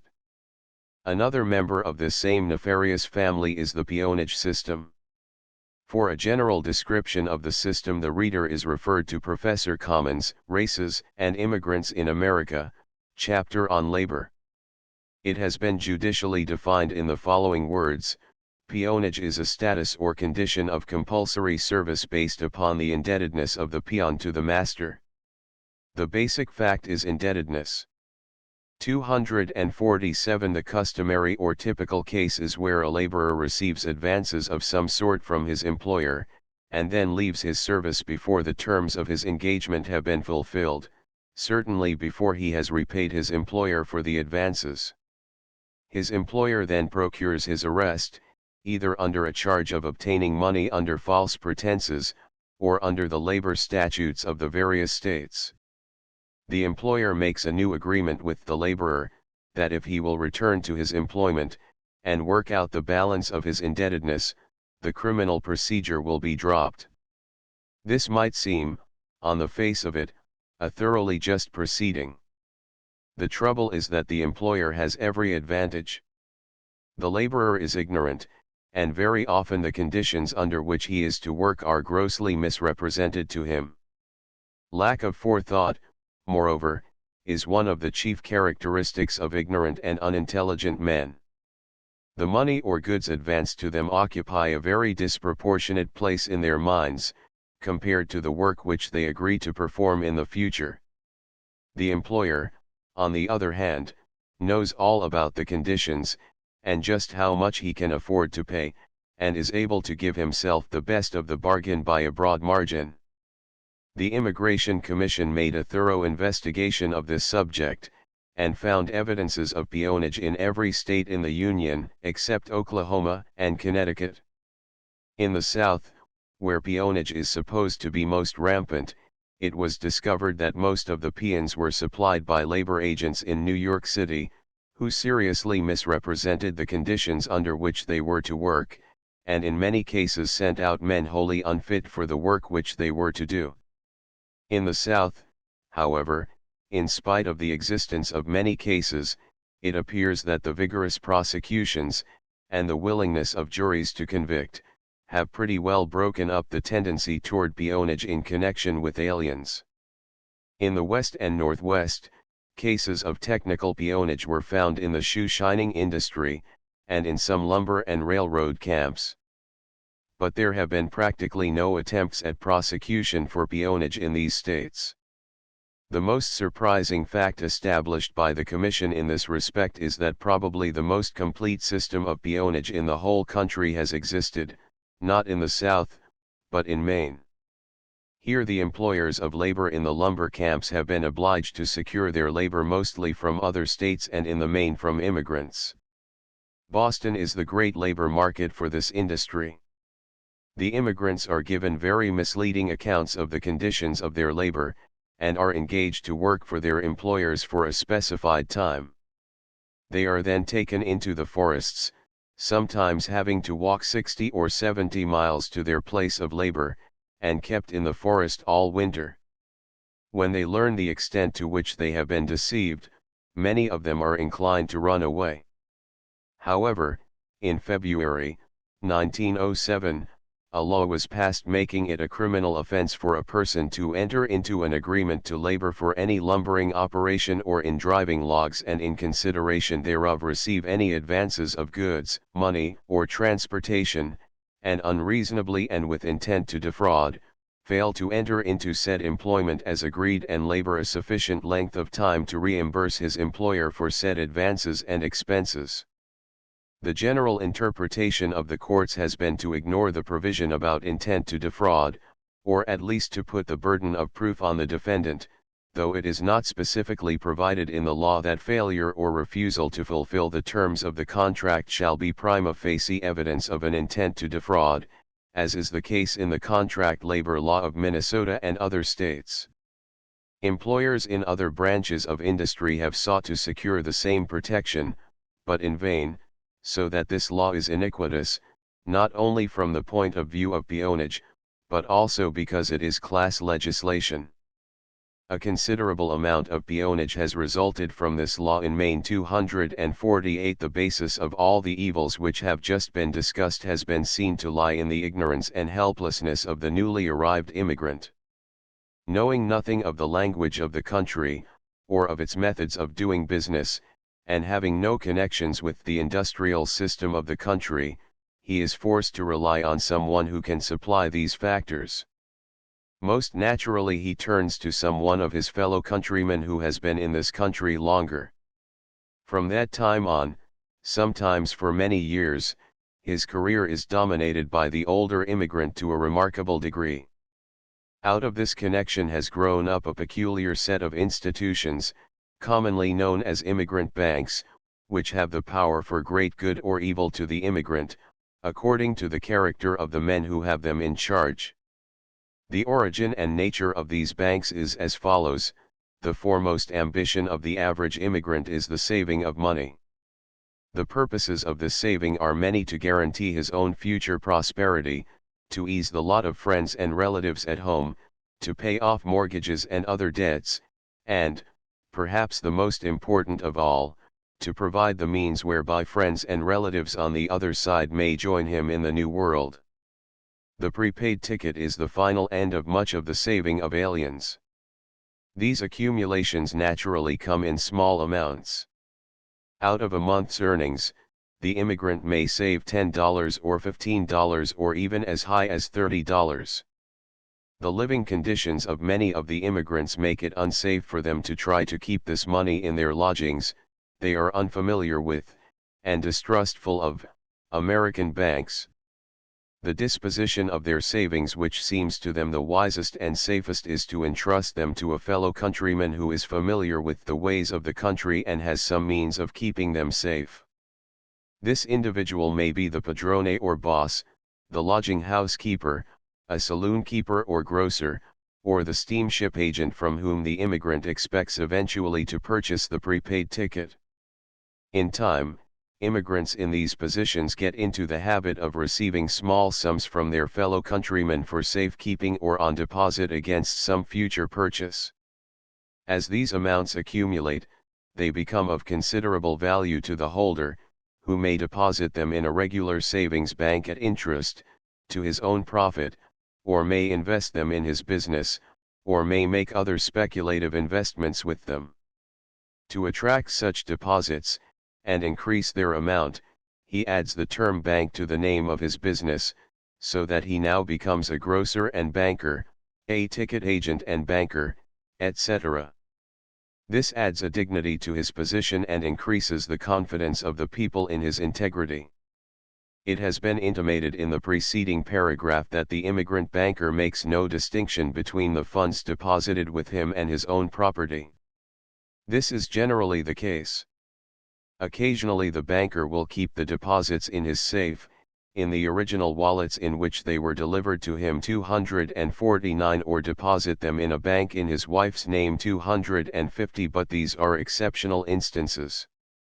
Ordinarily all the money in the banker's possession is lumped together, so that the assets of the bank are identical with the general resources of the proprietor.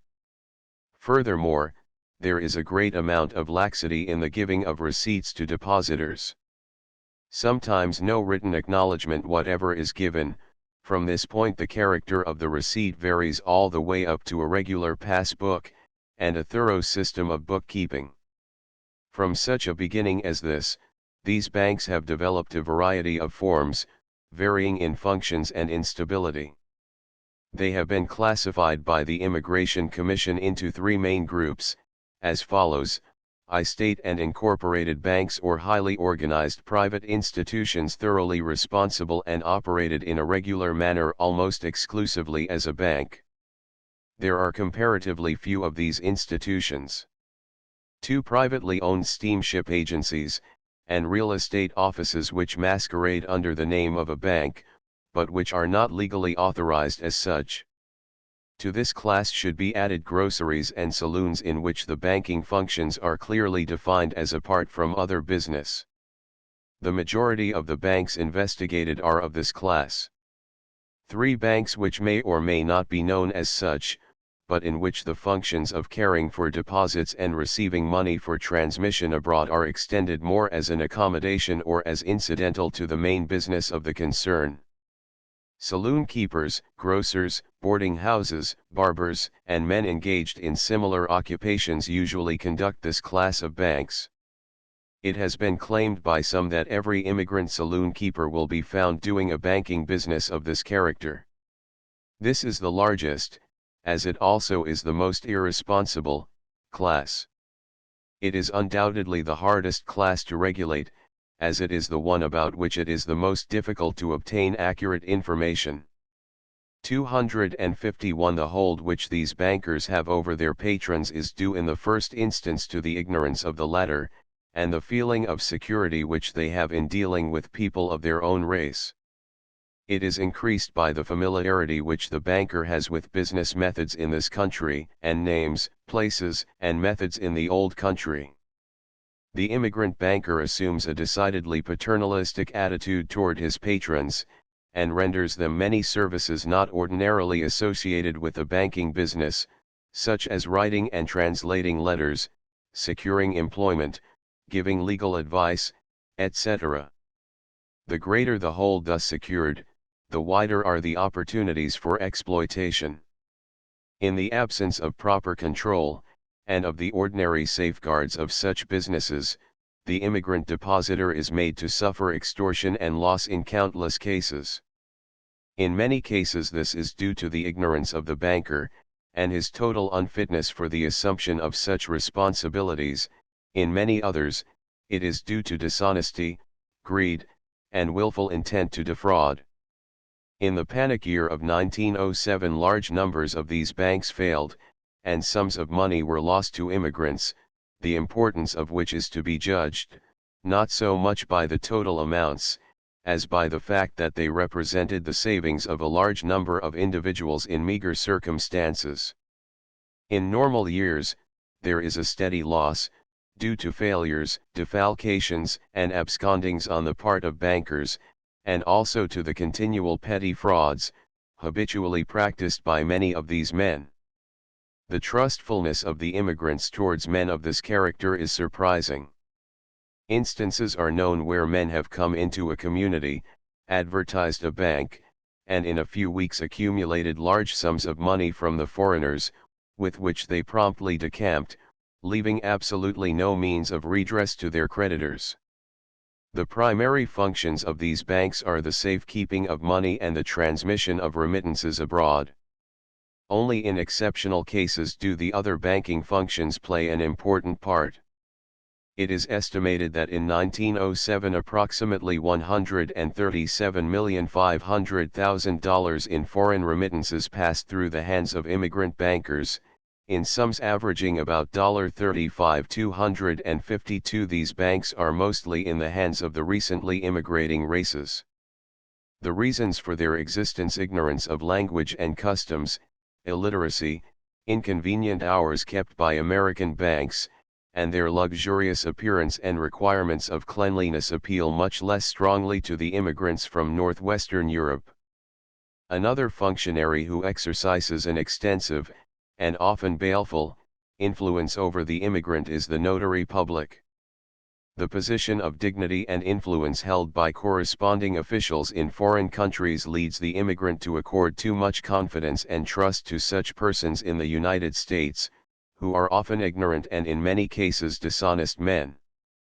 The nature of the cases in which the immigrant has recourse to them gives them a large amount of power over the foreigner, and opens the way to many petty extortions. All of these exploiting agencies become inextricably mingled in actual life. The functions of the padrone, the labor contractor, the employment agent, the steamship agent, the boarding boss, the saloon keeper, the grocer, the banker, the notary public, any two or more of these may be combined in the person of a given individual, who exercises a corresponding control over the destiny of those who are dependent on him. His hold over them rests upon the fact that they are not Americanized, and it is wholly to his interest to keep them so. 253 The sweatshop is manifestly an institution of the same general character as those which have just been discussed, and while it may not owe its origin to the immigrants, it is now practically dependent on them for its existence. The main features of this system are familiar. Its distinctive characteristic is the giving out of work by manufacturers to contractors, in order that certain processes may be carried on in the homes of the workers. It finds its fullest development in the clothing trade, which at the present time is almost wholly in the hands of the Jews. The chief evils of the system are the unsanitary conditions of labor, the long hours, the extensive employment of women and children, the difficulty of proper supervision, the low wages, and the complete subjection of the workers to the control of the boss. The contractor himself is often in a precarious financial situation, being himself a victim of the system.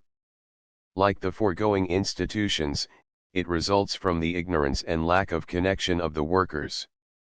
Its persistence and widespread in this country are due to the constant accessions of low-grade workers, unassimilated to the conditions of the country, which immigration furnishes. These supply the raw material upon which the system feeds.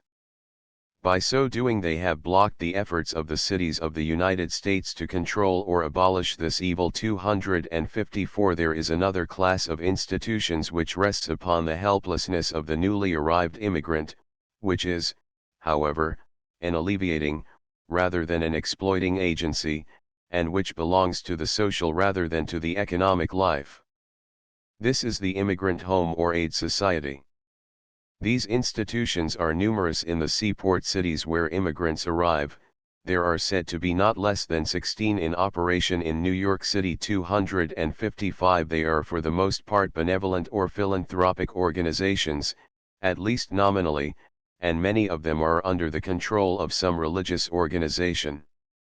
Many of them work primarily with a single race or people. Their functions are looking after newly arrived immigrants who are not met by friends, and forwarding them to their destinations, furnishing them board and lodging while in the port of arrival, helping them to find work or to locate missing acquaintances, and in general safeguarding them while they are establishing a connection with some responsible party in this country. Most of the immigrants who come to this country come to join relatives or friends, who generally meet them at the port of arrival, or send money or transportation to take them to their destination. But it frequently happens that the friends or relatives fail to put in an appearance.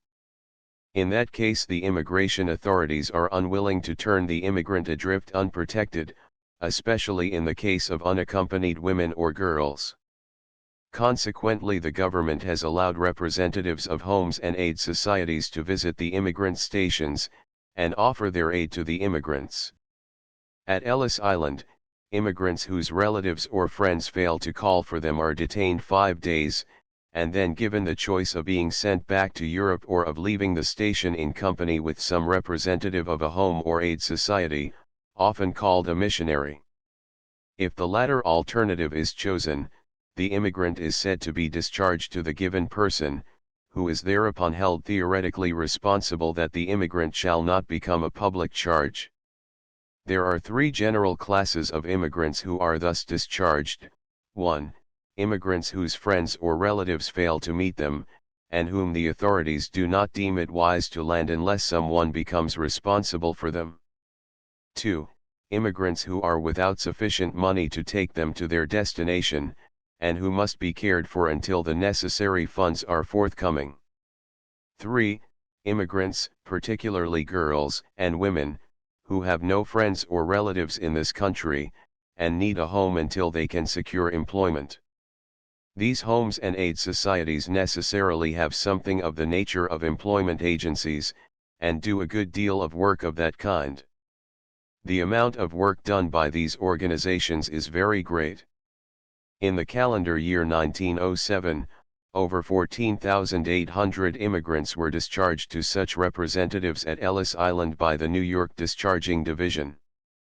This does not include the total number discharged, as the boards of special inquiry and the commissioners of immigration also discharge immigrants. 256 6 homes in New York City cared for a total of 48,275 immigrants in 1908. 257 It will be seen at once that these homes and societies have great power over the immigrants, and are in positions of immense advantage and responsibility, inasmuch as the authorities give their representatives a semi-official standing, and entrust immigrants to them without reserve. Unscrupulous and grasping persons, once admitted to the stations as missionaries, have large opportunities and every advantage to exploit the immigrants at will. This is especially true of the homes, where the immigrants can be charged and overcharged for every possible kind of service. It might appear at first sight that the authorities would exercise every caution, not only in regard to the character of the representatives, but as to the character and conduct of the homes. The investigations of the Immigration Commission, however, revealed that this has not always been the case. Not only have many of the authorities used very little care or discretion in granting privileges to representatives in their stations, but they exercised practically no supervision over the homes themselves, and when the immigrant had once been discharged to the representative, they paid no more attention to him or his welfare. The Commission investigated carefully 102 immigrant homes and aid societies, in addition to 25 employment agencies, most of which had some connection with an immigrant home or aid society. A large amount of misconduct on the part of representatives was discovered, as well as undesirable conditions in the homes themselves. Many of the homes were found to be purely money-making institutions, where the immigrant was fleeced to the limit of his resources. The sanitary conditions in some of them were terrible. Some of the representatives seemed to care for nothing but to have as many immigrants as possible discharged to them, and were little more than runners for their respective homes. It was the testimony of some of the leading officials at Ellis Island that the majority of missionaries and representatives there care only to secure the discharge of immigrants who have money and can pay for food and lodging. 258 Some of the representatives were instrumental in securing the admission of contract laborers. About 2/3 of the homes investigated were clean, comfortable, and sanitary, and about 1/3 were overcrowded, badly ventilated, filthy and insanitary. 259 Many of the homes where bad conditions were found were supported by honest, conscientious people, who had been duped and betrayed by their representatives and managers. Others were intentionally nothing but money-making schemes. These conditions are bad enough in themselves, but the most serious feature of the situation is the lack of responsibility and care in placing women and girls out in employment. The majority of the homes investigated showed absolutely no sense of their duty and responsibility in this matter. Only 1/6 of them refused to place girls in situations where their morals would be seriously endangered. Many of them were perfectly willing to supply girls to work in houses of immoral character. 260 There was also a great deal of carelessness in the investigation of addresses to which girls were sent. Many of the addresses reported by the societies were found to be fictitious, many were false, that is, the girls had never been there, and some of them were admittedly immoral resorts. It is encouraging to note that since the investigation of the Commission, vigorous measures have been employed in correcting these evils, and conditions have greatly improved.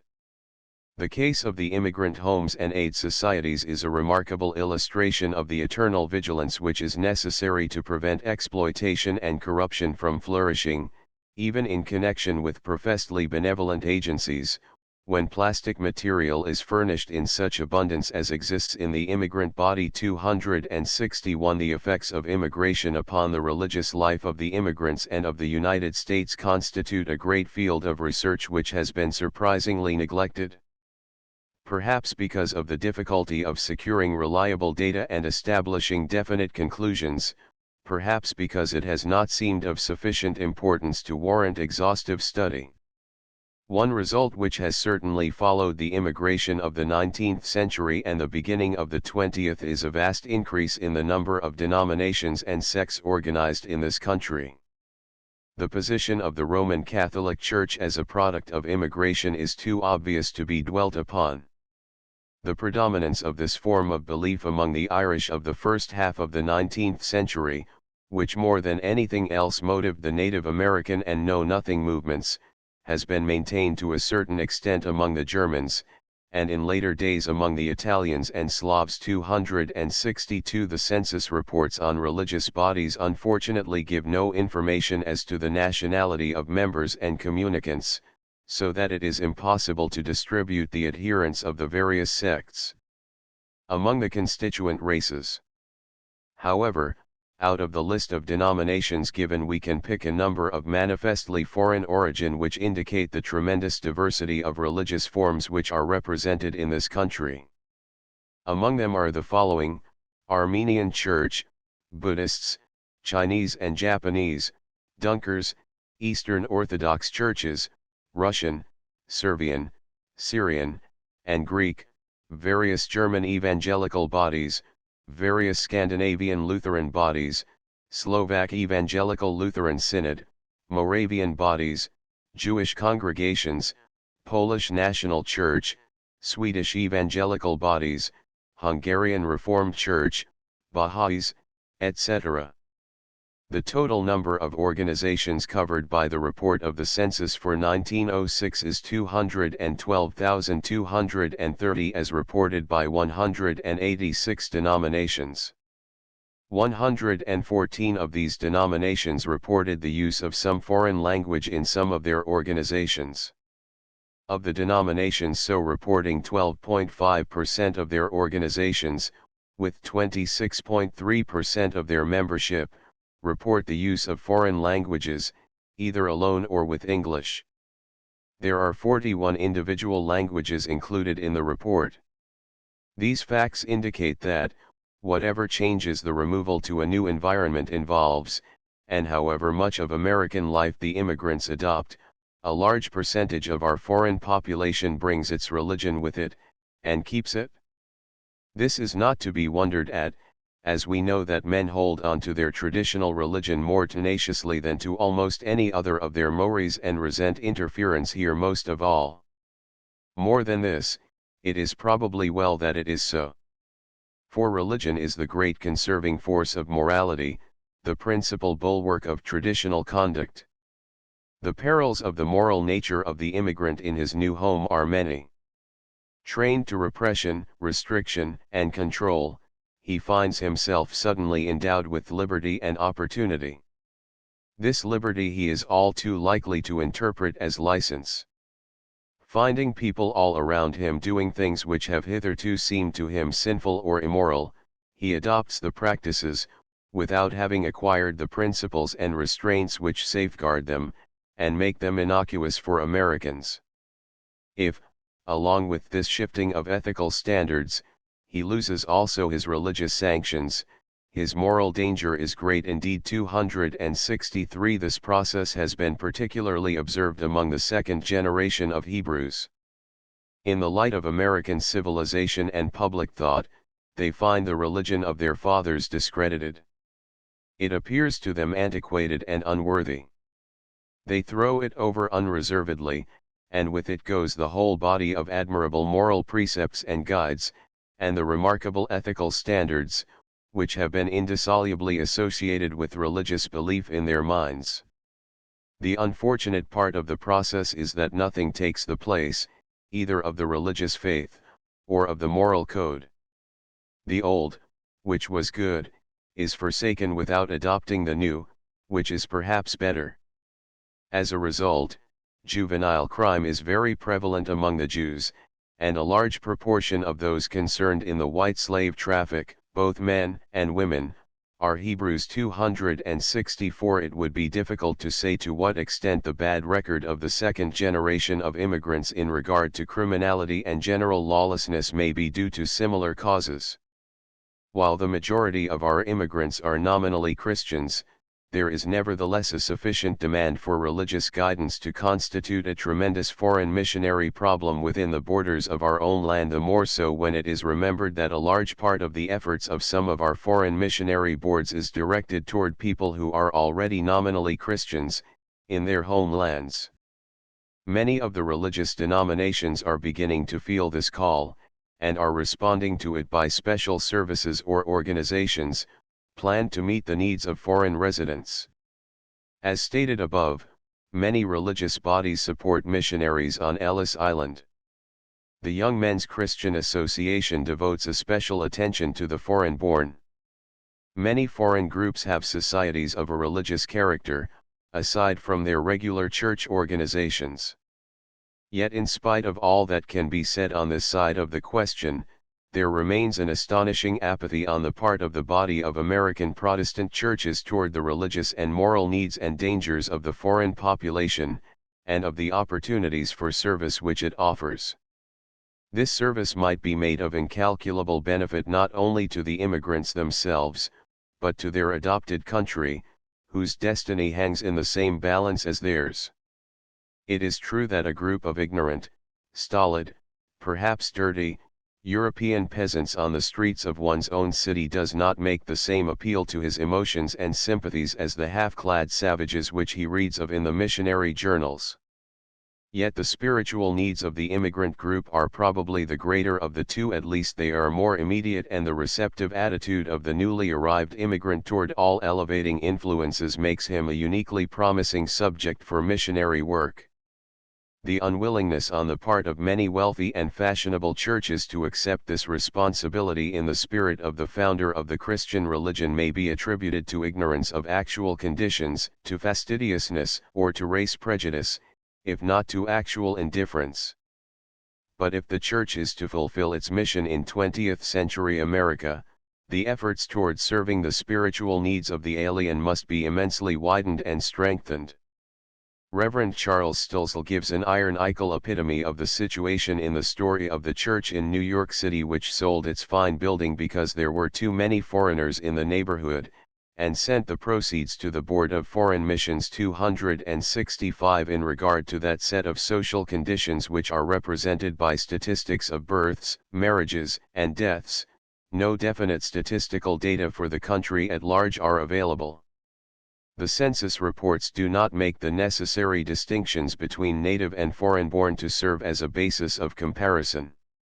Such a comparison is, in fact, practically impossible, for the composition of the foreign-born element of the population in respect to sex, age, and conjugal condition differs so widely from that of a normal population that any comparative rates, based on general statistics, would be meaningless.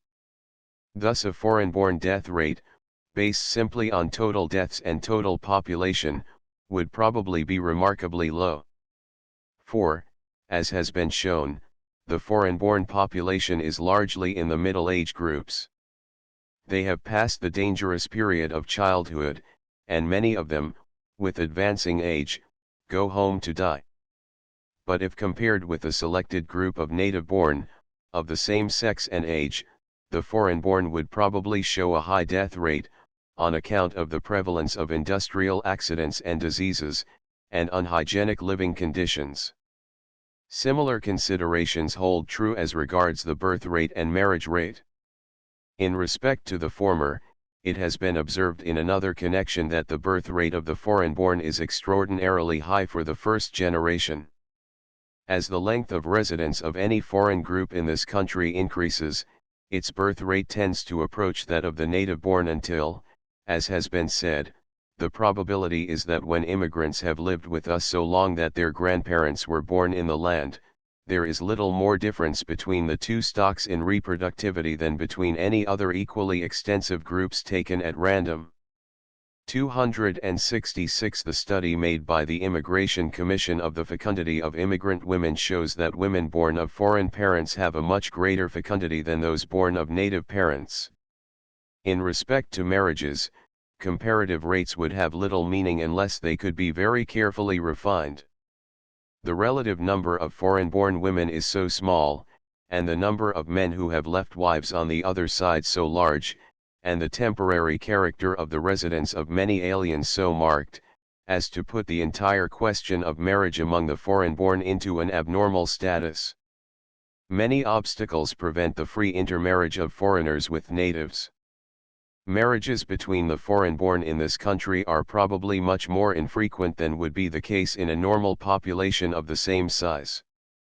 Even in the case of the second generation of immigrants, Professor Commons finds that the proportion of marriages is smaller than among the native-born 267. The effect of this is to increase the tendency, already noticed, to augment the population of this country by new immigration, rather than by the reproduction of elements already here.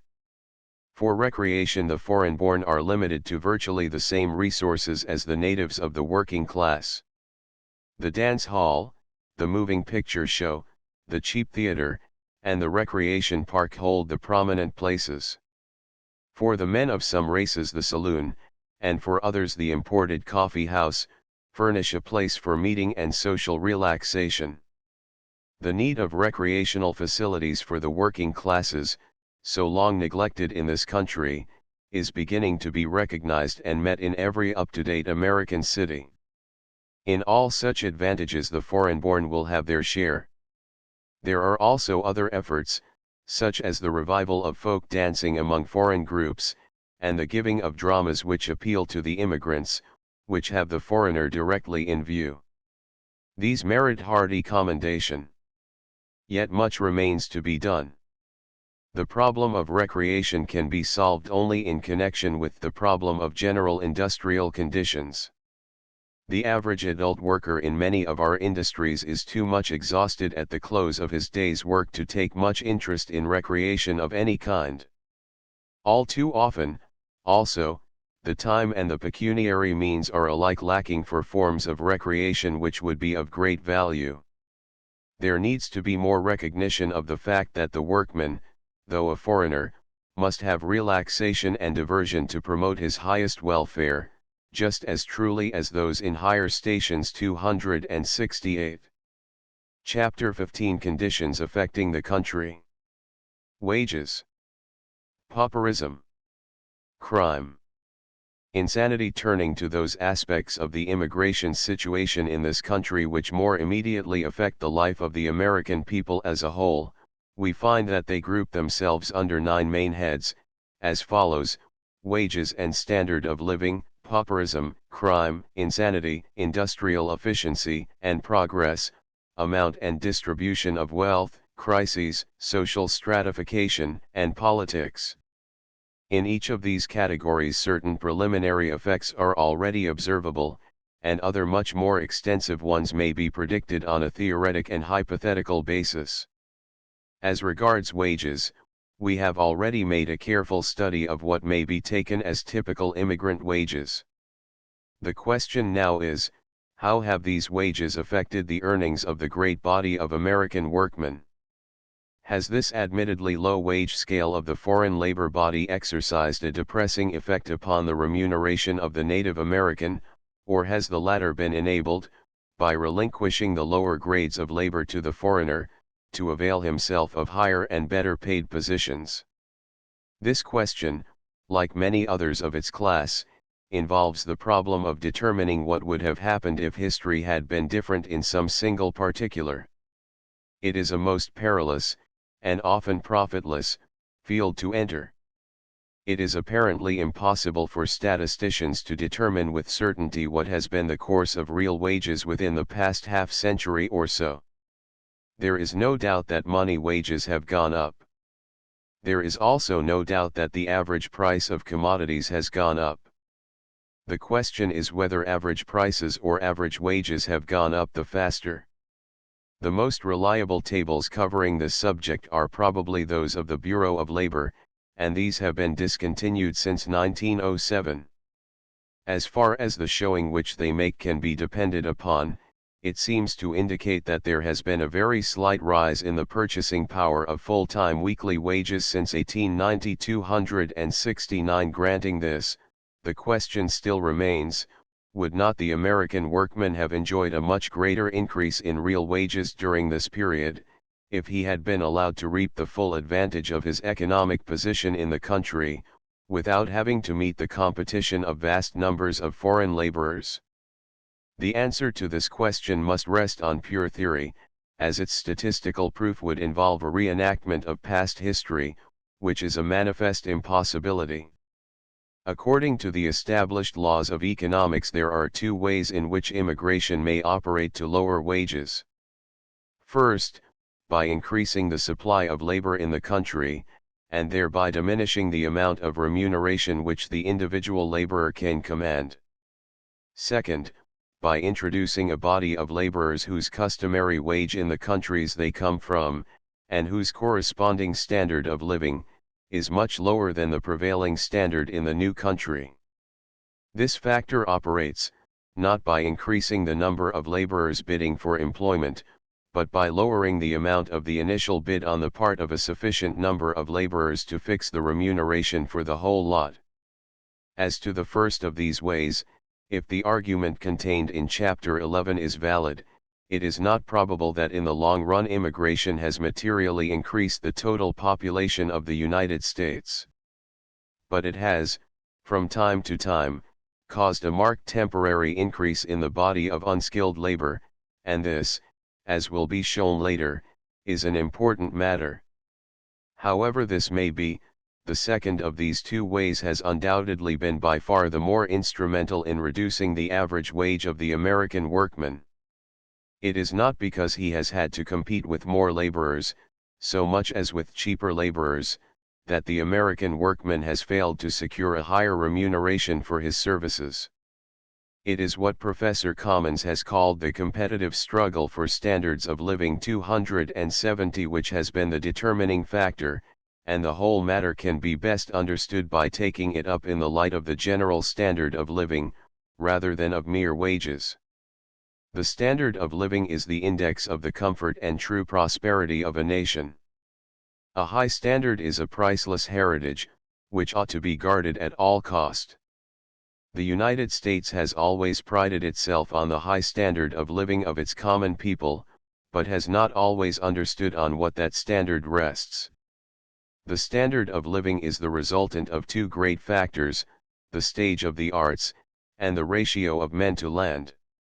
It may be improved by bettering the methods of production and utilization of natural resources, or by reducing the ratio between men and land, i.e. by limiting the increase of population.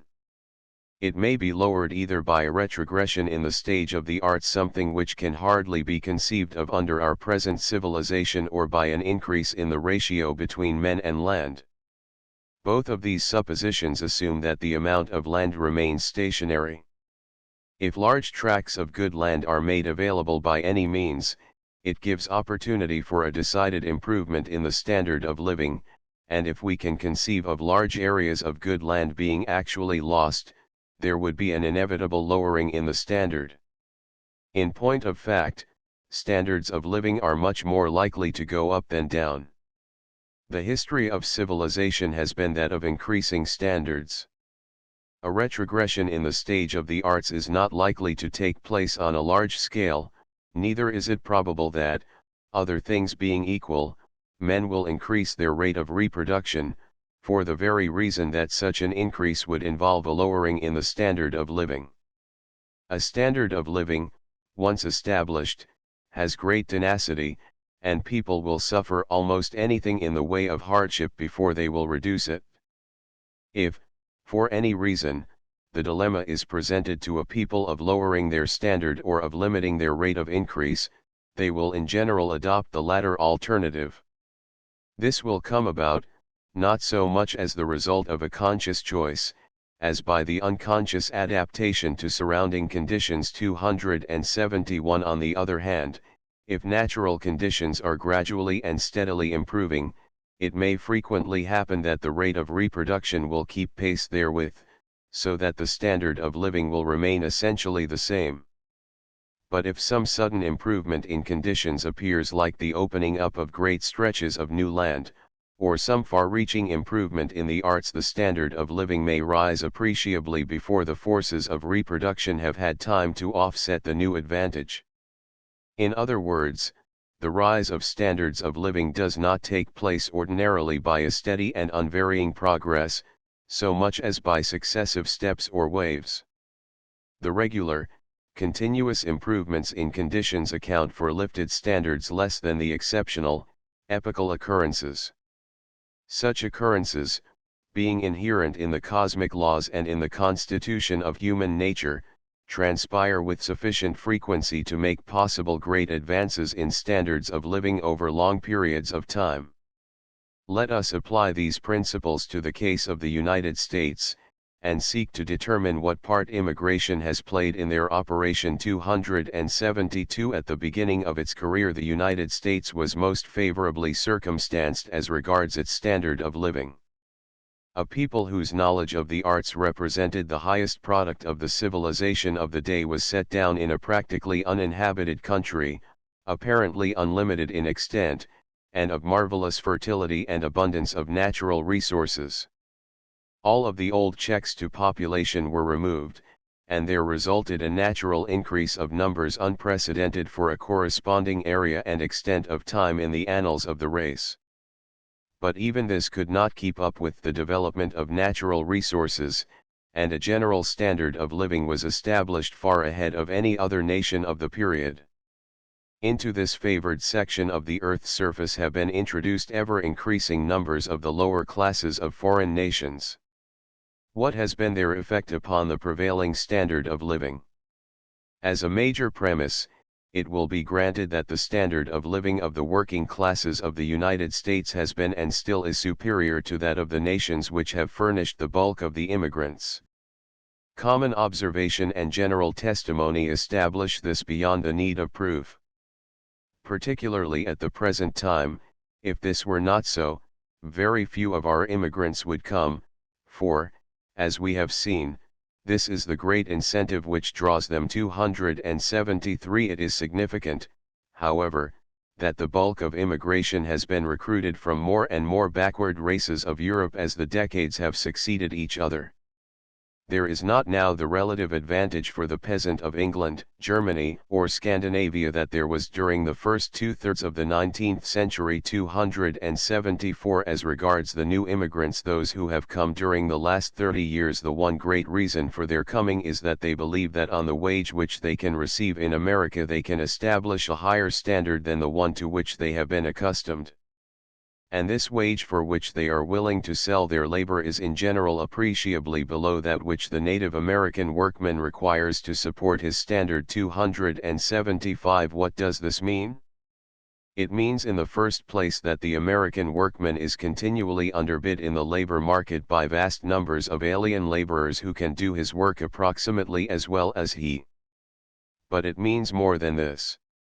It means that he is denied the opportunity of profiting by those exceptionally advantageous periods which, as we have seen, recur from time to time, and provide the possibility of an improved standard. From his point of view, these periods include any circumstances which occasion a sudden increase in the demand for labor, such as the establishment of a great new industry or the opening up of new territory by the completion of a railroad, or recurring good times after a period of depression. If this new demand must perforce be met by the labor already in the country, there would be an opportunity for an increase in wages to the working man. But the condition which actually confronts the American workman at such a time is this: not only is the amount of wages which can be successfully demanded by labor profoundly influenced by the number and grade of foreign workers already in the country, but there comes at once, in response to improved conditions, a sudden and enormous increase in the volume of immigration. Thus the potential advantage which might accrue to the laborers already in the country is wholly neutralized. The fluctuating nature of the immigration current is of vital importance to the American workman. It means that for him the problem is not that of taking the fullest advantage of a possibility of an improved standard, but of maintaining intact the standard which he has. We have seen that, in the long run, the only way in which he can do this is by limiting the size of his family. The familiar argument that the immigrants simply force the native laborers up into higher positions is often urged in this connection. It is hard to see how anyone can seriously hold this opinion. The fallacy of it has already been shown. It is, of course, perfectly obvious that at the present time most of the native workmen in industry are in the better paid positions, and that the lower grades are occupied by foreigners. But the question is, are there as many native workmen in high positions as there would have been in all positions if there had been no immigration? This is what the forcing up argument assumes, and the falsity of the position seems self-evident. It appears much more reasonable to believe that while a few native workers have been forced up, a vastly larger number are working side by side with the immigrants and earning approximately the same wages, to say nothing of that other body of native labor which the immigrants have prevented from ever being brought into existence.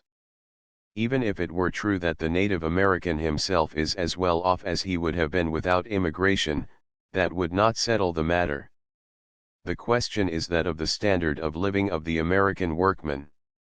If the American workman happens to be a foreigner, it is just as important for the welfare of the nation, and of humanity, that he be properly housed, fed, clothed, educated, and amused as if he were a native.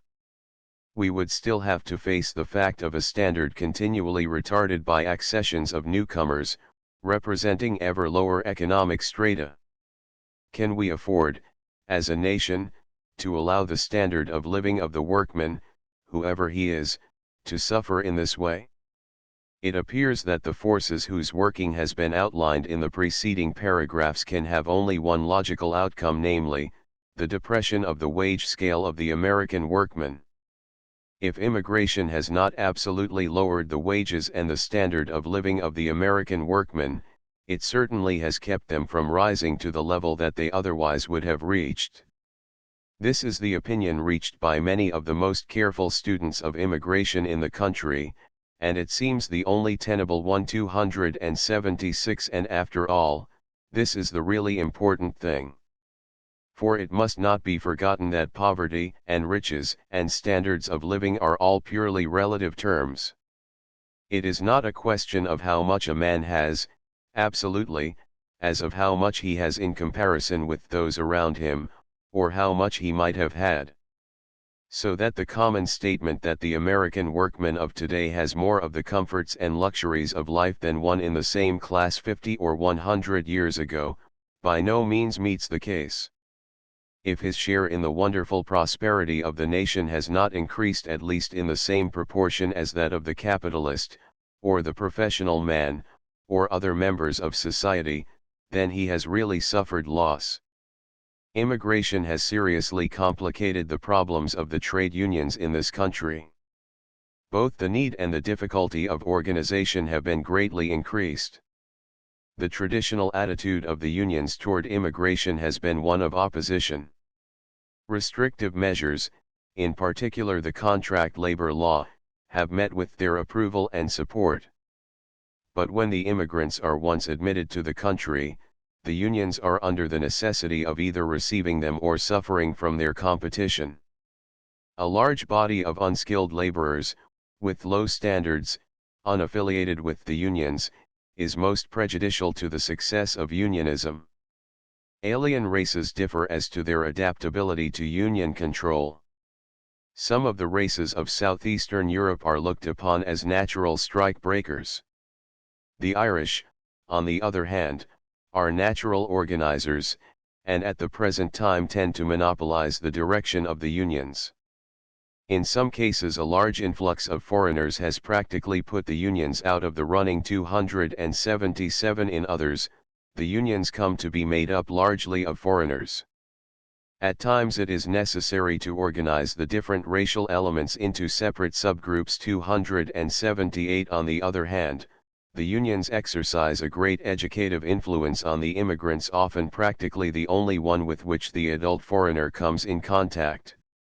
They encourage him to learn English, imbue him with higher standards of living, and teach him the principles of independent thought and self-government. 279. One of the chief objections to unrestricted immigration has always been the belief that it seriously increased the amount of pauperism and crime in the country, and added to the burden of relief and correction.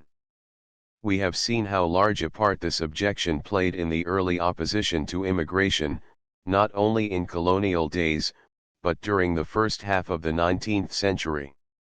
Even in our day, in spite of the laws prohibiting the entrance of criminals, paupers, and persons likely to become a public charge, there is a widespread impression that these two evils are increased through immigration. The prominence of pauperism as an item in the immigration agitation has led to the production of a large amount of material on the subject. Nevertheless, most of it has been fragmentary and untrustworthy. This has been largely due to the incompleteness and lack of uniformity of the records of various eleemosynary institutions, and the difficulty of securing returns from all the manifold agencies of relief.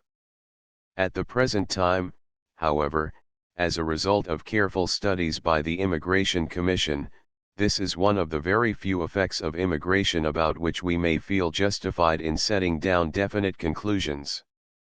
According to statistics for the year 1850, a native-born population of 21,947,274 contributed 66,434 of the paupers who were wholly or partially supported in the country, while a foreign-born population of 2,244,602 contributed 68,538,280. This was manifestly enough to arouse deep consternation, and had not the current of immigration fallen off in the latter 50s, we should probably have had a pauper restriction clause in the federal statutes long before we did.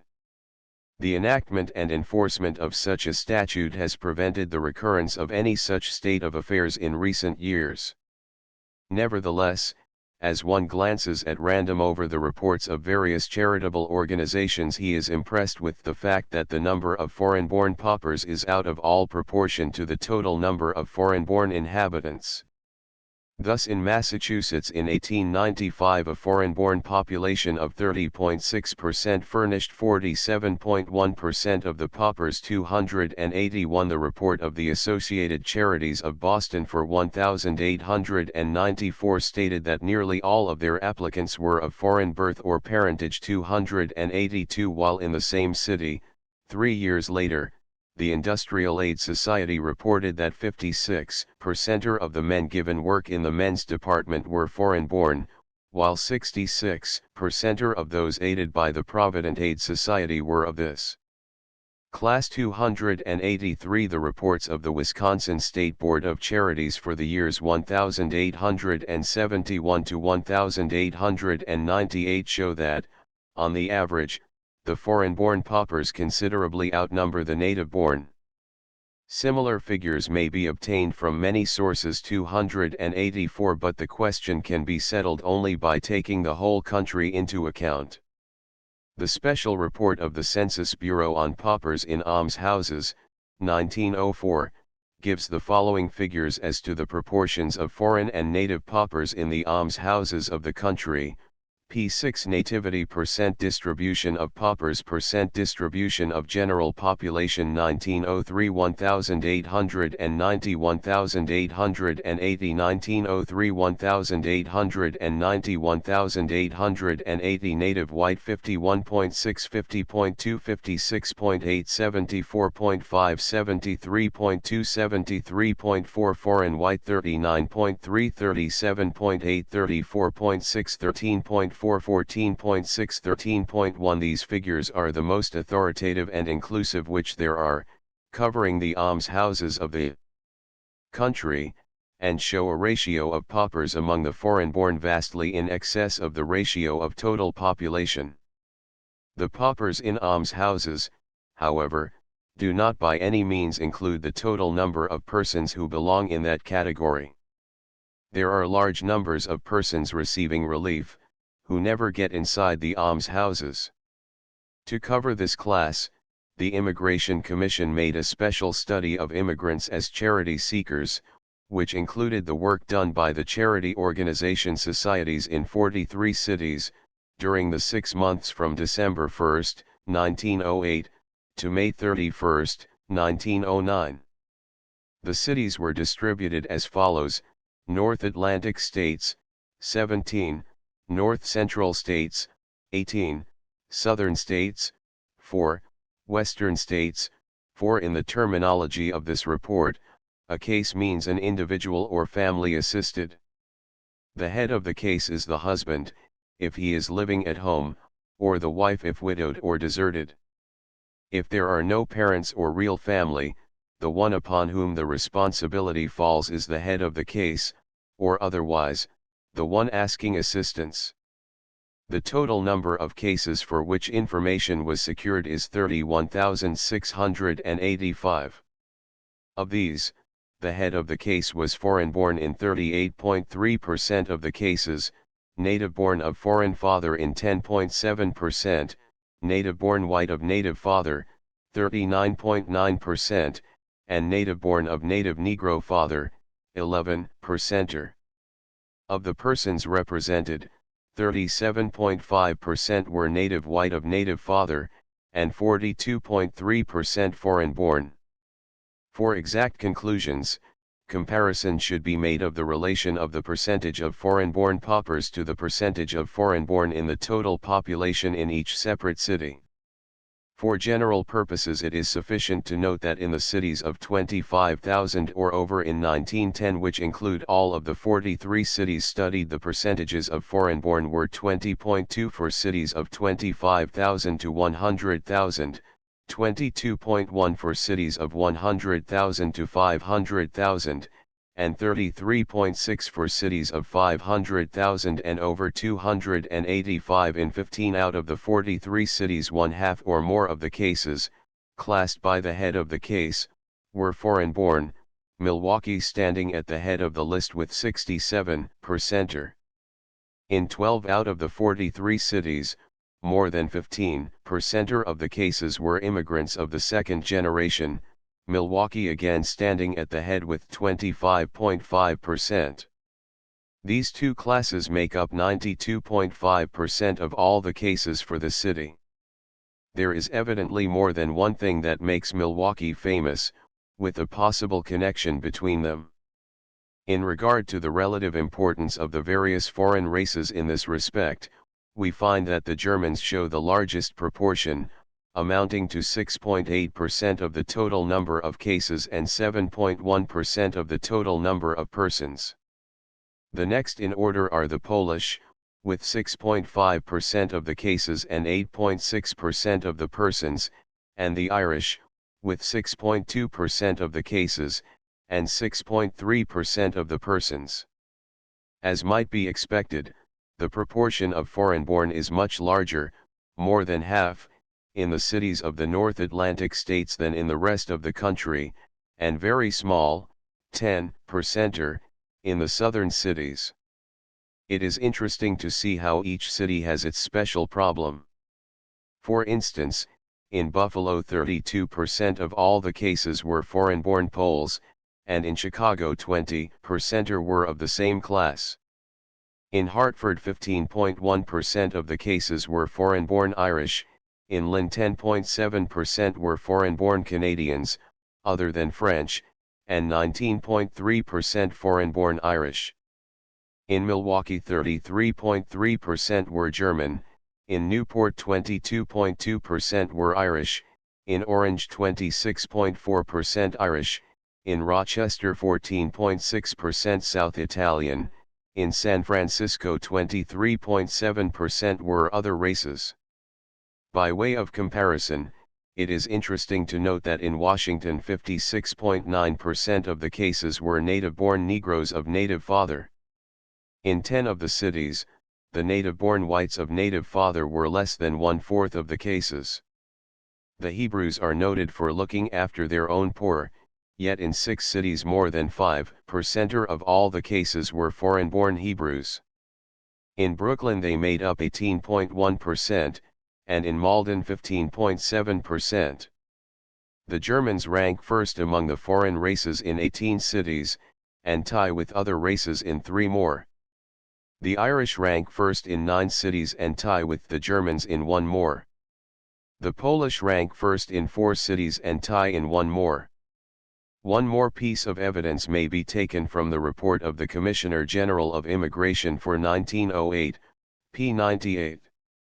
It is there shown that in the charitable institutions, other than for the insane, in the United States, including Alaska, Hawaii, and Puerto Rico, both public and private, there were, at the time this investigation was made, 288,395 inmates, of whom 19,572 were aliens, 40,453 naturalized citizens, and 228,370 native-born.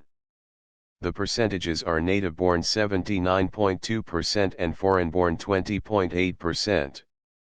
It appears that the proportion of foreign-born in institutions is not so extremely excessive as among those seeking a more temporary relief. This is what might be expected in the light of certain considerations respecting the makeup of the foreign-born group which are now to be considered. It thus becomes evident that from whatever source the figures are taken, the percentage of foreign-born dependents is sadly out of proportion to their relative number in the general population. The absolute figures themselves are bad enough. But a further consideration of the composition of the foreign-born element will demonstrate that the actual showing is much worse than the figures would indicate on their face. We have seen that as respects their economic efficiency the immigrants are a picked group. The same is true of the foreign-born in the country. This is especially evident as regards the age distribution.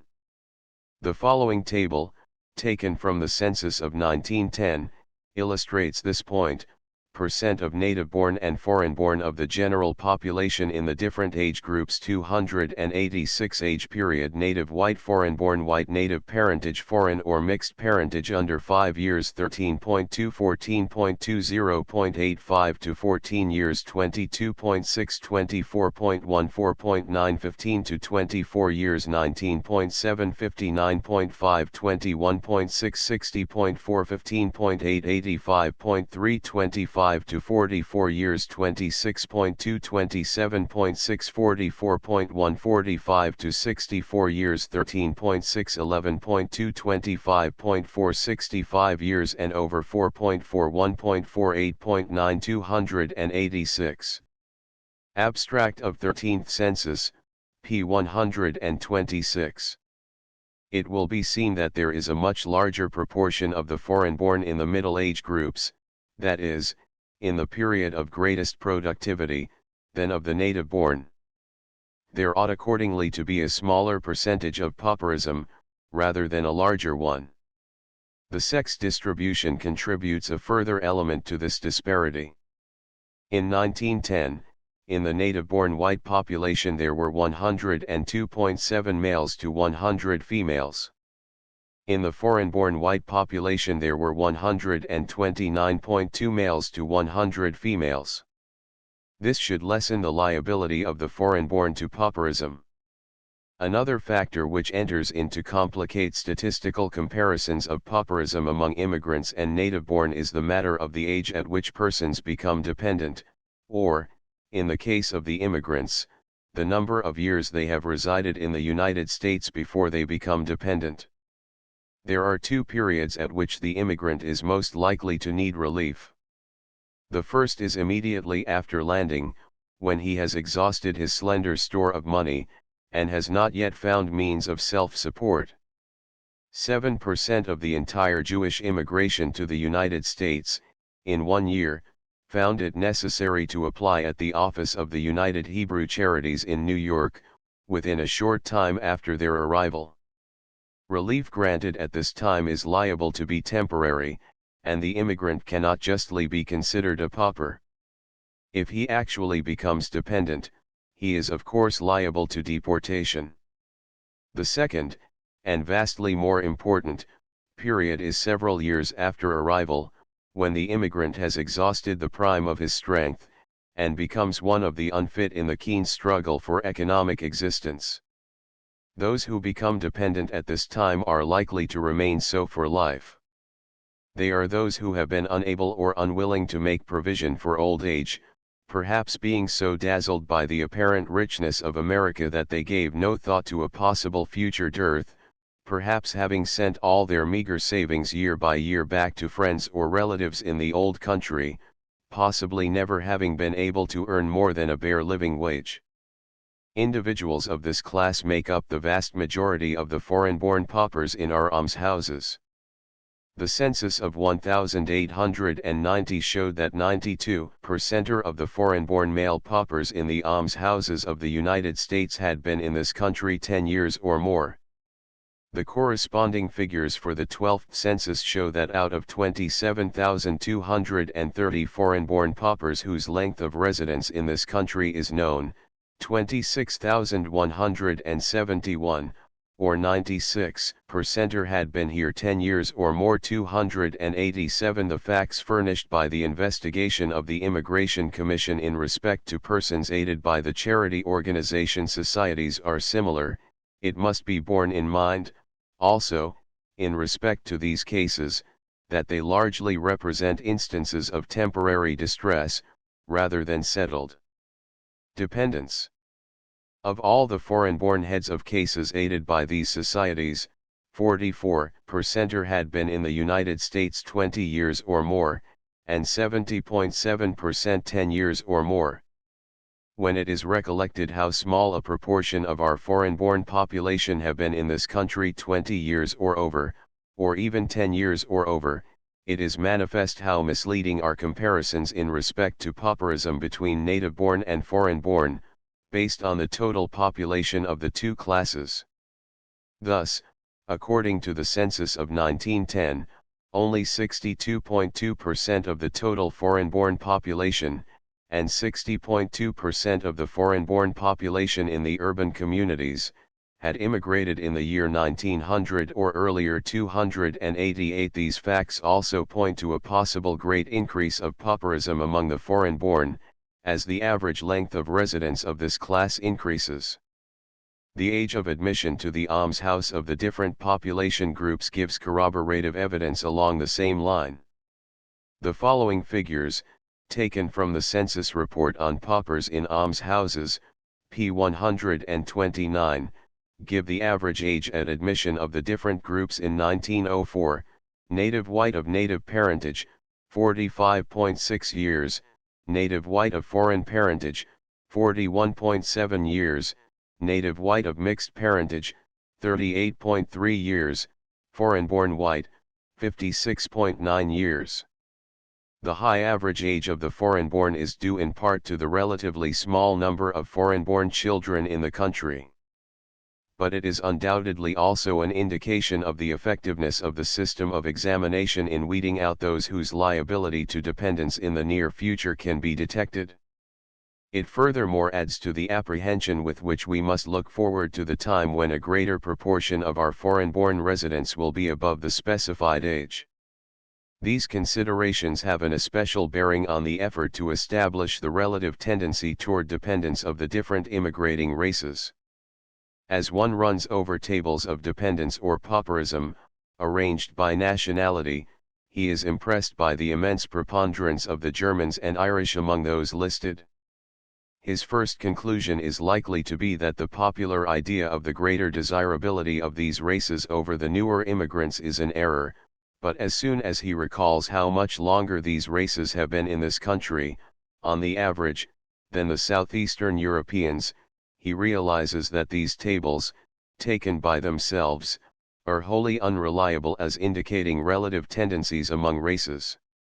The following table will serve as an illustration: percent of foreign-born paupers in almshouses by country of birth 289, country of birth enumerated 1903, admitted 1904, percenter of total foreign-born pop: Ireland 46.4, 41.2, 15.6, Germany 23.3, 18.4, 25.8, England and Wales 8.7, 8.8, 9.0, Canada 4.8, 6.5, 11.4, Scandinavia 4.9, 4.9, 10.3, Scotland 2.5, 2.6, 2.3, Italy 1.0, 3.1, 4.7, France 1.4, 1.3, 1.0, Hungary and Bohemia 1.0, 1.5, 2.9, Russia and Poland 1.5, 3.4, 7.8, other countries 4.5, 8.3, 9.2, 100.0, 100.0, 100.0, 289. Paupers in almshouses, pages 19, 20. Taking these figures as they stand, we may say roughly that the Irish have 30 times as many paupers as those born in Russia and Poland, and 46 times as many as the natives of Italy or Hungary and Bohemia, and twice as many as the Germans. but this evidently does not represent the relative tendencies to pauperism of these races. The first correction to be made is in regard to the relative numbers of each group in the total population. The Irish have 3.3 times as large a total population as the Italians, which reduces the ratio of relative tendency to pauperism down to about 14:1. By a similar reckoning we find that the Germans manifest only about one-third the tendency to pauperism that the Irish do, but 4.2 times as great as the Italians. But before even approximately accurate figures for the relative tendencies of these races can be secured, a further correction must be made for the relative average length of residence of the different groups. This unfortunately cannot be done in the present state of our information. The figures in the preceding paragraph are of course merely the rudest approximations, but they serve to convey an idea of the extreme complexity of the problem of determining relative tendencies toward pauperism, and illustrate the utter worthlessness of the ordinary hit and miss comparisons which are made. The Immigration Commission also made a study of the patients admitted to Bellevue and Allied hospitals for the 7 months period August 1, 1908, to February 28, 1909. The total number of charity patients or cases was 23,758.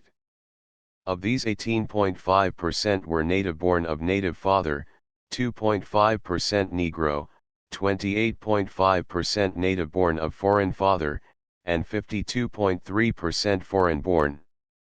The Irish foreign-born are far in the lead, having approximately one-fifth of all the cases treated.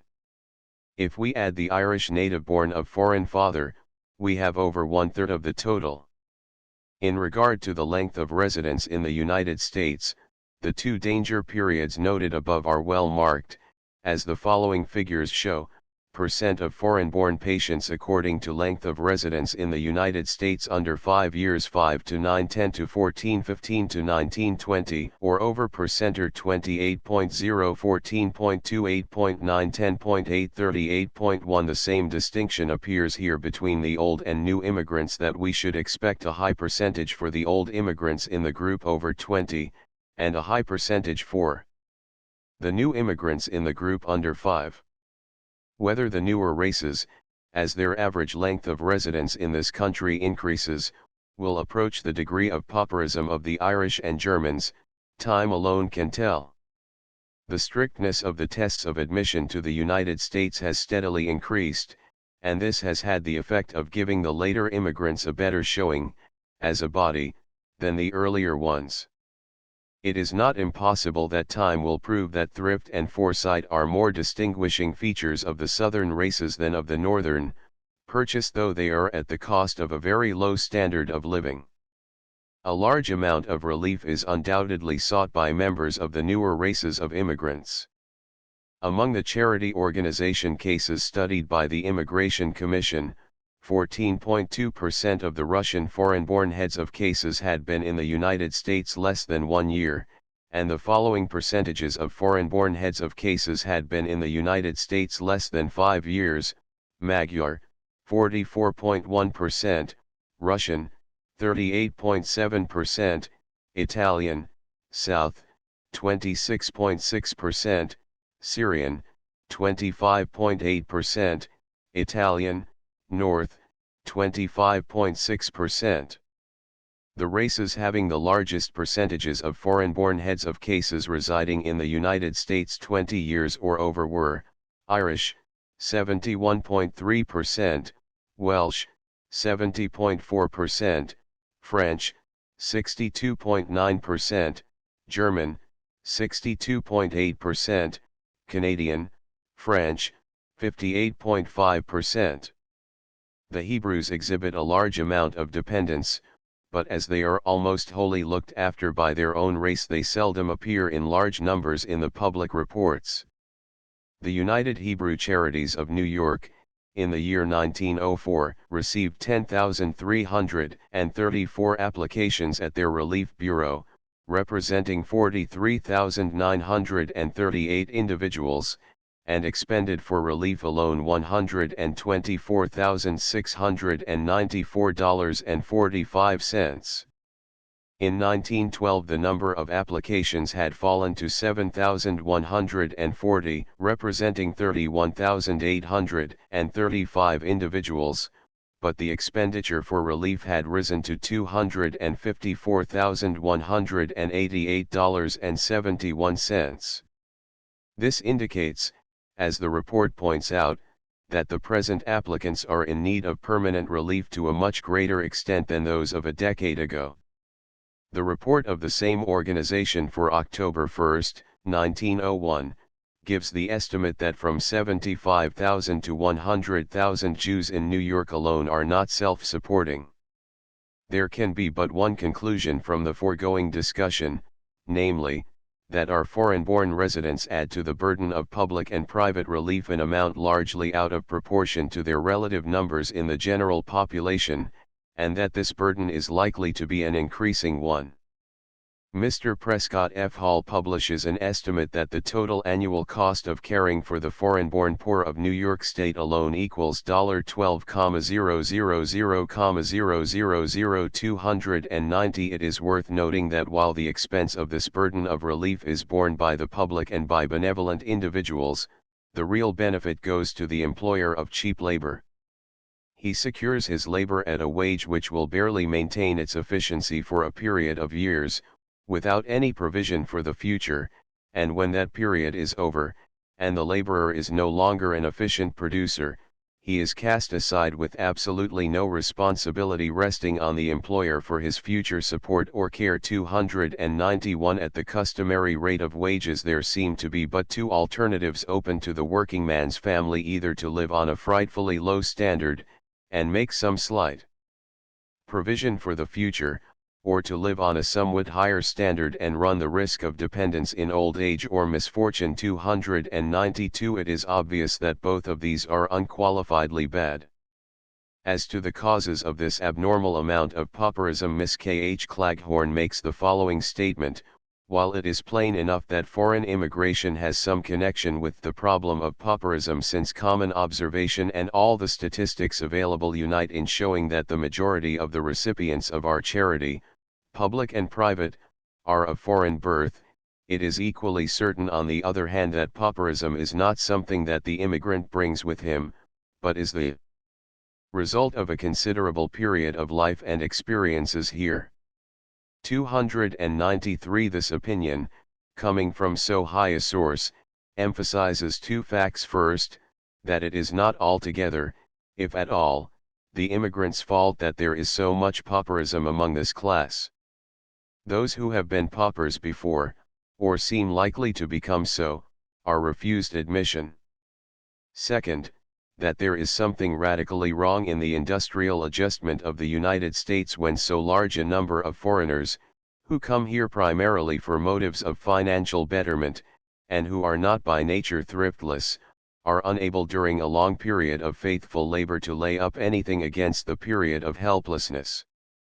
We cannot escape the accusing finger which points toward the United States, demanding recognition of the fact that we are by no means prepared to accept the tremendous responsibility of admitting unlimited numbers of aliens whose entire future destiny depends upon the soundness of our political, social, and economic fabric. It may be worthwhile to note some of the general causes which lead to pauperism among the foreign-born. 1. Lack of intelligence. This is sometimes represented by figures of illiteracy. This is hardly a fair basis of judgment, however, as illiteracy may be often the result of poor opportunity, rather than of low intelligence. Nevertheless, it is true that the average immigrant of the present generation is probably inferior to the average native working man, and hence is handicapped in the competition with him. 2. Lack of industrial training. Most of the immigrants have had no training in their home countries to fit them for higher industrial pursuits, and many of those who have, find that it is not adapted to American conditions. 3. Lack of foresight. This must not be generally asserted of the immigrant class, for undoubtedly a large proportion of them are well equipped with an appreciation of the future. Yet in many cases, the ease with which a comparatively comfortable living may be secured in the first years of residence, and the apparently inexhaustible riches of the United States, combine to make the alien neglectful of a future period of dearth. 4. Large families. The birth rate of the foreign-born is a high one, and a large number of young children is always a predisposing cause of pauperism in a struggling family. In this connection, some significant figures are furnished by the investigation of the charity organization cases, made by the Immigration Commission, and already referred to. Of all the foreign-born male persons, aided by these societies, who were 20 years of age or over, 81.5% were married, 5% are deserted, separated, or widowed, and only 13.5% single. Of the females, 62.3% were married, 33.9% deserted, separated, or widowed, and only 3.8% single. When we remember how much the single men outnumber the married men in the general population of the foreign-born above 20 years of age, we see that if the time ever comes when immigration becomes more of a family matter than at present, in many ways a condition much to be desired, it must inevitably bring with it a tremendous increase in the amount of foreign-born pauperism. 5. Money sent home. If the situation of the immigrant was such that these large sums could be retained in this country, as a reserve fund against future want, his liability to pauperism would be much diminished. This, of course, cannot be expected, since much of this money is sent back to meet obligations which no one would wish the immigrant to evade.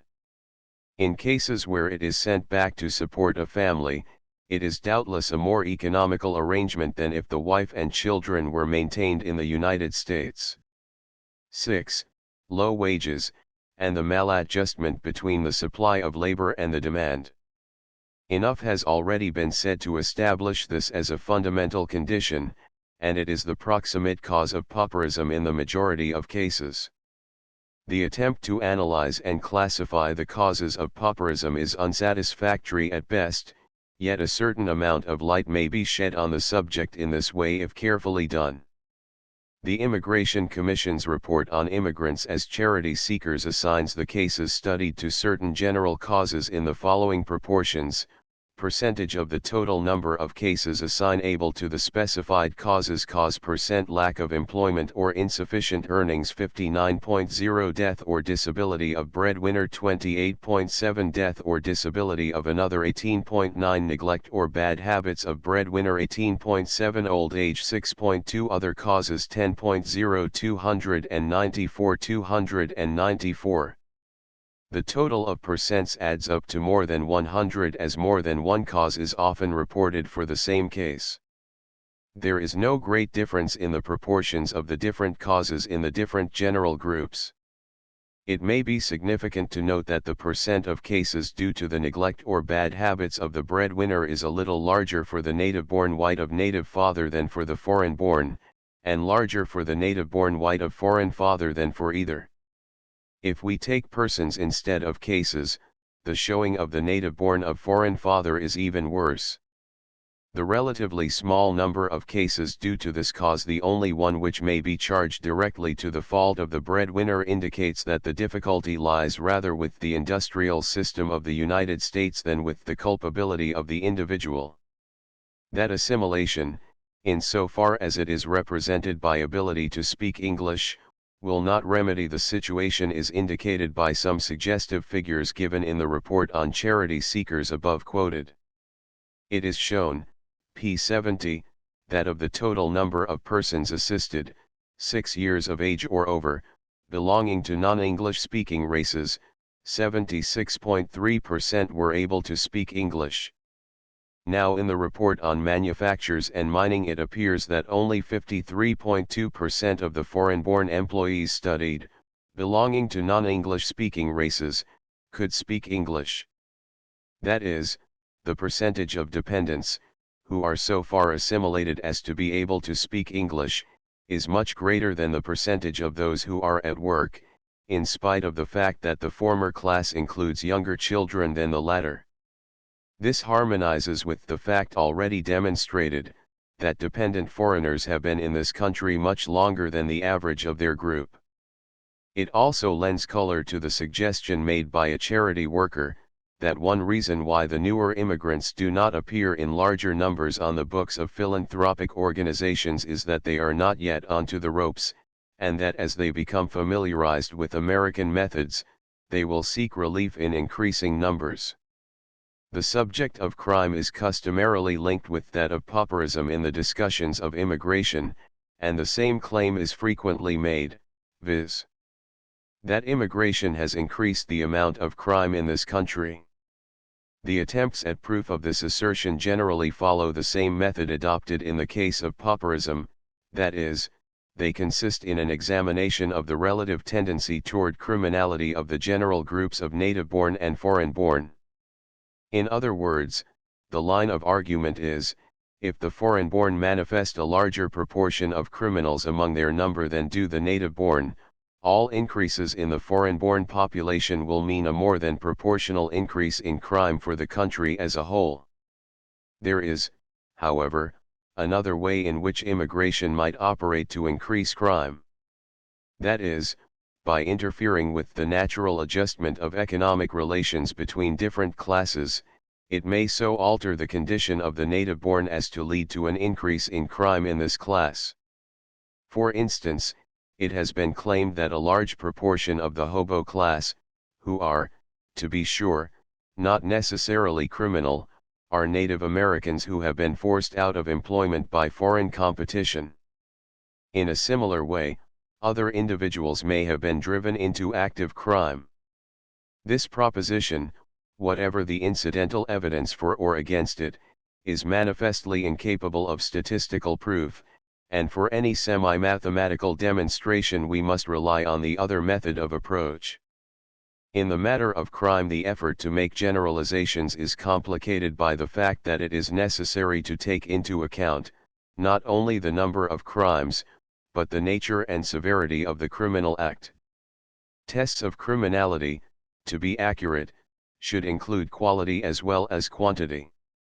This is obviously very difficult to do. We are accustomed in everyday phraseology to speak of one crime as being worse than another. Presumably crimes against the person are more serious than crimes against property. In the case of crimes against property, we might naturally consider it worse to steal $1,000 than $5, but it would not necessarily be so. These conditions frequently result in an injustice to the immigrant. The police and court records of our great cities show an amazing proportion of crimes chargeable to the foreign population. For instance, out of 71,253 persons held for trial or summarily tried and convicted in the magistrates' courts of New York City in 1907, only 30,261, or considerably less than half, were born in the United States. But when these records are studied more closely, it becomes apparent that a large share of the offenses of the foreign-born are violations of the city ordinances, offenses which are comparatively trivial in themselves, do not indicate any special tendency toward criminality, and are in many cases intimately associated with a low station in life. The moral character of alien groups may in this way be seriously misrepresented. Nevertheless, if comparisons are to be made at all, they must rest upon such records as these, and such allowances as are possible be made afterwards. Figures of this kind are available in the publications of the Census Bureau, the Commissioner General of Immigration, and the Immigration Commission. In the census report on prisoners we find that of the prisoners enumerated in the United States on June 30, 1904, 76.83% were native-born, and 23.7% foreign-born. In the general white population, 10 years of age or over, in 1900, 80.5% were native-born and 19.5% foreign-born. if a due allowance is made for a disproportionate growth of the foreign-born population between 1900 and 1904, the relative proportions of prisoners among the two groups would be approximately equal. Of the white prisoners of known nativity committed during 1904, the percentages were as follows: nativity total, major offenders, minor offenders, native-born 71.2%, 78.3%, 69.9%, foreign-born 28.8%, 21.7%, 30.1%. The somewhat less favorable showing made by the foreign-born in the case of those committed than of those enumerated, is accounted for by the large proportion of minor offenses among the foreign-born. Many minor offenders, serving short sentences, would not be included at all in the enumeration. Over half the major offenders among the foreign-born had been in the United States 10 years or more, and about 2/3 of the minor offenders.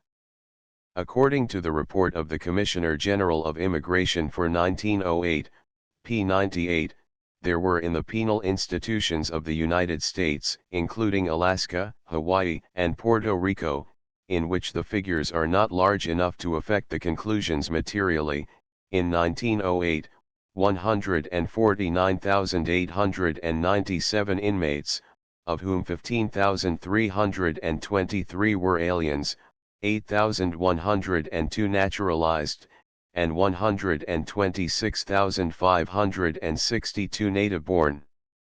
Thus the percentage of native-born was 84.4 and of foreign-born 15.6. The Immigration Commission made a careful study of the matter of crime among the immigrants, reviewing the foregoing data, and collecting some original data of its own, covering 2,206 convictions in the New York City Court of General Sessions from October 1, 1908, to June 30, 1909. This is, so far as known to the Commission, the first time that any court in the United States had made a record of the race of persons convicted in it. This fact illustrates the utter inadequacy of the data for making any deductions as to the influence of immigration upon crime in the United States. Not only courts, but police departments and penal institutions, are very lax in their keeping of records in this respect. In response to the questions, is the volume of crime in the United States augmented by the presence among us of the immigrant and his offspring, and if immigration increases crime, what races are responsible for such increase? The Commission says that no satisfactory answer has ever been made, or can ever be made, without much more complete data than have ever been collected or are available. Certain general conclusions, however, have been reached by the Commission, which harmonize with those reached by other students, and are worthy of acceptance as far as they go.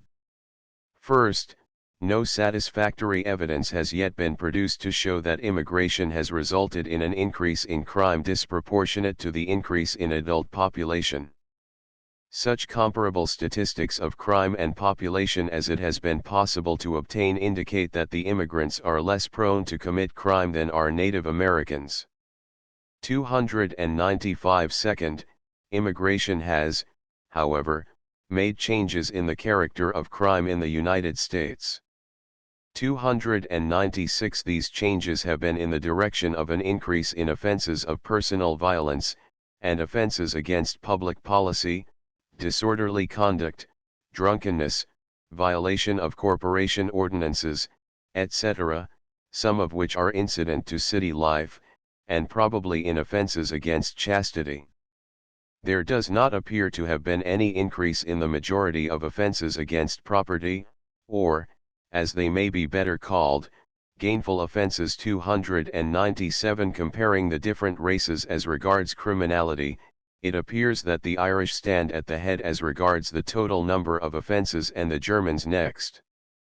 In respect to major offenses, however, the Germans stand first, while the Irish again take first place in the minor offenses. 298. The Germans are much addicted to crimes against property, the Irish and Scotch to drunkenness, Greeks and natives of Russia to violations of corporation ordinances, and immigrants from France, Russia, Poland, and Canada to crimes against chastity.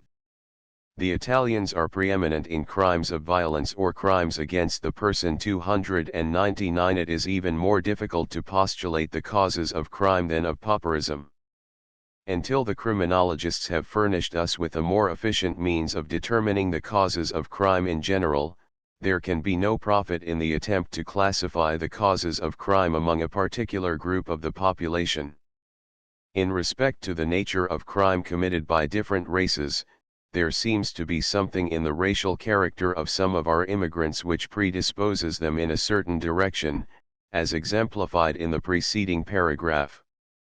There is also evidence that among some of the newer immigrants, crime is largely a matter of economic position. This is well illustrated by the case of the Greeks. Among the members of this very recent immigrant group, there has been a noteworthy decline in the average of criminality within the last few years, and the explanation appears to be that the crimes of the Greeks are such as correspond with the low economic situation, violations of corporation ordinances, of the sanitary code, etc. As a larger and larger proportion of the individuals of this nationality rise above this lowly estate, the percentage of crime among them falls off correspondingly. 300. This emphasizes once more the responsibility of the United States for some of the evil conditions for which we habitually blame the immigrants. There are two particular forms of crime which are closely associated with foreign groups in the United States. These are the Black Hand outrages and the white slave traffic. The former of these is confined almost wholly to persons of the Italian race. In some of its features it recalls the Molly Maguire occurrences of a generation earlier. In fact, the resemblance between the Irish societies and the mafia of southern Italy was noted in a contemporary magazine article at the time of the disturbances in the Anthracite region of Pennsylvania. 301. In both cases no organic connection between the societies in the New World and the Old is manifest. In fact, the best judgment in regard to the Black Hand appears to be that there is no real organization in existence in America, but that individuals of Italian race use the power of the dreaded name to accomplish their own ends. Like the Molly Maguires, the Black Hand operators utilize warning letters, but they differ from them in that their purpose is often, if not usually, blackmail, which was seldom the case with the Irish society. The white slave traffic has aroused tremendous public interest during the last few years, and has been thoroughly exploited in the daily and periodical press. Only the essential features, particularly in their bearing on immigration, need to be reviewed in the present connection. Not all of the girls concerned in this business are immigrants, nor are all the persons who draw a revenue from it foreigners, yet the various investigations of the subject have demonstrated that the whole trade is fundamentally an affair of our foreign population. One surprising thing about this traffic is that essentially it is an economic phenomenon. It is not a perverted sex passion which demands the perpetuation of the inhuman system, it is the desire for large and easy profits, and the life of indolence that goes with them, which actuates the promoters of the traffic, while on the part of the alien women it is frequently the desire for larger earnings which brings them to our shores. The demand has to be stimulated. There are two classes of these alien girls who are brought over. One consists of innocent girls who are brought over under a false understanding. The incentive is usually a false promise of employment or of marriage. Sometimes false marriages, and occasionally actual marriages, are resorted to.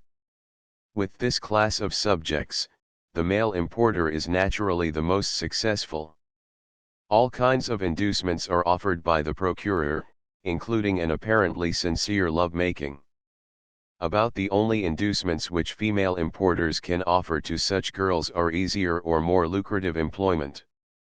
The other class, probably constituting a large majority, are women who have already been leading an immoral life on the other side, and come in the hope of bettering their prospects, although they recognize the power of the importer. These women and girls are usually brought over second class, and every conceivable artifice is employed to deceive the inspectors. When a girl has been safely introduced into the country, She is completely in the power of the man who controls her. The supposition is that the man furnishes protection and care to the girl in return for her earnings. She is sometimes kept in a disorderly house, sometimes in a hotel or other resort, but always where the man can keep control of her. She is thoroughly frightened, and every device is employed to keep her from communicating with any outside sources of relief, or escaping. She is often deprived of street clothing, so as to make escape impossible. She is kept heavily in debt, so that there may be a legal claim over her. Only a very small part of her earnings is given to her, and she is charged outrageous prices for all the supplies which are furnished her.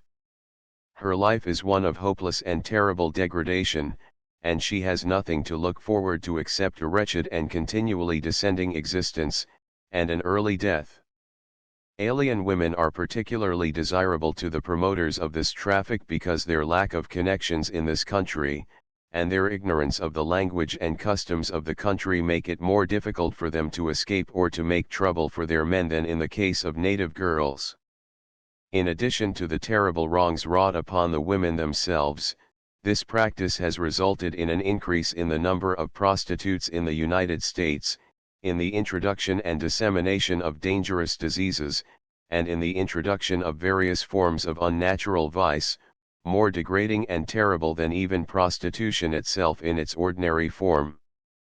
The great majority of the alien women found by the Immigration Commission engaged in these pursuits, as well as the men who prosecute the traffic, are French and Hebrews. Belgians are largely engaged in it, according to Commissioner Bingham. Germans are numerous, and there are a few Irish and Italians, with of course a scattering of individuals of other races. A number of these women are detected at the port of entry and returned, and a good many are deported. But it is a practice very difficult of detection, and it is not easy to get at the facts in regard to its extent in this country. It is certain that the class of abandoned women in this country is largely recruited in this way. Commissioner Bingham estimated in 1908 that there were more than 100,000 such women on the Pacific coast and in Mexico, who had come in through New York. No evidence has been found to justify the suspicion that there was an organization controlling this traffic in this country. But those engaged in the trade naturally are acquainted with each other, and are always ready to help each other against a common enemy. They have various meeting places where they get together for gambling, conference, and divers forms of recreation. It has been proven that this traffic is slavery in more than name, as girls are sometimes sold directly by one person to another. The new federal law is designed to put a check to all practices of this sort, by making it illegal to transport women or girls from one state to another for immoral purposes. The efforts of the Immigration Commission and other governmental agencies within the last 2 or 3 years have accomplished a good deal in breaking up some of the resorts and deporting or imprisoning the culprits. But while the traffic has received a serious setback, it is by no means killed. This is emphatically one of the things where eternal vigilance is the price of safety. Nothing short of a sweeping change in public opinion and practice will ever put it out of the way beyond the possibility of resurrection. 302 In respect to juvenile delinquency, the most unenviable place is held by the native-born children of immigrants. They not only manifest 2 or 3 times as great a tendency toward crime as the native-born children of native parents, but they are much more criminal than foreign-born children. Of the juvenile delinquents committed during 1904, according to the census report, 76.7% were native white. This percentage was made up as follows: native parentage, 37.6%, foreign parentage, 24.9%, mixed parentage, 9.7%, parentage unknown, 4.5%. An exact comparison of the children of native parents and of foreign parents in this respect would require information as to the total number of the two classes in the country in the year in question, which is not available. but it cannot be supposed that the number of native-born children of foreign parents compared with the number of native-born children of native parents is anything like the ratio shown in the above figures. This high degree of criminality is attributed by Professor Commons and by the Immigration Commission largely to concentration in the cities. Whatever the cause, this tendency toward lawlessness among the second generation of immigrants is indisputable, and is one of the most disturbing elements in the whole situation. 303 Still another way in which the immigrant becomes a burden upon the American public is through insanity. The laws are very strict in regard to the admission of aliens who are liable to be subject to this misfortune. Yet it is impossible to prevent the entrance of large numbers who ultimately appear in the category of the insane. The maladaptation of the immigrant to his environment shows itself in this way perhaps as clearly as in any other.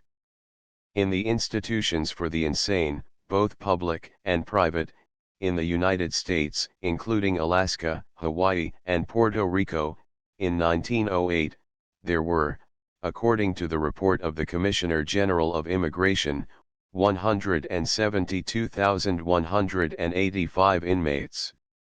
Of these 25,066 were aliens, 25,128 naturalized citizens, and 121,451 native-born. Thus the percentages were 70.5% native-born and 29.5%, nearly one-third foreign-born. 304 An even larger percentage of foreign-born appears among the insane persons enumerated in hospitals in continental United States on December 31, 1903. 34.3% of the white insane of known nativity. 305 While of the persons received at Bellevue and allied hospitals for treatment for insanity during the period of the investigation of the Immigration Commission, 63.4% were foreign-born, and 36.6% native-born. Moreover, among the native-born, more than half, 20.6% of the total, were native-born of foreign father. Summing up the matter of insanity, the Commission speaks as follows: for the high ratio of insanity among the foreign-born, several causes have been assigned, and while it is difficult to determine the values of the various factors, it is probably true that racial traits or tendencies have a more or less important influence. A further cause of mental disease is probably to be found in the total change in climate, occupation, and habits of life which the majority of immigrants experience after arrival in the United States. The efficiency of the inspection in regard to feeble-mindedness is shown by the very small proportion of foreign-born of that class appearing in the statistics. This is an affliction which can more easily be detected than the liability to insanity, of which there may be no observable indication at the time of admission. 306.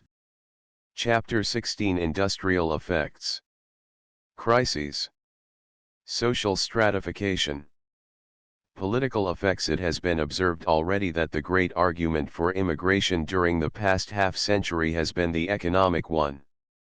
The main defense for immigration has rested upon the claim that it has decidedly increased the industrial efficiency of the American people, and has facilitated the development of our resources, and the expansion of industry, at a rate which would not have been possible otherwise. The facts in regard to the age, sex, and physical soundness of the immigrants are mustered to establish them as a peculiarly efficient industrial body.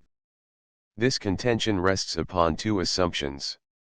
First, that our alien residents constitute a net addition to the total population of the country. Second, that if there had been no immigration, and the population, particularly that part of it which constitutes the labor supply, had been smaller, that there would have been no inventions and improvements in the way of labor-saving machinery which would have permitted the same amount of work to be accomplished with a smaller amount of labor. In the light of what has been said in regard to the relation between immigration and the growth of population in Chapter 11, the first of these claims, at the very least, is open to serious question. While the proposition, as has already been stated, is absolutely incapable of mathematical proof, there nevertheless is every reason to believe that our immigrants have not meant a gain in the labor supply, but the substitution of one labor element for another. Not only have the immigrants in general displaced the natives, but the newer immigrants have displaced the older ones in a wide variety of industries and occupations. This latter process has gone on before our very eyes. It is manifest and perfectly comprehensible. A careful consideration of it may make it easier to understand how the same result, in a more subtle way, has been accomplished in the case of the native-born.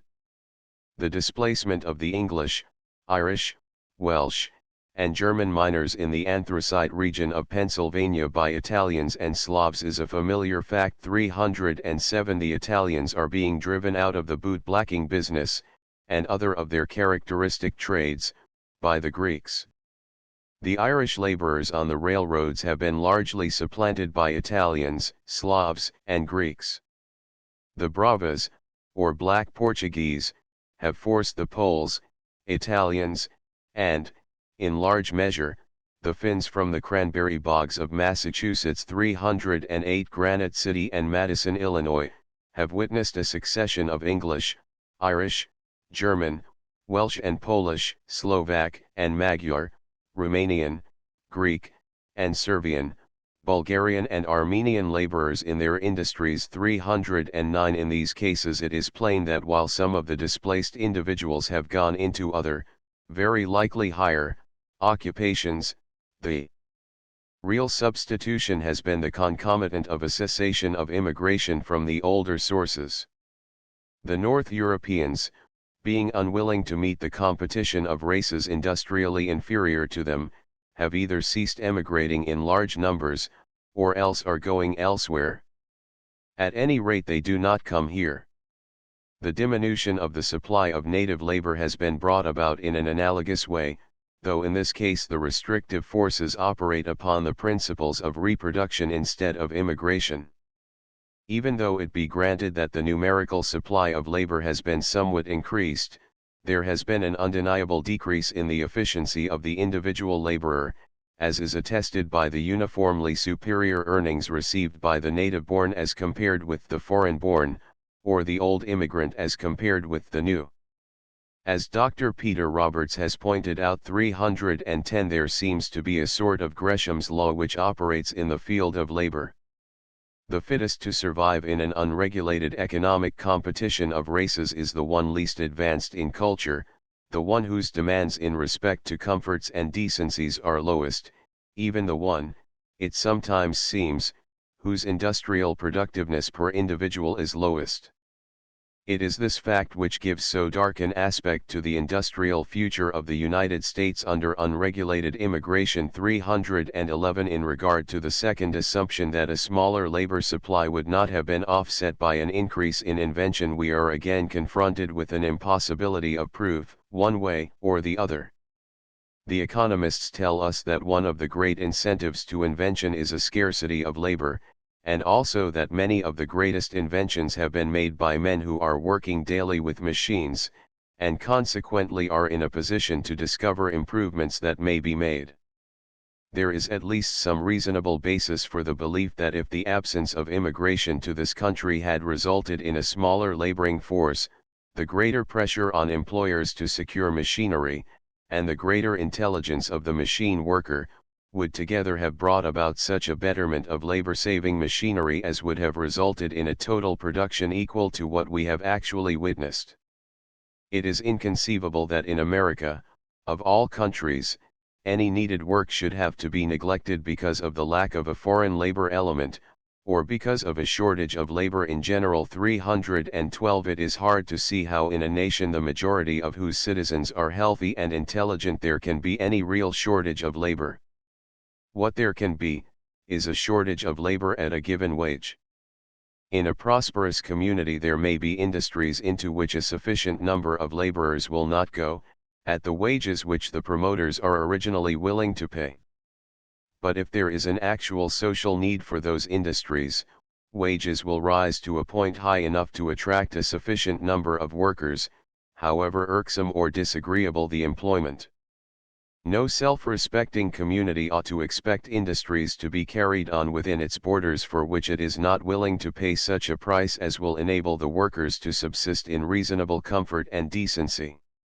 If there are any industries carried on in the United States which, in the absence of a foreign labor supply, would have to be abandoned, because the native-born laborers or their children would refuse to go into them, it simply means that society is not yet ready to pay a fit price for the products of those industries.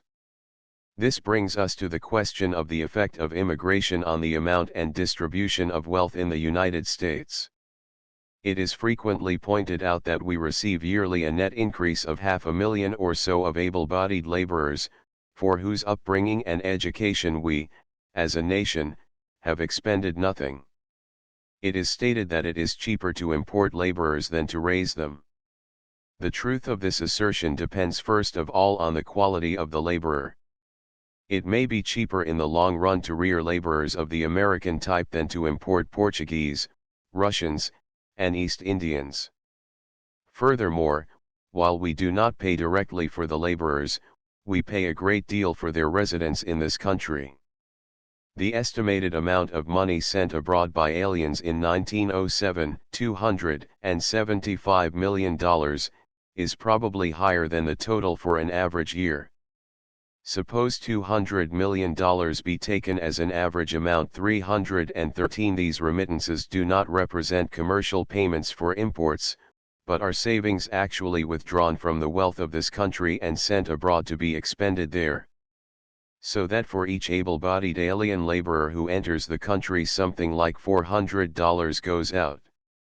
In a sense, a good deal of this money might be considered as actual payment for the importation of the laborers, since much of it goes for traveling expenses, debts incurred to provide for emigration, etc. 314. Whether immigration has increased either the total or per capita wealth of the nation may be open to question.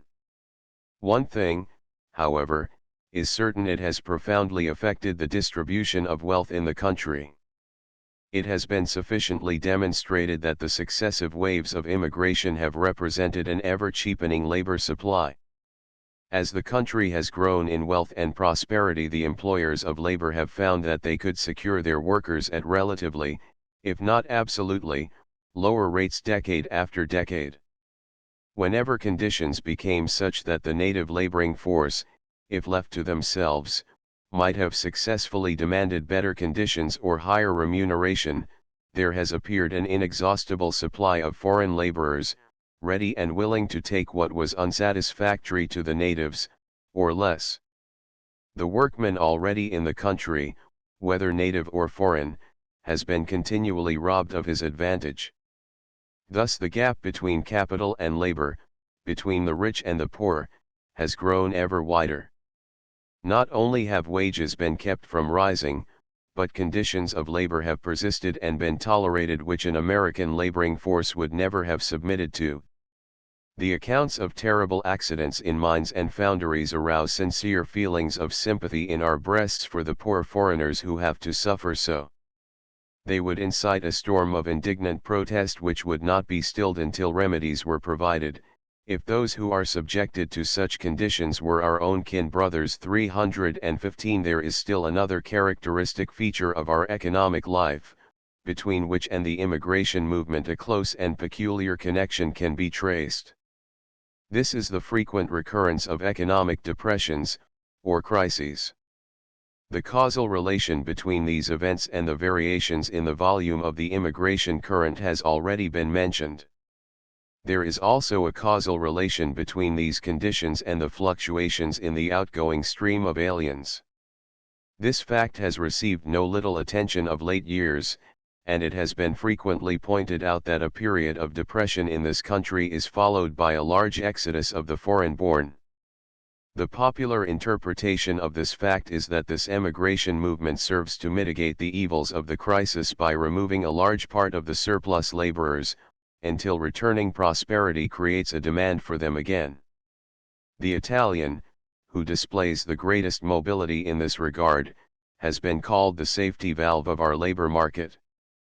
Thus the movements of our alien population are supposed to be an alleviating force as regards crises.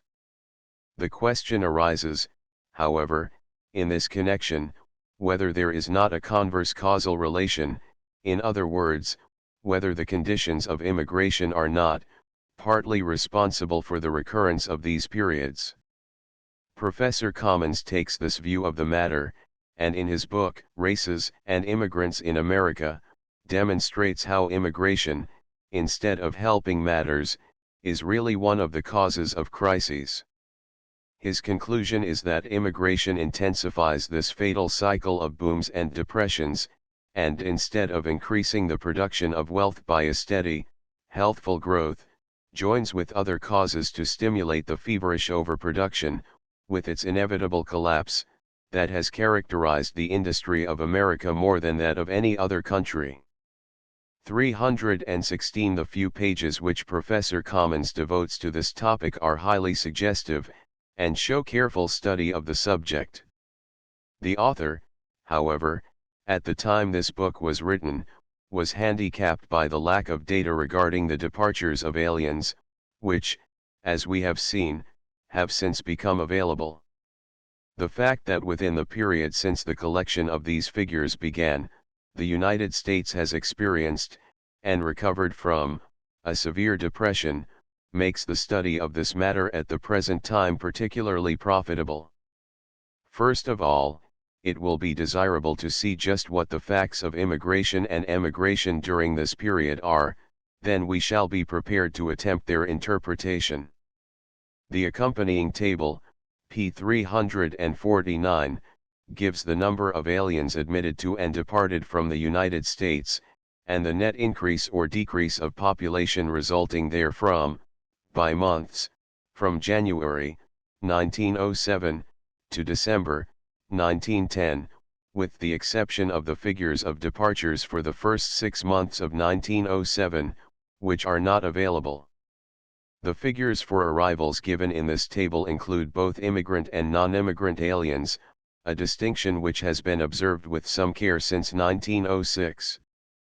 The column of departures also includes emigrant and non-migrant aliens. 317 tables showing the number of aliens admitted to and departed from the United States, and the net gain or loss in population resulting therefrom by months, from 1907 to 1910 month 1907-1908 admitted departed gain, plus, or loss, admitted departed gain, plus, or loss, January 54,417 33,058 60,233 27,175 February 65,541 30,266 50,688 20,422 March 139,118 43,537 43,506 plus 31 April 145,256 55,220 65,721 10,501 May 184,886 48,245 61,251 13,006 June 154,734 41,094 60,482 19,388 July 107,535 46,198 plus 61,337 37,133 51,508 14,375 August 111,135 44,317 plus 66,818 39,606 47,569 7,963 September 100 115,287 43,734 plus 71,553 56,635 43,884 plus 12,751 October 129,564 55,826 plus 73,738 60,715 41,916 plus 18,799 November 132,647 94,440 plus 38,207 50,965 38,609 plus 12,356 December 77,107 88,432 11,325 61,111 33,416 plus 27,695 1909 1910 January 54,975 18,061 plus 36,914 57,472 20,256 plus 37,216 February 81,992 15,100 plus 66,892 66,072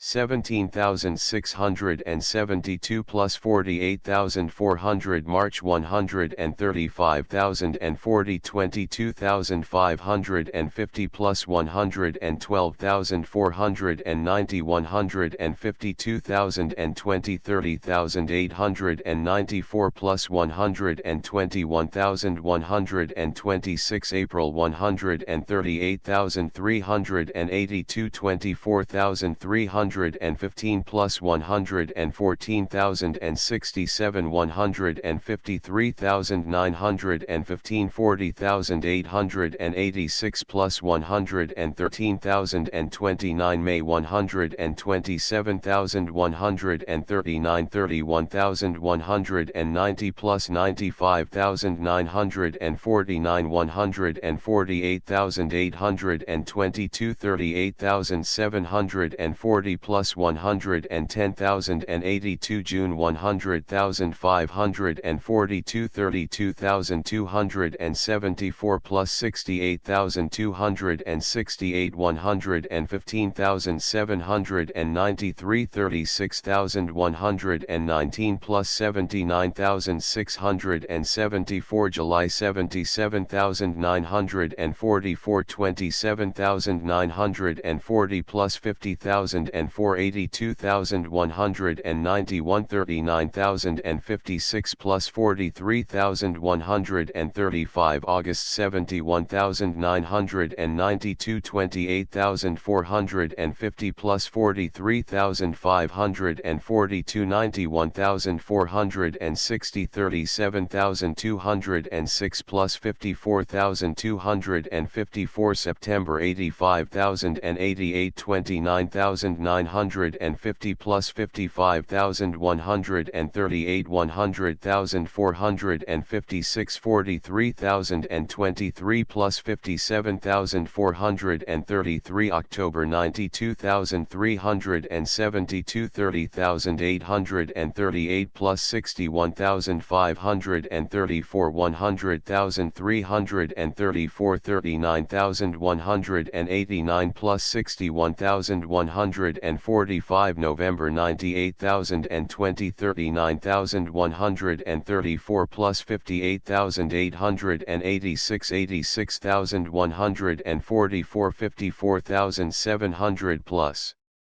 31,444 December 78,527 39,539 plus 38,988 68,794 61,814 plus 6,980 It is not necessary to take account of these discriminations for the purposes of the present study. Turning then to the table, we observe that the monthly average of arrivals during the first 6 months of 1907 was a high one. Following a large immigration during the last 6 months of the preceding year, this made the fiscal year ending June 30, 1907, the record year for immigration in the history of the country. For the next 4 months the stream of immigration continued high, considering the season, and the number of departures was moderate. Early in October, however, there were signs of disturbance in the New York Stock Exchange. On the 16th there was a crash in the market, and within a week the panic had become general. It reached its height on October 24, and continued for many weeks after 318. The response of the alien population to this disturbance was almost immediate, and manifested itself first in the emigration movement. In November the number of departures almost doubled. But the immigrants who were on the way could not be stopped, and in spite of the large exodus, there was a net gain of 38,207 during the month. The next month, December, however, saw a marked decrease in the stream of arrivals, which, accompanied by a departure of aliens almost as great as in November, resulted in a net decrease in population of 11,325 for the month. During the first 6 months of 1908 the number of arrivals was small, and the departures numerous, so that, with the exception of March, each month shows a net loss in population. During July the number of departures began to approach the normal. Compare the months in 1908 with 1907 and 1910, but the arrivals were so few that there was still a decrease for the months of July and August. In September, 1908, the balance swung the other way, and from that time to the present every month with the exception of December, 1911, has shown a substantial increase in population through the movement of aliens. Thus we see that the period during which the number of alien laborers in the United States was decreasing was confined to the months December, 1907, to August, 1908, inclusive 319. By the end of July, 1908, the effects of the crisis were practically over as far as departures are concerned. It is evident, then, that the effects of the crisis on emigration were immediate, but not of very long duration. During the months of November and December, 1907, when the distress was the keenest, there were still large numbers of aliens arriving. But when the stream of immigration was once checked, it remained low for some time, and it was not until about January, 1909, that it returned to what may be considered a normal figure. The reasons for this are obvious. The stream of immigration is a long one, and its sources are remote. It takes a long time for retarding influences in America to be thoroughly felt on the other side. The principal agency in checking immigration at its source is the returning immigrant himself, who brings personal information of the unfortunate conditions in the United States. This takes some time. But when the potential immigrants are once discouraged as to the outlook across the ocean, they require some positive assurance of better times before they will start out again. Now what catches the public eye in such an epoch as this is the large number of departures. We are accustomed to immense numbers of arrivals and we think little about that side of it. But heavy emigration is a phenomenon, and accordingly we hear much about how acceptably our alien population serves to accommodate the supply of labor to the demand. But if we stop to add up the monthly figures, we find that for the entire period after the crisis of 1907, when emigration exceeded immigration, the total decrease in alien population was only 124,124, scarcely equal to the immigration of a single month during a fairly busy season.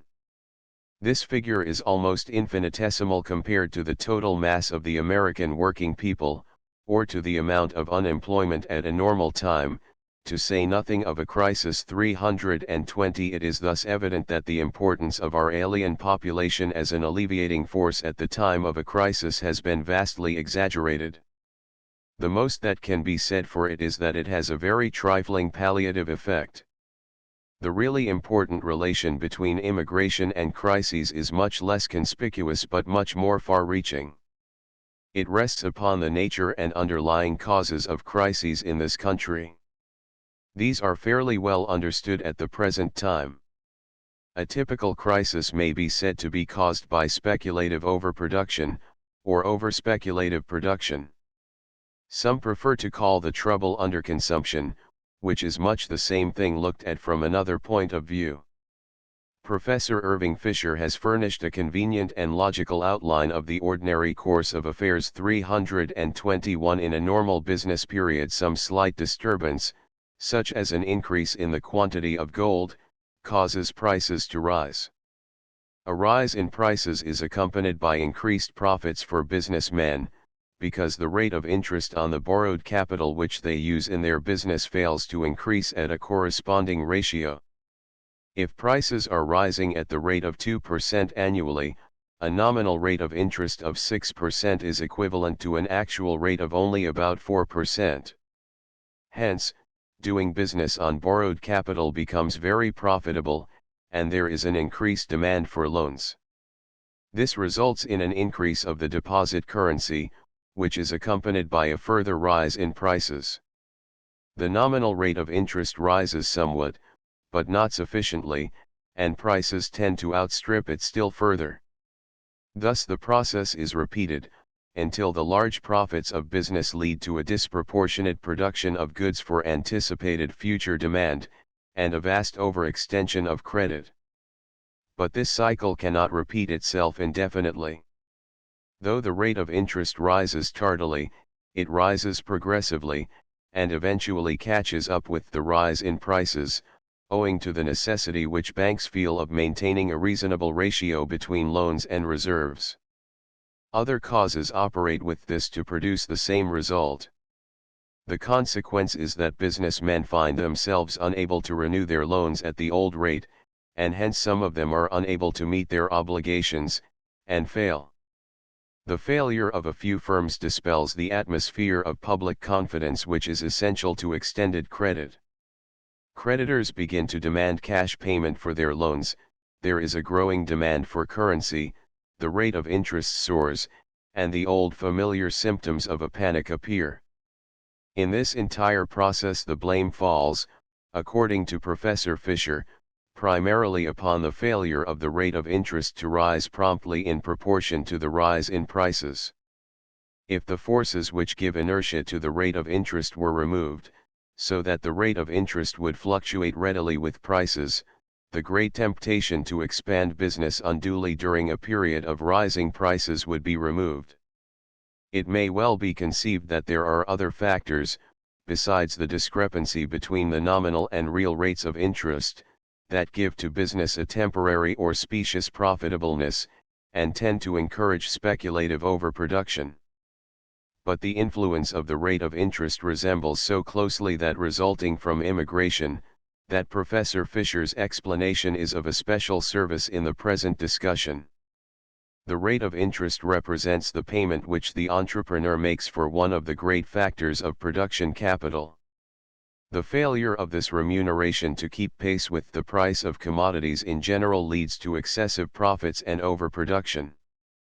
The payment which the entrepreneur makes for one of the other factors of production labor is represented by wages.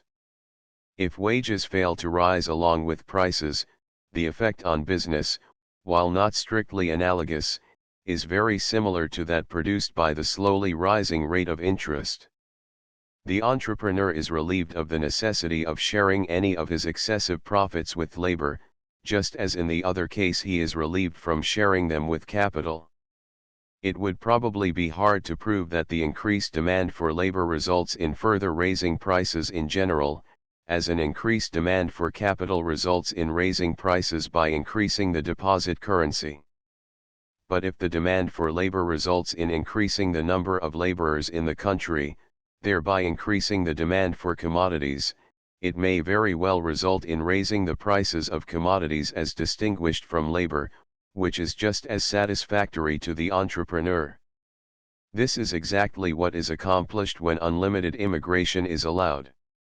As soon as the conditions of business produce an increased demand for labor, this demand is met by an increased number of laborers, produced by immigration. In the preceding paragraph it has been assumed that wages do not rise with prices. The great question is this true? This is a question very difficult of answer. There is a very general impression that during the last few years prices have seriously outstripped wages.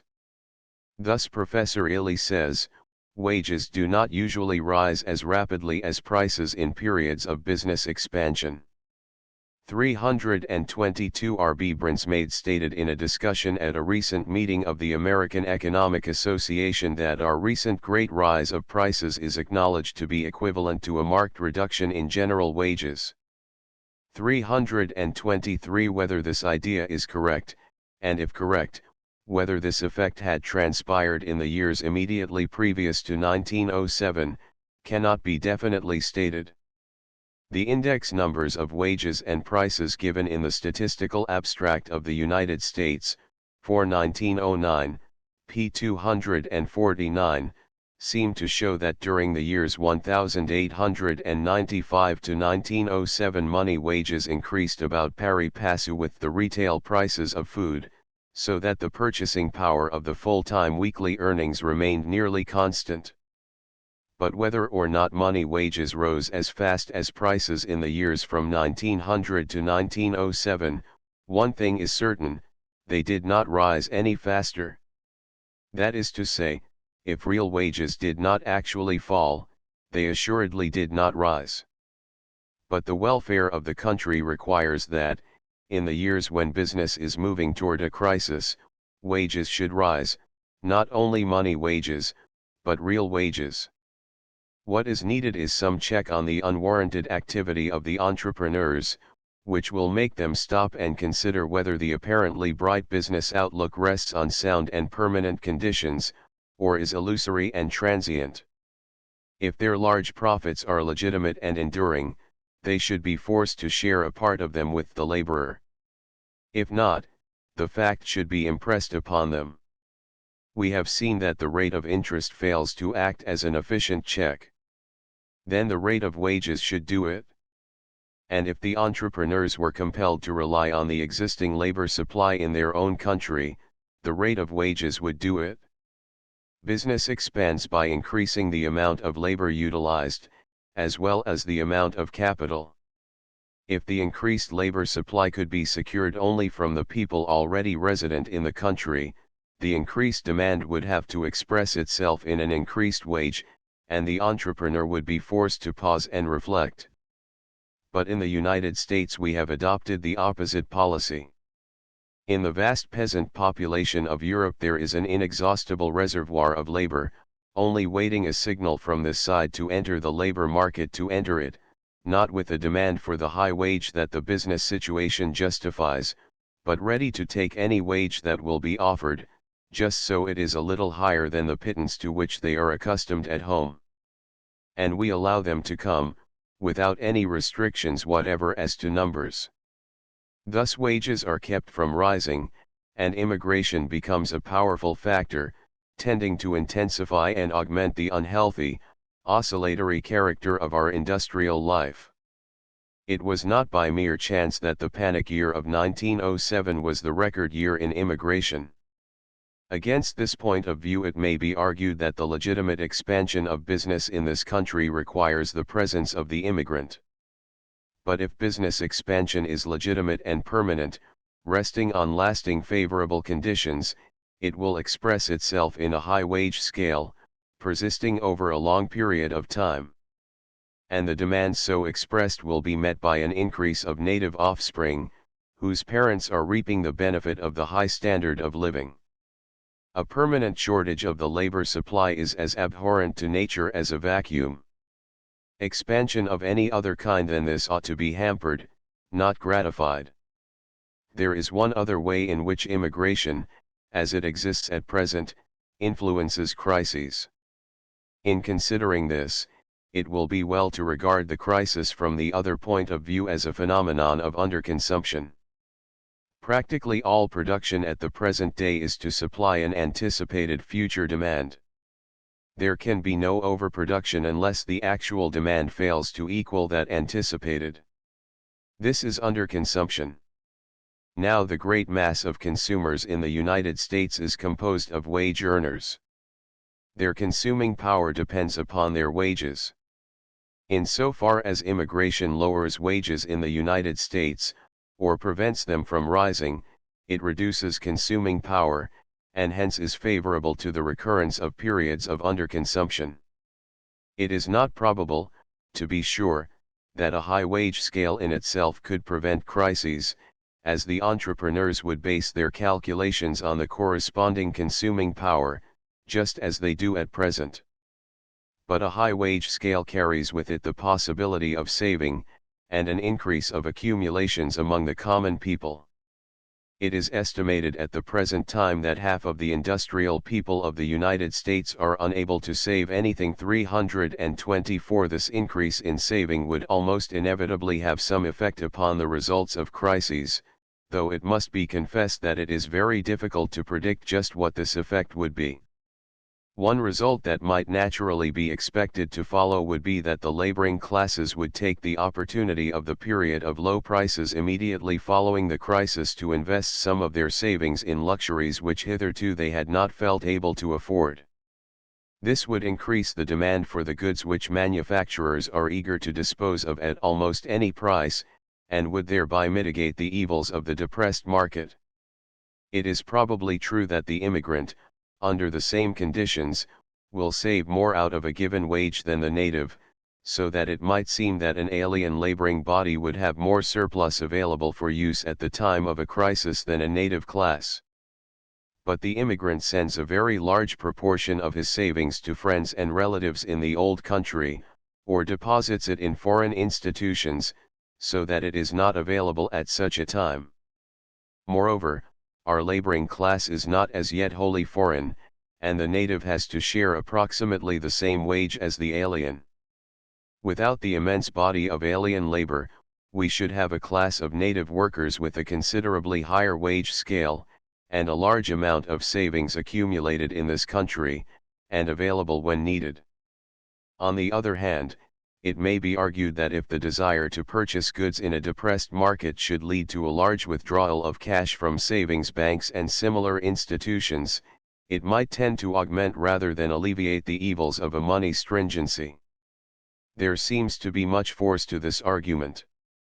Yet Mr. Stratoff tells us that in a period of hard times the tendency is for the poorer classes to increase their deposits, rather than diminish them. 325 On the whole, it seems probable that a large amount of accumulated savings in the hands of the poorer classes would tend to have a steadying influence on conditions at the time of a crisis, and that by preventing this, as well as in other ways, immigration tends to increase the evils of crises.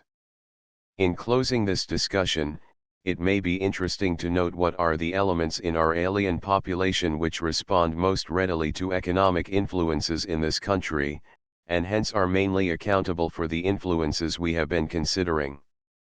As stated above, the annual reports of the Commissioner General of Immigration give very complete data as to the makeup of the incoming and outgoing streams by years.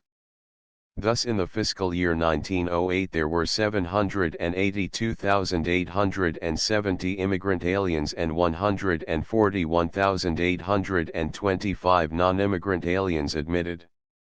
Of the non-immigrant aliens, 86,570 were individuals whose country of last permanent residence and of intended future residence were both the United States, that is, they were alien residents of this country who had been abroad for a brief visit.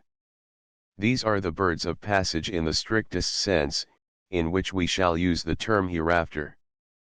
In the same year there was a total exodus of 714,828 aliens, of whom 395,073 were emigrants and 319,755 non-migrants. The former class includes those who have made their fortune in this country and are going home to spend it, and those who have failed, and are going home broken and discouraged, a very large number in this panic year.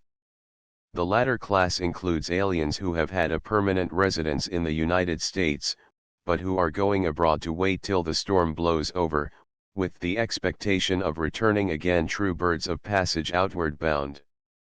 There were 133,251 of these. The balance were aliens in transit, and aliens who had been in this country on a visit, or only for a short time. In 1909 there were 751,786 immigrant aliens and 192,449 non-immigrant aliens. Of the non-immigrants, 138,680 were true birds of passage according to the above distinction, a large number and almost exactly equal to the number of departing birds of passage in the previous year. The storm is over, and they have come back. The departures in that year numbered 225,802 emigrant and 174,590 non-migrant aliens. These numbers are considerably smaller than in the previous year, but are still large, showing that the effects of the crisis were still felt in the early part of this fiscal year. The number of birds of passage among the non-migrant aliens, 80,151, is much smaller than in the previous year. In 1910 there were 1,041,570 immigrant aliens and 156,467 non-immigrant aliens. In the latter class, the number of birds of passage, 94,075, again approximated the corresponding class among the departures of the previous year. The departures in 1910 were 202,436 emigrant aliens and 177,982 non-migrant aliens, of whom 89,754 were birds of passage. This probably comes near to representing the normal number of this class. A careful study of these figures confirms the conclusion reached above. While a crisis in this country does undoubtedly increase the number of departing aliens, both emigrant and non-migrant, and eventually cuts down the number of arrivals, the total effect is much smaller than is usually supposed, and taken in connection with the fact that the stream of arrivals is never wholly checked, the influence of emigration in easing the labor market is absolutely trifling. Comparing the different races in regard to their readiness to respond to changes in economic conditions, it appears that the Italians stand easily at the head, and the Slavs come second. In 1908, in the traffic between the United States and Italy, there was a net loss in the population of this country of 79,966, in 1909 a net gain of 94,806. In the traffic between this country and Austria-Hungary there was a loss in 1908 of 5,463, in 1909 a gain of 48,763. In the traffic with the Russian Empire and Finland there was a gain of 104,641 in 1908 and a gain of 94,806 in 1909. This shows how unique are the motives and conditions which control the emigration from the two latter countries. The emigrants from there, particularly the Jews, come to this country to escape intolerable conditions on the other side, not merely for the sake of economic betterment. They prefer to endure anything in this country, rather than to return to their old home, even if they could. Hand in hand with the economic disparity caused by immigration has come an increasing social stratification. 326. This is based partly on wealth, partly on race. Already certain occupations are regarded as the special province of certain nationalities, and native parents recoil from the prospect of having their children enter them to work side by side with the aliens. Only the beginnings of these changes are as yet manifest, and no one can foretell what the outcome will be. but even the beginnings must give us pause. There can be no more pernicious social classification in a nation than one based on race. Distinctions resting on wealth, religion, or education can be overcome, potentially at least. Distinctions of birth affect only a small proportion of a society, and exist only in nations long habituated to them. But distinctions of race affect the entire population, are fundamental, and can never be obliterated except as assimilation is so perfect that race is forgotten. No effort of the individual can blot out his racial identification. The most familiar example yet developed in the United States is that of the Hebrews. However sincerely we may admire their fine racial traits, however closely we may associate with individuals of the race, we cannot deny that they constitute a separate body in our population. In many respects 327 summer hotels are closed to them, or else other people avoid those resorts. Americans move out of the sections of cities where they are moving in. Select clubs are closed to them. It is an indictment against the American people that these things are so. We, who pose as the friends of all races, however downtrodden and despised, should be ready to take them into equality with us when they seek refuge on our shores. Both Hebrews and Americans may resent the bald statement of such facts. Can we deny their truth? Nor is it only in high society, nor only among Americans, that this friction is felt. In the slums of our cities bitter feeling exists between the Italians and the Jews 328. Nor is racial antagonism confined to any two or three races 329. Employers of labor find it wholly expedient to arrange their workers in groups of the same nationality 330. Austria-Hungary is an example of the conditions that may result when too many jarring nationalities are included within a national territory. But the racial groups in Austria-Hungary do not compare in diversity with those which are gradually forming in the United States. In the political aspects of the immigration situation there has been a peculiar reversal of public opinion in the last 3/4 of a century. In the days of the Native Americans and the Know-Nothings, the uneasiness was mainly due to the fear that too many aliens would acquire the rights of citizenship. Then it was the naturalized foreigner who was the undesirable. Nowadays, the fear is that the foreigners will ignore the privileges of citizenship, and a high percentage of naturalization is a test of desirability in any foreign group. This change may be attributed to a change in the situation of the United States, and to a difference in the character and causes of immigration. During the first half of the 19th century the United States was essentially a new country. Political questions were predominant, and the memory of the men who fell in the fight for freedom was still fresh in the minds of their sons. The immigrants of the period, on the other hand, were actuated to a large extent by the desire for political freedom, and were keen to secure all the power possible in this country. At the present time, the predominating interests are wholly economic, and even the political questions of the day have an economic flavor. At the same time, the motives of the immigrants are almost wholly economic. So the jealousy between native and foreigner now concerns itself mainly with the industrial relations, and anything which indicates an inclination on the part of the alien to ally himself permanently with the interests of the country is welcomed. The temporary immigrant was an almost unknown quantity in the old days. The naturalization laws of the United States have undergone only slight modifications in the past 100 years. 331. The main provisions of the present laws are as follows. In order to become a citizen of the United States an alien must follow out the following method of procedure. At least 2 years before he is admitted he must file a preliminary declaration of intention. To do this he must be at least 18 years old.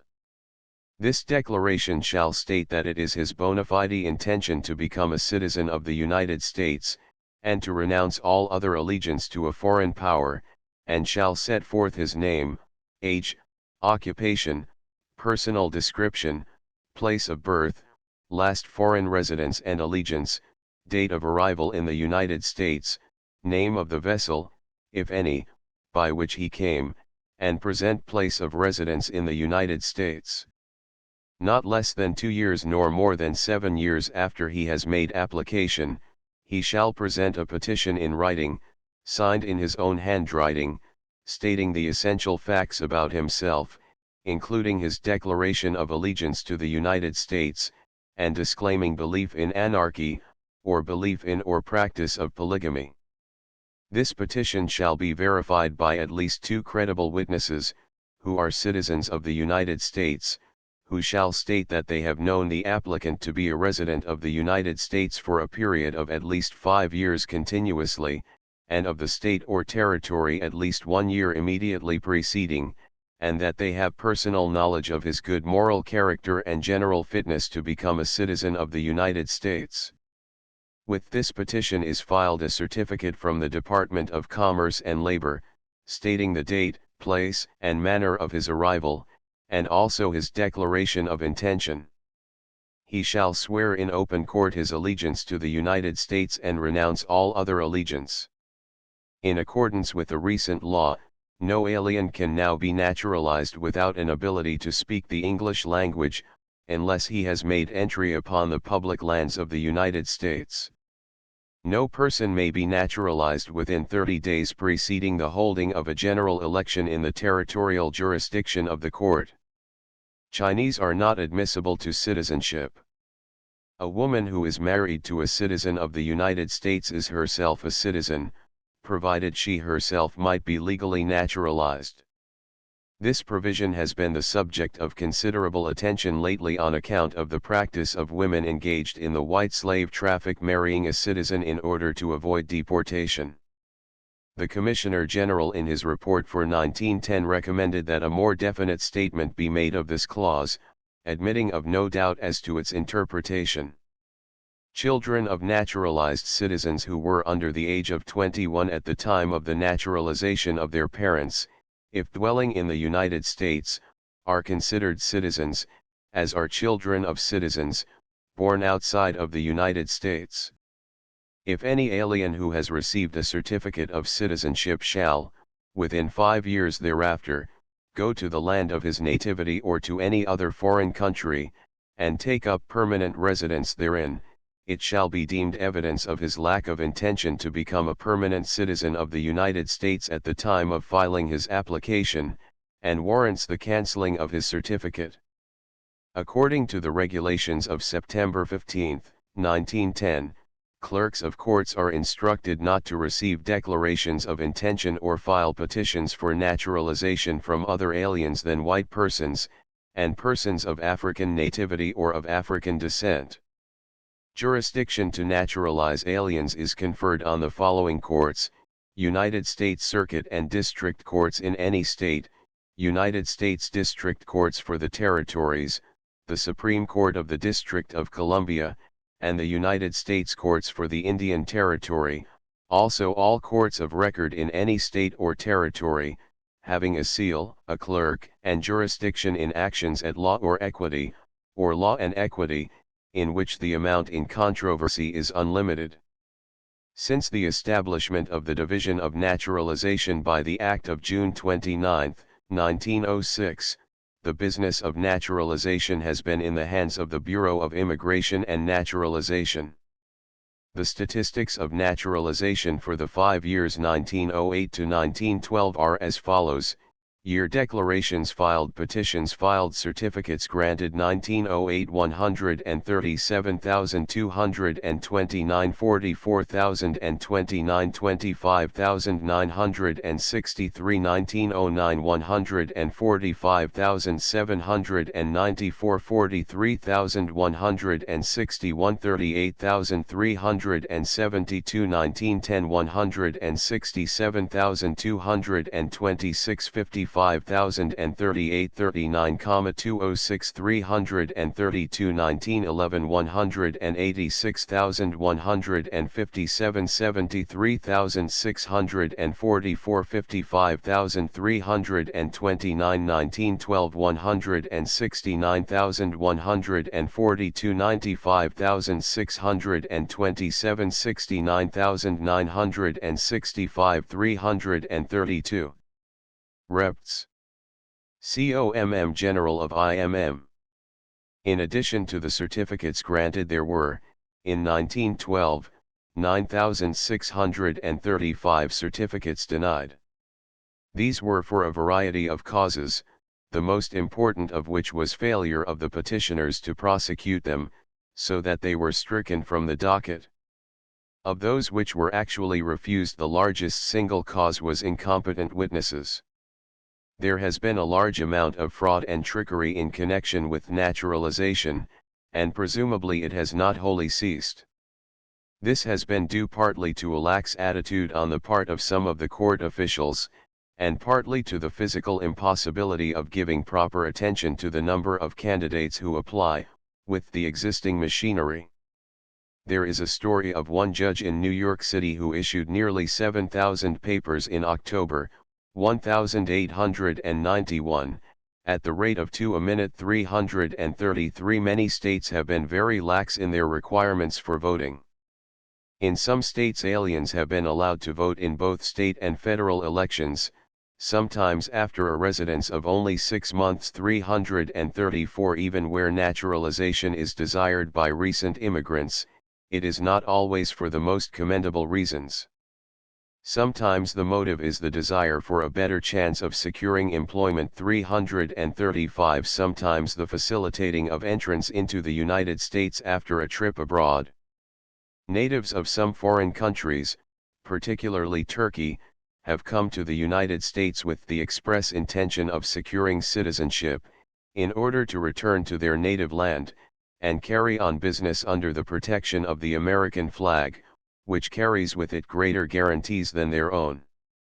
A special law, passed to put a stop to such practices as these, provides that when a naturalized alien has resided 2 years in the foreign state from which he came, or 5 years in any other foreign state, he forfeits his citizenship. 336 Of all foreign races, the Irish have taken by far the largest place in politics in this country. According to Professor Commons, the ward boss is the logical product of the mixture of nationalities in the various divisions of a city, and the Irishman is the logical man for the work. 337 The Irishman has above all races the mixture of ingenuity, firmness, human sympathy, comradeship, and daring that makes him the amalgamator of races. 338 Possibly a sense of humor ought to be added to these qualifications. In the eyes of Professor Commons, such a system makes it the merest chance if the best man is elected, and subverts our whole system of representative government. 339 It seems beyond question that the existence of separate racial groups in a community, each with its own prejudices and group loyalty, must have a very disturbing influence on the course of elections.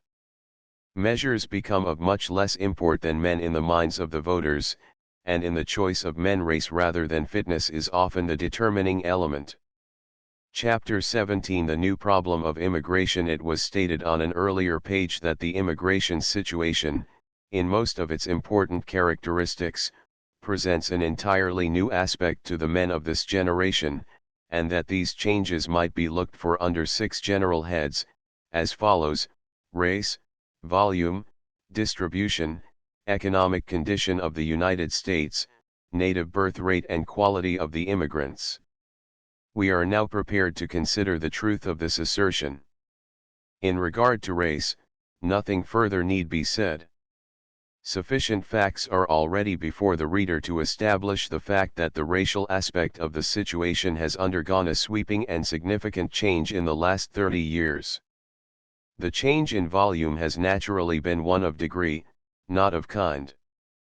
But the change in degree has been a profound one, more so than is often admitted.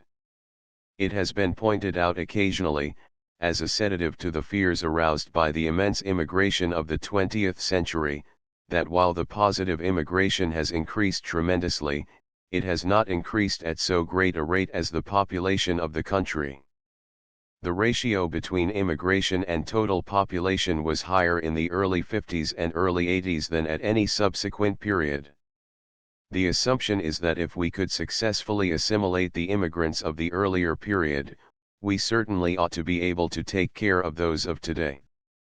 But the question of assimilation depends not only upon the ratio of immigrants to total population, but upon the proportion of foreign-born population already in the country.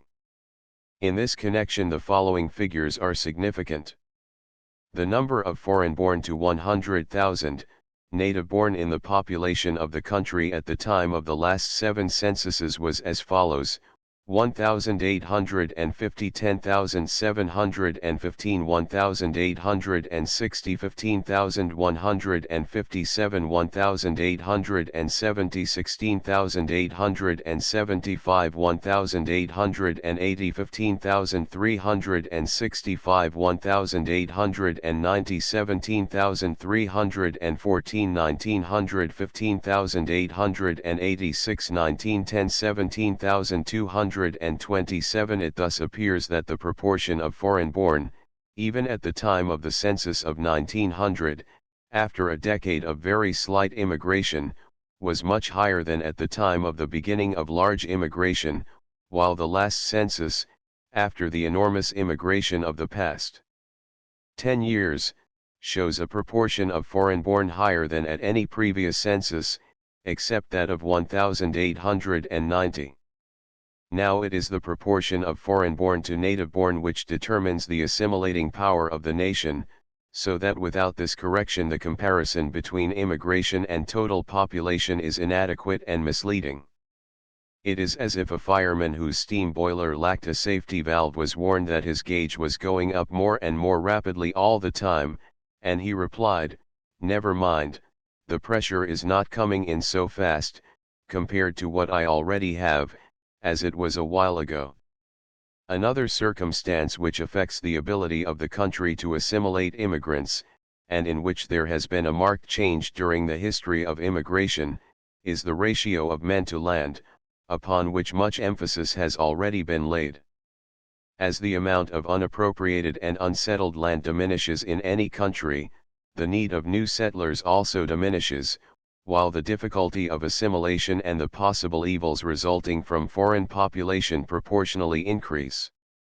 In the case of the United States, the first and simplest comparison to make is that between immigration and the total territory of the nation. In this, as in the subsequent comparisons, it will be desirable to leave Alaska out of consideration. The enormous extent of that inhospitable region, to which practically none of our immigrants ever find their way, if included in the reckoning, would simply confuse the issue. The gross area of the United States, exclusive of Alaska and Hawaii, at the time of the different censuses, has been as follows: 1,790 and 1,800, 827,844 square miles, 1,810, 1,999,775 square miles, 1,820, 2,059,043 square miles, 1,830 and 1,840, the same, 1,850, 2,980,959 square miles, 1,860 down to the present, 3,025,600 square miles, 340, estimating the immigration before 1,820 at 10,000 per year, and using the official figures after that date, we find that the immigration by decades from 1791 to 1910 was as follows: 1791 to 1800 100,000 1801 to 1810 100,000 1811 to 1820 98,385 1821 to 1830 143,439 1831 to 1840 599,125 1841 to 1850 1,713,251 1851 to 1860 2,511,060 1861 to 1870 2,377,279 1871 to 1880 2,812,191 1881 to 1895 246,613 1891 to 1900 3,687,564 1900 to 1910 8,795,386 Combining these two sets of figures, it appears that for each immigrant coming to this country during the decades specified, there was at the close of the decade the following number of square miles of territory in the United States: 1,808.278 1,810 19.998 1820 20.927 1830 14.355 1843.437 1851.739 1861.205 1871.273 1881.076 1890.570 1900.824 1910.347 This table illustrates forcibly the fact that from the point of view of the need of new settlers, immigration at the present time is a vastly different matter from what it has ever been before in the history of our country. This impression is strengthened if we make another comparison, which is even more significant for our purposes, viz. the relation of immigration to the public domain, that is, to the land which still remains unclaimed and open to settlement. If there were still large tracts of good land lying unutilized, and available for settlement, as there have been in other periods of our history, we could take comfort in the thought that as soon as the incoming aliens cause too great a congestion in any region, the surplus inhabitants would overflow, by a natural process, into the less thickly settled districts. Let us consider what the facts have to show in this respect. In 1860 there were, as nearly as can be estimated, 939,173,057 acres of land lying unappropriated and unreserved in the public domain. In 1906 there were 424,202,732 acres of such land, representing the leavings, after all the best land had been chosen. In other words, for each immigrant entering the country during the decade ending 1860 there were 374 acres in the public domain, at least half of it extremely valuable farmland. In 1906, for each immigrant entering during the previous 10 years, there were 68.9 acres, almost wholly arid and worthless. The fact that the immigrants in this country do not, to any great extent, take up this unclaimed public land does not destroy the significance of this comparison.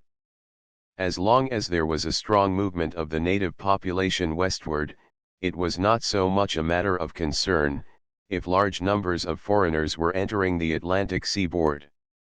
And this was exactly the case during the middle of the 19th century. This was the period of the great internal migration to the new lands of the Middle West. In point of fact also, at this time, many of these pioneers were actually immigrants. It is scarcely necessary to say that nothing comparable to this is going on at the present time. The frontier, which has had such a determining influence on our national life, is a thing of the past. Of the 424,202,732 acres remaining in the public domain in 1906, only a very small part consisted of valuable farm lands, such as existed in great abundance when the Homestead Act was passed in 1862. Evidence of this fact is furnished by the act recently passed allowing homesteads of 640 acres to be taken up in certain sections of Nebraska, where it is impossible for a man to make a living from less. Not only are the incoming hordes of aliens not now counterbalanced by an important internal migration, but there is an actual movement, of noteworthy dimensions, of ambitious young farmers from the United States to the new and cheaper wheatlands in Canada. This set of conditions may be stated in another way by saying that the United States has changed from an agricultural to a manufacturing and commercial nation. 341 In the early 19th century the rural family was the typical one,